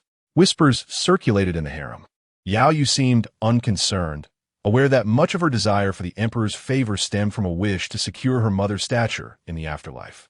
She held little genuine interest in the emperor himself. Moreover, with the emperor refraining from summoning any consorts, she felt no pressing sense of crisis. Yet, an unsettling feeling lingered regarding the suddenly prominent Yu. While Yao Yu was calm, Yu was consumed by anxiety. The emperor's visits to Baojing Hall could remain concealed from the outside world, but the palace was rife with informants, and Yu was keenly aware of this. She had not anticipated that the emperor would visit the cold palace and yet leave Jie confined. Instead, he had sealed the doors of Baojing Hall, seemingly intending to leave Jie there indefinitely. This heartless act left Yu sleepless for half a month. Were those days of affection merely a fade? If the emperor was indeed so fickle, then she must strive even harder to win his favor. By becoming the emperor's most beloved consort, she could surely facilitate Jie's release. With this resolve, Yu steeled herself, gazing at the bowl of dark, foul-smelling concoction before her. Gritting her teeth, she lifted the bowl and drank deeply. She must ascend to the status of favored consort. For this ambition, she was prepared to sacrifice everything. Chapter 57. Loyalty. His Majesty has conferred the title upon Lady Yin. Empress Chun regarded Jiang Yin, who stood within the hall, her expression composed and dignified, akin to an unyielding mask that concealed the true sentiments of its bearer. For some time now, Jiang Yin had been in attendance to His Majesty. However, the month-long period promised by His Majesty was drawing to a close. Naturally, Jiang Yin aimed to serve His Majesty diligently during this time, ensuring that even upon Cheng Rang's return, the emperor would remember his efficient service. On the empress's side, Jiang Yin was exceedingly cautious and attentive. He was a perceptive individual. Following the incident in the cold palace, Cheng Rang had effectively offended the empress. Thus, in a certain sense, the empress would quietly support another individual to ascend in rank, ensuring that no resentful eunuch lingered near His Majesty. Undoubtedly, he was the prime candidate for such a role. The empress now firmly occupied her position, with a wise crown prince and a favored Princess Luan. Thus, Jiang Yin was not stingy in offering discreet assistance to her in various matters. Your Highness, after dining last night, His Majesty happened upon Lady and releasing lanterns in the 100 Flowers Isle for blessings and consequently summoned her to his favor. This title is what His Majesty had mentioned earlier. However, His Majesty also stated that as the sovereign of the 6 palaces, the conferment of titles to concubines should be executed under Your Highness's seal. Hence, I am here to relay this message. Rules? The Empress mused, recalling how His Majesty had never adhered to such conventions when bestowing the title Shu upon Ji Rongqing. Nevertheless, she recognized the futility of such reflections and merely smiled with a nod. I understand. Since Lady and can serve His Majesty's comfort, it is only fitting that I grant her this honor. Yet, the Empress harbored doubts.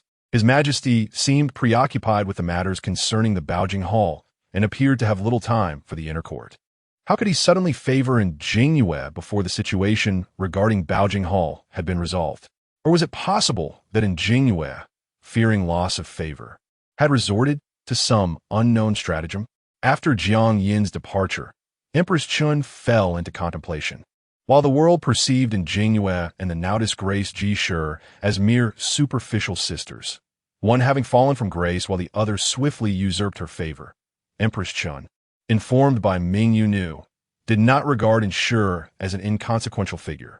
Furthermore, Mingyu Nu had remarked that Shi seemed well-versed in various potions. a skill that could serve as a formidable asset within the palace. Go convey to Lady Yao that His Majesty and Apos S presence should not allow ensure to seize the limelight. Additionally, keep an eye on her to discern whether she employs any unsavory tactics. Understood. Zhuing promptly acknowledged the command. The Empress felt no trepidation regarding Sang Yuejian and Apos as potential thoughts following the birth of a royal heir, as she had shown remarkable determination. 3 days post the mid-autumn banquet, Sang Yuejian had sought a private audience with the Empress. Before her, she ingested a pill meant to sever her lineage, asserting her loyalty with fervent words. Your Highness, do not fear. This is a pill for childlessness, one I brought with me upon entering the palace. Pain coursed through her abdomen, causing her voice to tremble. Why would you go to such lengths? I am not a jealous person. Should you be blessed with offspring, it could serve as your support. In this palace, favor is fleeting, but progeny is the true anchor. Sang Yuejian and Apos S decisive actions astounded Empress Chun, who had never considered the notion of denying her childbearing. Her own crown prince was not the emperor and amp. Apos S firstborn, indicating that she was not overly obsessed with lineage. Even if Sang Yuejian were to betray her for the sake of children, it would not concern her. However, Empress Chun had not anticipated that Sang Yuejian harbored such intentions. Drenched in cold sweat, Sang Yuejian remained resolutely kneeling. Indeed, everyone in the palace values offspring, for they symbolize hope. Yet, Your Highness, I do not seek such hope. From the moment I pledge my allegiance to you, my entrance into the palace in pursuit of favor were solely for my mother and amp. Apos S honor. Should I ever bear children? Perhaps at that moment, my mother would no longer hold the utmost significance in my heart. For the sake of my child's future, I might compromise, step back, and urge my mother to wait. However, Your Highness, my mother relies solely on me. Taking a deep breath, Sang Yuejian endured the pain and slowly bowed her head. My life was given by my mother. I can only repay it with my life and loyalty. For her sake, I would willingly remain childless, serving as Your Highness and Apos S loyal subject. I only ask that Your Highness fulfill my wish. Observing the pain-racked Sang Yuejian, Empress Chun ultimately had her carried to a side chamber and summoned her trusted physician. The diagnosis was as expected. Sang Yuejian would never bear children again. The potency of the pill left no room for reversal. Empress Chun was taken aback by Sang Yuejian's drastic decision. She gazed upon the pallid figure lying on the bed and made a promise. Your filial piety has moved me. As long as you remain loyal, I shall ensure you ascend to the position of a 9th-ranked concubine within 3 years, and your mother's honor shall be preserved. Thank you, Your Highness. Ignoring the Empress and amp, Apos S attempts to deter her, Sang Yuejian insisted on rising from the bed to pay her respects. Once Mingyu knew and amp, Apos S injury had improved slightly. Empress Chun recounted Sang Yuejian and amp, Apos S astounding action to her. Mingyu Nu merely sighed. That was her own desire, much like in her previous life, when she had risked everything to expose Ji Rongqing's treachery for her mother. Such was her nature, intense and sincere. Following the Empress and amp, Apos S directives, Sang Yuejian wasted no time in taking action. Even without being instructed, she had already begun to harbor suspicions about Jingwei. However, before she could uncover any evidence, a grave incident occurred in the palace. The Empress Dowager had fallen gravely ill. Chapter 58. The truth: the Empress Dowager's illness had taken a serious turn, and without needing to speculate, Xuan Mingyao knew it was the doing of her benevolent father, the Emperor. A month had passed, and the truth was long overdue to surface. Within the Zikan Palace, the Emperor had outright refused the request for an audience from the concubine, isolating himself in the inner chamber and dismissing all attendance. Before him lay a table strewn with testimonies, and he felt as if he had forgotten how to read. For an emperor possessing the most elite resources and connections, there was little that could elude his inquiry. This included matters pertaining to his father and amp, Apos S harem. 2 days prior, the former palace servant Gong Yiping, who had once served the late emperor, was brought back to the capital. Now a leisurely wealthy gentleman. He had even adopted a son, with his grandson born just a month ago. At such a time, when he yearned to live well, when the emperor inquired. He hardly hesitated to divulge everything that had transpired years ago. The personal maidservants who had served Li Chongyuan in the palace had all perished. Yet there remained surviving palace maids who had attended to her. Crucially, Jiang Yin had located the midwife who assisted the Empress Dowager during childbirth. The combined testimonies allowed the emperor to piece together the truth from over 20 years ago. Li Chongyuan had been the favored one among the 6 palaces, overshadowing all other women, and naturally, she had amassed a great deal of resentment, including from the then Zhao Yi, the Empress Dowager. Zhao Yi hailed from a modest background and had ascended to the esteemed position of Zhao Yi through perseverance and a gentle, prudent demeanor. However, she had never borne a child of her own in nearly a decade within the palace, never even experiencing a single sign of pregnancy. How could she not feel anxious? Her affection for Ping Ping was profound, yet without a child, she felt as though she were merely languishing in the palace. Coincidentally, she had sensed the unspoken admiration that Prince Yu held for Li Chongyuan. Indeed, Li Chongyuan had entered the palace later and was of similar age to Prince Yu.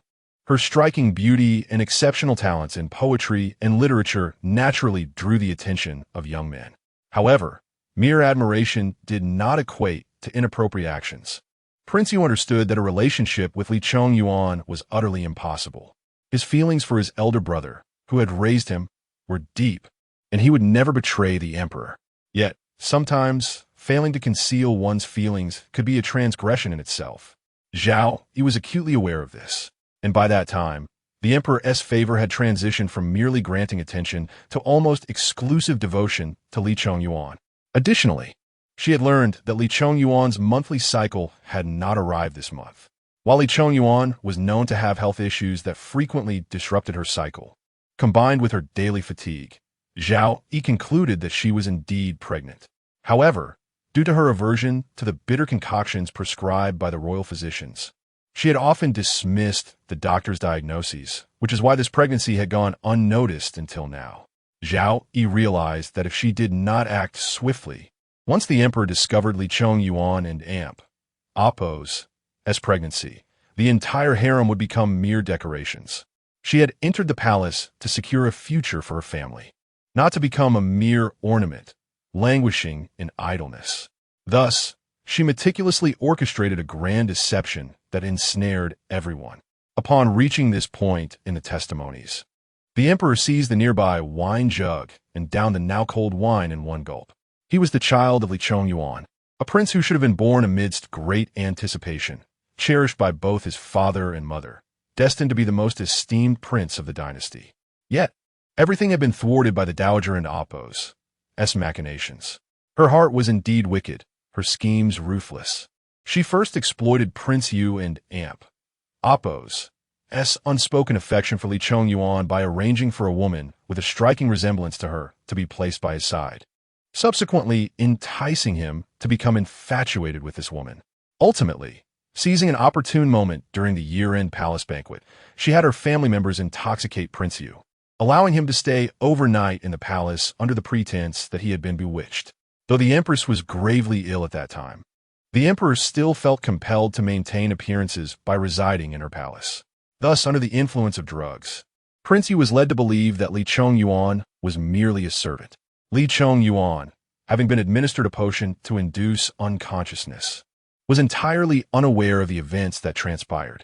Although intoxicated, Prince Yu managed to undress and lie on the bed, leading to the inevitable outcome. When the emperor arrived, furious at the report of the incident, he not only stripped Prince Yu of his titles, but also confined him to the Yinshan Palace. As for Li Chongyuan, the emperor initially intended to punish her, but soon discovered her pregnancy. The purity of royal bloodlines could not be muddled, yet the emperor and Appo's past affection for her was genuine. Coupled with the alignment of dates in the palace records, he merely sought a pretext to confine her. Seizing the moment, Zhao Yi also revealed her pregnancy, with dates closely matching that of Li Chongyuan and Appo's. When 5 months had passed, Zhao Yi suffered a miscarriage and, before the emperor, wept inconsolably, lamenting her 10 years in the palace and the loss of her long-awaited child, declaring she no longer wished to live. Her tears softened the emperor's heart. At that moment, he recalled the child of Li Chongyuan, whom he had long hesitated over how to handle. Even if that child were indeed his, he could not allow Li Chongyuan to raise him. Thus, under Zhao Yi's subtle guidance, he devised a brilliant plan. Zhao Yi's miscarriage was concealed, with claims of her needing bed rest to recuperate. The emperor, moved with compassion, ordered that no one in the harem disturb her recovery. Soon after, Li Chongyuan also miscarried, confined and suspicious of her beloved. Li Chongyuan's pregnancy was fraught with difficulties, leading to a harrowing delivery of a prince, whom she never even laid eyes on. The child was quickly taken to Zhao Yi's palace. Under the emperor's protection, Zhao Yi successfully bore a prince. Li Chongyuan, initially just confined, still held some affection from the late emperor. Despite the scandal, did not wish to cast her into the cold palace to obliterate her future. However, Zhao Yi would not allow that. She had meticulously orchestrated all of this, not to allow Li Chongyuan a chance at resurgence. Thus, a high fever nearly claimed the life of the then Prince Emperor. The instigator, Li Chongyuan, was naturally consigned to the cold palace. As the emperor perused the testimonies, he felt as though he could scarcely breathe. Over the years, he had honored his enemies as if they were his own mother, bestowing her with titles and elevating her family's status, even promoting her niece, all while tolerating her constant undermining of the empress. Little did he know he had mistaken a thief for his mother. His true mother had been suffering in the cold palace, deprived even of sufficient food. In a fit of rage, the emperor signaled to the physician in charge of the dowager's care to neglect her treatment, allowing her to languish in illness. Wasn't she the one who feigned sickness to threaten him? Then let her remain ill. However, regarding his true mother in the cold palace, the emperor was at a loss for how to proceed. His identity had been arranged by his father, and the entire court was aware that he was of the Shun lineage. To overturn this would not be a simple task, nor would it bode well for him. Just as he was mired in gloom, an urgent voice from outside broke through. "Your Majesty, it is dire news. The one in the Baojing Hall has been poisoned." Chapter 59 Farewell to Ji Rongqing. What did you say? Come in and speak. The emperor, having shed his previous melancholic demeanor, hastily summoned Jiang Yin. Although Cheng Rang had returned to serve him a few days prior, the emperor entrusted all matters concerning Li Chongyuan to Jiang Yin. This was a matter of lineage, and the fewer who were aware, the safer it would be. Cheng Rang, despite being his confidant, had caused the emperor to harbor some doubts regarding Ji Rongqing. While the emperor was indeed concerned for the Ji family, it did not imply that his subordinates could presume upon his thoughts and act without his knowledge. Furthermore, with the empress expressing discontent towards Cheng Rang, the emperor felt it prudent to maintain a certain distance from him for the time being. After all, he was never lacking in attendance by his side. Though Cheng Rang had once earned his gratitude for protection and companionship, the emperor was acutely aware that, as the sovereign, he could cherish past favors, yet no one could leverage such kindness to elevate their status within the palace. Consequently, upon Cheng Rang and Appo's return, the emperor and Appo's trust in him had waned. It served as both a reprimand and a precaution. Jiang Yin naturally seized the opportunity, becoming the emperor and Appo's favored confidant. Upon hearing the emperor's words, Jiang Yin hurriedly entered the inner chamber. "Your Majesty, the meal sent today was consumed by Her Highness in the Baijing Hall not long ago, after which she coughed up blood and fainted. I have already sent someone to summon the imperial physician. Your Majesty, you must come and see." Unlike Cheng Rang, who bore an official title, Jiang Yin referred to himself as a servant before the emperor. Upon hearing this, the emperor sprang to his feet. "Prepare the palanquin." Yet, after taking a few steps, he paused, lowering his voice to command, "Seal off the news. Do not let others, especially the Rinshou Palace, know of my whereabouts." At that moment, he did not even wish to utter the name of the Empress Dowager. Jiang Yin promptly replied, "Your Majesty need not worry. Everything has been arranged. The palace pathways have been cleared, and no one shall discover your presence." The emperor nodded in satisfaction.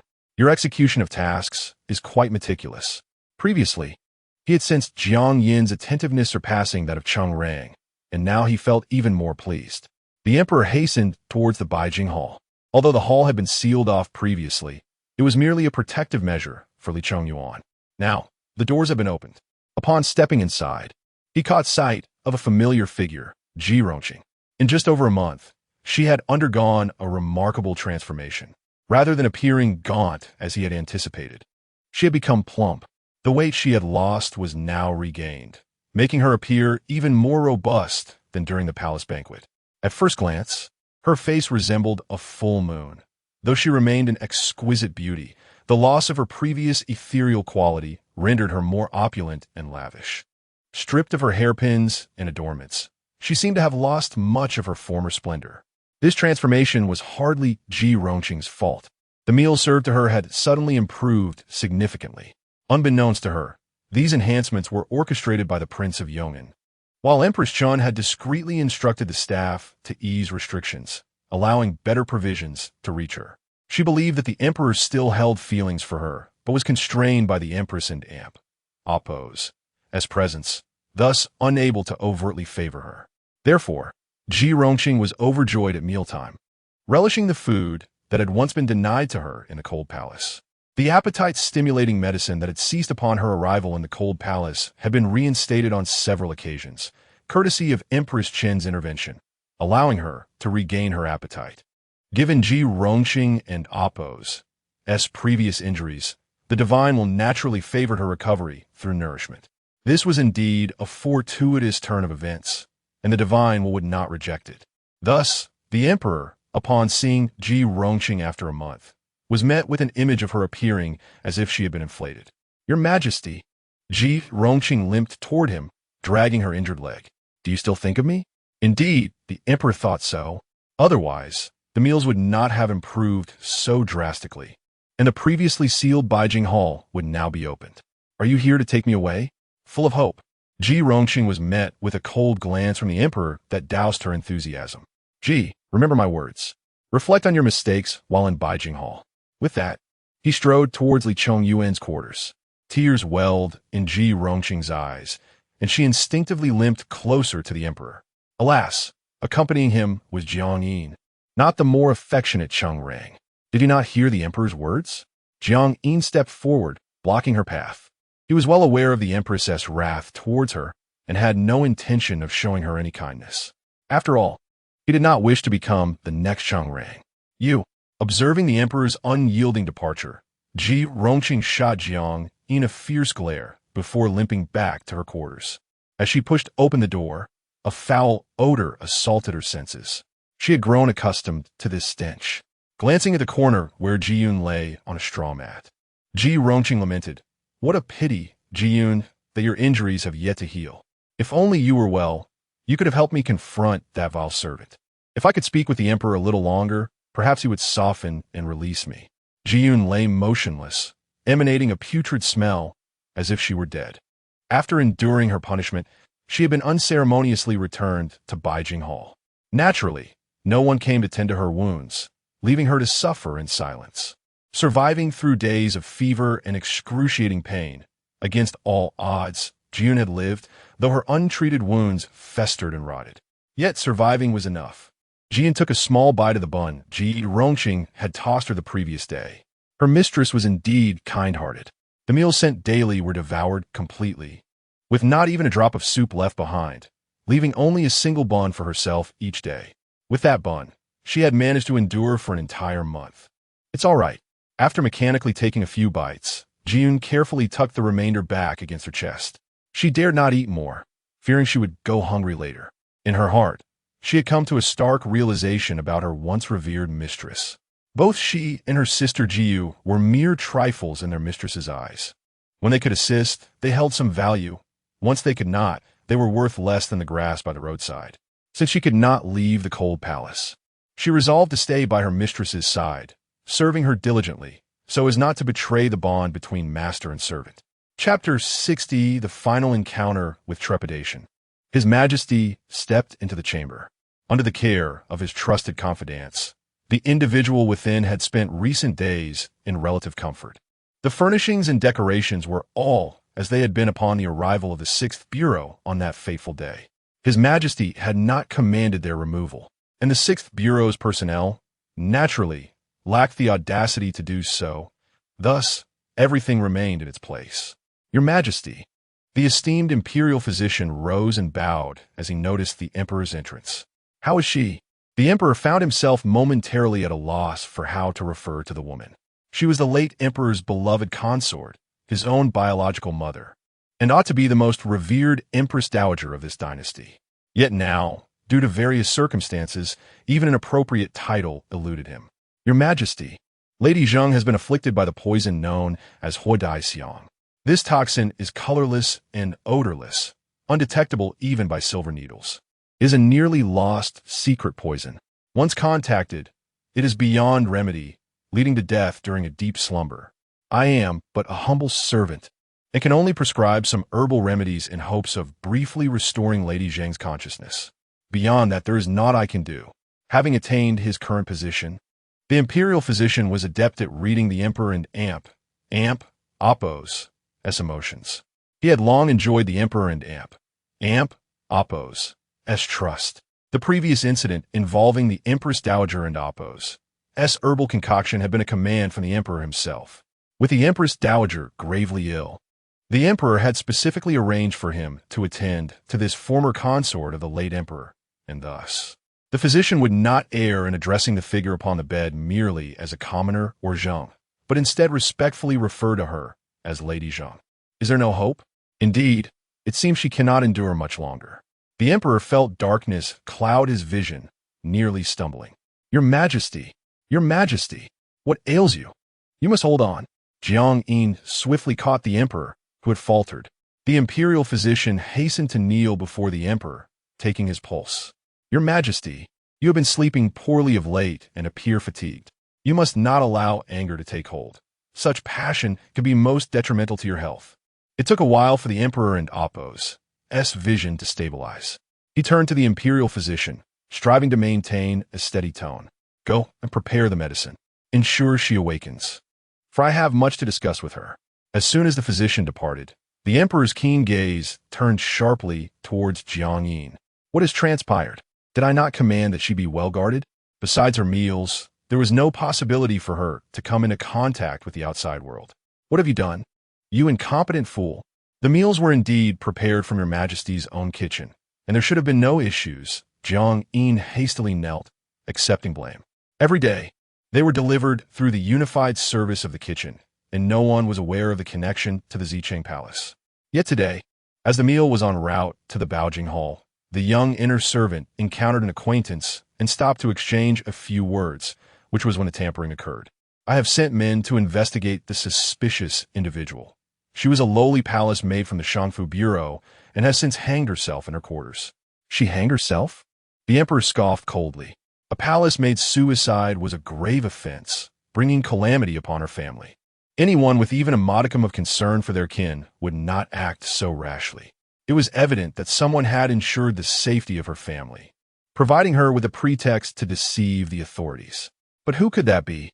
The answer was starkly clear. Within the palace, only one individual possessed both the means and the motive, the one from the Rinshou Palace. Very well, that wretched woman. The emperor could not contain his fury. Cursing aloud, Jiang Yin, aware of the target of his wrath, wished he could bury his head in the ground. The emperor, consumed by rage, could scarcely spare a thought for him. That vile woman once was not enough to harm his mother. She sought to do so a second time. Most infuriating was that she had succeeded in both instances. Both he and his father, 2 generations of emperors, had fallen victim to the schemes of a mere palace woman. She likely remained unaware that he had uncovered the truth of that year, fearing only to eradicate any trace of her actions. The month-long delay was likely to ensure that when he finally visited the Baojing Hall, no former consort had perished within, thus avoiding his suspicion. Moreover, by targeting the kitchen, it appeared as though the victim had simply succumbed to fate in her sleep, with no evidence to implicate her. Alas, she had not anticipated that the meal originated from his own kitchen, and there were indeed his people within the Baojing Hall. The emperor and Appo's expression darkened, nearly solidifying into a tangible form. He sat in silence before the bed, gazing upon the woman whose once lustrous hair had turned to gray. Years in the cold palace had etched deep wrinkles into her once exquisite visage, rendering her akin to a feeble old crone. Yet she was but 42 years of age. At 18, she had been the favored consort of the 6 palaces, her title Li Chongyuan a testament to her beauty. She possessed a lovely name, Xuan Mingyao. Regrettably, this precious pearl had been tarnished for 24 long years. As her son, he had yet to clear away the dust from her life, and now, it seemed, her time had come to an end. The imperial physician soon returned with the medicine. The emperor commanded all to leave, choosing to personally administer the remedy to Xuan Mingyao. After the burning of a single incense stick, she awoke, her vacant gaze gradually settling upon the emperor by her bedside. Chongling? She instinctively uttered the name of the late emperor before quickly realizing the truth. Ashu, is it you? The emperor nodded vigorously. Mother, it is I am Ashu. In that moment, he did not refer to himself as I or your majesty, but merely as an ordinary son. He grasped Xuan Mingyao and Appo's hand tightly, his eyes brimming with tears. For a mother of whom he had no prior memory, his feelings had initially been muted. Upon learning the truth, he had felt nothing but the anger of betrayal. Yet, he soon realized that the events of the past were irrevocable. This was the cruel nature of the Empress Dowager's machinations. Once rumors of infidelity took root, even if proof later emerged to exonerate her, the stain upon her name could never be erased. Even if he were to restore her name and position, many would still doubt her innocence. At that point, his own lineage might even come under scrutiny. This was an affront the emperor could never accept. For a sovereign, he would rather be the son of the Xuan family, allowing his enemy to occupy the position of Empress Dowager than permit any hint of scandal to taint his own lineage. But before he could arrange for his biological mother, she had succumbed to poison, her life drawing to a close. There was no need for him to vindicate her, nor to deliberate on how to accommodate her. She would not speak further. The emperor's concerns and hesitations evaporated in an instant, and the flicker of emotion he held for this mother surged forth, bursting into a tide of feeling. Chapter 61. Last will you bear an uncanny resemblance to your father, Xuan Mingyao and Appo's. Gaze lingered on the emperor and Appo's face, filled with longing and reluctance. She was gazing upon the child she had never seen, as if looking at the man she had not embraced for over 2 decades. Indeed, everyone remarked that the son bore a striking likeness to his father. The palace attendant Gong Yiping recounted that initially, the late emperor had harbored doubts about the child and Appo's lineage. It was only as the child grew and increasingly resembled him that his suspicions began to wane. The emperor, at this very moment, comprehended why his father's demeanor towards him had always fluctuated between warmth and coldness. The turmoil caused by infidelity remained a thorn in his heart. He despised the betrayal of his beloved, which sometimes made him reluctant to face his own reflection. Yet he knew deep down that he was indeed of the same blood, and his enduring affection for his mother compelled him to entrust the empire to this very child. I feel as though I am on the brink of death. Xuan Mingyao struggled to lift her hand to caress her son's face. The emperor swiftly grasped her calloused hand, placing his cheek beside it. No, that cannot be. I am the son of heaven, and I shall ensure that the imperial physicians provide you with the utmost care. Mother, I have yet to vindicate you. I have yet to allow you to enjoy the blessings of having a son. You shall not come to harm. You will not. He could feel the rough calluses on her fingers, as if they had been weathered by years of labor. In stark contrast, the lady of Rinshou Palace was said to indulge her hands in sheep and Appo's milk mixed with rose juice daily, followed by anointing them with fragrant powders made from various exotic spices. Such comforts were rightfully meant for his mother. Asho, I have been lost in madness for quite some time, only to awaken from a dream. Xuan Mingyao forced a bitter smile. I saw your father. He took me out on a boat, plucking lotus pods for me. We had promised that once we had a child, we would bring him along, and he would gather the largest and sweetest lotus pods for our child. The emperor felt a tear slip down his cheek. He had never shared such a tender moment with his father. Hearing his mother recount this memory filled him with resentment. The Xuan family had taken him as a mere pawn in their power struggles, devoid of any maternal affection. The infidelity had left his father burdened with emotional scars, leading to his ambivalence towards him. He was meant to have the most loving parents, to have grown up enveloped in their affection. The path to the throne should not have been fraught with trepidation, fearing that his own brothers would usurp him. Rest well, mother. When the time comes, I shall take you to gather lotus pods, he promised fervently, forgetting his anxieties within the confines of the Zicheng Hall. His promises to his dying mother resonating with profound intensity. I cannot wait any longer. I heard that girl cast into the cold palace say that you have a queen and a child. She resents your queen and princess. But I perceive your queen as virtuous and graceful. Your princess, too, is commendable, sacrificing herself for her father, exhibiting great filial piety. That woman reminds me of Xuan. Their eyes are identical, appearing gentle and harmless, yet concealing lethal intentions. The emperor paused, realizing that the person his mother referred to was Ji Rongqing. His mother harbored a deep-seated hatred for Ji Rongqing, which made sense now. Though he had not perceived the resemblance, his mother's perspective could easily provoke her ire. No wonder she had once harmed Ji Rongqing. He nodded. Indeed, do not heed the words of that commoner. The queen is wonderful. She is gentle and virtuous. If she were to meet you, she would honor you greatly. And Mingyao, my eldest daughter, is a good child, well-versed in propriety and virtue. The crown prince, too, is wise and understanding. I have several children now. You may yet revel in their presence, and many good days await you. Yet he could feel the life ebbing from the figure before him. He yearned to hold on, but found himself powerless. Even as the sovereign of a nation, he was rendered helpless in this moment. May you find harmony in your marriage. May all be well. Asho, I have wronged you, betrayed by others. I have seen you struggle through life. Xuan Mingyao and Appo's eyes grew increasingly vacant. The two clasped hands, exchanging words for what felt like an eternity until Mother. Blood gushed from Xuan Mingyao and Appo's mouth. The emperor urgently summoned the imperial physician, who, upon examining her, was struck with disbelief. I have failed in my duty. I did not realize that a latent poison, concealed for decades, had now been exacerbated by the interaction with Hoi Dieshiang, hastening its spread. Perhaps she had half a day left, but now. What?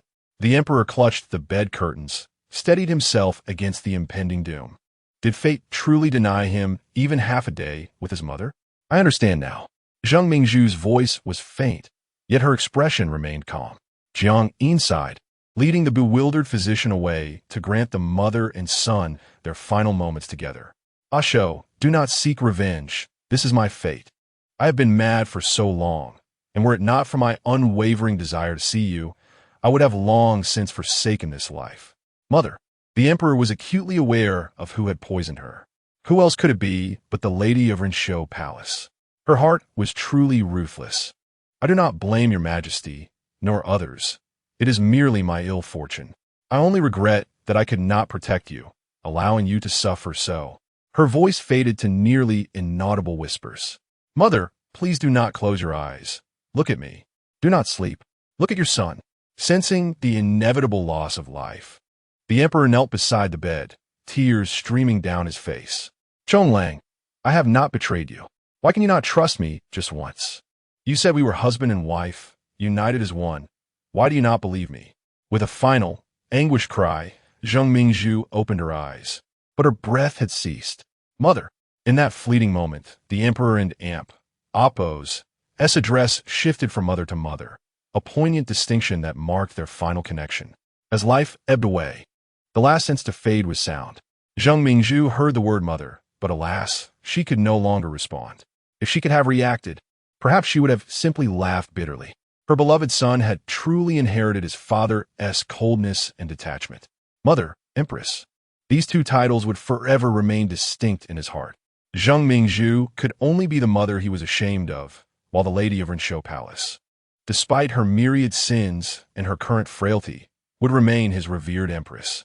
Shen and Appo's game was played with utmost brilliance, so masterfully executed that even after 2 decades, any attempt to overturn it would cost him dearly. His very existence was a stain upon Asho, yet her demise could plunge Shun into an abyss of despair. She recalled the words inscribed in the message delivered by that young palace maid. The Empress Dowager's status is unassailable. Only with my life can there be a chance of reprieve.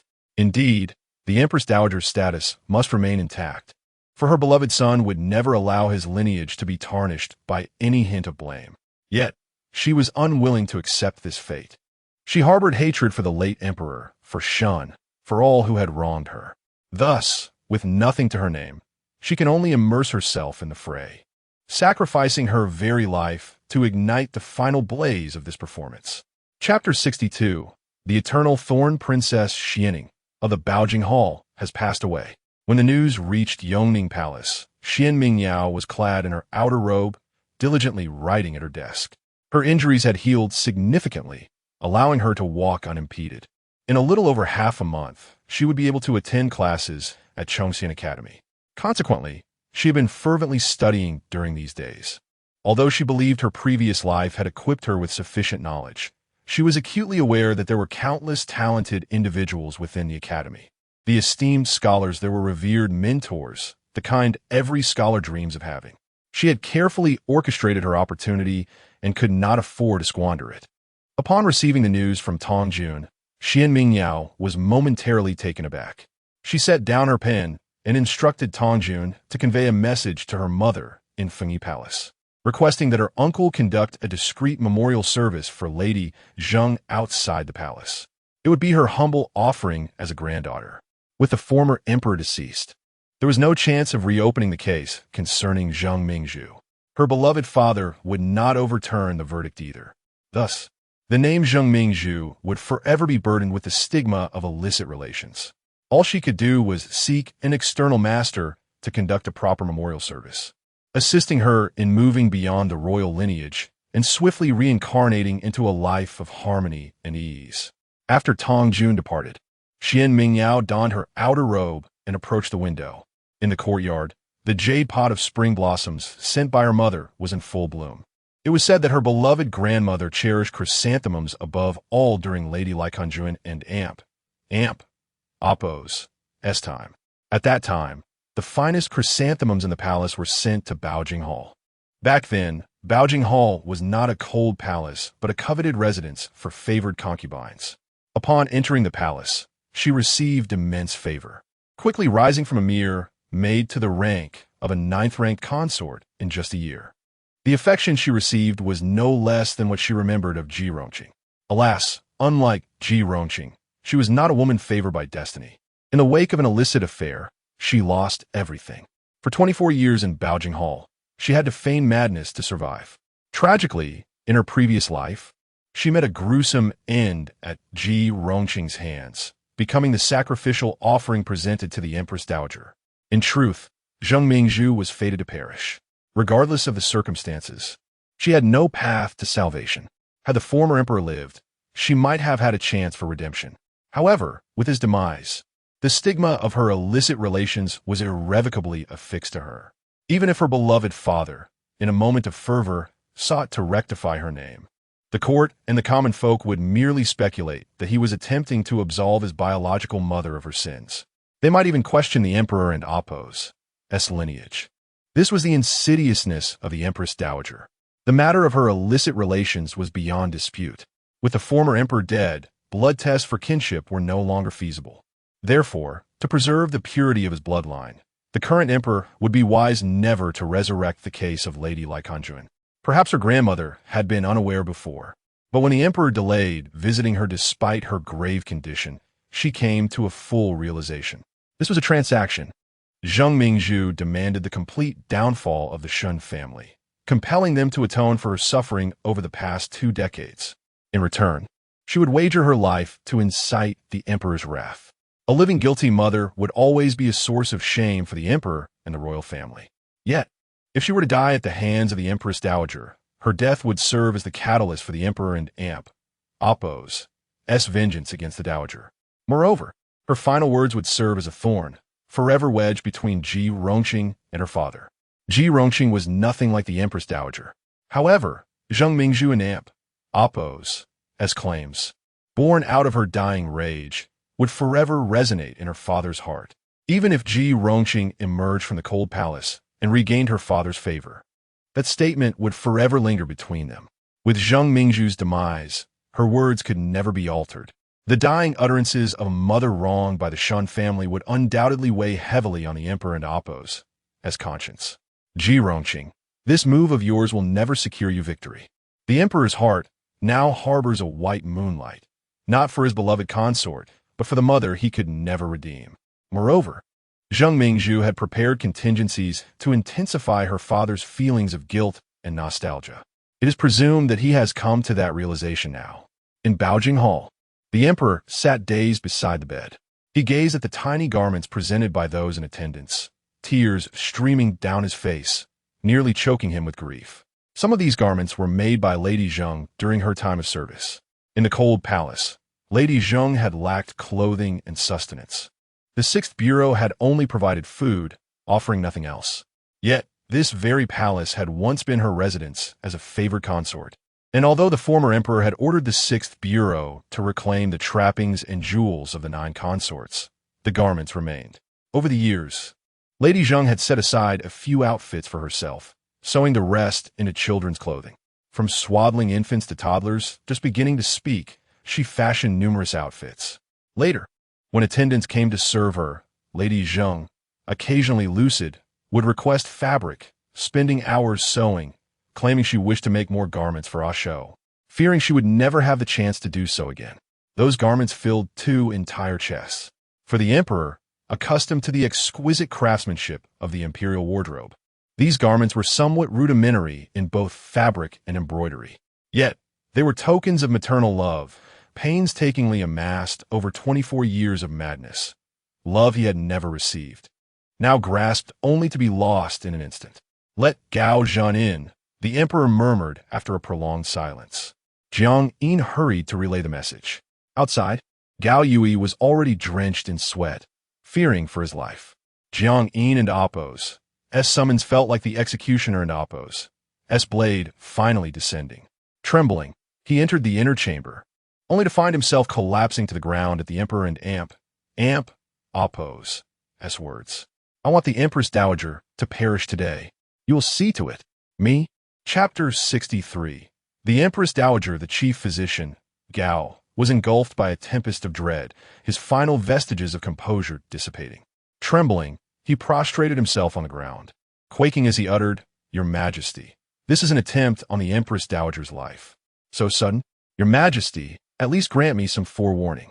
The emperor, his expression inscrutable, regarded Gao in silence for a moment before intoning gravely, "Prepare for me a bowl of poison that strikes at the heart, ensuring that death is as agonizing as possible, preferably causing excruciating pain and bleeding from all orifices."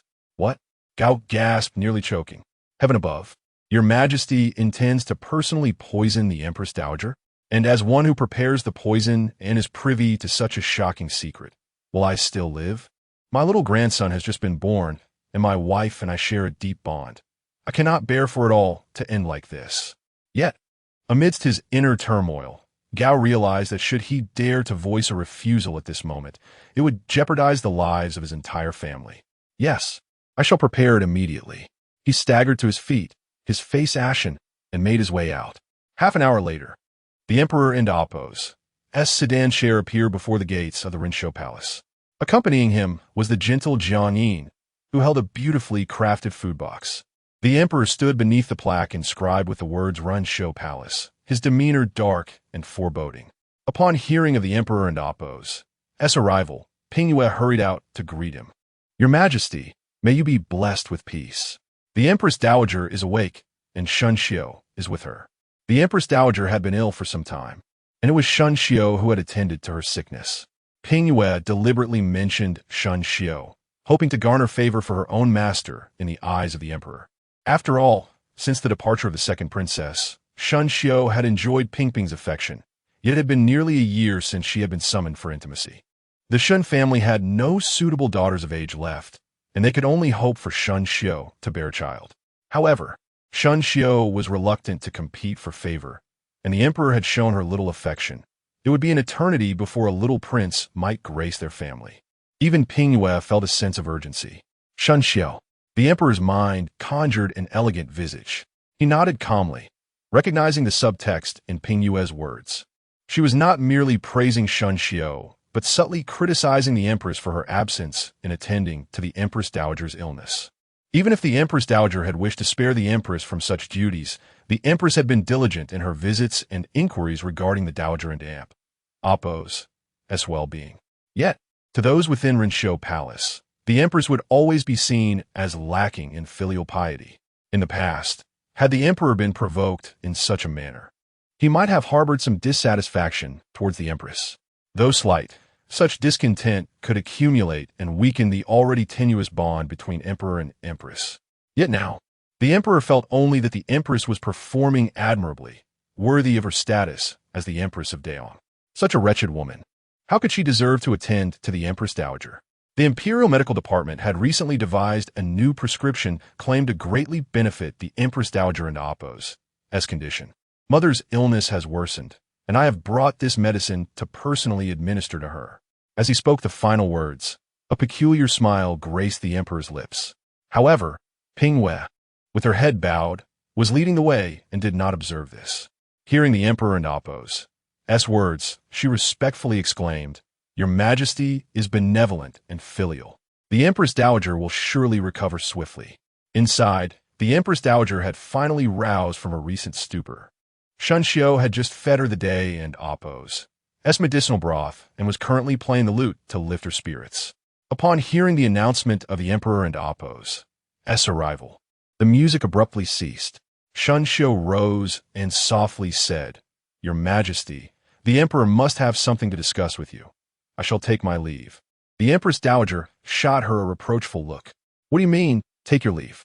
Do you think I am unaware of your thoughts? It has been long enough since the second princess departed. Your despondence should end. Do not forget the expectations the Shun family had for you upon your entry into the palace." The Empress Dowager and Oppos' words left Xuan Mingyao frozen in place. When the emperor entered, she had to suppress her impulse to flee and instead gracefully bowed to him. "Your Majesty, may you be blessed with peace." The emperor nodded, his gaze swiftly shifting to the Empress Dowager. He naturally approached her bedside and sat down. The Imperial Medical Department has recently reviewed ancient texts and developed a new prescription, said to be of great benefit to the Empress Dowager and Oppos' condition. It was trialed a few days ago and has proven effective. I have brought it for you today and will personally administer it.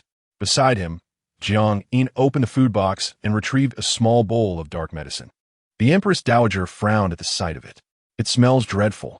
Those physicians seem to delight in concocting medicines that are unpalatable, making it difficult for me to drink," she added, not forgetting to extol her niece and Oppos' virtues.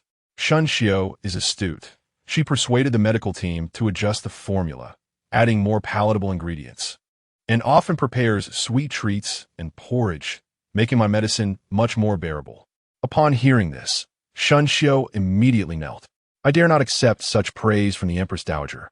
It is merely my duty as a concubine." At that moment, she longed to escape from the suffocating atmosphere of the room. Why not fetch some sweet treats and porridge for the Empress Dowager? Xuan Mingyao and Oppos' gaze subtly fell upon a half-eaten bowl of candied fruits on a low table nearby. The emperor, aware of this, spoke as if he had something to discuss with the Empress Dowager, prompting her to bow deeply and take her leave. "Yes, I shall go at once." As she exited the inner chamber, Xuan Mingyao paused abruptly in the corridor. Something was amiss. The emperor and Oppos' demeanor was unusual today.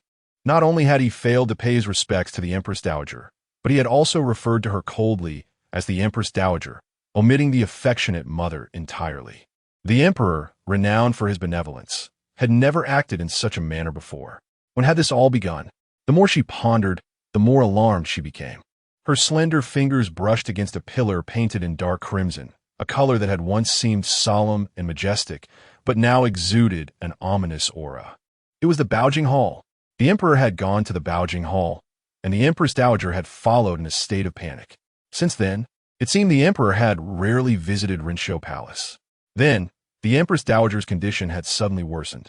Logically, the poison affecting the Empress Dowager should have been under control. How could it have rebounded so abruptly as the physician claimed? Was it truly the poison that had turned against her? Or was there someone in the palace who wished for her demise? "Your Highness," a young maid quickly supported the staggering Xuan Mingyao. "What is wrong, Your Highness? Should I summon a physician?" "A physician? No." Xuan Mingyao eyes sparkled with newfound clarity, her smile widening with each passing moment until it became unmistakable. "My spirits are soaring, and my health has never been better." She cast a radiant glance back toward the inner chamber. The Empress Dowager will soon recover. How could I not be joyful? Let's go and see if we can find some sweet porridge. The figures of mistress and maid gradually faded into the depths of the corridor. Chapter 64. The Empress Dowager and Apos. S. demise. As Xuan Mingyao departed, the inner hall felt significantly emptier. The emperor turned to Jiang. Are you so lacking in discernment that you did not notice I had words to exchange with the Empress Dowager? Yes, yes. This servant shall take my leave at once. Jiang understood the unspoken command and bowed as he retreated from the hall. As the attendants exited, the remaining palace maids, including Pingyu, followed suit, unable to linger any longer. However, Pingyu felt a pang of anxiety within her. An ominous premonition gripped her. Today seemed poised for a significant upheaval. Yet, the emperor had always been dutiful towards the Empress Dowager. Perhaps her worries were unfounded. Outside the hall, Pingyu stood with her brow slightly furrowed, gazing at the resplendent phoenixes fluttering in the courtyard of Rinshou Palace. These splendid creatures were a rare breed of chrysanthemum, recently delivered by the emperor and Apos as attendants. His evident concern for the Empress Dowager may have been a reflection of her own overthinking. Within the inner chamber, the emperor held a bowl of medicinal soup, dutifully offering it to the Empress Dowager. The bitter taste of the concoction was somewhat overwhelming, yet out of respect, she bore the discomfort and swallowed it down. The emperor watched her intently, and only when he observed her swallow did a hint of a smile grace his face. Today, I visited the Baojing Hall. The emperor gently set the bowl aside, a mocking smile playing on his lips. The Empress Dowager gasped in shock. But the Baojing Hall has been sealed. What business did you have there? What do you know? Indeed, though the hall was sealed, it could not restrain the Empress Dowager and Apos' overreaching ambitions. It dawned on her that the emperor had been addressing her as the Empress Dowager all along. What more was there to comprehend? The tension on her face shifted from anxiety to anger, eventually settling into a cold smirk. She had no intention of denying or justifying herself. The emperor's demeanor clearly indicated that he was fully aware of the truth. She had once been deceived by him, or rather, by that wretched Xuan Mingyao, who had foolishly believed she was mad and spared her life. Little did they know that after 20 years, the venom would still bite back. You were not the most beautiful, the most virtuous, nor the most distinguished in lineage within your father and Apos' harem, yet you managed to ascend to the position of Empress Dowager. What did you rely upon?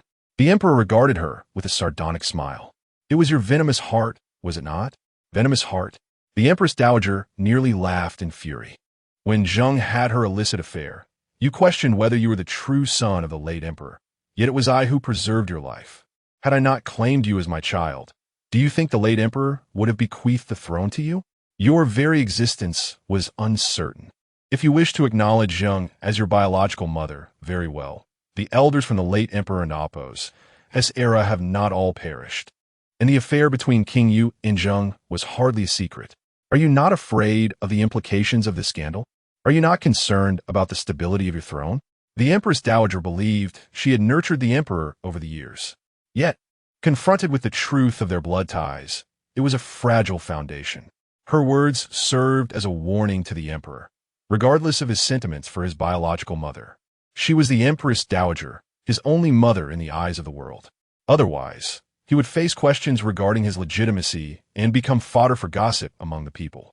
Realizing this, her tone softened slightly. I could permit you to elevate Zheng, granting her the status of a noble consort and allowing her to retire peacefully. You must understand, her continued presence in the palace is detrimental to both of us. The bond between a mother and child in the imperial family is never simple. You have endured countless hardships to attain your position, and there are many within the royal family who covet your downfall. Our discord would only serve the ambitions of those wolves lurking in the shadows. At this moment, the Empress Dowager remained oblivious to Xuan Mingyao's demise. She believed the emperor had discovered something during his visit to Baojing Hall, and the recent sealing of the hall was merely a precaution to uncover the truth. She felt a sense of relief that her agents had not yet acted, preventing the murder of Xuan Mingyao from severing any chance of reconciliation with the emperor. Xuan Mingyao could live. Since the emperor had already uncovered the truth, there was no longer any need for her to take action. A defeated foe could be spared. What did it matter? But the emperor wise as he was, should comprehend that Xuan Mingyao could be a noble consort, enjoying respect. But she could never be his mother or the Empress Dowager of Daeong. With the late emperor deceased, the scandal of the affair was a foregone conclusion, unshakable by anyone. As long as she remained the Empress Dowager, there was still hope for redemption. She could support Jingru in producing another prince. Once the Xuan family birthed a prince, she would no longer fear the emperor's wrath. The Empress Dowager, the last victor of the late emperor's harem, could swiftly devise a suitable response to such unforeseen calamities. Even the emperor could not deny that had his mother lived, he might indeed have been swayed by her words. Alas, his biological mother had perished under the Empress Dowager's machinations and poison. Indeed, you are the Empress Dowager of Daeong. Rest assured. Upon hearing the emperor's words, the Empress Dowager was about to smile, but a sharp pain suddenly gripped her abdomen. Her lips parted in agony, unable to utter a sound as she curled inward, clutching a brocade quilt adorned with auspicious clouds. Her meticulously maintained nails tore through the lavish fabric. The sound of ripping accompanied by the excruciating pain that rendered the most esteemed woman in Daeong devoid of her former dignity and composure. The Empress Dowager could either be a living figure of authority or a lifeless body resting in the tomb. Her accusatory gaze bore into the emperor. She had never anticipated his ruthless nature, poisoning her without hesitation. Did he not fear the repercussions of such treachery? How dare he? You! She attempted to articulate her thoughts, but the pain nearly robbed her of the ability to speak. All she could do was struggle, feeling warm liquid seep from her eyes, nose, mouth, and ears. The seat you occupy now belongs to my mother. Your actions have led her to such a fate, and now you seek to silence me? She is dead, and as her son, I must avenge her. Go kneel before my mother and beg for forgiveness. Fear not, I shall still regard you as the Empress Dowager. However, it shall be my mother who rests beside my father in the tomb. As for you, a sinner deserves to be cast to the wilds, to be torn apart by dogs. That is your fate. You, the Empress Dowager, was incensed by his words. Her blood boiling. She wished to declare her innocence, that she had not poisoned Jean, that she had not yet acted. It was it that had sullied her reputation. Unfortunately, she would never have the chance to speak again. A spray of blood erupted from her mouth, the crimson mist splattering onto the emperor.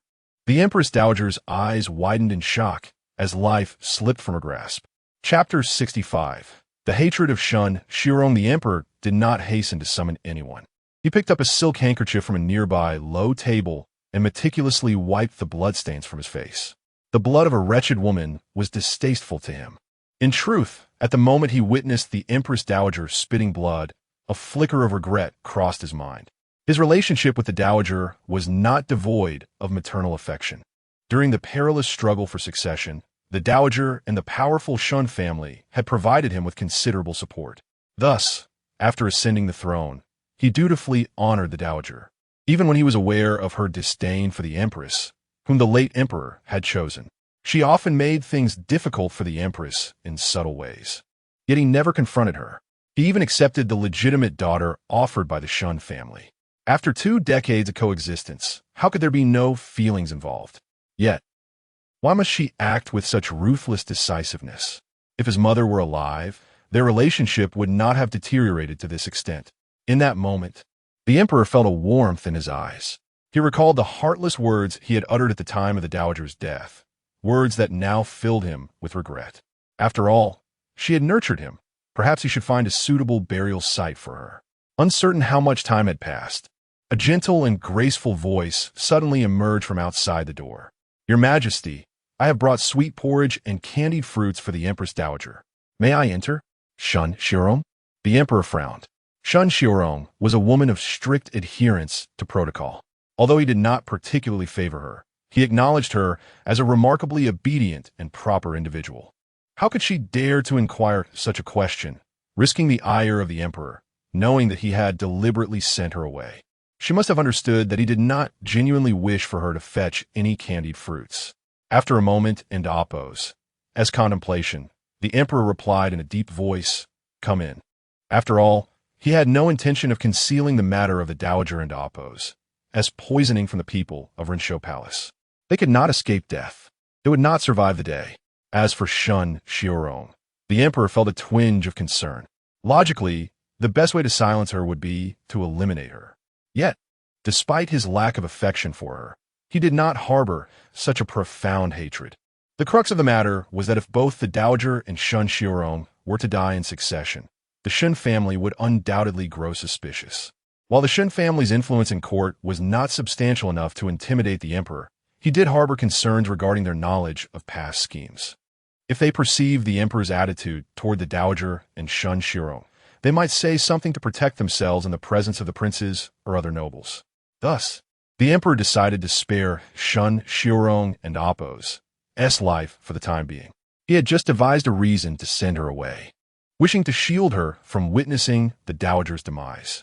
After 6 months, he could concoct a reason for her to pass away quietly. As for the Xuan family, he could gradually deal with them, eliminating one after another. But unexpectedly, she had approached him of her own accord. Moments later, Xuan Mingyao emerged gracefully from behind the screen. She cast a glance at the lifeless body of the dowager on the bed, her eyes calm and devoid of fear or shock. Gently placing the tray she held on the table beside the emperor, she knelt down and performed a deep bow. Your gaze betrays no surprise. You anticipated that this day would come? The emperor, intrigued by this consort, who had previously failed to pique his interest, lifted her chin with his boot. This was a profoundly humiliating gesture. Most consorts hailed from noble families, and the emperor was not prone to such frivolity.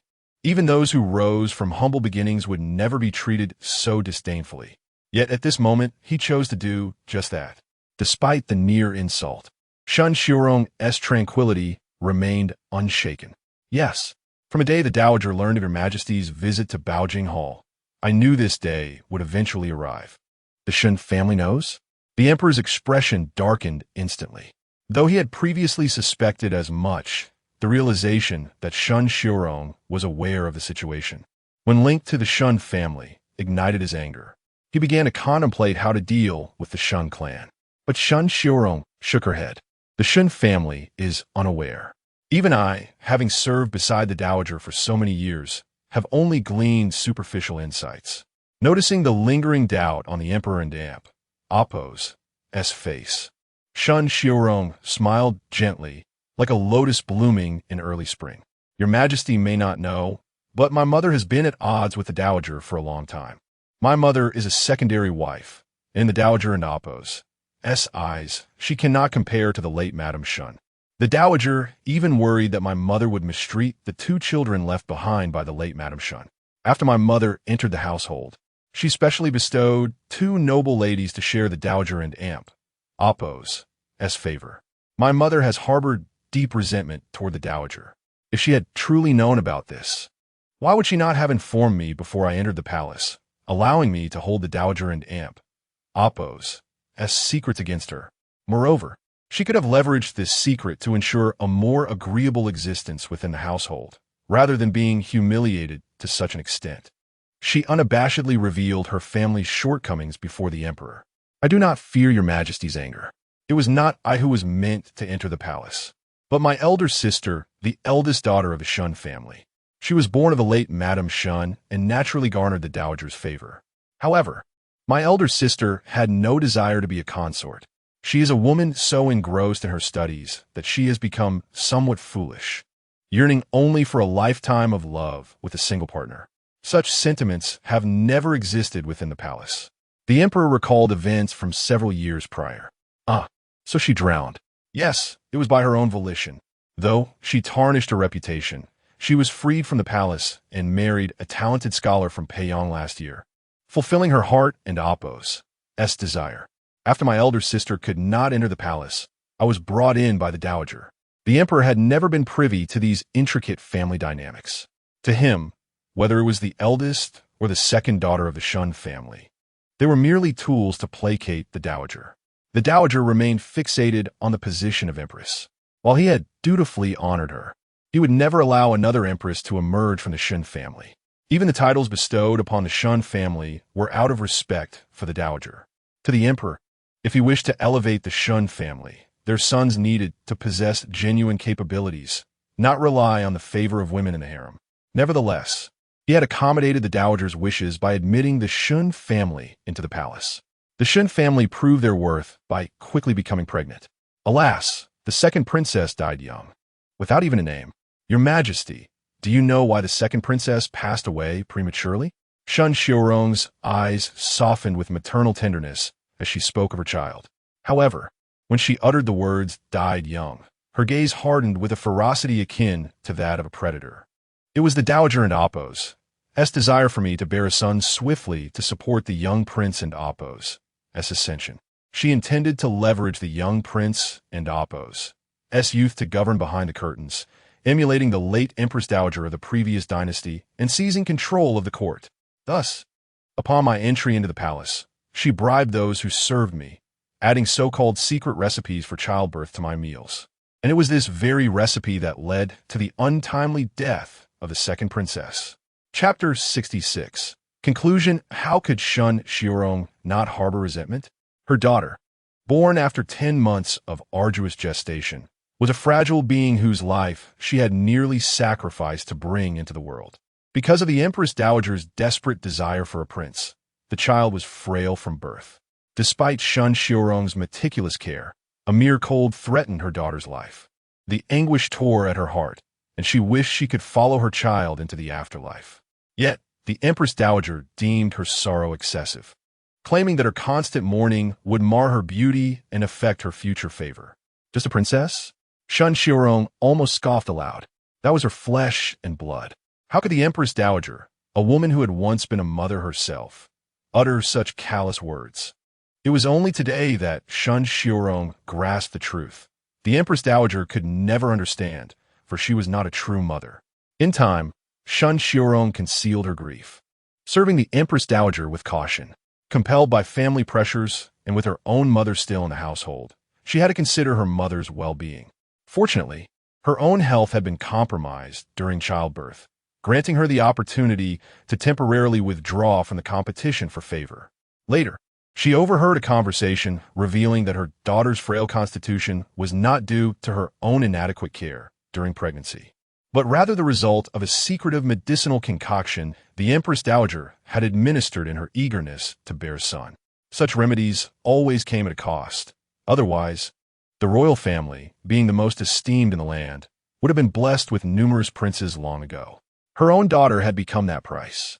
From that day forth, Xuan Xiaorong was consumed by hatred. She began to poison the Empress Dowager's medicinal concoctions, deliberately preparing food that was harmful to her, all in hopes of hastening the end of the Empress Dowager's life. She had anticipated a protracted process. Recognizing the Empress Dowager's significance to the emperor and fearing that her actions might be discovered. If caught, she would not fear death, but what of her mother? What would the Xuan family do to her? Thus, she bided her time, enduring in silence. To her astonishment, the opportunity arose much sooner than expected. The emperor was equally stunned. His progeny were few, especially the princesses, most of whom did not survive infancy, leaving only Mingyao, his eldest daughter. He had not anticipated that the second princess's early demise was connected to the Empress Dowager. It seemed she wished to emulate the late Empress Dowager of the preceding dynasty, supporting a young prince to ascend the throne while consolidating power for herself.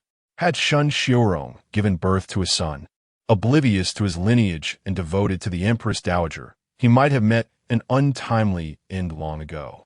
The emperor's fleeting remorse vanished in an instant. He could only lament that he had not acted sooner to serve the Empress Dowager her poisoned cup. This treacherous woman had plotted against his life all along. Furthermore, the Empress Dowager had harbored resentment towards him for years.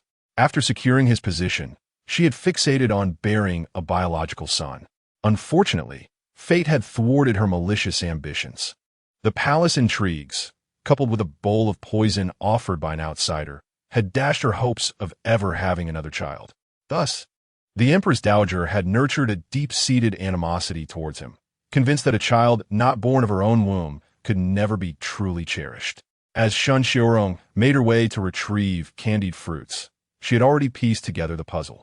She resolved to take a gamble, trusting her instincts and believing that her words would strip that woman of even the last remnants of posthumous honor. She was certain the emperor would believe her. Little did she know, the intricacies of the past were unknown to her. While the Empress Dowager valued her, there were matters she would never reveal. But it mattered little now. The Empress Dowager was dead. Some truths would become reality simply by her assertion. Whether the Empress Dowager could bear children again was irrelevant. She had already departed, and no diagnosis would change that. The emperor remained silent, yet Shun Xiaorong could see his body trembling slightly, clearly enraged. Life given is not the same as nurtured, she thought. Not wanting the emperor to one day recall the Empress Dowager's merits after her death and show leniency towards the Shun family. Not a shred of possibility could be allowed. You speak thus. Do you not fear that I shall end your life? After a prolonged silence, the emperor finally spoke. Shun Xiaorong smiled serenely. On the day the second princess departed, I lost all hope for my own survival. Your Majesty, today it was I who presented this poisoned wine to the Empress Dowager, driven by my deep-seated hatred for her role in harming the second princess and rendering me barren for life. I have no words to defend myself and accept my fate willingly. She bowed deeply. After my death, I willingly forego a place in the royal tomb, leaving my body to the wilderness.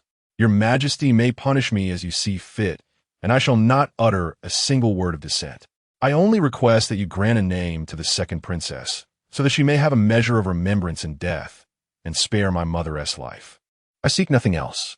The second princess had passed too soon. When she died, she had not even been given a name, let alone a posthumous title. In the palace, children who died young were deemed unworthy of a name or any form of memorial. Yet how could Shun Xiaorong bear to see her child vanish without a trace? As for the Shun family, she wished for their demise. Her mother and Appo's family, who had turned a blind eye for so many years, were of no concern to her. All she desired was to protect her mother. The emperor regarded Shun Xiaorong with astonishment. He had not expected this fragile woman to willingly shoulder the blame for the Empress Dowager's murder. She was prepared to bear all guilt and risk for the sake of her child and mother. In that moment, the emperor witnessed the myriad forms of motherhood.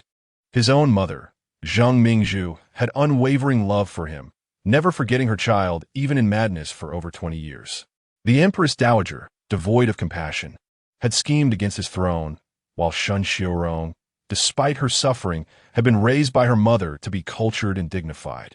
And Shun Xiaorong, as a mother, was willing to sacrifice her own life to ensure her daughter would receive a measure of posthumous honor. All were mothers bound by that sacred bond. My second daughter, who passed in her youth, causes me great sorrow. I grant her the name Minghui, posthumously titled Princess Anqing, and her memorial tablet shall be placed in the Hall of Reverence to receive offerings of incense. After a long pause, the emperor spoke solemnly. Shun Xiaorong smiled with satisfaction. Minghui is a beautiful name. I thank your Majesty. She bowed deeply once more. The guilty woman Shun Jingru awaits your Majesty and Appo's judgment. Chapter 67.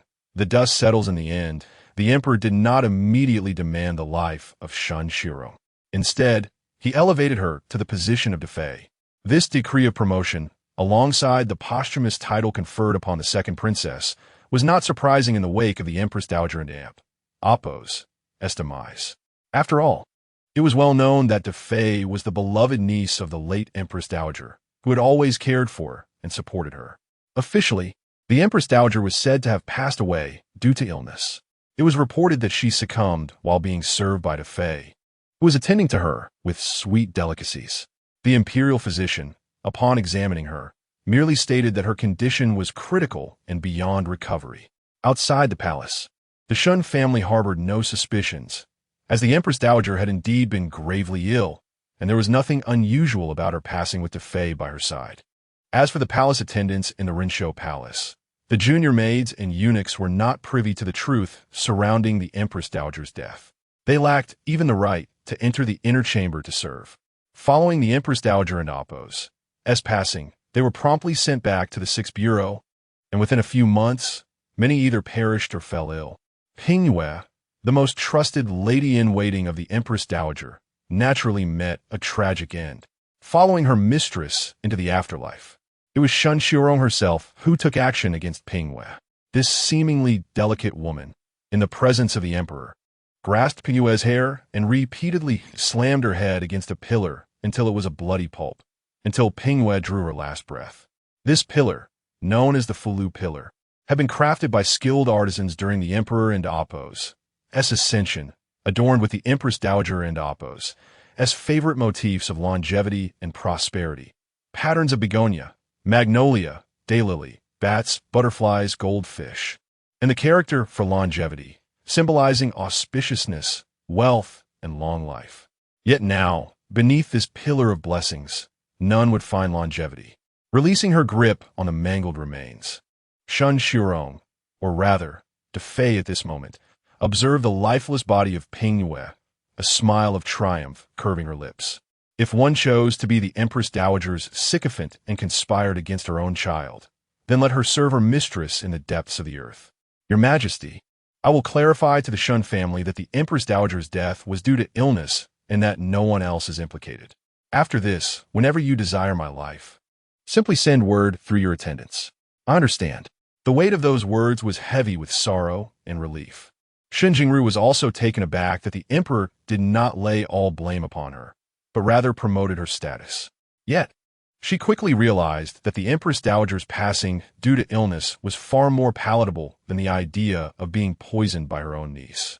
Accepting the blame allowed the emperor to extricate himself from the situation, but it still constituted a royal scandal. Having pledged her loyalty to the emperor, she resolved to play a more significant role before her own demise. How long did she have left? 3 months? Half a year? A year? It mattered not. After the emperor arranged everything, he departed the Rinshou Palace. Prior to this, he had changed into fresh robes under Jiang Yin's service. With the blood washed away and an appropriately pained expression in his eyes, he now appeared as a ruler who had lost his mother, yet mustered the strength to attend to state affairs. The Empress Dowager and Appo's body, under Xun Jingru and Appo's careful arrangements, looked remarkably serene. No one knew the depths of suffering and helplessness that the most revered woman of the Yong experienced at the moment of her passing. Xun Jingru did not allow her personal maid to assist her, but instead called for help only after everything was in order. The young maid, upon hearing the news of the Empress Dowager and Appo's passing, entered with a pale face, only to find her mistress appearing relaxed and devoid of sorrow. Having served Xun Xiurong for many years, the maid was aware of her resentment towards the Empress Dowager. She felt a mix of concern for her mistress's future and a rebellious sense of joy. For years, her mistress had clung to the clothing of the little princess, unable to sleep without calming herbs. The true culprit had occupied the Empress Dowager and Appo's throne, feigning a demeanor of maternal kindness. Now at last, her mistress had avenged the little princess. Xun Jingru held the maid and Appo's hand, standing at the entrance of the inner chamber of Rinshou Palace. The palace was enclosed, even the sky appearing as a confined sliver. At that moment, she felt a sudden envy for her elder sister. To risk everything, even if it meant losing her reputation. To live for herself. How old was she this year? 20. Just 20. Yet she had already begun to count down the days of her life. However, upon seeing the hurried figure of Empress Chen arriving with the news, Xun Jingru gracefully bowed, concealing all her regrets and discontent within her heart. It was enough. Life would never be perfect. She had achieved what she desired. The posthumous title of the Empress Dowager was ultimately decided as Chongxi. The funeral was conducted with great solemnity. The emperor issued a decree stating that on the day of the Empress Dowager's unexpected passing, the entire realm would mourn together. From the day the decree was issued, civil and military officials gathered at the court, mourning for 3 days and observing a period of mourning for 27 days. In the civilian realm, music, weddings, and festivities were halted. The subjects of the land donned mourning attire for the passing of their sovereign's mother. Her coffin was crafted from a single piece of golden silk namu, adorned with gold, rubies, and pearls, depicting auspicious clouds. The emperor ordered a tall piece of white jade to be laid at the coffin's base, inscribed with the Ta Yi Wang Sheng scripture, and embedded with luminous pearls at each corner, symbolizing the illumination of the path to the afterlife. The palace rituals continued for over a month. The emperor attended the ceremonies daily, and the consorts and heirs naturally knelt in mourning for 7 days to express their filial piety. Although Xuan Mingyao's injuries had not fully healed, the emperor had decreed that she need not kneel in mourning. Nonetheless, Xuan Mingyao chose to participate, fully aware that the figure lying in that opulent coffin was not merely the Empress Dowager who had enjoyed decades of wealth, but her own grandmother, whom she had never met. Now, her father's feelings of guilt and reverence for this biological mother were unprecedented. As the eldest daughter, she felt it was her duty to set an example for the heirs and to uphold the utmost standards of filial piety. She understood that she could act in the shadows with the darkest intent. However, she must maintain an immaculate public persona, ensuring that no one could find fault in her conduct. Thus, Xuan Mingyao endured 7 days of kneeling, her face pale but resolute. Among the princes, the eldest could only endure until the 5th day before he could no longer hold out, while the crown prince and the younger princes were exempted from kneeling on the 3rd day, allowed only to perform standing rituals. After the 7 days of mourning, Xuan Mingyao clearly noticed that not only had her reputation among the royal family improved, but her father's affection and regard for her had also ascended to new heights. And the benefits of this would continue to unfold. With the Empress Dowager and Amp, Appo's passing, the emperor too was required to observe a period of mourning. Unlike ordinary subjects, the emperor's mourning lasted 27 days, calculated with a 3-9 method, converting days into months. Yet, in his profound sorrow, he declared to the realm that he would observe mourning for 3 years for his mother. This declaration garnered praise from the people for the emperor and Amp, Appo's benevolence and filial piety. Yet it left the palace concubines in tears. With the emperor in mourning, the women of the harem were also expected to follow suit, adhering to the standards of mourning in their food, clothing, and daily life. Most critically, for 3 years, there could be no sounds of children crying within the palace. 3 years, a period that was exceedingly arduous for the women of the harem. Chapter 68, 3 years. The passage of 3 years is swift, yet sufficient to bring about numerous changes within the palace. 2 years prior, the noble consort Shun departed this world. Her passing was serene. Officially, it was reported as a death due to illness. However, Su Mingyao was acutely aware that his well-intentioned father, on that very day, had dispatched Jiang Yin to present a dish of imperial delicacies to her. A year in Appo's time had afforded ample opportunity for healing. Thus, Xinjingru's fate had come to its destined conclusion. Following her demise, she was posthumously honored as the Empress Dowager of Harmony and Respect. At that time, the Shun family had already faced exile due to a series of corruption and malfeasance scandals. Nevertheless, the benevolent emperor pardoned the transgressions of Shun's daughters by marriage and bestowed upon Shun Jingru's mother a title of nobility, publicly citing her as the mother of the noble consort and the maternal grandmother of Princess Anqing, thus granting her a semblance of dignity. The court, both past and present, extolled the emperor's compassion, with no one daring to speak on behalf of the Shun family. As for the inner palace, the past 3 years had been relatively tranquil. Owing to the pretense of mourning, after a period of proper grief, the emperor would summon his consorts, yet each time he indulged them, they were required to consume medicinal concoctions. Officially, these were said to be for health restoration, yet the true nature of these potions was well known among the court. In terms of favor, the balance that had once existed between Sang Yuejian and Injinghua was shattered. Sang Yuejian had ascended to the position of Yao Jiaoi. Empress Chun had fulfilled her promise from 3 years prior, elevating her to this esteemed rank. This development was hardly surprising, for the emperor's most favored consort in the harem was indeed this Yao Jiaoi. 6 months prior, Empress Chun had personally sought a title for Sang Yuejian's mother, granting her the rank of a second-class lady. Conversely, Sang Yuejian's stepmother remained without any title even to this day. Even Sang Yuejian's father was compelled to honor her mother's spirit tablet in the family shrine, kneeling before it with incense during festivals.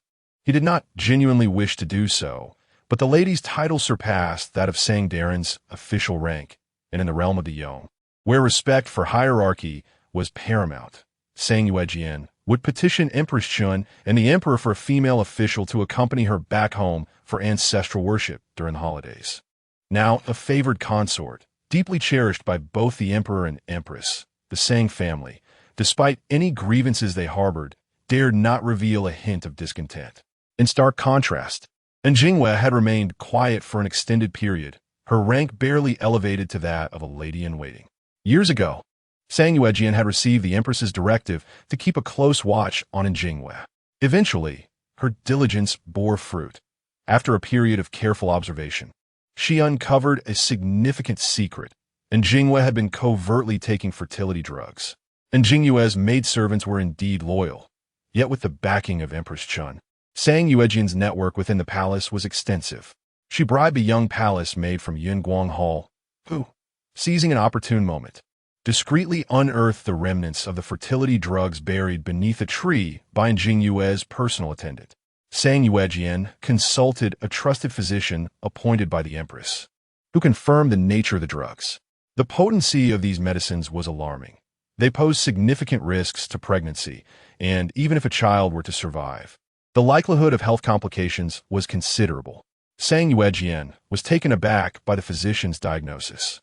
She was aware of Jingyue's unwavering affection for the one in the cold palace, yet she had not anticipated such desperate measures. Was Jingyue attempting to leverage this child to secure the emperor's favor and extricate her sister, Ji, from the cold palace? The potential for the child's survival and health seemed of little concern to Jingyue. Recognizing her reckless path, Sang Yuejian resolved to lend a hand. Thus, during the Empress Dowager's grave illness, Sang Yuejian, while nurturing her own health, willingly relinquished her share of favor. Yet mere days later, the Empress Dowager passed away. This was followed by a cascade of complex mourning rituals. For 7 days, the concubines knelt until their legs nearly buckled. How much worse for Jingyue, who had forcibly induced a pregnancy. 16 days after the Empress Dowager's demise, Jingyue, still not far along in her pregnancy, suffered a miscarriage during a prayer ceremony held in the Empress Dowager's honor. Jingyue realized she had miscalculated. The bitter potion she had consumed, which wreaked havoc on her body, was meant to use her pregnancy to bring Ji out of the cold palace. Even if she could not achieve this, she thought that the emperor might show some leniency toward Ji for the sake of the child. However, she had not anticipated the suddenness of the Empress Dowager's death. With the Dowager's passing, the child became a liability. The situation was precarious. Within mere days, if the child's conception were to be questioned, it might tarnish the emperor's reputation. Jingyue understood that not only would she lose favor, but she would also face severe repercussions. Thus, she deemed the pregnancy untenable. Yet, with the continuous mourning rites, she could not resort to medication to induce a miscarriage, for that would prevent her attendance at the daytime rituals and draw further suspicion. She resolved to wait until the mourning period concluded. Afterward, she would take the medicine, concealing the miscarriage as merely a late menstrual cycle. However, fate intervened, and the miscarriage occurred amidst the rites, staining her mourning garments with blood. This event could not be concealed. Most alarmingly, the physician who examined her discerned the presence of fertility drug in her system and candidly stated that it was precisely due to these drugs that the pregnancy had ended prematurely. The mention of drugs. The emperor, who had recently learned the truth about the second princess's early demise from the noble consort Xuan, was particularly sensitive to this term.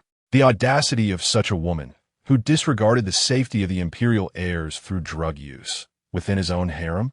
He was consumed with rage, harboring a profound loathing for such unkind mothers, and promptly ordered Jingyue's title be stripped away, demoting her from a Yunu to Ikai Nu.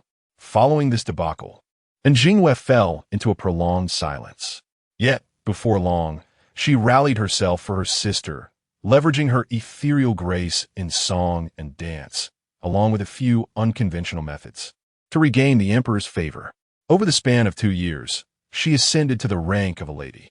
However, due to the mourning period, Jingyue remained without pregnancy, and the emperor still harbored reservations regarding her previous attempts to utilize drugs for conception, making it difficult for her to find an opportune moment to rescue her sister. She once attempted to broach the topic, but the moment she uttered the words Baojing Hall, the emperor's expression turned cold, and he departed her quarters without a word. Jingyue, feeling helpless, suppressed her ambitions, waiting for a more favorable opportunity. Throughout these years, she had not forgotten to provide for Ji Rongqing in the Cold Palace. Yet, due to her limited influence within the palace, she could only seek to ensure that Ji Rongqing fared better in her circumstances through the connections she made with the staff of the Sixth Bureau. At that time, Jingwei remained blissfully unaware that her efforts were being attributed to the Duke of Yong'an. Ji Rongqing, initially believing that the emperor's favor was the reason for her improved conditions in the Cold Palace, later stumbled upon the truth that it was, in fact, the Duke's benevolence. Over the span of 3 years, Ji Rongqing transitioned from hopeful anticipation of the emperor's affection to gradual despair, ultimately developing a unique sentiment toward the Duke of Yong'an. Could it be that Ji Rongqing and the Duke have developed an illicit relationship? 3 years have bestowed upon Xuan Mingyao a more youthful visage.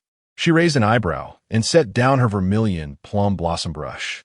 Could she truly no longer restrain herself? Chapter 69.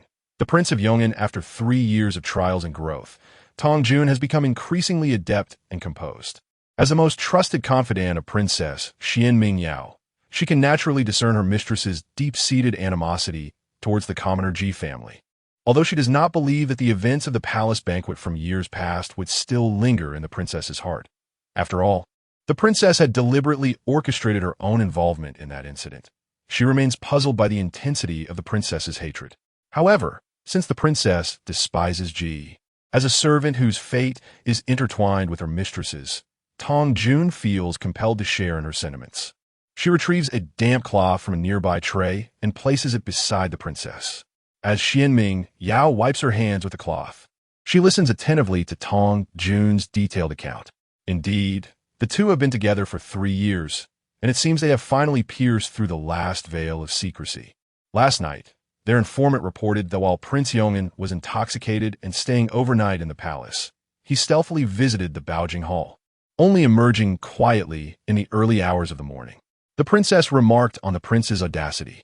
Despite the less stringent guards at Baojing Hall due to its status as a cold palace, it is still within the inner palace, and for a fully grown prince to dare such a venture is perilous. Should he be discovered by the palace guards, it could cost him his life. Xuan Mingyao scoffed coldly. Over the past 3 years, Ji Rongqing had clung to Prince Yong'an, hoping to improve her own circumstances within the cold palace. Yet, perhaps due to her dissatisfaction and persistent dreams of freedom, despite their flirtations and exchanges, they never truly crossed that final threshold. Xuan Mingyao had initially thought that her uncle, Prince Yong'an, would possess a clearer mind. She did not expect him to take such a bold step. It seems that destiny has its ways. Which man can withstand such a lure? Though the prince remained unwed and had accommodations within the palace, he occasionally stayed overnight at the emperor's behest. However, his quarters were situated near the outer palace, guarded by the Qianyou Wei, with rigorous patrols along the palace paths at night. To dare to slip away unnoticed and infiltrate Baojing Hall is indeed a testament to deep feelings that cannot be restrained. As you say, Xuan Mingyao cast a knowing glance at Tong Jun, who understood that her mistress secretly relished the unfolding drama of the star-crossed lovers. This is all due to the princess enabling their clandestine romance, Tong Jun murmured. Had it not been for the princess's prior proposal to the emperor to reduce the guard presence near Baojing Hall, how could Prince Yong'an have so easily disguised himself as a lowly inner servant to gain entry? As she spoke, Tong Jun assisted Xuan Mingyao in gathering her completed assignments before dispatching Lu Qi to deliver them to the Zicheng Hall. The emperor reviews the princess's studies daily. The reduction of guards near Baojing Hall had been a decision made with the emperor's approval. Xuan Mingyao's reasoning was simple. The previous unrest had stemmed from the guards at Baojing Hall, and now that the hall was sparsely populated, it was prudent to lessen the military presence to avoid disturbing those within. The emperor, however, had not considered Ji Rongqing's situation. He had long since ceased to think of her, his mind instead occupied with thoughts of his mother. Indeed, Baojing Hall was her residence, and although he had interred her with honor in the imperial tomb, the sanctity of her living quarters should be preserved. Given the taboos surrounding Baojing Hall, no consorts currently resided in the nearby palaces, allowing the emperor to decree that fewer people should frequent the area. Chang Sun, as the commander of the Qianyou Wei, promptly received orders to alter the patrol routes, significantly reducing both the number of guards and their patrol frequency around Baojing Hall. Thus, the stage was set for Ji Rongqing and her prince. Xuan Mingyao smiled softly as she entered her inner chamber, where Tong Jun hurried to assist her in changing attire. She donned a new outfit of embroidered green riding attire, recently gifted by the Empress, crafted by the latest designs from the tailoring bureau. A month prior, the Emperor had granted the princess the privilege of joining the royal sons in hunting and archery lessons, a first for any princess in Yong. However, Tong Jun was not at all surprised. The Emperor now placed the greatest importance on her mistress among all the royal heirs. To speak bluntly, even the crown prince could not compare to the favor Xuan Mingyao enjoyed in the Emperor's eyes. Previously, due to her act of saving the Emperor during a palace banquet, he had shown her much affection, but that was merely affection. Such favor can be weighty, as it forms the basis of all status within the palace. Yet, it can also be fleeting, reliant entirely on the Emperor's whims, vanishing in an instant like clouds in the sky. Yet now, Tong Jun could confidently assert that her mistress possessed more than just the Emperor's affection for his eldest daughter. It was also respect, hope, and the embodiment of virtue among the royal heirs, a source of pride for the imperial family.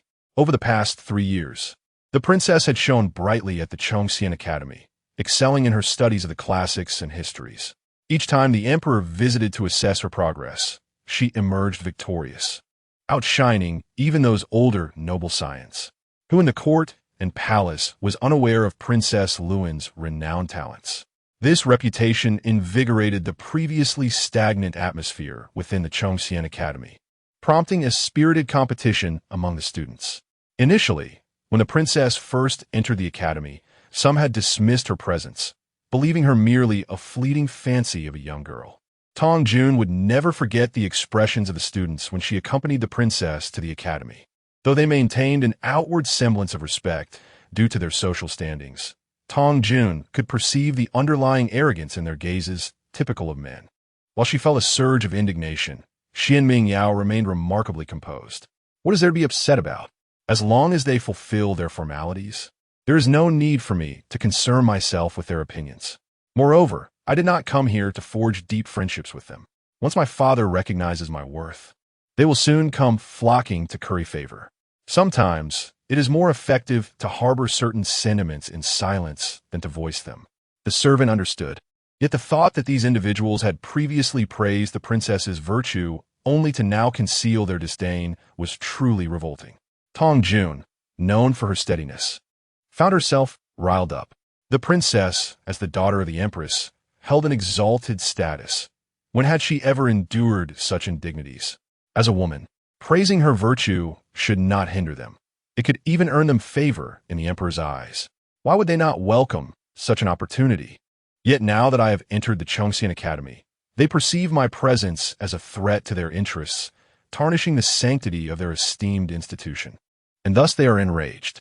Indeed, the Chongxian Academy was a prestigious institution that only the most ambitious nobles could hope to enter, a place where future ministers and the emperor and Oppos, as confidants honed their skills. It was a realm dominated by men, and now that their own princess had intruded upon it, they were unwilling to accept her presence. Tong Jun, do you think my father is unaware of the thoughts harbored by those in the Chongxian Academy? He knows. He also recognizes that the current nobility has lost the diligence and tenacity of past generations. He understands that while the academy may appear splendid from the outside, internally it is rife with stagnation. Thus, he requires a catalyst to invigorate this stagnant pool. On the surface, it seemed that Xuan Mingyao had gained entry to the Chongxian Academy due to her act of saving the emperor, a reward from him. Yet, Xuan Mingyao was acutely aware that her father, initially acting from paternal affection, quickly devised a new purpose for her upon observing the tense atmosphere at the academy, to deliver a resounding slap to the complacent noble youth. And this, too, aligned perfectly with Xuan Mingyao and Oppos' own aspirations. Chapter 70. Diligence. Xuan Mingyao sought to cultivate her own circle of influence within the Chongxian Academy. However, the prerequisite was that these individuals must be wholly devoted to her cause. It was not a transaction. Moreover, the esteemed status of a princess sometimes bore little weight in the eyes of those from previous dynasties. If she were a prince, they would naturally revere and support him, hoping that when the prince ascended to power, he might uplift their families. Yet a princess, aside from her royal connections, seemed merely a symbol of nobility to them. From the moment she was reborn, Xuan Mingyao was resolute in her purpose. She never aspired to be just a noble princess. What significance did nobility hold? Her future was contingent upon the whims of others. Only by possessing power in her own hands could she safeguard herself and alter her fate. Thus, the Chongxian Academy represented an invaluable opportunity for her. She needed to demonstrate her worth before her royal brothers matured and showcased their capabilities. In the 3 years since entering the academy, Xuan Mingyao had only enjoyed 2 hours of sleep each night. The morning lessons commenced at the crack of dawn, yet she often studied until the late hours. She understood that while she surpassed her royal siblings in many respects, thanks to her prior life and Appo's experiences, it was still insufficient. In her past life, due to her gender, many opportunities easily accessible to men were insurmountable barriers for her. Therefore, gaining access to teachings that had once been beyond her reach brought her immense joy. Engaging with complex texts and composing intricate essays was, for many scholars at the academy, a form of torment, a necessary chore. For Xuan Mingyao, however, it was an eagerly sought endeavor. Initially, Tongjun could not comprehend her dedication. Observing the princess and Appo's relentless efforts, she wondered why Xuan Mingyao exerted herself so tirelessly. The academy and Appo's classes typically concluded around noon, after which Xuan Mingyao would pay her respects to the empress before returning to Yongning Palace. Until the late hours, she remained at her desk. The academy's curriculum usually occupied only half the day, leaving the afternoons for the young prince's equestrian training. However, as the princes were still quite young, they primarily used this time for rest and play. Yet Xuan Mingyao never permitted herself a moment and Appo's respite. Every instant was devoted to her self-improvement. In addition to her academic responsibilities, she practiced her calligraphy daily, submitting her work to the emperor for review. After completing these tasks, she would consult the extensive reading list compiled by the esteemed scholars at the academy, which was longer than a scroll of paintings. Tongjun, who was literate, glanced at it and felt overwhelmed. The texts were so esoteric that while she recognized each character, the meaning eluded her. Nevertheless, for countless days and nights, Xuan Mingyao diligently absorbed these volumes. She not only read, but also memorized, transcribed, and meticulously annotated, seeking clarification from the scholars on any perplexing points. While others might have initially dismissed her as pretentious, over time, even her most skeptical observers conceded that this princess Lu and Appo's and was indeed a diligent and formidable individual. In a mere year and a half, Xuan Mingyao transformed from a princess attending the academy by imperial decree to the cherished pupil of all esteemed scholars. Tongjun, feeling concerned for the princess's well-being, advised her sister Zhou Qian to prepare nourishing herbal remedies to maintain Xuan Mingyao's health. She had even audaciously questioned the princess. Is it truly worth such relentless toil? Tongjun failed to grasp the depth of her sister's commitment.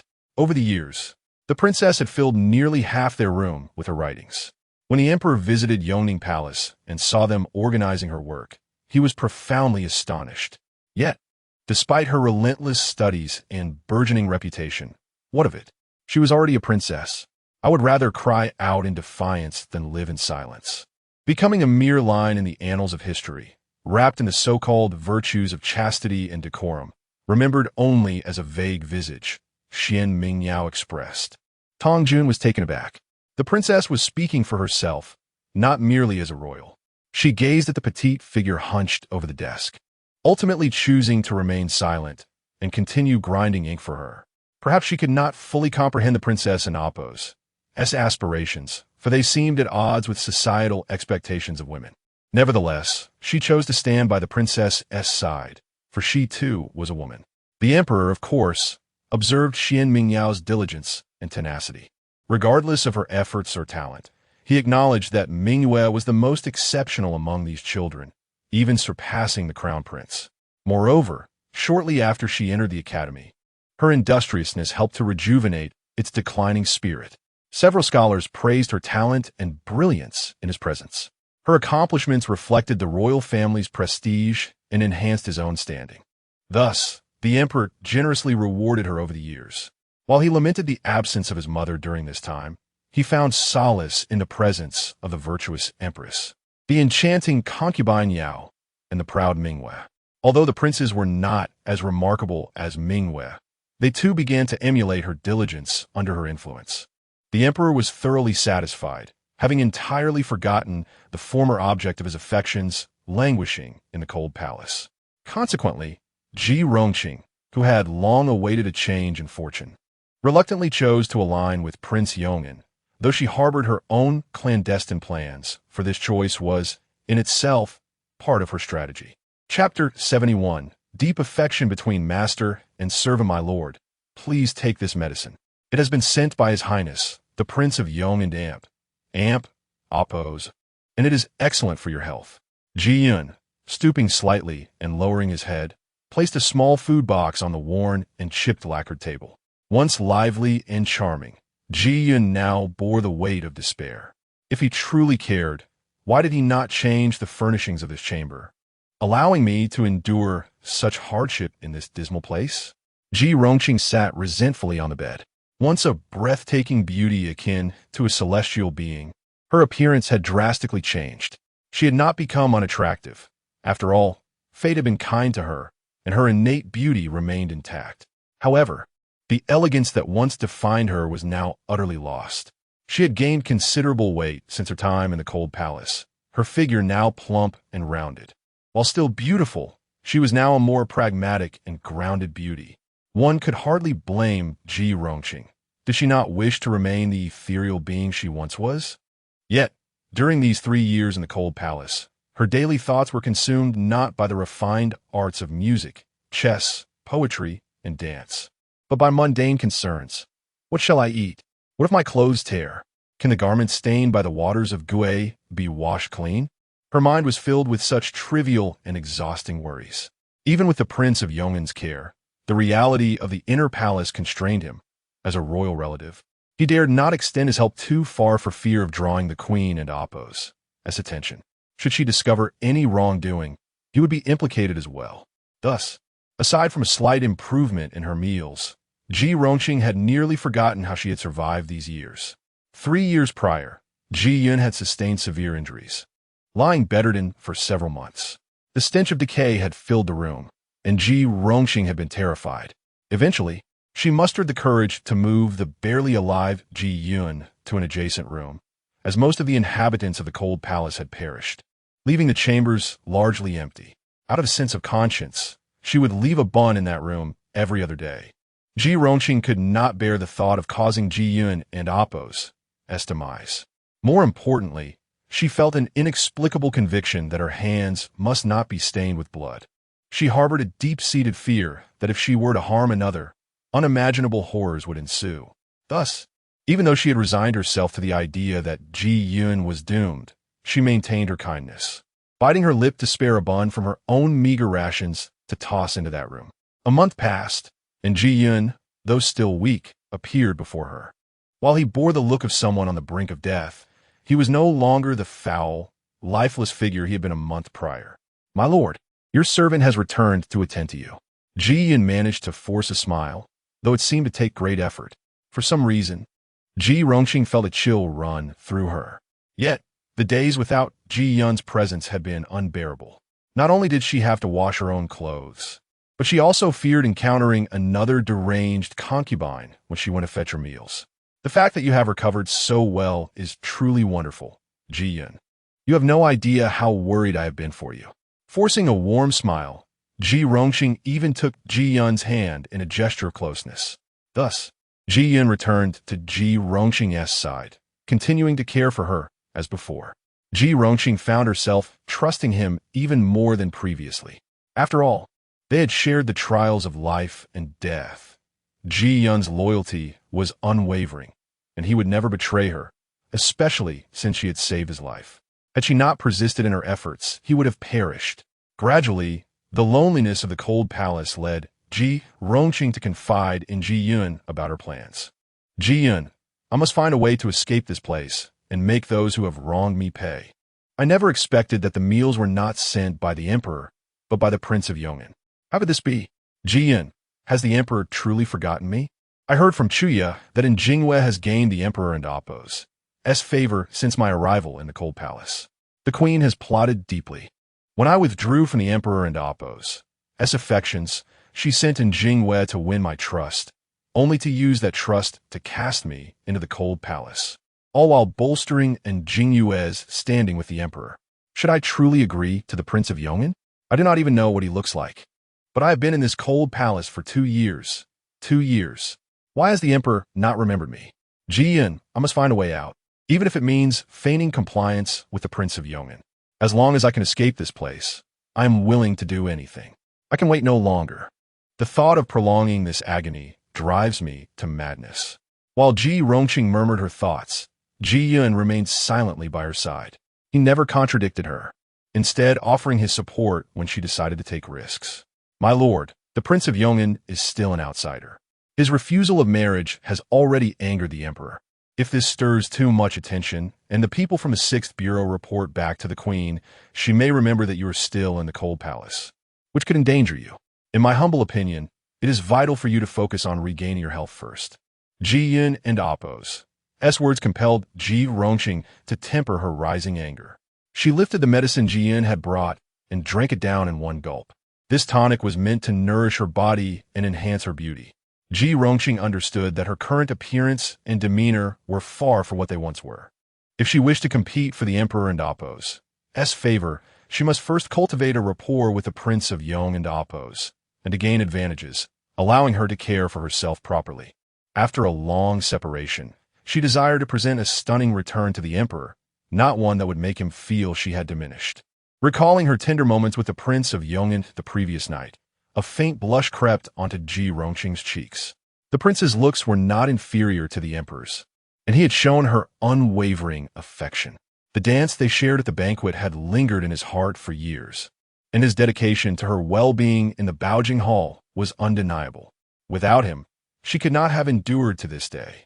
Yet, despite his kindness, he remained merely a prince, while she was a discarded concubine of the cold palace. To escape this Baojing Hall, she must return to the emperor's side, for only he could offer her boundless favor and a promising future. Ji Rongqing and Appo's hands slowly rested on her abdomen.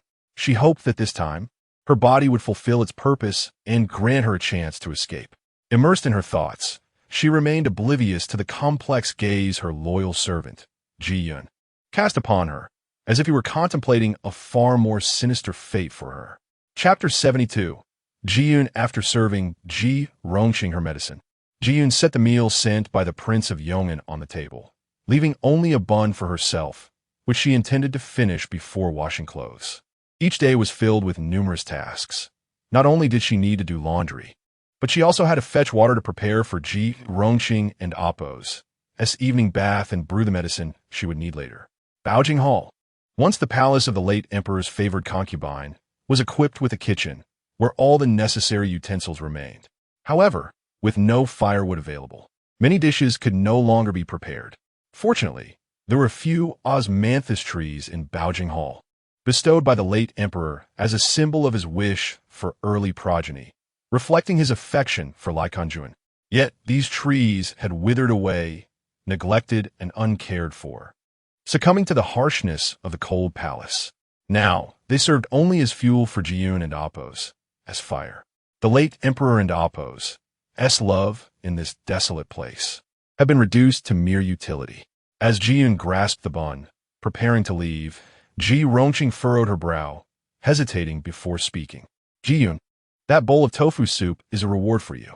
Surprised, Ji Yun turned back, and Ji Rongqing raised an elegant smile, her demeanor gracious. You have been by my side for over 3 years. I regard you as a sister. In the future, when you serve the meal, ensure to leave a portion for yourself, rather than subsisting solely on steam buns. With that, Ji Rongqing picked up her chopsticks and waved her hand dismissively. Enough. No need for thanks. Go eat. I am now in such a fallen state This is all I can offer. One day, when I regain favor, I shall find you a good family to marry into, allowing you to live splendidly as a noble woman. Thank you for your kindness, my lady. Jiyun numbly accepted the bowl of tofu soup, feeling as though her spirit had detached from her body. She bowed stiffly, like a marionette, and staggered out. Upon reaching the kitchen, she discarded the soup into the slop bucket without sparing a glance. Sitting on the steps of the kitchen, she hastily consumed the bun with cold water. Reflecting on her mistress's earlier words, a cold smile crept across her lips. A reward. No need for thanks. Ji Rongqing still considered herself a mistress. The moment the imperial decree rendered her a commoner, they had become indistinguishable. No, perhaps she was even worse off. After all, she remained a named palace maid, whereas Ji Rongqing, recalling the times when she had fought valiantly for Ji Rongqing, Jiyun felt as if she were reminiscing about a distant life. Everything she had done now felt terrifyingly alien. How could she have so readily bared her heart to a mistress, even willing to sacrifice her family and life for her in opposing the empress? What had she gained in return? Being discarded like a corpse in that room, which was thick with dust. With every breath, she could sense the stale air. Jiyun nearly believed she would become part of that decay. She felt an intense hatred and resentment. Why? Why did her beloved mistress not save her? She had become this way for her. When they entered the cold palace, they had brought gold and silver with them.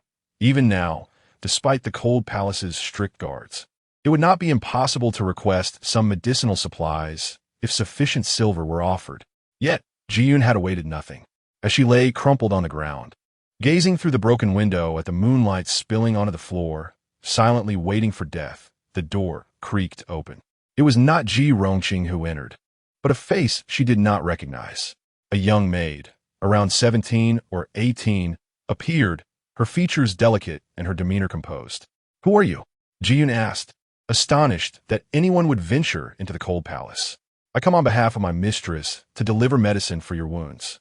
She said you are a loyal servant and must recover swiftly to continue serving your master." Though the words loyal servant were spoken, Jiyun was no fool. The mocking tone indicated that the speaker and Appo's mistress did not share a cordial relationship with Ji Rongqing. "Who are you? Why do you wish to save me?" If even her beloved mistress refused to help her, why would anyone else? What value did she still possess? Save? This is not a rescue. My mistress insists that you must know the truth before you perish. You may not be aware, but your mother is gravely ill, and your brother has been crippled, bedridden with broken legs. Your sister-in-law, pregnant, struggles to hold the family together, facing threats from the Chu family. She is likely at her breaking point. What? Ignoring the pain coursing through her body, Jiyun struggled to crawl toward the maid. How could this be? The Chu family? I have never wronged them. Her words faltered. Jiyun suddenly remembered a person named Chu. Chuya, the legitimate second son of the Jin Wenbo family.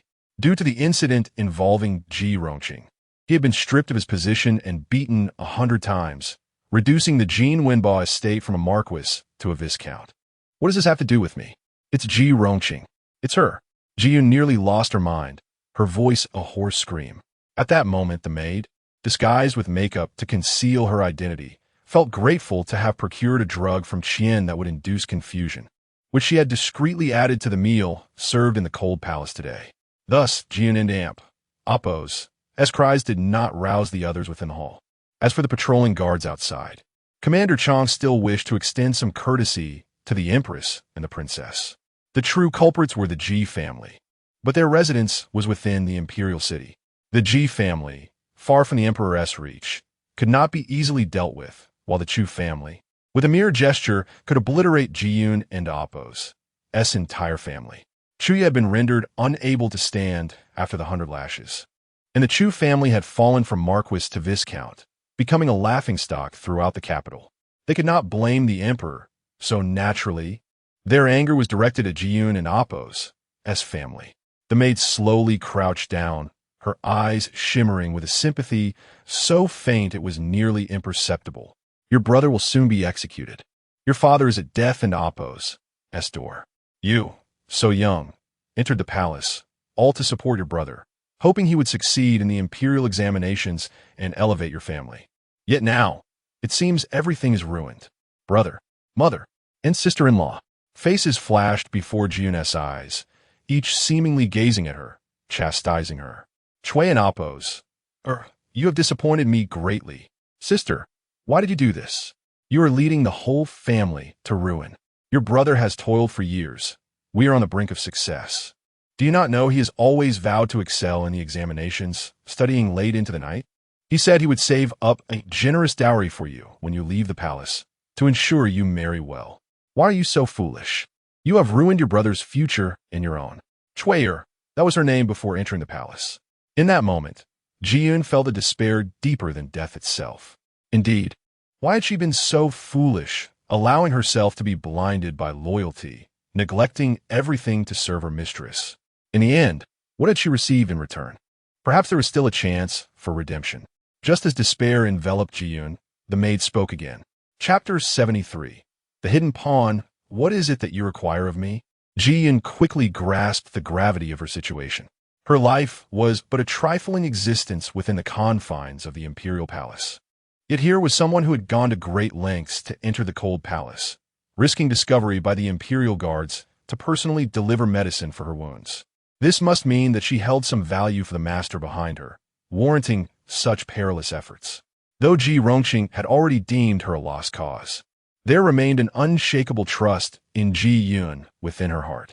As long as Ji Yun could survive this ordeal, she would emerge as Ji Rongqing's most trusted confidant in this treacherous palace. Tong Jun gently brushed aside the strand of hair that had fallen across Ji Yun's delicate face, revealing her striking features.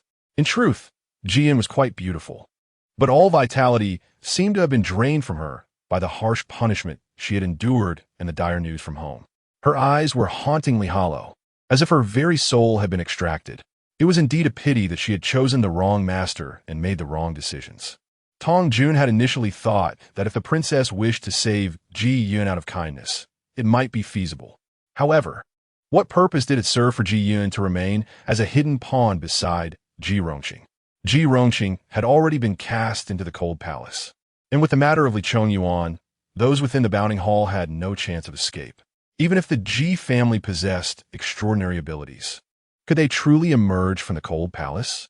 At that moment, the princess merely gazed at her with a knowing smile. Tong Jun, do not underestimate her. Even in the direst of circumstances, she possesses the means to extricate herself. After all, she is the daughter of destiny. To relentlessly target her would only serve to aid her.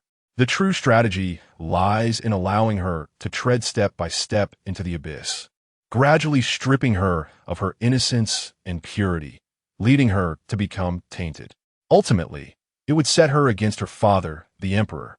At that time, Xuan Mingyao would be eager to witness where the favor of destiny truly lies.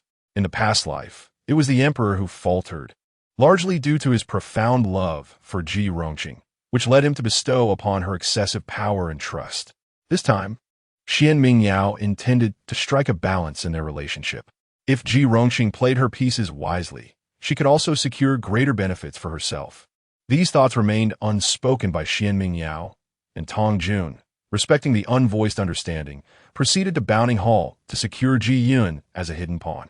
In truth, had it not been for prior arrangements, the palace officials, inflamed by the emperor's wrath, would have dealt Ji Yun a fatal blow after the 60 strikes. Preserving her life was essential for her to fulfill a more significant purpose. Your master wishes for me to assist you? A hint of sarcasm flickered across Ji Yun's face. Ji Rongqing was already rendered powerless. The emperor would never reinstate her, so what purpose could there be in keeping Ji Yun as a mere pawn? You need not concern yourself with that. Your esteemed master has considerable capabilities and will surely find a way to manipulate the situation. What you must do is become her most trusted confidant, ensuring that she confides in you about everything, allowing you to act on her behalf. Your future lies ahead. But for now, your master can secure the future of your family. Upon hearing this, Ji Yun grasped Tong Jun's hand tightly. In that instant, all the vitality that had waned within her erupted anew. You can save my family, can't you? I promise. I will do whatever it takes. I would willingly sacrifice my life for them.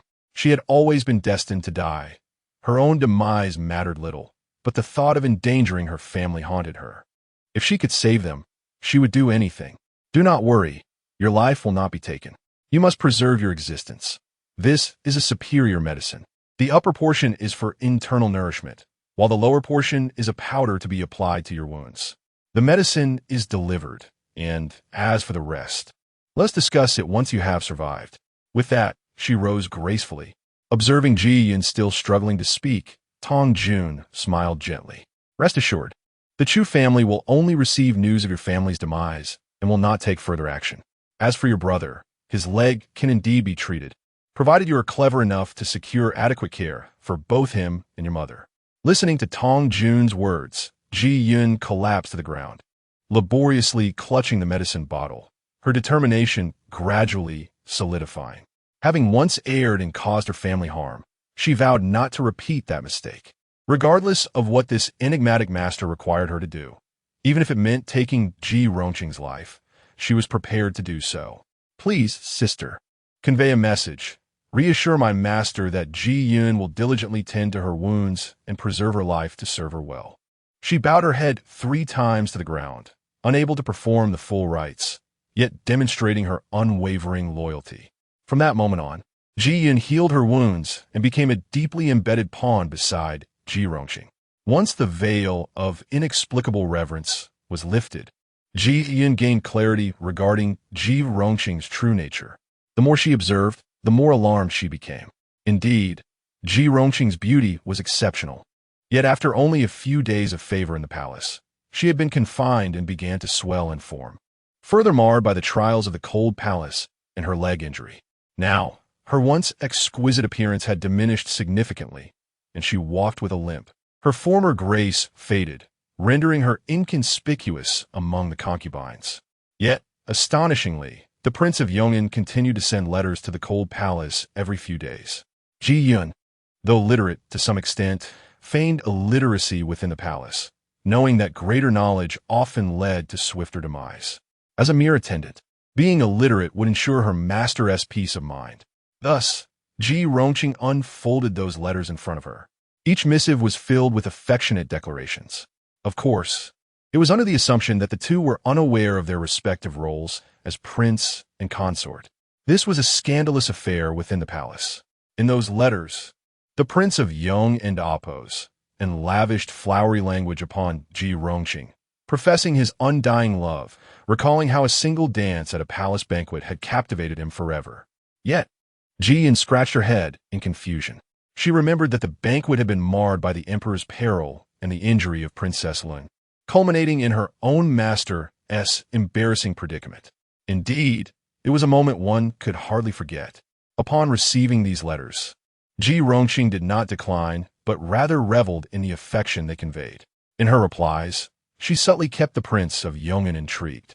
Yet before Ji Yun, she merely claimed they were poetic friends, a ruse to sustain her courage in the cold palace. Moreover, the prince could subtly ensure their provisions were attended to.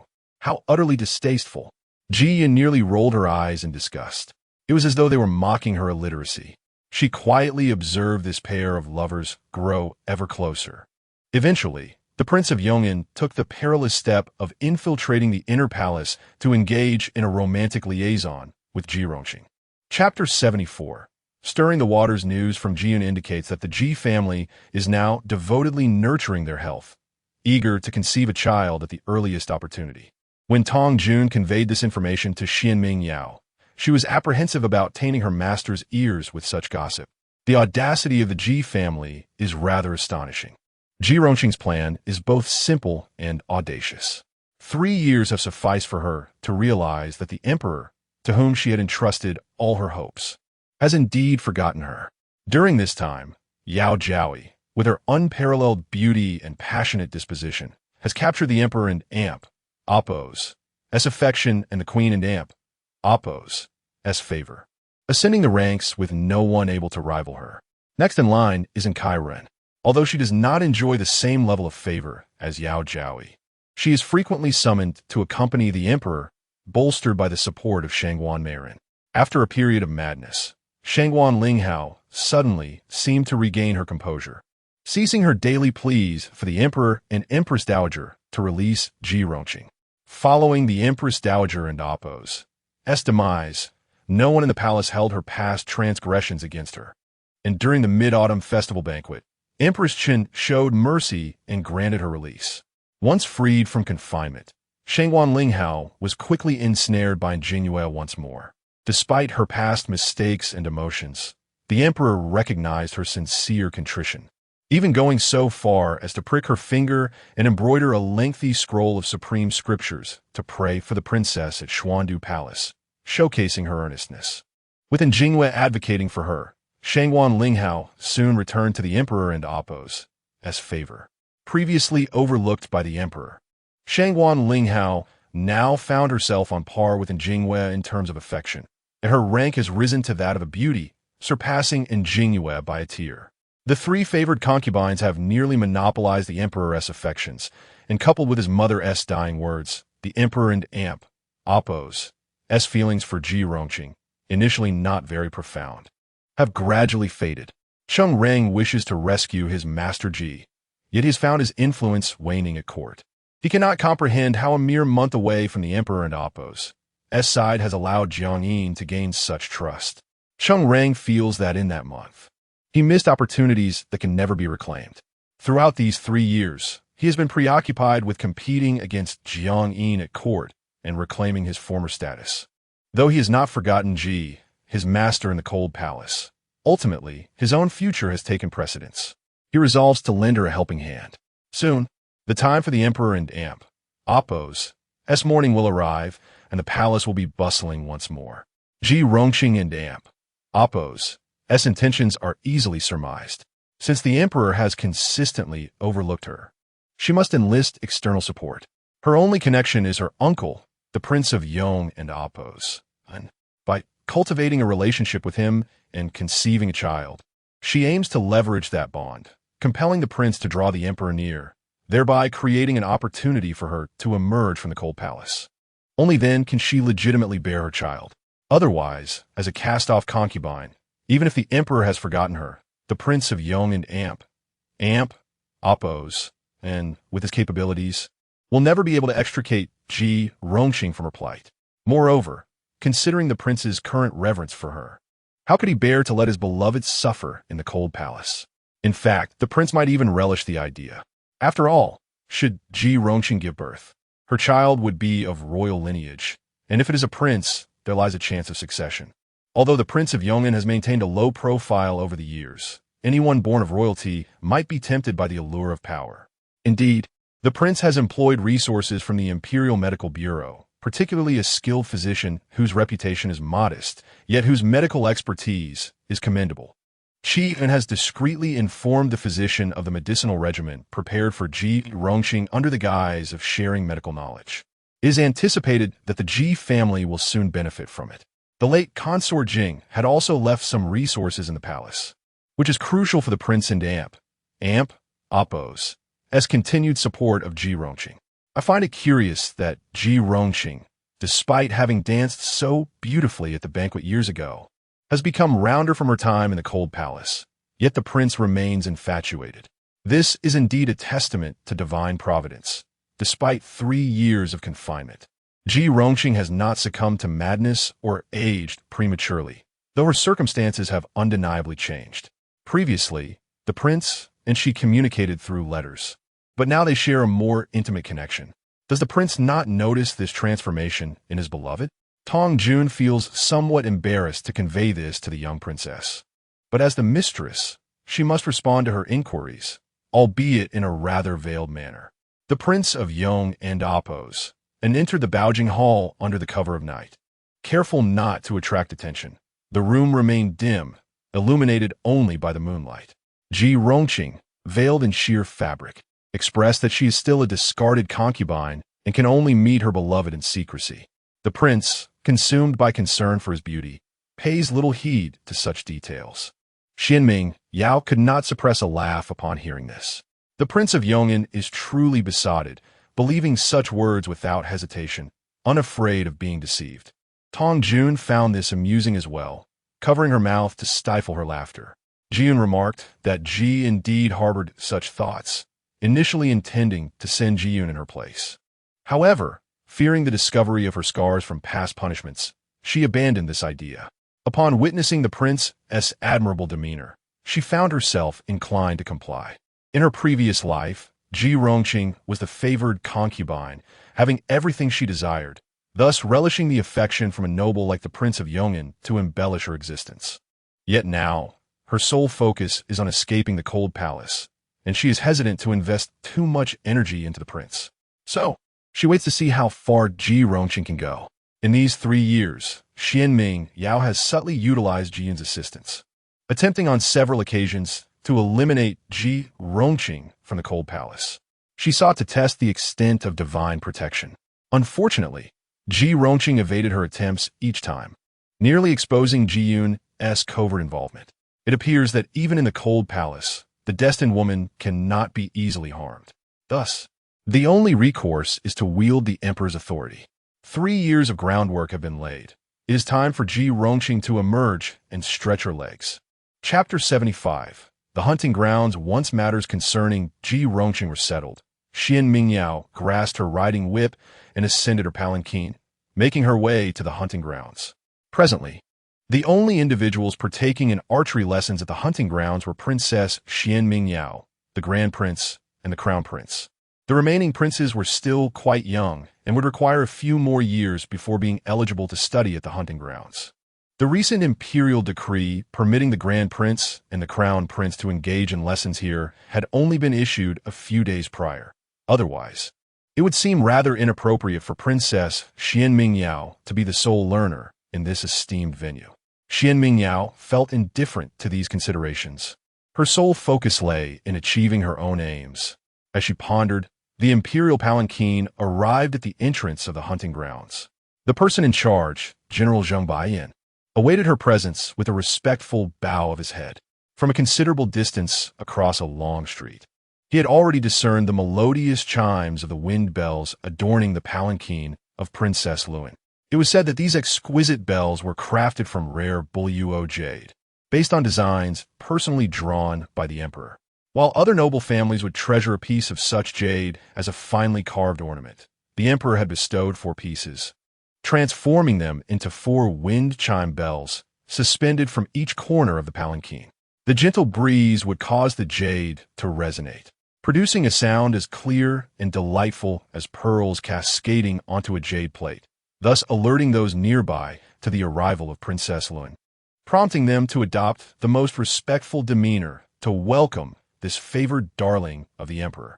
Minister Zheng Baiyan pays his respects to Her Highness, Princess Luan. The authorization for Princess Luan to study archery at the hunting grounds was a source of considerable concern for Zheng Baiyan. He had heard tales of her exceptional talent, often sharing drinks with scholar Chu Deng from Chongxian Academy, who had recounted numerous anecdotes about the illustrious achievements of Princess Luan. Zheng Baiyan held great admiration for her ability to outshine the talented scholars of Chongxian Academy at such a young age. As a martial figure, though literate, he was not particularly skilled in literary pursuits. Thus, he held a profound respect for those endowed with exceptional talents. Notably, even the proud Chu Deng spoke of Princess Luan with words of praise. However, Zheng Baiyan's admiration for her literary prowess only intensified his anxiety regarding her archery and horsemanship. The rigors of learning archery and riding were inherently fraught with hardship and injury. It was well known that no archer had ever practiced without shedding blood, nor had any rider escaped the terror of being unseated by a spirited horse. It was said that even the emperor, during his own lessons in the hunting grounds, had once fallen from a fierce steed sent from the northern deserts, resulting in a prolonged recovery of over 2 months. Thus, even with the Crown Prince and the Grand Prince present, Zheng Baiyan felt a modicum of relief, for he could adhere to the customary practices that had governed the training of princes in the past. Yet, Princess Luan was a woman. Should she bear scars or suffer an unfortunate fall from her horse, what would the emperor think? Would the empress become enraged? This dilemma weighed heavily on Zheng Baiyan's mind. General Zheng, please rise. Since I have arrived at the hunting grounds, my status is no longer that of a princess, but merely that of a student here, Xuan Mingyao declared. Zheng Baiyan dared not entertain such notions, responding with a humble refusal. Within the hunting grounds, the Grand Prince and the Crown Prince had already arrived. Upon seeing his elder sister, Xin Yuanjing waved his hand excitedly, nearly leaping towards her, were it not for the presence of many onlookers. Elder sister. Owing to her experiences across 2 lifetimes, Xuan Mingyao treated Xin Yuanjing not merely as a younger sibling, but with the nurturing warmth of a mother. Though Empress Chun was loving, her attentiveness to Xin Yuanjing's needs was dictated by the weight of his future as crown prince. A prince who lacked excellence faced a dismal fate. As such, he was subjected to daily examinations and pressured to study diligently. Xin Yuanjing, still young and playful, felt both affection and respect for Empress Chun. In contrast, Xuan Mingyao, as a sister, offered him a gentle touch. She would explain the poetry and strategies he struggled with in terms he could easily grasp. With Xin Yuanjing's innate talent and Xuan Mingyao's tailored guidance, his academic progress was swift, earning him praise from both the esteemed scholars and the emperor. Naturally, this brought him closer to his sister, to the point where even Empress Chun would occasionally lament how Yuanjing once adored his sister Mingwei, only to find her absence due to her studies at Chongxian Academy. Now, however, the siblings spent every day together, rendering them inseparable from the prying eyes of others. While the Grand Prince did not share the same closeness with Xuan Mingyao, he held her in both respect and a hint of trepidation. After all, it was during her time at Chongxian Academy that she had outshone them all, leaving him and the Crown Prince to face the Emperor's admonitions nearly every day. Their relationship, once rather indifferent, had grown increasingly intimate in their shared struggles. "Greetings, elder sister," the Grand Prince said, performing a respectful bow. Xuan Mingyao reciprocated with a courteous nod. "Greetings, Grand Prince." Due to the nature of archery and horsemanship requiring one-on-one instruction, and because the hunting grounds only catered to royal offspring rather than nobles from other families, the current students consisted solely of Xuan Mingyao and her 2 companions. There had been another, Prince Yongin, but his advanced age had limited his visits to the hunting grounds to merely a few times a month. "Your Highnesses," in accordance with His Majesty and Amp, Oppo's directives, I have arranged for you esteemed princes a martial instructor, along with the hunting ground and Amp, Oppo's officers to assist you in your practice. The martial instructors were primarily seasoned generals with ranks and honors, though they would not be present daily, as they had official duties to attend to. Accompanying the princes in their daily practice were meticulously selected officers from the hunting grounds, each possessing remarkable skills and unblemished integrity, having been chosen through rigorous selection processes. Moreover, in this instance, Zheng Baiyan had thoughtfully selected 2 officers who differed in demeanor, keeping in mind Princess Xuan Mingyao's royal status. Xuan Mingyao initially paid little heed to the identities of her companions, believing it inconsequential who accompanied her. However, upon casting her gaze upon the group of officers standing nearby, she felt a sudden jolt of surprise. Chapter 76. Old acquaintance Page Yuan. How could it be him? This face was not unfamiliar to Xuan Mingyao at all. The sole heir of the Pei family's 3rd branch, he was an orphan, having lost his parents long ago, and was raised in the main branch of the Pei family. He had a beloved sister named Pei Zanchuan, who in a previous life was the princess of Yong'an. Of course, in both this life and the last, Yong and Oppos, and Prince Xian Duo was hopelessly infatuated with the daughter of destiny, and thus there was no romantic involvement between him and the princess. The reason he married Pei Zanchuan was that the emperor had begun to harbor suspicions about his relationship with Ji Rongqing. Although Sang Yuejian had yet to instigate a scandal that would completely ignite the emperor's suspicions, the seeds of doubt were already sown in the emperor's heart. At that time, conditions for regicide were not ripe, and in order to appease the emperor, Xian Duo had no choice but to marry the princess. Naturally, the princess harbored no affection for her husband. On their wedding night, they laid their cards on the table. The esteemed daughter of the Pei family, Pei Zanchuan, was preoccupied with thoughts of her cousin Pei Jiuan. The long-standing rule in Daong forbade marriage between close relatives, a convention that could not be challenged. Hence, despite her deep affection for Pei Jiuan, she could never wed him. Moreover, Pei Jiuan had long recognized her twisted feelings and consciously avoided her. Pei Zanchuan's heart had already become warped. She knew she could not be with Pei Jiuan. Since she could not win his love, she resolved to be the object of his hatred, ensuring that he would remember her as the one he despised for the rest of his life. Thus, she sowed discord between Pei Juan and the main branch of the Pei family, turning what was once a harmonious uncle-nephew relationship into a tangled mess. The main branch of the Pei family came to believe that Pei Juan coveted their legacy, leading them to develop mistrust and wariness towards him. Pei Juan wished to explain, but ultimately, he was merely a nephew, and in the eyes of the main branch, he could not compare to Pei Zhanchuan, their cherished daughter. Consequently, Pei Juan enlisted in the army. Upon his return to the imperial capital, he had become the renowned General Yunhui. In his previous life, he had been the envoy sent to the northern desert to escort the bride, and at that time, most officials had tacitly accepted the marriage alliance, with him being one of the few to stand up for himself. He had passionately argued in the Golden Lawn Hall, asserting that alliances with the northern desert should never be tied to a woman's fate. Sacrificing a princess might seem to secure a fleeting peace, but in the long run, it meant losing the dignity of Daong. However, during that period, the previous dynasty was under the control of Prince Xianduo and Chancellor Xia Wangji, who only followed the orders of the Empress Dowager. When the Empress Dowager decreed that the eldest princess must marry, it was an unalterable command. Pei Juan's arguments in the court did not lead to the cancellation of the marriage alliance.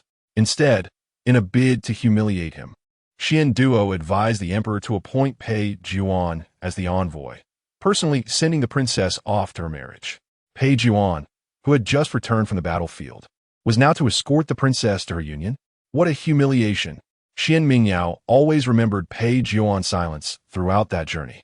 When the wedding procession arrived at the northern court, Pei Juan, under orders to return to Daong, dismounted and saluted Xuan Mingyao from afar. Princess Chengle, I am powerless. I can only wish you a life of peace and happiness. Peace and happiness? A single tear fell silently from Xuan Mingyao and Appo's eyes within the carriage. This life, she would never return to the imperial capital. The northern desert, a place foreign and terrifying to her, would imprison her youth and hopes for eternity. Thank you, General Pei, for your escort. Xuan Mingyao paused briefly before continuing. The alliance is the Emperor's decision, and I sincerely appreciate General Pei and Appo's brave stance in the previous court. Whether for the stability of the realm or for my sake, neither I nor the general could defy the Emperor and Appo's will. General Pei, from here, I also wish you a smooth and prosperous career. Through the curtain of the carriage, she caught a fleeting glimpse of Pei Juan, her first and only sight of him. For years later, she received word in the northern desert. Pei Juan was dead, perishing on the battlefield while suppressing a rebellion in the southern frontier. Given that Pei Juan had been at odds with the Yong and Appo's and Prince over the marriage alliance, and Pei Zhanchuan had consistently targeted him, dying in battle had almost become a fitting end for him. Yet, unexpectedly, she encountered Pei Juan at the hunting grounds, and he was now a hunting officer. It seemed Pei Zhanchuan had yet to formally act against him to force him out of the imperial city. However, considering Pei Juan's current age, he must be around 13 or 14. In a few years, Pei Zhanchuan and Appo's intentions would only grow more uncontrollable. Xuan Mingyao concealed her contemplative expression. Meeting Pei Juan was indeed a surprise, yet it was a delightful one. Your Highness, these two officers have been arranged as your practice companions. This is Pei Juan, and this is Shun Buqiao. Though young, both are skilled in archery and horseback riding. Should you have any dissatisfaction, please inform me, and I will make immediate arrangements. Zheng Baiyan had specifically chosen Pei Juan and Shun Buqiao. They were the youngest officers, one 14 and the other 13. While their archery and horsemanship might not match those of older candidates, they were still of excellent caliber. Most importantly, their youth was fitting. As a noble lady, the princess should not be surrounded by ordinary men. Although the emperor believed the princess was still young and permitted her to learn riding and archery at the hunting grounds, he could not be foolish enough to place two grown men beside her as instructors. Such a sight would be scandalous. These two, appearing youthful, were not significantly older than the princess, making them more suitable. Of course, this was merely a temporary solution. Zheng Baiyin had already selected some exceptional horse trainers among the female slaves at the hunting grounds. Before long, one or two outstanding candidates would emerge, and then these two officers could be gradually replaced. In truth, Zheng Baiyin's underlying thought was that the princess would not sustain this endeavor for long. Mastering horseback riding and archery required arduous effort. Given the princess's delicate nature, it was likely she would soon tire of it. Whatever Zheng Baiyin thought, Xuan Mingyao understood all too well. She had seen such looks countless times over the past 3 years. Even as a princess, part of the most esteemed circle of women in the realm, men still viewed her through the prism of the most basic and conventional feminine logic. Being virtuous and demure was deemed sufficient. It was believed that women should not study history or literature, lest it alter their dispositions, nor should they engage in archery or horseback riding, as it would lead them astray. Women were perceived as fragile and timid, afraid of hardship and toil. Yet they completely overlooked the truth. Women are, in fact, the least fearful of blood and pain in this world. Chapter 77. Instruction the Young Officials. Xuan Mingyao and Pei Jiuan respectfully bowed before Her Highness, Princess Luan. The two boys knelt nervously on the ground, performing a grand salute. Xuan Mingyao, being the youngest in his family, was somewhat accustomed to such formality, having previously served as an aide to a prince and later entered the military with a gilded status. However, he had not anticipated being selected to serve as an aide to Princess Luan, which left him feeling apprehensive and fearful. In the current court, it was widely known that if one were to discuss the emperor's affections, even the crown prince could not compare to the esteem in which Princess Luan was held. At the tender age of 7, she had exhibited remarkable filial piety by saving her father, and her brilliance had continued to shine brightly at the Chongxian Academy, earning her the admiration of several esteemed scholars. Her reputation in the capital was formidable, and this only intensified Xuan Mingyao anxiety. Surely, a princess so cherished by the emperor would possess a formidable temperament. Though he had not previously interacted with any other princes, he had once witnessed the Prince of Yong'an at a hunting ground, where Pei Jiuan had brought forth a steed of the prince's choosing, a fierce horse imported from foreign lands, renowned for its exceptional lineage but equally notorious for its wild nature. Many skilled horse trainers and even several generals had attempted to tame the creature, yet none succeeded. The emperor, entertained by the spectacle, decreed that whoever could tame the horse would be granted a favor of their choosing, a significant reward indeed. The Prince of Yong'an, intrigued, decided to mount the horse himself. However, the outcome was disastrous. The horse, untamed and the prince's riding abilities lacking, resulted in an inevitable fall. Fortunately, Pei Jiuan, quick on his feet, rushed in to pull the prince to safety before the horse could inflict any harm. Yet the Prince of Yong'an, feeling humiliated, unjustly accused Pei Jiuan of failing to calm the horse, claiming it was this fault that caused his fall, and he threatened to whip Pei Jiuan and expel him from the hunting grounds. When the news reached the emperor, he chastised the prince for his unreasonable behavior and absolved Pei Jiuan of any punishment. Witnessing these events had nearly terrified Xuan Mingyao, and now, facing this esteemed princess, he felt a sense of insecurity. He discreetly glanced at Pei Jiuan beside him, only to find him remarkably composed. Today's lesson was horseback riding, and the hunting grounds had prepared 3 gentle ponies for the royal children to familiarize themselves with the animals. After several generals imparted important riding techniques, it was time for the children to mount the horses.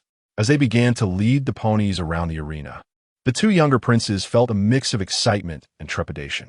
They exchanged encouraging glances before climbing onto the ponies. Meanwhile, Xuan Mingyao had swiftly mounted her steed. "Let us go, Pei Jiuan," she called.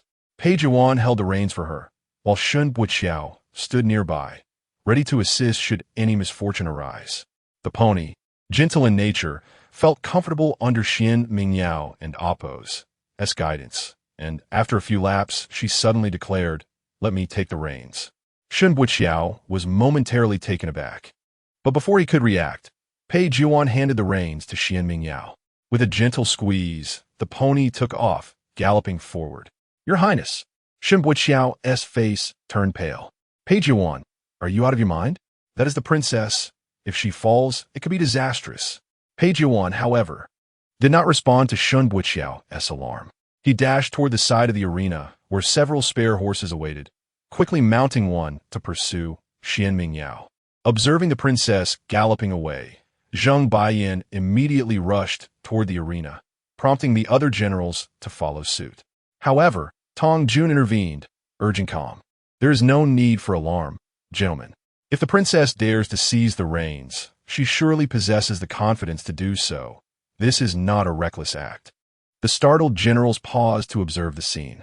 To their astonishment, the princess, having grown up in the palace, rode with remarkable skill. Although the ponies had been carefully selected for their docility, it was rare for a novice to ride so confidently and swiftly without external assistance. Has the princess received prior instruction in riding? Zheng Baiyan mused, intrigued. This did not appear to be the performance of a beginner. Meanwhile, the two younger princes were still cautiously learning the ropes. With an elegant smile, Tong Jun replied, "Her Highness values today's lesson immensely." Upon receiving the Emperor's permission to study in the hunting grounds, she diligently researched various texts on horses and archery. The princess believes that while knowledge gained from books is limited, preparation is essential. The efforts unseen by others were something the princess deemed unnecessary to advertise. Yet, as her devoted maid, it was Tong Jun's duty to ensure that everyone recognized the princess's accomplishments as well-deserved. The princess had seen through the skeptical gazes when she first arrived at the hunting grounds, where many assumed she was simply indulging in a pastime. She understood her mistress well. If one were to undertake a task, it must be executed with excellence. With her chin held high, Tong Jun gazed proudly at the arena, affirming that her princess was simply the best. Meanwhile, Xuan Mingyao, unaware of Tong Jun's words, reveled in the sensation of the wind against her face, a blend of exhilaration and freedom. Unfortunately, this was merely the confines of the hunting grounds, not the vast grasslands where she could gallop freely. During her 14 years in the northern desert as a hostage, the only moments of true joy had been spent riding. Before her arrival in the northern desert, she had never learned to ride. It was only after witnessing the locals' equestrian skills that she sought the guidance of a female servant to master the art of riding. On horseback, she could escape her thoughts, no longer dwelling on the horrors of the northern royal court, the callousness of the de Jong imperial family, the loss of her loved ones, or the children she would never know. In that moment, she was neither the princess of de Jong nor the consort of the northern desert. She was simply herself, embodying freedom. Turning her head slightly, she spotted Pei Juan catching up to her, the valiant youth of the battlefield, now merely a boy. "Let us have a race. If you win, I shall grant you a wish," she proclaimed, urging her steed to accelerate even faster. Chapter 78. A journey on the path to greatness from the very beginning. Xuan Mingyao had no intention of winning this competition. Being still quite young, she had chosen a gentle steed for safety, which could not possibly compare to Pei Juan's formidable horse. Moreover, despite having honed her equestrian skills to perfection in her past life, this was her first experience riding a horse in this lifetime. Naturally, she had her reservations and could not ride with abandon. Pei Juan's riding skills were already renowned in the hunting grounds, making his victory all but certain. However, the manner of his victory depended on Pei Juan's choices. As she galloped forward, she caught sight of a bright yellow figure outside the arena. Today marked her first day of training in the hunting grounds, and her esteemed father, the Emperor, would undoubtedly make an appearance. Since Pei Juan was destined for the battlefield, let his brilliance shine forth sooner rather than later. "Giddy up!" Xuan Mingyao silently urged her steed to pick up speed. If she were to lose, it should not be by an overwhelming margin. Outside the arena, the Emperor had arrived with the favored concubine Yao and consorting. The two had been accompanying him in the Ziqing Palace, one grinding ink, the other playing the qin, creating an atmosphere of poetic beauty. Eventually, Jiang Yin reminded the Emperor of the time for the hunting grounds lessons, prompting him to bring his two beloved consorts to observe. Saying he was naturally delighted. She was a loyal servant of the Empress, having taken medicine that severed her hopes of bearing children. Thus, she was particularly attentive to the Empress's pair of offspring. However, Jingwe was not so pleased. Standing outside the arena and watching the spirited young girl within, Her meticulously maintained long nails dug fiercely into her palm, nearly piercing her skin. Yet, her delicate features bore no trace of her inner turmoil, offering a facade of gentle composure. Over the course of 3 years, Jingwei had become even more striking than when she first entered the palace. While she was still not considered the most distinguished among the concubines, her careful grooming rendered her enchantingly beautiful. Beneath that fragile exterior, however, her heart had become entirely darkened. How could Jingwei not feel anxious? Over the years, Princess Luand opposed, and had garnered more and more favor from the emperor. The more the emperor cherished her, the more the rescue of Ji's sister during the palace banquet remained etched in his memory, making it increasingly difficult for Ji's sister to emerge from her confinement. Thinking of Ji's sister, who had suffered in the cold palace for 3 long years, and Jingyue's heart nearly bled. She and Shangguanling had spent 3 years searching for an opportune moment, yet even the mere mention of Beijing Jingtang caused the emperor to grow cold. Did he truly possess such a heartless disposition? Had all his past affections for Ji's sister dissipated entirely? At that moment, no one noticed in Jingyue's inner thoughts. Everyone's gaze was fixed on the 2 riders racing within the arena. Zhengqing, what is happening? Who is that person? The emperor inquired with curiosity. Is today not Mingwen Nu's first visit to the hunting grounds? How is it that she is competing with someone? Observing the attire, it was clear that the individual was a training officer from the hunting grounds. Your Majesty, Zheng Baiyan replied. The rider accompanying Princess Luan is Pei Jiuan, the princess's training officer. The princess, possessing remarkable talent, is riding for the first time today and appears quite splendid. It seems she has taken a fancy to racing.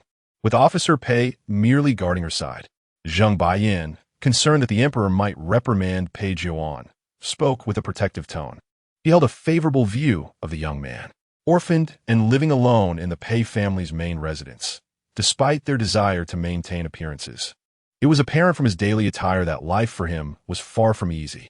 After all, the Pei family had risen through literary pursuits, and their entire lineage was rooted in the scholarly path. Yet it was intriguing that the sole son of the 3rd branch had come to the hunting grounds. If Pei Jiuan were to offend the emperor, the Pei family might not find a place for him to belong. The emperor waved his hand, showing no signs of anger. Soon, Xuan Mingyao's horse came to a halt before the emperor, followed closely by Pei Jiuan, who reined in his steed at the same spot. He quickly dismounted, tossing the reins to a colleague, and approached to take Xuan Mingyao's horse by the reins. This time, Xuan Mingyao deftly handed the reins to him. Father, did you see how I rode? She did not dismount to bow, but instead smiled brightly at the emperor. The emperor was charmed by her demeanor, laughing as he clapped his hands. Oh, look at how you frightened Zhengqing. I can see he wishes he could fly into the arena. Zheng Baiyan, feeling embarrassed, scratched his head. The princess is truly gifted. I may have overreacted. Xuan Mingyao then pointed at Pei Jiuan beside her. Father, I just made a wager with him. If I lose to him, I would grant him a favor. But he lost. Father, he deliberately lost to me. The emperor and Appo's gaze shifted slightly downward to Pei Jiuan, who held the reins firmly. You are the princess and Appo's training officer? Why did you intentionally lose to her? Why do you allow the princess to ride? And why did you not bow before me? The series of questions left everyone in the vicinity in a cold sweat. Zheng Baiyan wished to speak on Pei Jiuan's behalf, but found himself at a loss, ultimately lowering his head in silence. The emperor's temperament was unpredictable. He had a family to protect, and missteps could lead to dire consequences. Pei Jiuan, however, remained standing, gripping the reins tightly and respectfully bowing his head. Your Majesty, I am the princess's training officer. I did not intentionally lose. Rather, my concern for the princess's safety outweighed the benefits of winning. As for handing the reins to the princess, it is because she is the sovereign and I am her subject. A subject must not defy the sovereign's will, but may lay down his life to protect her. My failure to bow was due to the fact that the race has concluded, and as it is the princess's first practice, she may ride freely but may not dismount safely. I must hold the reins to ensure her safety. After the princess dismounts, I will willingly accept punishment from your Majesty. Xuan Mingyao looked down at Pei Jiuan. The future general, now just a refined young man, had already displayed remarkable composure. She understood her father well enough not to expect anger over Page Yuan and Appo's words. Indeed, the emperor burst in a hearty laughter. Excellent. Placing the princess and Appo's safety above all else is precisely the mindset a training officer should possess. You have not only committed no offense, but have done well. He scrutinized the young man closely, estimating his age to be quite young. How old are you? Your Majesty, I am 14 years old. 14. Not yet of age to tie up one's hair. Yet to be so composed in addressing me at such a young age. The emperor chuckled. Once you reach the age of tying your hair, report to Qianyou's Changsun for duty. Qianyou. Page Yuan was taken aback. Meanwhile, Xuan Mingyao smiled gently from atop her horse. General Pei, allow me to present to you a path to greatness this time. Chapter 79, Barriers Beside Him. Zheng Baiyan could not help but feel a surge of joy for Page Yuan upon hearing these words. The Qianyou Guard was an elite military unit tasked with the close protection of the emperor and the noble ladies of the palace. Moreover, he had received a decree from the emperor himself, and Changsun, being exceptionally perceptive to the emperor's intentions, would undoubtedly arrange for him to serve in the imperial court. At the tender age of 15, it meant that after one more year in the hunting grounds, he could be reassigned to serve at the court. The court was indeed the best pathway for promotion. A few years of honing his skills there, followed by a stint in the army, would surely elevate him to the rank of general. Even if he chose to remain in the imperial capital, he would be a favored figure close to the emperor. This young man had a promising future ahead. Page Yuan was momentarily taken aback. Holding the reins of his horse, he found it difficult to express his gratitude. But Xuan Mingyao, perched upon her steed, extended her hand. She intended to dismount. The agile Tong Jun had already summoned a footstool for her descent. Page Yuan reached out his arm, but Xuan Mingyao, with grace, dismounted on her own. With a smile, she rushed toward the emperor, exclaiming, "Father, you hold him in such high regard. If you bestow upon him a reward, I too must present a gift in return." Wrapping her arms around the emperor and Appo's right arm, she pushed aside the presence of concubine and, who stood nearby. Her expression darkened. Ignoring the latter's displeasure, Xuan Mingyao cheerfully continued, "I possess a dagger, crafted from the finest jade and adorned with a dragon motif, which was presented to me by the tribute from the Duo Luo tribe. I wish to gift it to this Commander Pei. What do you think, father?" It was difficult for the emperor to decline when his beloved daughter sought his approval. Although the dragon-embellished dagger was traditionally reserved for royal use, bestowing it upon Page Yuan was indeed a breach of protocol. Yet, seeing the adoring gaze of his daughter, the emperor could not help but smile and acquiesce. "Very well, if you deem it appropriate, then it is certainly so." After losing his mother, the emperor realized how much he yearned for the simple, ordinary affections of common folk, relationships untainted by the fear and hypocrisy that accompanied his imperial stature. He desired to be seen merely as a common father and husband. This was also why he had come to cherish Mingyuan Nu and favored Yao Zhaoi more in recent years, one who did not regard him with fear, and the other who did not scheme against him like the other consorts. Thus, he was more inclined to show leniency towards these two. Of course, this leniency was merely relative. He cast a casual glance at the crown prince and the first prince beside him, finding satisfaction in their expressions that mixed envy with a hint of helplessness. At this moment, the reins Page Yuan held were taken by another, and he promptly knelt, proclaiming, "Thank you, your majesty, and thank you, Princess Lu and Appo's." And his forehead pressed firmly against the dusty ground of the training field, an expression of utmost humility. Yet in that moment, Page Yuan felt he had finally earned the right to rise. It took the emperor a full half-hour to depart. Not only did he personally mount his horse to teach Xuan Mingyao some archery techniques, but he also stood behind her, guiding her hands as she drew her first bow. Such attention left the generals of the hunting grounds exchanging glances, each contemplating their own ambitions. Eventually, the emperor, having indulged in this teaching spree, left with the two charming ladies who had been waiting nearby. Xuan Mingyao remained at the archery range, continuing to practice. She could distinctly sense a shift in the attitudes of those around her after her father's visit, including the two princes. Yuan Jing, once lively, had grown noticeably subdued, silently practicing his bow. Father's actions were indeed ruthless, she thought, feeling a twinge of discomfort. Yet, this was a consequence she had anticipated upon choosing this path. Was it not? She drew her bow and aimed at the target, releasing an arrow. Although it did not hit the bullseye, it was not far from it. Yuan Jing, I am sorry. There are certain things I cannot allow you to have. During today, as practice at the hunting grounds, aside from adhering to protocol, Xuan Mingyao did not exchange further words with Page Yuan. She was not in a hurry. The gratitude she felt was already sufficient. With Page Yuan still a year away from his coming of age, she had ample time to strategize. Speaking too much during their first encounter might only arouse suspicion. In the Fengyi Palace, Empress Chun looked at the crown prince, who had come to pay his respects, and set aside her embroidery frame with a hint of curiosity. Yuan Jing, is today not your first day at the hunting grounds for riding and archery? Why do you appear so glum? Did you not speak of it with such excitement just a few days ago? Mother, the now older Xian Yuanjing replied, no longer climbing onto Empress Chin's lap as he had when he was younger. Her expectations of him had grown increasingly stringent, and he felt compelled to present himself as a worthy heir. After a moment of hesitation, he refrained from voicing his thoughts. Instead, he lowered his head and quietly stated, archery is quite challenging. I did not perform well. The Empress's expression turned serious. If you're struggling, you must practice privately more diligently. As the crown prince, you must set an example for the other princes. Upon returning to the Chongqing Palace today, ensure you dedicate more time to practice. And do not neglect your studies at the Chongxian Academy.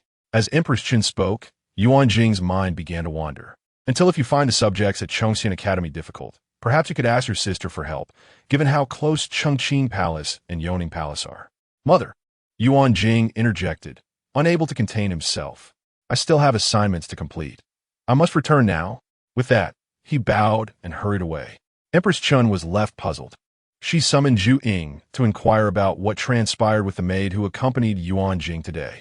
However, after hearing the report, she found nothing amiss.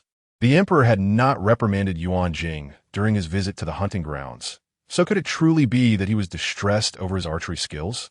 After some contemplation, Empress Chun resolved to encourage Yuan Jing to practice more diligently on his own. As the crown prince, any lack of excellence in this position was already a transgression. Meanwhile, within Yongning Palace, Lu Qi applied medicine to her mistress's palms, gently blowing on the wounds with a touch of concern. Your Highness, you are working too hard. Even in practice, you must take care of your health. After such a long session at the hunting grounds, you still wish to train further? Tomorrow, you will attend classes at Chongxian Academy and the hunting grounds. What will become of your injuries? Lu Qi cherished every inch of her princess's skin and was pained to see the permanent scar on her back. Now, there was yet another wound on her hand. What should we do? Just apply some ointment and wrap it up. Injuries are inevitable when learning archery. As a woman, if I do not put in the effort, I will only fall behind. But you are already a princess. Why must you excel in archery and riding? What use is it to learn these skills? A princess will not go to battle. What purpose do these skills serve? Seeing the puzzled expression on Lu Qi and Appo's face, Xuan Mingyao smiled. A princess may not need it, but the princess whom the emperor values most certainly does. Lu Qi was somewhat perplexed, but chose not to press further. After finishing the application of medicine, she glanced at the nearby hourglass, her heart filled with curiosity. It was already the hour of you. Why had the crown prince not yet arrived? She had prepared milk sugar cakes for him. Typically, he would come to inquire about the princess's studies. Yet today, the time had passed, and he had not shown up. Was he too tired from practice at the hunting grounds? Xuan Mingyao let out a soft sigh. The crown prince may never return again. Chapter 80. The plan begins today. She perceived with clarity that Yuan Jing harbored intentions. Previously, at Chongxian Academy, her father had held her in high regard, showering her with verbal praises. However, at that tender age, Yuan Jing's admiration, though expressed occasionally, did not weigh heavily upon her heart. Yet now, Yuan Jing had matured and begun to cultivate his own thoughts. Today, the manner in which their father imparted knowledge to him, coupled with the palpable envy and jealousy radiating from the eldest prince, was unmistakable.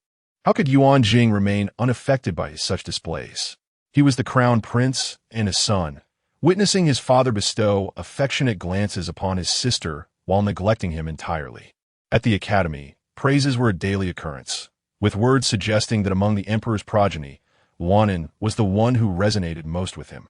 In the hunting grounds, the emperor personally taught archery, openly demonstrating his fondness and paternal affection. Xuan Mingyao had long discerned her father's inclinations. As her own accomplishments flourished, he could no longer tolerate the closeness between her and the crown prince. They were siblings born of the same mother, a bond both natural and intimate. Thus, their father sought to sever this closeness with his unabashed favoritism towards her. How could a princess, favored above all other princes, stand steadfastly by the future heir? Every ounce of her brilliance and favor only solidified the crown prince's position further. She had understood all of this upon her decision to enter Chongqing Academy. The current circumstances had unfolded later than she had anticipated. When she initially told her mother that she joined the academy to gather support for Yuan Jing, she realized that in a few years, her mother would surely see through that falsehood. Yet a few years had sufficed. This was why she had steadfastly cultivated her own support under her mother and Appo's as protection all these years. She had to contemplate deeply, especially considering what would transpire once Ji Rongqing was utterly toppled. Would her bond with her mother remain as close then? Her desire to rescue the crown prince and her mother stemmed from a yearning for familial affection and protection. To possess the capability, yet refrain from action, would become a lifelong torment. However, her pursuit of power and the growing distance from Yuan Jing necessitated sacrifices and relinquishments in her life. She did not regret it. That milk candy cake, she had given it to those below. There was no need to make it again. Xuan Mingyao's thoughts were briefly tumultuous before she regained her composure. She had her own path to tread. Elchi nodded and exited, holding the milk candy cake. Later, she would come to realize that, as the princess had foretold, the crown prince's visits to Yongning Palace had indeed dwindled significantly, from daily visits to every other day, then to once or twice every 10 days, until eventually he scarcely appeared in a month. Meanwhile, the emperor's affection for the princess intensified. Rewards came almost every 3 to 5 days, including the unparalleled steed, the Baitu, a treasure of extraordinary rarity. In October, the emperor's 3-year mourning period finally concluded, coinciding with the Xiaoyuan festival. He resolutely organized a sacrificial ceremony, inviting masters from outside the palace to conduct rites, while also hosting a banquet within to dispel misfortunes and seek blessings. People assumed that after 3 years, the emperor's longing for the late empress lingered, prompting praises of his benevolence and filial piety throughout the court. The palace, after 3 years of silence, finally buzzed with life. On the morning of the 15th of October, the ceremonial grounds at Xuandu Palace were prepared. All members of the harem, from the esteemed empress to the lowest concubines, were required to kneel in prayer at Xuandu Palace. The princes and princesses were to accompany them. To express sincerity, no one was permitted to dine before the prayers, partaking only in the customary bean paste dumplings after the lantern festival concluded. In essence, it was a trying day. Upon rising that morning, Tongjun presented a medicinal pill to her. "Your Highness, this is a food pill prepared by Imperial Physician Zhou. While it lacks flavor, it will invigorate your vitality. You must kneel all day. Take one this morning, and I shall carry another for you to ease your suffering during the prayers." Today, consuming meals was strictly forbidden. Should it be discovered, it would be a grave offense, a sign of insincerity before the divine. Yet, every palace would contrive ways to prevent fainting during the prayers, maintaining decorum. The previous day, Empress Chen had also sent a bottle of ginseng health pills, suggesting they could be sucked on. Zhou Qian had examined them and confirmed their safety. However, since drifting away from Yuanjing, Xuan Mingyao had ceased to accept items sent from Fengyi Palace. She dared not take risks, nor gamble on her mother's preference for herself versus the crown prince, for she already knew the answer. There was nothing amiss in her understanding. Tongjun and Elchi had been assigned by Empress Chun, but 2 years prior, Xuan Mingyao had extricated their families from her influence. The fortunes of both families now lay in her hands. Even before the rift with Yuanjing, she had envisioned this step. Consequently, Tongjun and Elchi were loyal to the princess, not to the Qin family or Empress Chun. As she donned her plain robes, Xuan Mingyao stood before the bronze mirror, allowing Tong Jun to meticulously adjust her attire. Ji-yoon conveyed news that they had resolved to act tonight. Ji's pregnancy had surpassed a month. Any further delay would render the charade impossible. The plan of Prince Yongin was to subtly bring up Ji's performance before the emperor 3 years ago during the Lantern Festival. While Chung Rang would mention Ji's current plight. At that moment, Ji would light lamps in the Baojing Hall, luring the emperor over. The poison had been delivered in advance. Once the emperor set foot in Baojing Hall, success was assured. Though the plan seemed fraught with flaws, the halo of the destined daughter would likely ensure its success. After all, when Baojing Hall was previously mentioned, the emperor had immediately recalled his deceased mother. However, the groundwork laid earlier would now prompt the emperor to reminisce about Ji Rongqing's beauty, evoking memories of a beloved smile. Was Chung Rang merely hinting? Xuan Mingyao scoffed softly. She did not believe it. Chung Rang was meticulous. This move surely encompassed more than mere suggestion. The princess is astute. The news from the Imperial Medical Department revealed that Chung Rang had procured some drugs from Imperial physician Wu, primarily intended for their hypnotic effect. Hypnosis could induce disorientation, rendering one more susceptible to guidance. Chung Rang, bold for Ji Rongqing's sake, was evidently intent on leveraging her to gain an advantage over Jiang Yin, aiming to have Ji Rongqing whisper sweet nothings in his ear. Should she assist them? Moreover, she intended to utilize Ji Rongqing's hand to finalize the scheme she had meticulously devised over 3 years. Thus, she wished him success. Lowering her gaze and smoothing her sleeves, Xuan Mingyao regarded her expressionless reflection in the mirror and murmured softly. Chapter 81. Chung Rang's assistance within the Baojing Hall. After over a month of care, Ji Rongqing has begun to regain some semblance of her former beauty, though her figure remains pleasantly plump. After all, she is with child, indulging in nourishing soups and tonics daily. Her complexion has blossomed, naturally enhancing her rounder form. For the celestial order, everything revolves around Ji Rongqing, the destined woman, and the child she carries. The beauty of fullness, which does not compromise health, is of little concern to the heavens. Seated before a dilapidated bronze mirror, Ji Rongqing, under the attentive service of Ji-yoon, meticulously applies her cosmetics, skillfully crafting a seemingly delicate yet intricately calculated visage. A light layer of blush adorns her cheeks, giving her eyes a faint, tear-stained appearance, evoking a sense of vulnerability. She has employed the rare powder gifted by the Prince of Yongin, enhancing her fair and floral beauty. Although she may not possess the ethereal grace of her early days in the palace, she exudes a distinct charm. However, Ji Rongqing slowly lowers her gaze to her slightly protruding abdomen. The child within her is still small enough not to show, and this slight bulge is merely flesh. Ji-yoon, why can I seem to lose weight? Is it possible that the Empress still wishes to thwart me? Even in this cold palace, she aims to obliterate my hopes of regaining favor. Ji-yoon suppressed the urge to roll her eyes, gently consoling her, my lady. It is because you have endured hardships in the cold palace, and the meals provided are often rich and oily. They may satisfy your hunger, but they do little for your figure. Once you regain favor and leave this place, your form will naturally return to its former state. Isn't it simply a matter of your inability to control your appetite? Ji-yoon thought to herself, marveling at Ji Rongqing's capacity for indulgence. It was remarkable that even as she resolved to vie for favor, she could not restrain her cravings. With such temperament and resolve, how could she hope to outshine the Empress upon her return to favor? Ji-yoon mused that perhaps dreaming was more advantageous. Nonetheless, she was astonished by Ji Rongqing's audacity. Despite being in the cold palace, she had managed to engage with the Prince of Yongin and conceive his offspring, leveraging the child to entice the prince into aiding her return to favor. Should she succeed, the child would be deemed a dragon's heir, propelling her to new heights within the harem. Alas, Ji-yoon retrieved a small vial of fragrant ointment from her sleeve, presenting it to Ji Rongqing. My lady, this ointment has just arrived with the food box and appears to have been prepared by His Highness, the Prince of Yongin.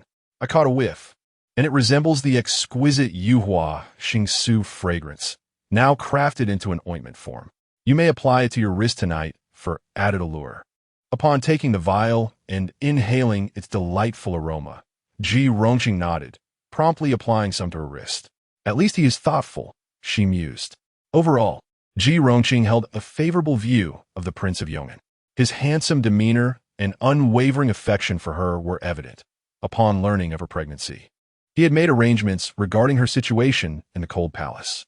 Yet, in her heart, she esteemed the emperor above all. Only he could bestow upon her the exalted status she desired. The Prince of Yong'an, after all, was but a secondary choice. Please listen at the door, Jian. If the emperor is to arrive, it should be around this time, Ji Rongqing said, slowly rising to adjust her attire, preparing to dance in the courtyard. Under the moonlight, the former favored consort, Ji Rongqing, believed that the emperor could not help but feel a twinge of affection. Meanwhile, the emperor sat upon his imperial carriage, a hint of melancholy gracing his countenance. Today, he found his thoughts drifting to his late mother. Regardless of the accolades bestowed posthumously, death is irreversible, and he could never atone for his mother's loss. Just then, Cheng Rang, while assisting him with his attire, mentioned the Baojing Hall. Anger surged within the emperor, and he kicked Cheng Rang squarely in the chest. Cheng Rang dared not cry out in pain, hastily dropping to his knees. Your Majesty, I am unaware of your sentiments toward the Baojing Hall, but I have witnessed your regard for Lady Ji. The eunuch responsible for delivering meals to the Baojing Hall reported that she seems to have suffered a severe illness, growing increasingly frail. If this continues, she may not endure for long. Seeing your Majesty in such sorrow, I felt compelled to mention this matter, hoping to alleviate your distress. Cheng Rang had seized a rare opportunity. With Jiang Yin dispatched to Yongning Palace to deliver rewards to Princess Luan, he was now alone to serve the emperor. He discreetly replaced the incense in the chamber, adding the potent medicine he had procured from the royal physician. Once ignited, its effects would be intensified. He had already taken the antidote, now awaiting the onset of its effects. The emperor furrowed his brow. It had been long since he had thought of Ji Rongqing. Yet, he could not deny that whenever others spoke of the Baojing Hall, her exquisite visage would resurface in his mind. Indeed, he had the breathtaking Sang Yue Jian by his side. Yet, Ji Rongqing possessed a charm entirely her own. She held a unique place in his heart, distinct from the other consorts. The initial stirrings of affection upon their first encounter, the joy upon granting her the title of Shi, and his repeated indulgence towards her, all of these moments underscored her special significance. Yet, the words spoken by his mother at the time of her death lingered in his heart. She had remarked that Ji Rongqing bore a striking resemblance to that wretched Shen woman. Just this statement had haunted him for 3 years, ringing alarm bells each time he contemplated releasing Ji Rongqing from her confinement. But now, with Cheng Rang mentioning her grave illness, he begrudgingly acknowledged a flicker of sympathy within himself. After all, he had indeed neglected Ji Rongqing over these past 3 years. Life in the cold palace must have been exceedingly arduous. As he pondered, the emperor felt a heaviness in his head, the phrases Baojing Hall, Lady Ji, and severe illness swirling in his mind. This days persisted until he arrived at the Qinian Terrace, where the Lantern Festival for the Xiaoyuan Festival would take place. Empress Chun sat gracefully beside him, awaiting his words. The royal family and consorts remained below, poised for the lantern lighting ceremony to commence after his auspicious prayer. Yet, for reasons unknown, he remained silent. Empress Chun turned to him, puzzled. Your Majesty. Meanwhile, Xuan Mingyao, seated below, lowered his head slightly, contemplating the calluses on his palms from months of archery practice. Father must have taken the bait, he mused. Cheng Rang's scheme was indeed deftly executed. Next in line would be the Prince of Yong'an. Chapter 82. Journey to the Baojing Hall. The emperor was abruptly called back to reality by Empress Chen's voice. Only then did he realize that it was time for him to recite the auspicious prayers. Gathering his spirit, he uttered a few words, but as the lantern ceremony commenced, he felt no desire to linger and stood up to take his leave. Empress Chun was somewhat taken aback. Your Majesty, where are you going? The lantern ceremony is a crucial part of the Lower Yuan festival and has yet to be completed. How can you leave now? This ceremony and the offerings are held in honor of the Empress Dowager, showcasing your benevolent and filial heart. Are you truly willing to abandon this halfway? Empress, I have memorials to attend to. I shall leave this in your capable hands.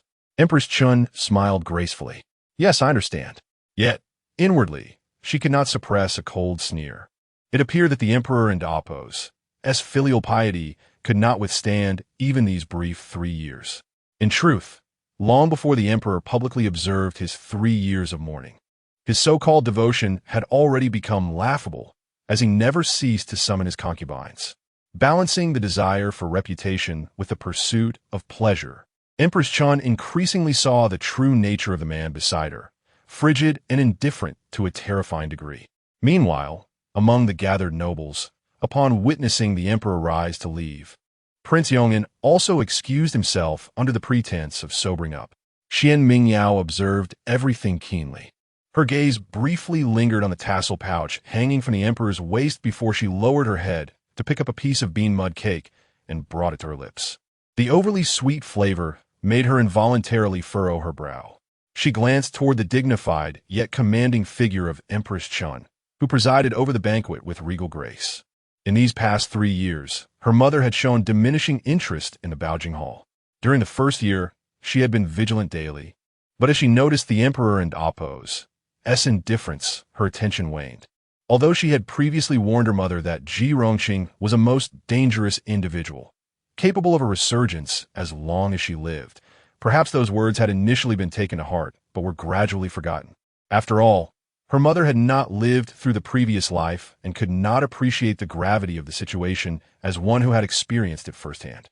Therefore, whether it was to incite Ji Yun's rebellion or to facilitate Prince Yongin and Ji Rongqing's ambitions, these were matters she kept secret from her mother.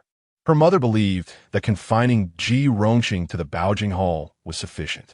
Yet, Xuan Mingyao understood well that once Prince Yongin developed feelings for Ji Rongqing, her emergence from the Baojing Hall would only be a matter of time.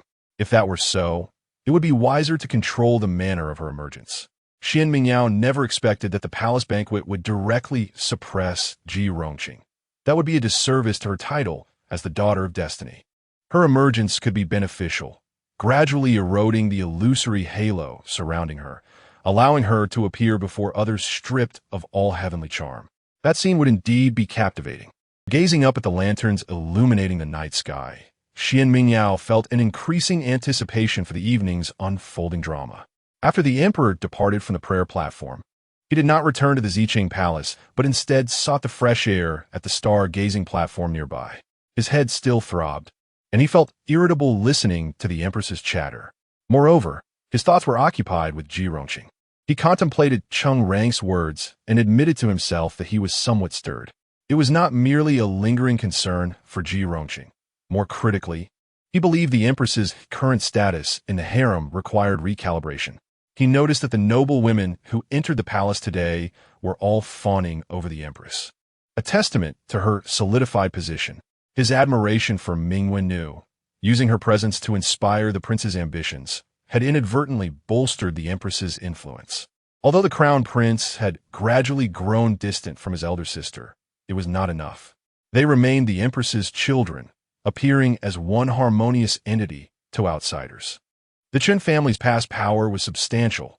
While the crown prince might not equal Mingwen's allure, he was nonetheless intelligent and composed. If this continued, the empress's hold over the harem would become excessive. A single family dominating the harem was not a favorable situation. Thus, the emperor began to entertain thoughts of releasing Ji Rongqing from her confinement. The Ji family had already been dealt with. Ji Rongqing had no maternal support to rely upon, her only resource being the emperor's affection. If played wisely, this card could disrupt the empress's monopoly in the harem, should they produce another son. Considering the current dynamics of the harem, the emperor found that retrieving Ji Rongqing was indeed a prudent idea. Although Yao Zhao was wholly infatuated with him, she failed to perceive his growing estrangement from the empress, remaining respectful towards her. And Kai Run, while intriguing, did not capture the emperor's esteem, and he had no desire to elevate her. Within the harem, he could not identify a suitable figure. Just as he prepared to leave, he suddenly heard a voice emanating from the shadow of the rockery beneath the star-gazing platform. "Your Highness, you have been out for quite a while. It will be wise to return soon."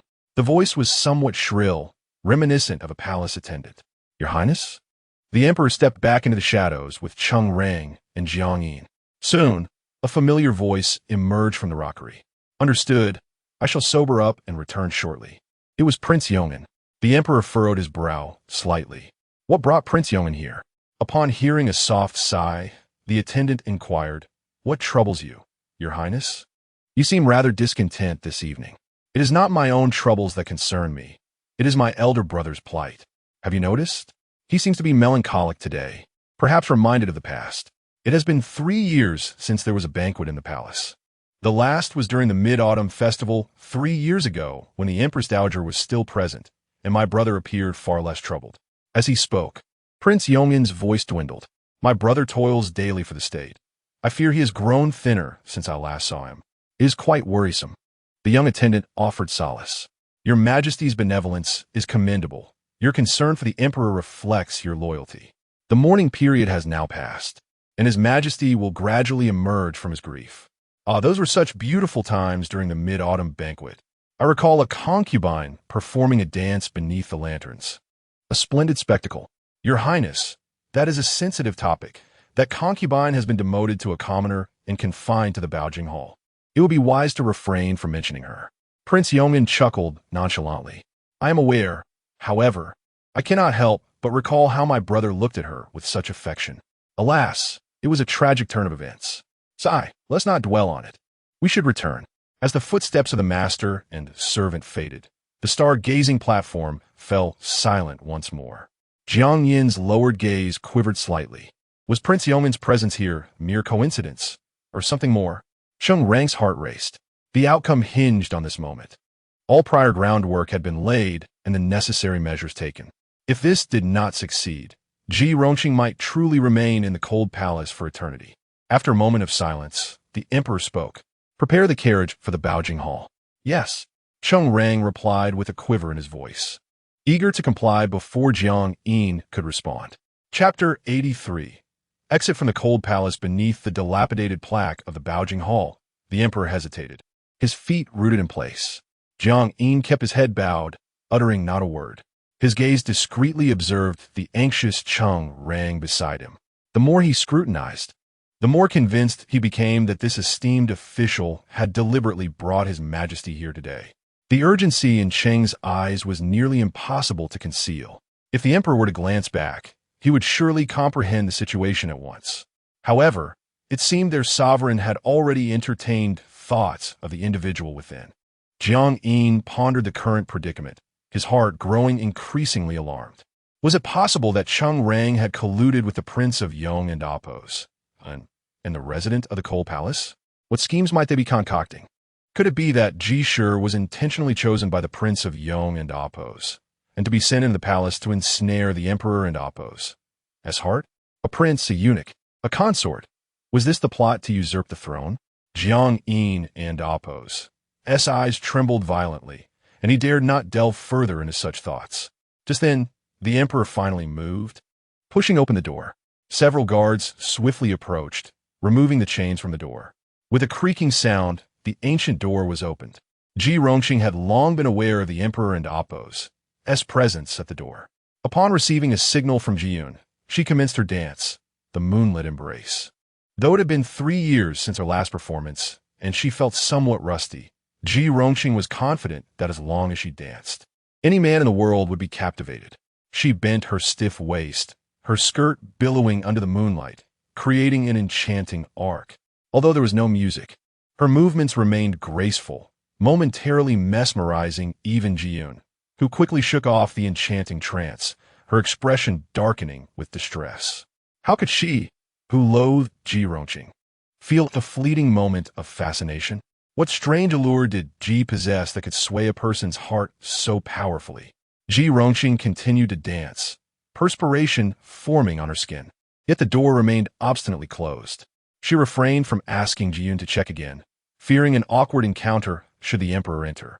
She dared not cease her dance, concerned that pausing might coincide with the emperor's arrival.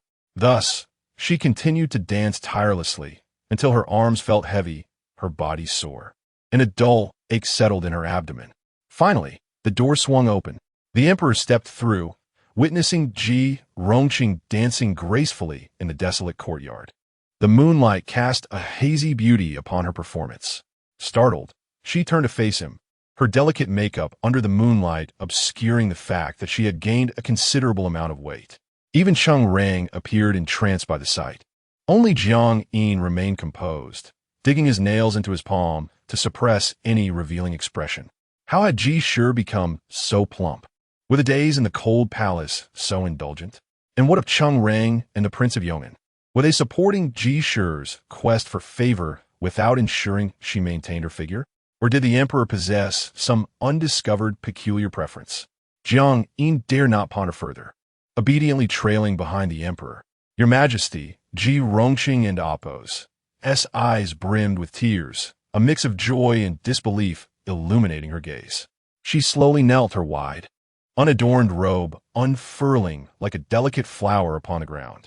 Commoner Ji Shi pays her respects to your Majesty. The emperor studied the long-absent beauty before him. Truthfully, he felt a twinge of disappointment, for Ji Rongqing and Appo's appearance diverged markedly from his memories of her ethereal beauty. Yet, as thoughts of his plans surfaced, a wave of compassion flooded his heart upon seeing her. His gaze softened. Rise, Qingqing. It has been a long time since we last met. Why do you seem so estranged? Hearing this, Ji Rongqing and Appo's heart leaped with joy. In the past, the emperor had referred to her as Qingqing, but that had changed to Ji Shi after her confinement in Baojing Hall for 3 long years. Now that he had reverted to the endearing nickname, did it signify her liberation from this wretched place? Your servant. No, the commoner has no face to meet your Majesty. Tears cascaded down her cheeks, enhancing her poignant allure. The emperor sighed softly, stepping forward to gently assist her to her feet. Since you have acknowledged your mistakes, how could I not forgive you? He observed her simple garment in the desolate courtyard before his gaze settled momentarily on the room once inhabited by Xuan Mingyao. The emperor and Appo's expression grew resolute. Since you have reflected upon your past for 3 years, I hereby grant you release from Baojing Hall. Let it be known that Ji Shi is reinstated as Baolin. Summon the 6th Bureau to prepare the former residence of Ji Baolin in Yingchun Palace for her return tomorrow. Yes, I shall convey the decree at once. Before Jiang Yin could voice his thoughts, Cheng Rang eagerly took over, hastening to relay the emperor's order. Jiang Yin furrowed his brow. The promotion of concubines in the imperial harem must be sanctioned by the empress, bearing her seal to signify her authority. Yet now, the emperor had bypassed the empress entirely. What could this mean? Ji Rongqing gazed at the emperor with astonishment and delight. Baolin, the rank she held upon entering the cold palace was that of a mere maid. And now she had not only emerged from confinement, but had ascended 2 ranks, a reality beyond her wildest dreams. Your Majesty, after 3 years in the cold palace, I am deeply remorseful. Now that I may once again serve by your side, I vow to fulfill my duties and never cause you distress again. Her eyes shimmered with tenderness, laced with shyness. At that moment, a gentle breeze swept through, carrying the faint, ethereal fragrance of Ji Rongqing. The scent delicately wafted into the emperor and Appo's senses, igniting something within his heart. Gripping Ji Rongqing and Appo's hand, he chuckled softly. Qingqing, it is just as it was before. As the Yingchun Palace is yet to be prepared, accompany me to Zicheng Palace for the time being. Jiang Yin was taken aback. How had the emperor become so enchanted? Today was the Xiaoyuan festival. According to tradition, he should be resting in the empress's Fengyi Palace. Instead, he had brought a discarded consort from the cold palace back with him. Was this not a blatant affront to the empress? Yet, considering the emperor and Appo's regard for Princess Lu and Appo's and the crown prince, how could he so openly disrespect the empress? Alas, it seemed the harem was about to be engulfed in turmoil once more. News of Ji Shi's release from the cold palace and her elevation to Baolin spread throughout the 6 palaces in less than half an hour. At that moment, Empress Chun had just returned to Fengyi Palace from the Qinian Terrace, her phoenix crown still atop her head. Upon hearing the news, her hand paused as she reached for her ear pendant. Ji Shi has actually emerged from the cold palace. Chapter 84. Bloodstains on the Purple Palace, Your Highness. How could the Ji family emerge from the cold palace? Moreover, His Majesty has directly issued an edict. As she gazed at the serene countenance of the empress, Qinglian swallowed the latter part of her sentence. On this very day, Ji Rongqing had been brought to the Purple Palace. Was not His Majesty always reverent towards the empress? Why then, today, this humiliation of the Central Palace and Appo's dignity? The Emperor and Appo's will is the most unassailable truth in this realm. If His Majesty declares Ji guilty, then she is guilty. If His Majesty pardons Ji, then she is innocent. Removing the splendid yet heavy East pearl from her ear and under the service of her maids, Empress Chun took off her phoenix crown and unfastened the cumbersome hairpins and ornaments. She looked at her composed visage in the bronze mirror and let out a soft laugh. It is inevitable. You may leave now. Qinglian and Zhu Ying exchanged glances and departed with the young palace maids. Empress Chun lingered before the mirror for a long while. She reflected on her gradual forgetfulness of the Baojing Hall over the past 3 years, recalled Mingyao news warnings, and pondered the emperor's current attitude. A favored princess, a potential heir to the throne, had sparked the emperor's jealousy towards her. Realizing this, Empress Chun understood the implications of the emperor's behavior. She had underestimated Mingyao news words, thinking Ji Rongqing and Appo's banishment to the cold palace would diminish her influence, forgetting the allure that lay within her. However, considering Mingyao Nu and Appo's mention of the affections held by Wang Xiaowang of Yong and Appo's, and in others towards Ji Rongqing, Empress Chun felt a slight reassurance. Ji Rongqing held such power over them. Thus, there was no need for her to be overly anxious. The more favored Ji became, the greater the backlash would be when the truth eventually emerged. With a light sigh, Empress Chun gazed at the opulent yet desolate Fengyi Palace, her eyes casting down in melancholy. Even as empress, one must engage in daily scheming and strife, which is truly exhausting. Inside the Purple Palace, Ji Rongqing had returned seated within the emperor's imperial sedan. The warmth of her gentle presence made the autumn winds feel stifling. As soon as they alighted from the sedan, the emperor swept her into his arms without hesitation. He carried Ji Rongqing into the inner chamber, startling the palace maids and attendants of the Purple Palace, who knelt in shock, afraid to look up. Seeing the emperor's demeanor, Jiang Yin could only order the attendants to withdraw, remaining outside the inner chamber with the palace maids and eunuchs. Meanwhile, Ji Yun, who had accompanied Ji Rongqing, was instructed by Jiang Yin to find a little maid to assist her with her grooming. Your Majesty. Ji Rongqing's timid voice only heightened the emperor's fervor. He tore open her plain garment and leaned down. Outside, Jiang Yin listened to the faint sounds emanating from within, maintaining his calm facade while his heart roiled with turmoil. Did the emperor truly hold such admiration for Ji Baolin? Why had he not perceived her exceptional qualities? His sole focus on wealth and status left him increasingly perplexed by the emperor's tastes. Yao Jiaoyi, possessing remarkable beauty and unwavering devotion to the emperor, was somewhat understandable as a favored concubine. The previous in Kai Jin had been perplexing, yet her delicate beauty aligned with the emperor's preferences.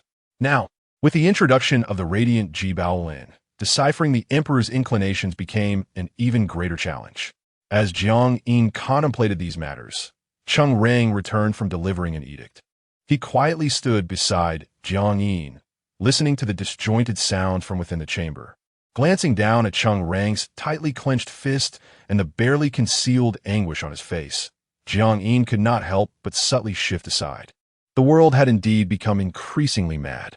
Cheng Rang, though once somewhat haughty, now appeared utterly disheveled. Fortunately, Jiang Yin remained solely focused on his aspirations for wealth and status, harboring no interest in matters of love. Otherwise, he feared he too might succumb to such madness. While Jiang Yin stared down at his shoes, a sudden roar erupted from the inner chamber. Ching. What? This is bad. Something had gone awry inside. Jiang Yin immediately prepared to rush into the inner chamber. But Cheng Rang, moving like a gust of wind, darted past him. Despite anticipating trouble, the stench of blood that greeted Jiang Yin upon entering the inner chamber startled him. What has happened? Through the translucent curtains of the dragon bed, Jiang Yin could vaguely discern a figure lying on the bed. The emperor, appearing flustered, stood barefoot, draped in an outer robe, his face darkened and chest heaving, whether from shock or rage, he could not tell. "Your Majesty." Jiang Yin quickly fetched a cloak for the emperor and knelt at his feet. "Your Majesty, the weather is chilly. You risk catching a cold being barefoot. Allow me to assist you with your boots." The emperor numbly lifted his foot, permitting Jiang Yin to help him don his boots. "Summon the imperial physician." The emperor's words, nearly ground out through clenched teeth, were filled with urgency. Cheng Rang hesitated to lift the curtains, but the overwhelming scent of blood was nearly suffocating. Upon hearing the emperor's command, he scrambled out. "Something has happened to Lady Ji." The thought dominated his mind. The Imperial Medical Office was situated at the junction of the inner and outer palaces. As Cheng Rang rushed out, he encountered Wang Xianduo of Yong'an on the Yuhong Bridge. "What is it, Lord Jiang?" A sense of foreboding flashed through Wang Xuanduo's mind. Had not Qingqing been brought back to the Purple Palace? The thought of his beloved lying beside another left him restless, standing on the Yuhong Bridge, gazing at the moon in melancholy. But upon seeing Cheng Rang, his mood darkened even further. "Something has happened to Lady Ji. His Majesty has sent me to fetch the imperial physician." Wang Xuanduo's complexion turned ashen. "What do you mean by something has happened? What has transpired?" The sense of impending doom surged within him. "Your Highness, I dare not look, but the stench of blood from within the chamber is overwhelming, and Lady Ji has fallen silent. I must hurry to the medical office, or it may be too late. Your Highness, forgive me, but I must take my leave." Cheng Rang spoke hurriedly before dashing toward the medical office. Wang Xianduo felt a wave of dread wash over him. His child. But before he could dwell on his sorrow, panic surged within him. If the emperor summoned the physician, they would undoubtedly discover Qingqing's pregnancy. At that moment, not only would she face execution, but he too would be implicated. The physician must be summoned, yet it was imperative to prevent them from revealing her condition. Xuanduo's mind raced for a solution, and as he saw Cheng Rang about to depart, he gritted his teeth and seized Cheng Rang's arm. "Your Highness." Cheng Rang turned back, puzzled. Though they had briefly allied over Ji Rongqing's banishment, he could sense Wang Xuanduo's deep affection for her. As fellow admirers, how could there be any resentment? It was merely a matter of feeling unworthy to associate with such an ethereal being, leading to their reluctant collaboration. Now, Wang Xianduo, obstructing him from summoning the physician, raised questions. With a grave expression, Xianduo finally spoke as Cheng Rang's demeanor darkened. Chapter 85. In Wrath. Inside the Zikan Hall, the emperor, having been attended to by Jiang Yin, was now settled. He sat in a circular chair behind the screen, his expression dark and inscrutable, his gaze fixed intently upon the dragon throne depicted on the screen. Jiang Yin understood that the emperor was not merely observing the screen, but rather the figure behind it on the dragon couch. He had just sent in 2 palace maids to attend to Ji Baolin. It was inappropriate for her to remain inside without any knowledge of her condition. Both maids were seasoned attendants, known for their composure. Yet, the moment they lifted the bed curtains, they could not suppress a soft gasp, which they quickly stifled. This only heightened Jiang Yin's unease. What had happened to Ji Baolin on that dragon couch? As Jiang Yin was engulfed in anxiety, Cheng Rang finally arrived, accompanied by the imperial physician, albeit somewhat late. After the tragic death of the esteemed physician from the medical office, his position had been filled by a newly promoted Cheng Yi, who was younger and more adept at discerning the emperor's preferences, and had thus become the emperor's most trusted physician. Hence, it was he who had been summoned today. "Your Majesty," before Cheng Yi could complete his bow, the emperor waved him off. "Go and examine Ji Baolin." Cheng Yi, accompanied by Cheng Rang, proceeded into the chamber. From behind a layer of curtains, a palace maid cautiously revealed Ji Rongqing's hand. Cheng Yi retrieved a silk handkerchief from his medical box and placed it over her delicate wrist to take her pulse. The more he examined, the graver his expression became. Coupled with the faint fragrance emanating from Ji Rongqing, his suspicions grew stronger. Was this an accident or a deliberate scheme? How could such potent aphrodisiacs have collided? It was a wonder that no calamity had unfolded. Ji Baolin was clearly with child. Sighing, Cheng Yi recalled Cheng Rang and Appo's as earlier words, realizing the difficulty of their situation. The emperor had favored Ji Baolin during his mourning period, and she had conceived. Now this absurd incident had arisen, prompting a need for silence. Regardless of what he discovered in her pulse, he had to feign ignorance of the pregnancy. He was grateful for Cheng Rang and Appo's warning. Otherwise, he would have been in dire straits. If he revealed the pregnancy, his future would surely be jeopardized. Meanwhile, Cheng Rang and Appo's eyes were fixed on Cheng Yi, anxious that he might utter something inappropriate. His heart was filled with panic and rage, unable to fathom the despicable actions of the Prince of Yong and Appo's. And exploiting Ji's vulnerability in the cold palace, he had forcibly claimed her and caused her to conceive. Did he not realize that once discovered, Ji would face dire consequences? Moreover, Cheng Rang was now entangled in this predicament. For Ji and Appo's life and his own future, this pregnancy had to be concealed. As he rose, Cheng Yi subtly gestured to Cheng Rang. In an instant, Cheng Rang understood. The child was gone. His heart was a tempest of conflicting emotions. The loss of the child alleviated a tremendous risk. Yet how heartbroken would Ji be upon awakening? The Prince of Yong'an was a beast, but in Ji's eyes, that child was undoubtedly a treasure. How could she have contemplated leaving the cold palace for that child? After leading Cheng Yi before the emperor, Cheng Rang stood beside him, his face a mask of carefully restrained calm. Your Majesty, the potent medicine Ji Baolin consumed was excessively fiery and has caused some internal harm. She will require a period of careful recuperation. I have just administered acupuncture. She should awaken in about half an hour. Potent medicine? The emperor repeated the phrase, his expression devoid of emotion. He recalled the unbearable heat he had felt upon encountering Ji Rongqing, his impatience upon entering the inner chamber, the blood-soaked bed, and the persistent pain in his chest. Had Ji Rongqing administered a drug to him? Slowly extending his hand, the emperor's expression darkened ominously. You examine my pulse. Initially, he did not believe himself to be unwell, as all attention had been on the severely injured Ji Rongqing. However, with Cheng Yi's statement, the entire inner chamber fell into a profound silence, as if even the sound of a silver needle falling could be distinctly heard. The emperor had been drugged. Jiang Yin and Appo's face was filled with concern and urgency. Cheng Rang, on the other hand, was thrown into a state of panic. Had Ji administered a drug to the emperor? Or was it the Prince of Yong'an's doing? Would his use of the aphrodisiac be discovered? A myriad of worries loomed over Cheng Rang like a heavy mountain, making it difficult for him to breathe. As Cheng Yi knelt to examine the emperor and Appo's pulse, beads of sweat began to form on his brow. Heavens! He silently lamented. He should never have been on duty that night. How could such a calamity have befallen him? The emperor and Appo's pulse observing the physician and Appo's demeanor. The emperor instinctively understood that something was amiss with his own health. Speak. His voice was dark and menacing, clearly on the verge of anger. Cheng Yi withdrew his hand, trembling as he knelt, glancing at the attendants surrounding them. He could only stammer, Your Majesty, may I request that the attendants leave? With 1,000 fears. He dare not speak in front of so many. If he did, he feared for his family's safety.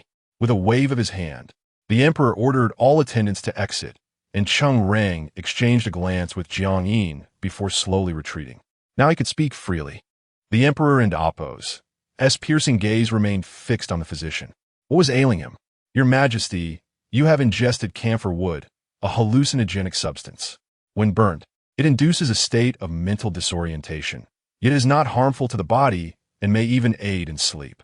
I have just examined your pulse, and there are remnants within you. It must have been from today's exposure. This drug is generally harmless, and a night and Appo's rest would suffice. However, Ji Baolin likely used Yuhua's intoxicating fragrance today. While this scent is non-toxic when combined with camphor wood, it becomes an exceedingly potent aphrodisiac and can have irreversible effects on the body. Irreversible? The emperor felt a wave of darkness wash over him, his chest constricting painfully. What effects? His consciousness seemed to detach from his body, and he asked numbly, Your Majesty, you may find your prospects for offspring diminished in the future. Finally, the words were spoken. Cheng Yi knelt in despair, his forehead pressed against the cold golden bricks, fearing he might not see the dawn of another day. He regretted ever becoming a physician, entering the medical office, and especially becoming a royal physician. Now, he had indeed wagered his life. Chapter 86. Rooting out the problem, the emperor found himself grappling with the weight of the words he had just heard. Each syllable crystal clear, yet collectively forming a perplexing statement. As the sovereign, how could he possibly have shallow ties to his progeny? Would there be no heirs for him in the future? The silence in the hall was stifling, stretching on for what felt like an eternity until the emperor finally spoke. His voice hoarse. The chief imperial physician trembled involuntarily, his teeth chattering. He yearned to offer a comforting platitude, yet he understood all too well that to deceive the emperor at this moment could spell disaster for his entire family. Your Majesty, you currently have several heirs, each one remarkable in their own right. Please take care of your health. The fate of the great Yong and its people relies upon your wisdom. Though this was not a direct answer, the implication was clear. He would not bear any more children. The emperor's body swayed slightly as he grasped the armrest to steady himself, his complexion turning an alarming shade of pale.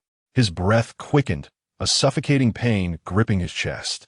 Yet, even in the face of such a devastating blow, he maintained an upright posture, refusing to let himself falter. Meanwhile, the chief physician shrank back like a frightened quail, too fearful to lift his gaze. Could the medicine have affected your lifespan? The emperor inquired, his tone grave, as if all emotions had been reined in. This time, the chief physician dared to respond directly. It is harmless, merely causing your Majesty's body to weaken for a time, necessitating proper care. An emperor who could no longer sire heirs, a palace devoid of the sounds of children. If this were to reach the ears of those with ill intentions, the emperor shuddered at the thought of the consequences. Would they not simply annihilate his remaining heirs and seize the throne with ease? Who could be behind this? Ji Rongqing? No, she would dare. Recently emerged from the cold palace, she now had no family to rely on. Her only hope lay in the emperor's favor. Besides, she was in desperate need of heirs to secure her own position. Such a precious fragrance could not be easily obtained by a mere discarded consort unless someone were to assist her. Who could that benefactor be? The emperor's foggy mind cleared, and he began to piece together the events of the day. The only individuals close enough to administer such a drug were those in his immediate circle. It was Cheng Rang who had mentioned Ji Rongqing today, and it was also the Wang of Yong'an who had stirred his desire to visit the Ji family in Baojing Hall. The thought of collusion between his most trusted eunuch and a prince sent a chill through the emperor's veins. Go! Search the incense and utensils throughout the inner hall to see if there are traces of camphor wood. Yes, the chief physician replied, hastily rising to commence his investigation. Before long, he returned, kneeling before the emperor with a handkerchief containing a small amount of ash. Your Majesty, I have discovered traces of camphor wood in the incense burner. He unveiled the handkerchief, revealing a charred fragment the size of a fingertip. This was indeed camphor wood, typically ground to powder and mixed with other herbs to diminish potency. However, the camphor wood found in the incense burner was untreated, meaning its effects were significantly potent. Such a discovery in the Zichuan Hall could only indicate the involvement of someone close to him. The fact that Cheng Rang had mentioned Ji Rongqing and that she had applied the precious Yuhua awakening fragrance today was too coincidental. Summon the palace maid attending Ji Baolin, and bring Jiang Yin with you, the emperor commanded, his anger swiftly giving way to clarity. Now, the priority was twofold: uncover the identity of the poisoner and their motives, while ensuring this information remained concealed. Only the chief physician and himself could know of this matter. Yes, the chief physician affirmed, rising again to relay the orders. Soon, he returned with Jiyun and Jiang Yin. Jiyun's face bore just the right amount of concern as she cautiously knelt and saluted. Who provided Ji Rongqing with the Yuhua awakening fragrance? The emperor demanded, his imperial presence instilling fear in Jiyun, who lowered her head, too terrified to meet his gaze. Your Majesty, could it be you? She stammered. What? The emperor furrowed his brow. Clarify. Jiyun trembled and quickly explained. Your Majesty, after our mistress entered the cold palace, she endured a period of hardship, but soon someone began to provide her with meals. She believed that person to be you, as she had no allies in the palace and could only rely on your Majesty's memory. Not long ago, she received a box of this fragrance with her meals and was overjoyed, thinking you remembered her. When did the meals change? The emperor inquired, sensing something amiss. It began shortly after our mistress entered the cold palace, Jiyun replied. So she thought your majesty still cared for her. That meant this had been happening for 3 years. The emperor's mind raced with conspiracy theories. Could this truly be a trap laid over 3 years? Why wait so long? Because of the Empress Dowager's passing. Such actions would have drawn too much attention. The more he pondered, the more alarmed he became. Finally, he turned to Jiang Yin. Interrogate the 6th bureau servants who delivered meals to Baojing Hall. Find out who took it upon themselves to care for Ji Rongqing's meals. Additionally, question everyone who has touched the incense in this hall today. For both inquiries, use whatever means necessary. I demand answers tonight. By life or death, Jiang Yin replied, a chill creeping into his heart as he bowed in acknowledgement. Blood would surely flow in the palace. Outside, Cheng Rang awaited, watching Jiang Yin rush away. Anxiety gnawing at him as he recalled the emperor summoning Ji Rongqing's maid and Jiang Yin while leaving him, once his most trusted eunuch, outside. Surely, hadn't he been discovered? No, he had handled the herbs in the incense burner. Even if the physician detected something amiss, there was no evidence to implicate him. Cheng Rang desperately reassured himself. The lights in the hall burned brightly, and aside from the chief physician and Jiyun, the emperor summoned no one else, remaining alert. They seemed to be awaiting something. Then, at the end of the hour, Jiang Yin returned in haste, his clothes reeking of blood. As he entered, he cast a fleeting glance at Cheng Rang, a look akin to that reserved for the deceased. Cheng Rang's heart plummeted. His foreboding had come to pass.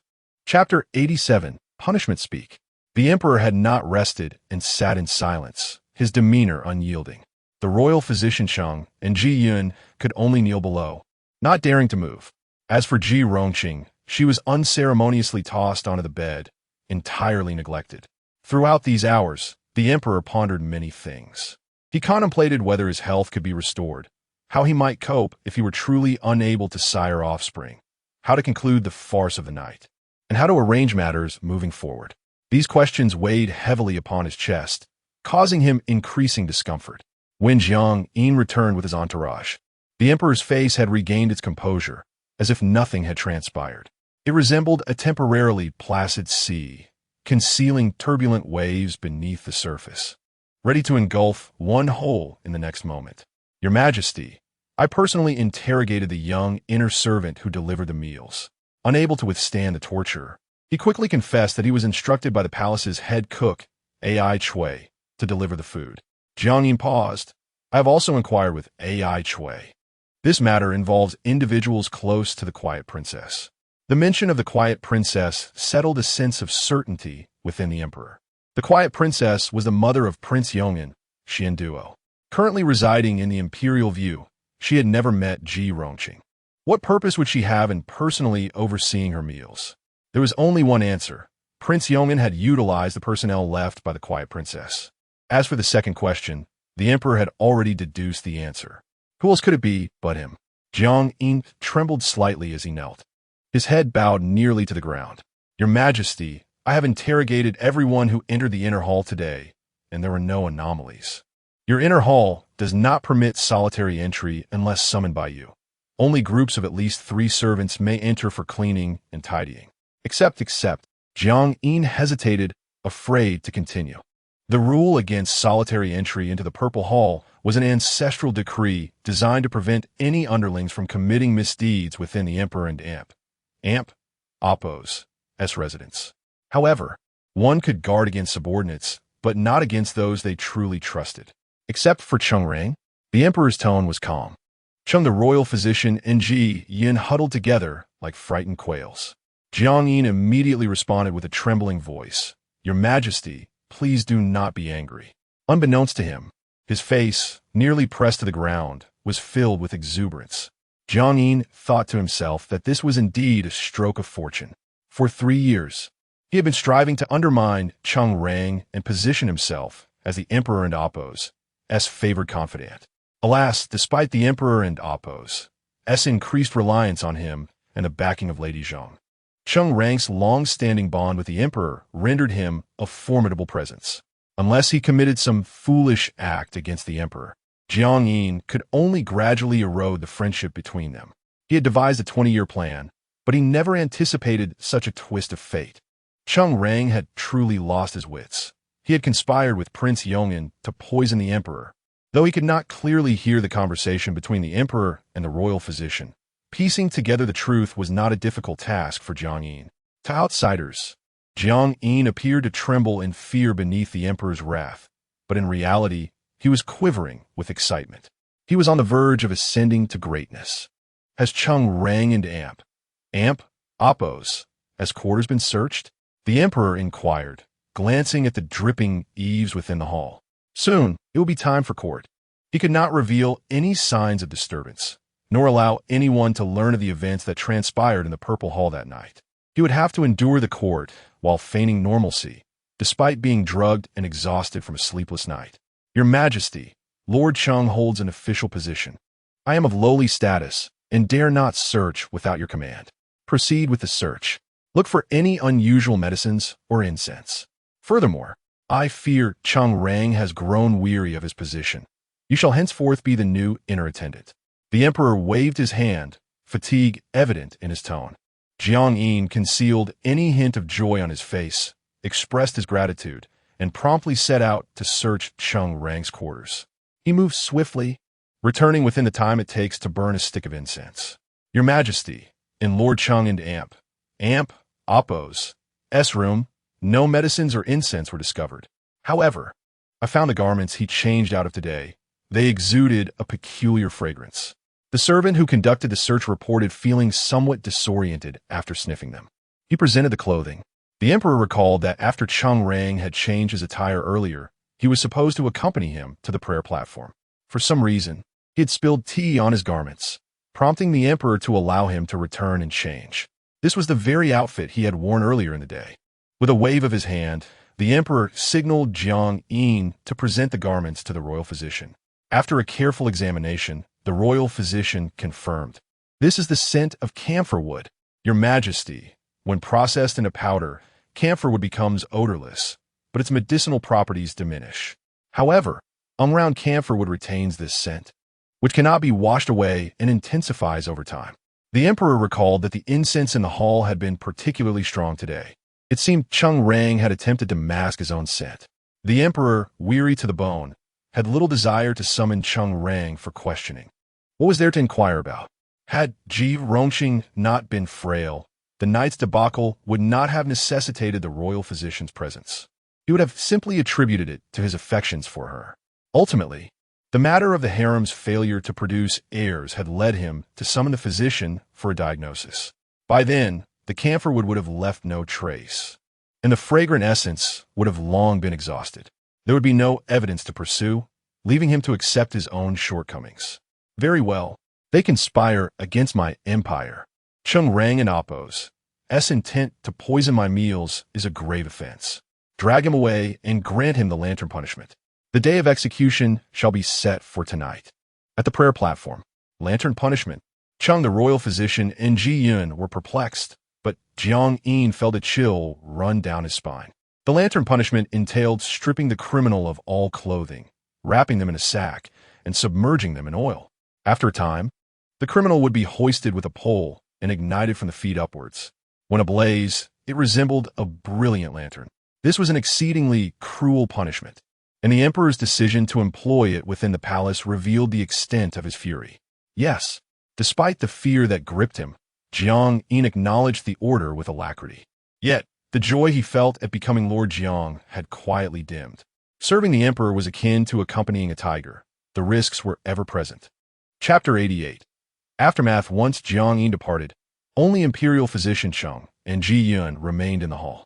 Ji Yun had already resigned herself to the possibility of meeting her end today. However, her secret master had conveyed a message to her, stating that today was not her destined calamity, urging her to remain calm.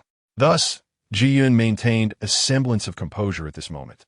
In contrast, imperial physician Cheng appeared utterly despondent, wishing he could immediately end his own life to spare his family from any repercussions. After a prolonged silence, the emperor finally spoke. Cheng-in, from this day forth, you shall be solely responsible for my pulse diagnosis. No other physicians are to interfere. Henceforth, You are appointed as the deputy director of the Imperial Medical Bureau. Chung, kneeling below, was taken aback. He had not only survived, but had also been promoted. But the emperor's next words swiftly extinguished any joy that had begun to swell within him, replacing it with trepidation. Now that you are the deputy director, the honor and disgrace of your family will rest upon your shoulders. Chungin, do not let me down. Imperial physician Chung finally grasped the emperor's intent.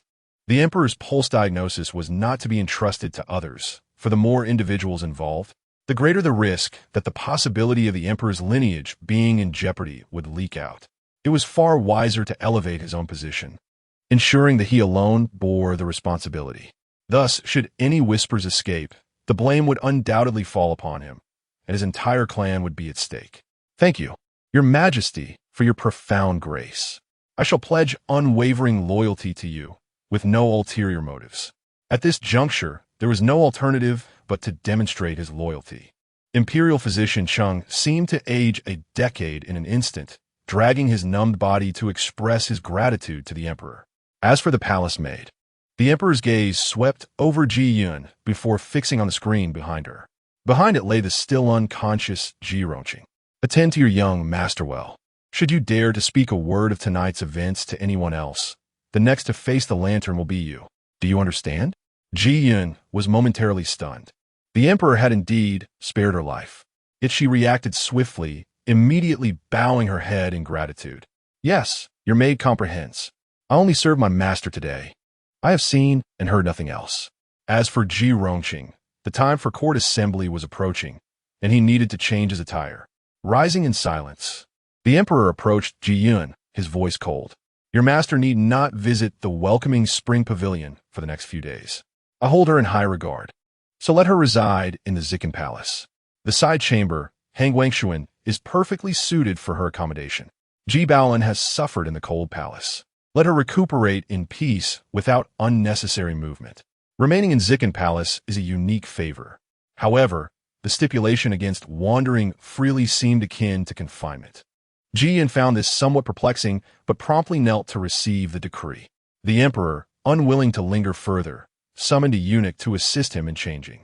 Disgusted by the sight of his attire and accessories from the previous day, he ordered them burned without hesitation. He had to attend court.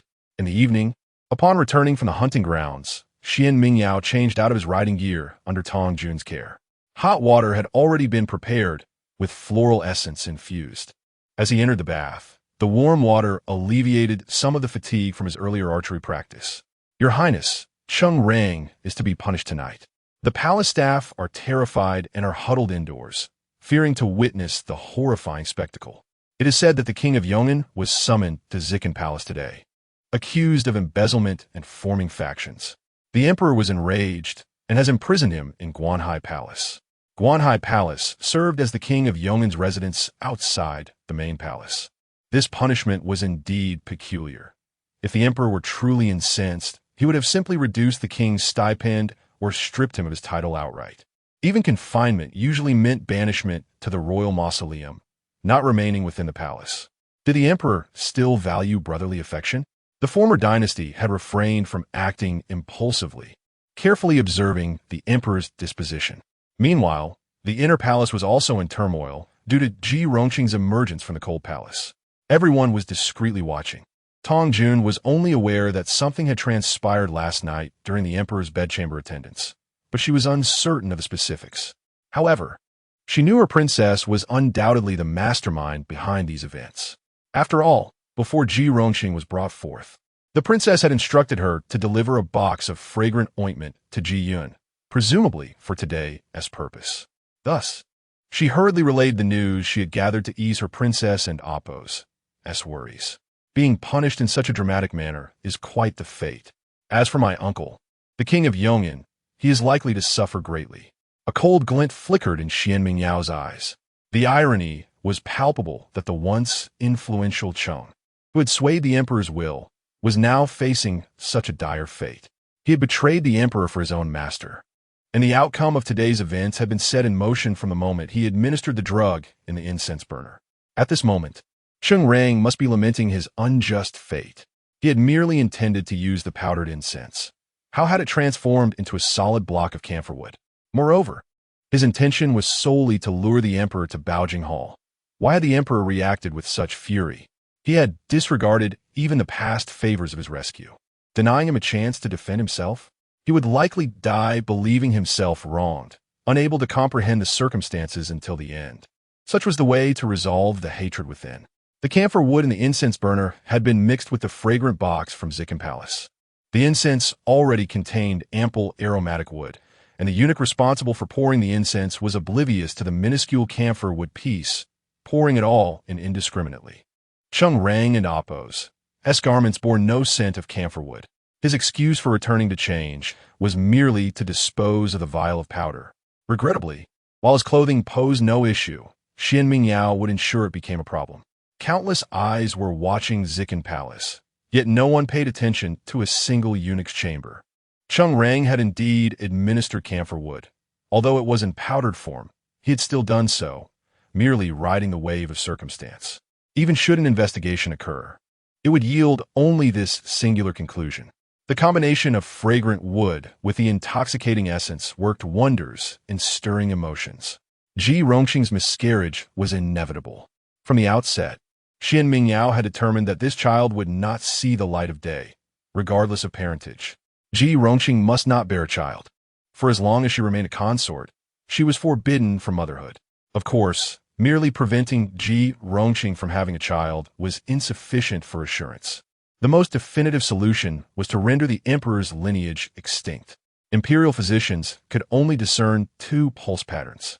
One indicated the emotional effects of the camphor wood mixed with the intoxicating essence.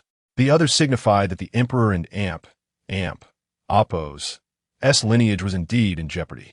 The combination of camphor wood and intoxicating essence could hinder progeny, but it would not yield immediate results. Prolonged usage was required. Yet, should a physician detect this pulse, they would undoubtedly panic. Given that the poison before them matched, it was only natural for them to attribute the blame accordingly. Otherwise, the physicians who had failed to identify any abnormalities in the emperor's pulse would surely face dire consequences. Xuan Mingyao adeptly grasped the sentiments of every individual in this intricate game, thoroughly concealing her own manipulations.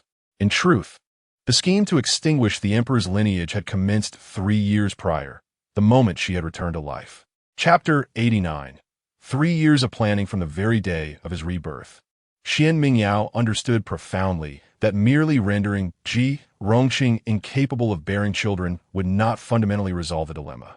The emperor would still sire many offspring, and Ji Rongqing, unable to conceive, would only become the object of his increased affection. Ultimately, those children would be chosen to be adopted under Ji Rongqing's name. Thus, the only viable solution lay in ensuring that the emperor could father no more children. Furthermore, if the reasons for his inability to procreate were intricately tied to Ji Rongqing, only then would the emperor genuinely cherish the few children he had left and completely lose any compassion for Ji Rongqing. Over the past 3 years, Xuan Mingyao frequently presented the emperor with pouches she had embroidered herself. As a princess, learning needlework was expected of her. Although her embroidery skills were not exceptionally remarkable, they displayed a unique creativity. To emphasize his affection and regard for his daughter, the emperor often wore these pouches at his waist. Inside, Xuan Mingyao deliberately placed herbs beneficial to health, all of which had been verified by the Imperial Medical Bureau. The court physicians had examined them and confirmed that they posed no harm to the body and even had a calming effect, which justified their adornment on the emperor. Regrettably, while each pouch's contents were harmless individually, when combined, they became detrimental. This was a method Xuan Mingyao had employed in her past life, devised by Zhou Qianan. During her years in the northern deserts, both her spirit and body had been on the brink of collapse. Initially, she had resisted the idea of bearing children with northern blood, yet she was forced into pregnancy time and again. After reluctantly accepting her reality and developing a faint attachment to the child she bore, she witnessed, with unbearable anguish, those children being slaughtered before her eyes by the newly appointed Khan due to the incessant shifts in the throne. To compel a mother to watch her children perish was perhaps the most excruciating torment in existence. Simultaneously, She was coerced into serving the new Khan and compelled to continue giving birth to heirs of royal blood. How could Xuan Mingyao endure such torment? Thus, she devised a plan to eradicate the Khan's lineage. Indeed, a single bowl of a concoction could achieve this, but why should she harm herself? She was the victim. The perpetrators deserved the retribution.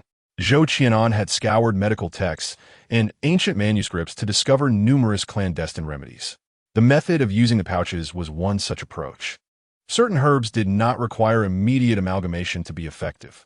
Rather, they could be introduced progressively, allowing the body to absorb one before the next was added, thus achieving a gradual and subtle effect, almost imperceptible.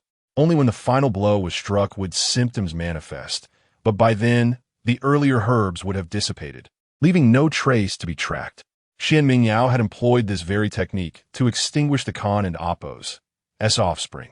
She endured her nausea and delivered pouches for an entire year. To him, they likely seemed tokens of submission from the esteemed princess of Daong, and thus he wore them often, hastening their effect. Now, with the pouches adorning her father and Appo's waist, the culmination of her 3 years of covert influence was at hand. After bathing, Xuan Mingyao rose from the pool, attended by Tong Jun, who dried her with care. Her gaze lingered on the steaming water, pondering the weight of her secret. No one would ever know of her involvement. The matter of the medicinal pouches had been kept entirely to herself, and the herbs had been discreetly acquired over the past 3 years under the guise of researching spices and health remedies from the Imperial Medical Bureau, blending seamlessly among a multitude of herbs without raising suspicion. Regarding the camphor wood, that was procured by Cheng Rang, with no connection to her. She had merely asked Pei Juyin to bring her a small piece from outside the palace. Unaware of her intentions, Pei Juyin had hesitated but ultimately complied, as camphor wood was not harmful in itself and could be beneficial when used appropriately. Once Xuan Mingyao learned that Cheng Rang had utilized a sedative, she could ascertain that the drug in question must be camphor wood, as it had been used in her previous life. The combined effect of Yuhua's intoxicating scent was knowledge she had gleaned from their practices. After all, in her past life, Cheng Rang and Wang Yong and Appo's, and had frequently administered such drugs to prevent other princes from threatening their beloved women's positions. She was merely following suit, employing their own treacherous methods to bring about their downfall. From beginning to end, no one would ever uncover her role in this scheme. The attire Cheng Rang wore in Zicheng Hall had been acquired through the machinations of Qi. The camphor wood was brought into the palace by Pei Juyin, while the intoxicating scent was arranged by Tong Jun. Pei Juyin, being from outside the palace, remained oblivious to the inner turmoil, not realizing the magnitude of the camphor wood's impact. Likewise, although Qi and Tong Jun were Xuan Mingyao's closest handmaids, they were both discreet. They executed their mistress's commands with seriousness and refrained from prying into matters assigned to others. Therefore, they would never discuss their respective tasks among themselves, for any slip could endanger their lives. As Tong Jun had a sister, Zhou Qianan, in the Imperial Medical Bureau, Xuan Mingyao refrained from involving her with the camphor wood. When Zhou Qianan inquired about the drug Cheng Rang had taken, she only learned it was a sedative. She lacked the capacity to discern its specific name. Xuan Mingyao was not concerned about leaks in this matter. Meanwhile, Qi was only aware of camphor wood, entirely ignorant of the so-called scented balm, and had no idea what effects their combination would yield. Distributing a significant task among multiple parties, with each person responsible for their section, ensured greater confidentiality. The less anyone knew, the higher the secrecy of the operation would be, allowing her to extricate herself with greater ease. Once clad in fresh garments, Xuan Mingyao felt an exhilarating lightness of spirit. To eradicate the emperor's heirs was an act whose severity equated to regicide. Thus, it was sufficient for her to be aware of it. With her father unable to sire more children, her prospects brightened considerably. Otherwise, regardless of her exemplary behavior, he would always have the hope that perhaps a future consort would bear a more exceptional heir. In essence, as long as other options existed, the emperor would remain hesitant. Thus, she had preemptively alleviated his indecision through her filial piety. As for Ji Rongqing, though she still lived, her future would not be any more joyful than death. Chapter 90. sibling as ruler and minister, Your Highness. Does the Ji family's residence in the Zikan Palace not seem excessively privileged? Tong Jun remained somewhat concerned about Ji Rongqing's special permission to stay in the Zikan Palace. She was well aware of her princess's apprehension towards Ji Rongqing. While the emperor's feelings for the Ji family, particularly Ji Rongqing, were evident, it was perplexing why he had summoned her from the Baojing Hall. Keeping her in the Zikan Palace could one day elevate her favor to a level unattainable by all the other consorts. At that point, removing her would become exceedingly difficult. Foolish Tong Jun, what I desire is for her to bask in the utmost favor. Just wait and see. Soon this Ji Baolin will gather the affections of the 6 palaces. Father cannot have any more offspring. This must remain a secret. Yet the emperor is still in his prime, and the harem is filled with numerous consorts. A new selection of beauties will soon commence, bringing forth more delicate flowers within these deep palace walls. What rationale could possibly conceal this secret? None other than an immensely favored and exclusive consort. It is not that the emperor is incapable, but rather that this favored consort cannot bear children, and the emperor, in his singular affection for her, leads to the absence of a child's wail within the harem. Thus, all resentment and accusations will inevitably be directed towards Ji Rongqing. She will become a target, a focal point of all hatred stemming from the previous dynasty and the harem. When Ji Rongqing emerged from the Cold Palace, Xuan Mingyao had already envisioned 2 possible outcomes.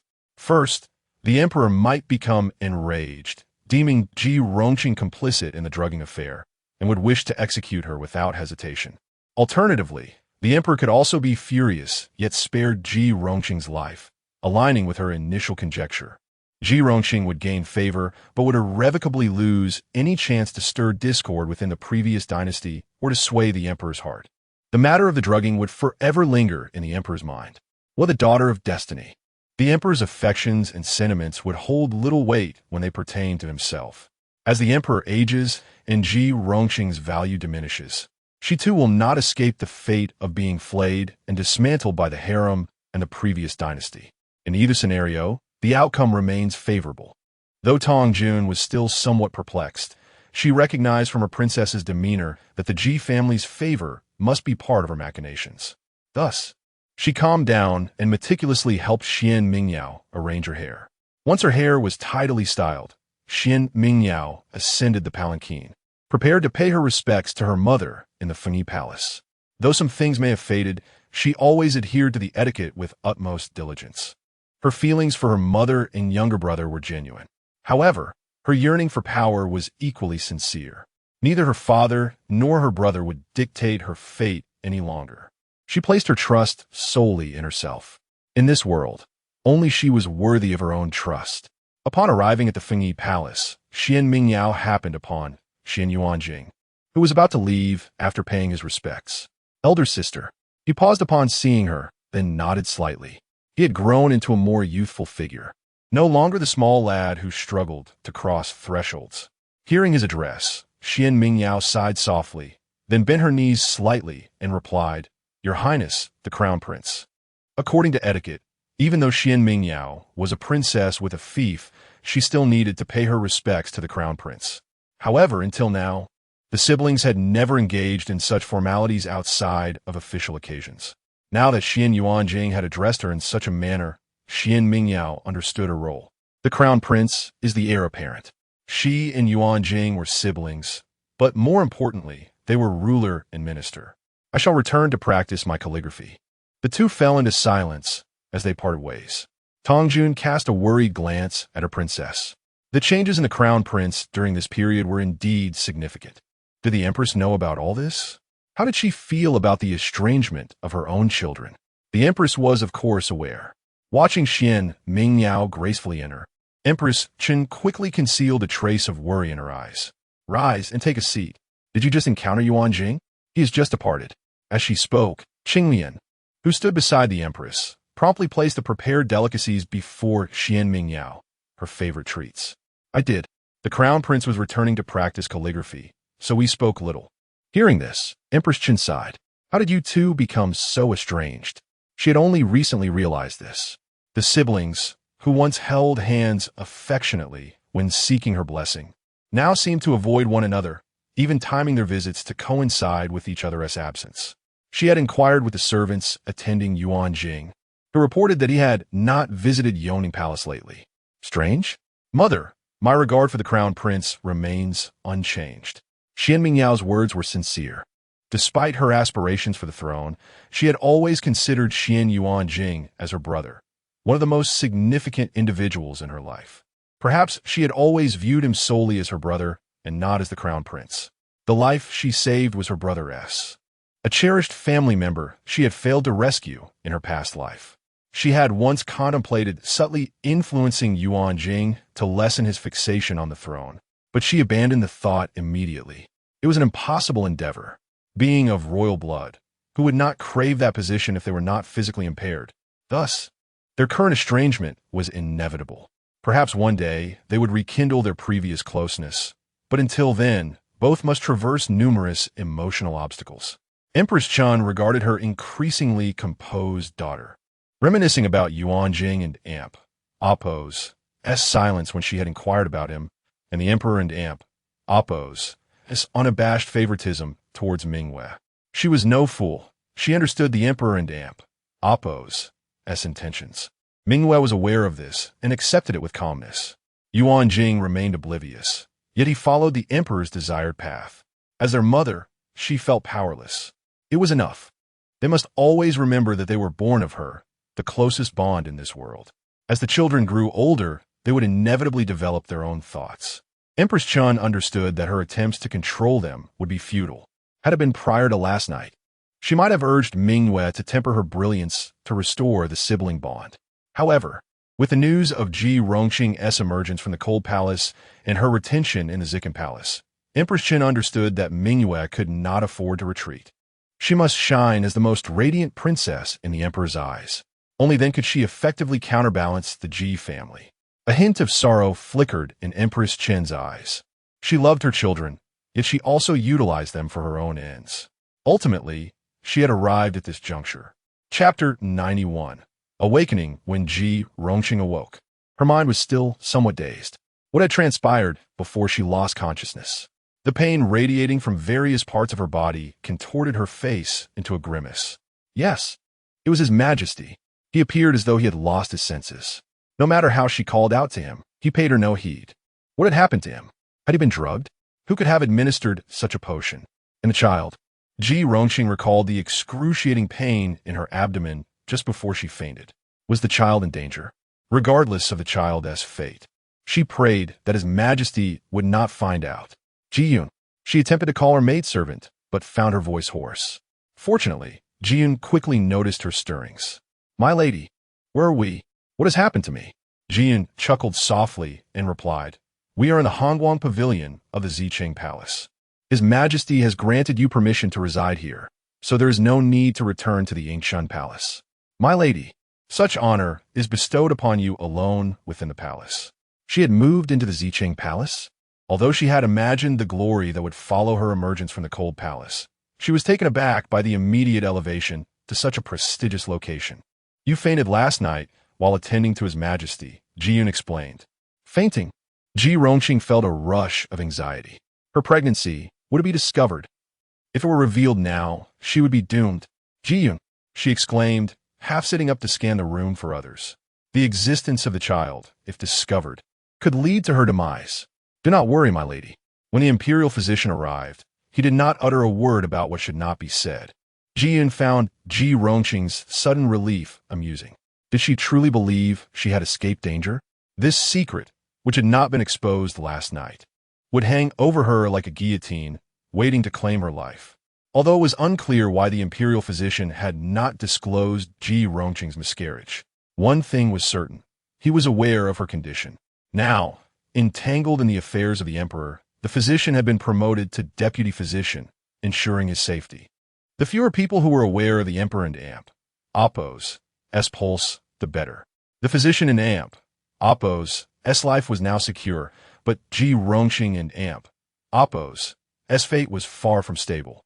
Moreover, Jian noticed the emperor and Appo's affections for Ji Rongqing were as fleeting as mist. She had secretly observed the way he gazed at Ji Rongqing's unconscious form on the dragon bed last night. The days ahead for Ji Rongxing would not be easy. And the emperor? What time is it now? Ji Rongxing and Appo's simple mind could not fathom Jiyun and Appo's contemplations. She believed she had passed this trial. If she lost the child, it was merely a loss. After all, she was still young, and the emperor was in his prime, having emerged from the cold palace and regained favor. Securing an heir would surely be within reach. She had not even considered the child's biological father, Prince Yong'an, if he truly cared for her. Hearing of the child and Appo's loss would only deepen his sympathy. What she needed to do now was to solidify her position of favor. After 3 years in the cold palace, Ji Rongxing had begun to doubt her inherent allure. She needed to first secure the emperor and Appo's affection before contemplating the future. The emperor is currently attending to state affairs in the front hall.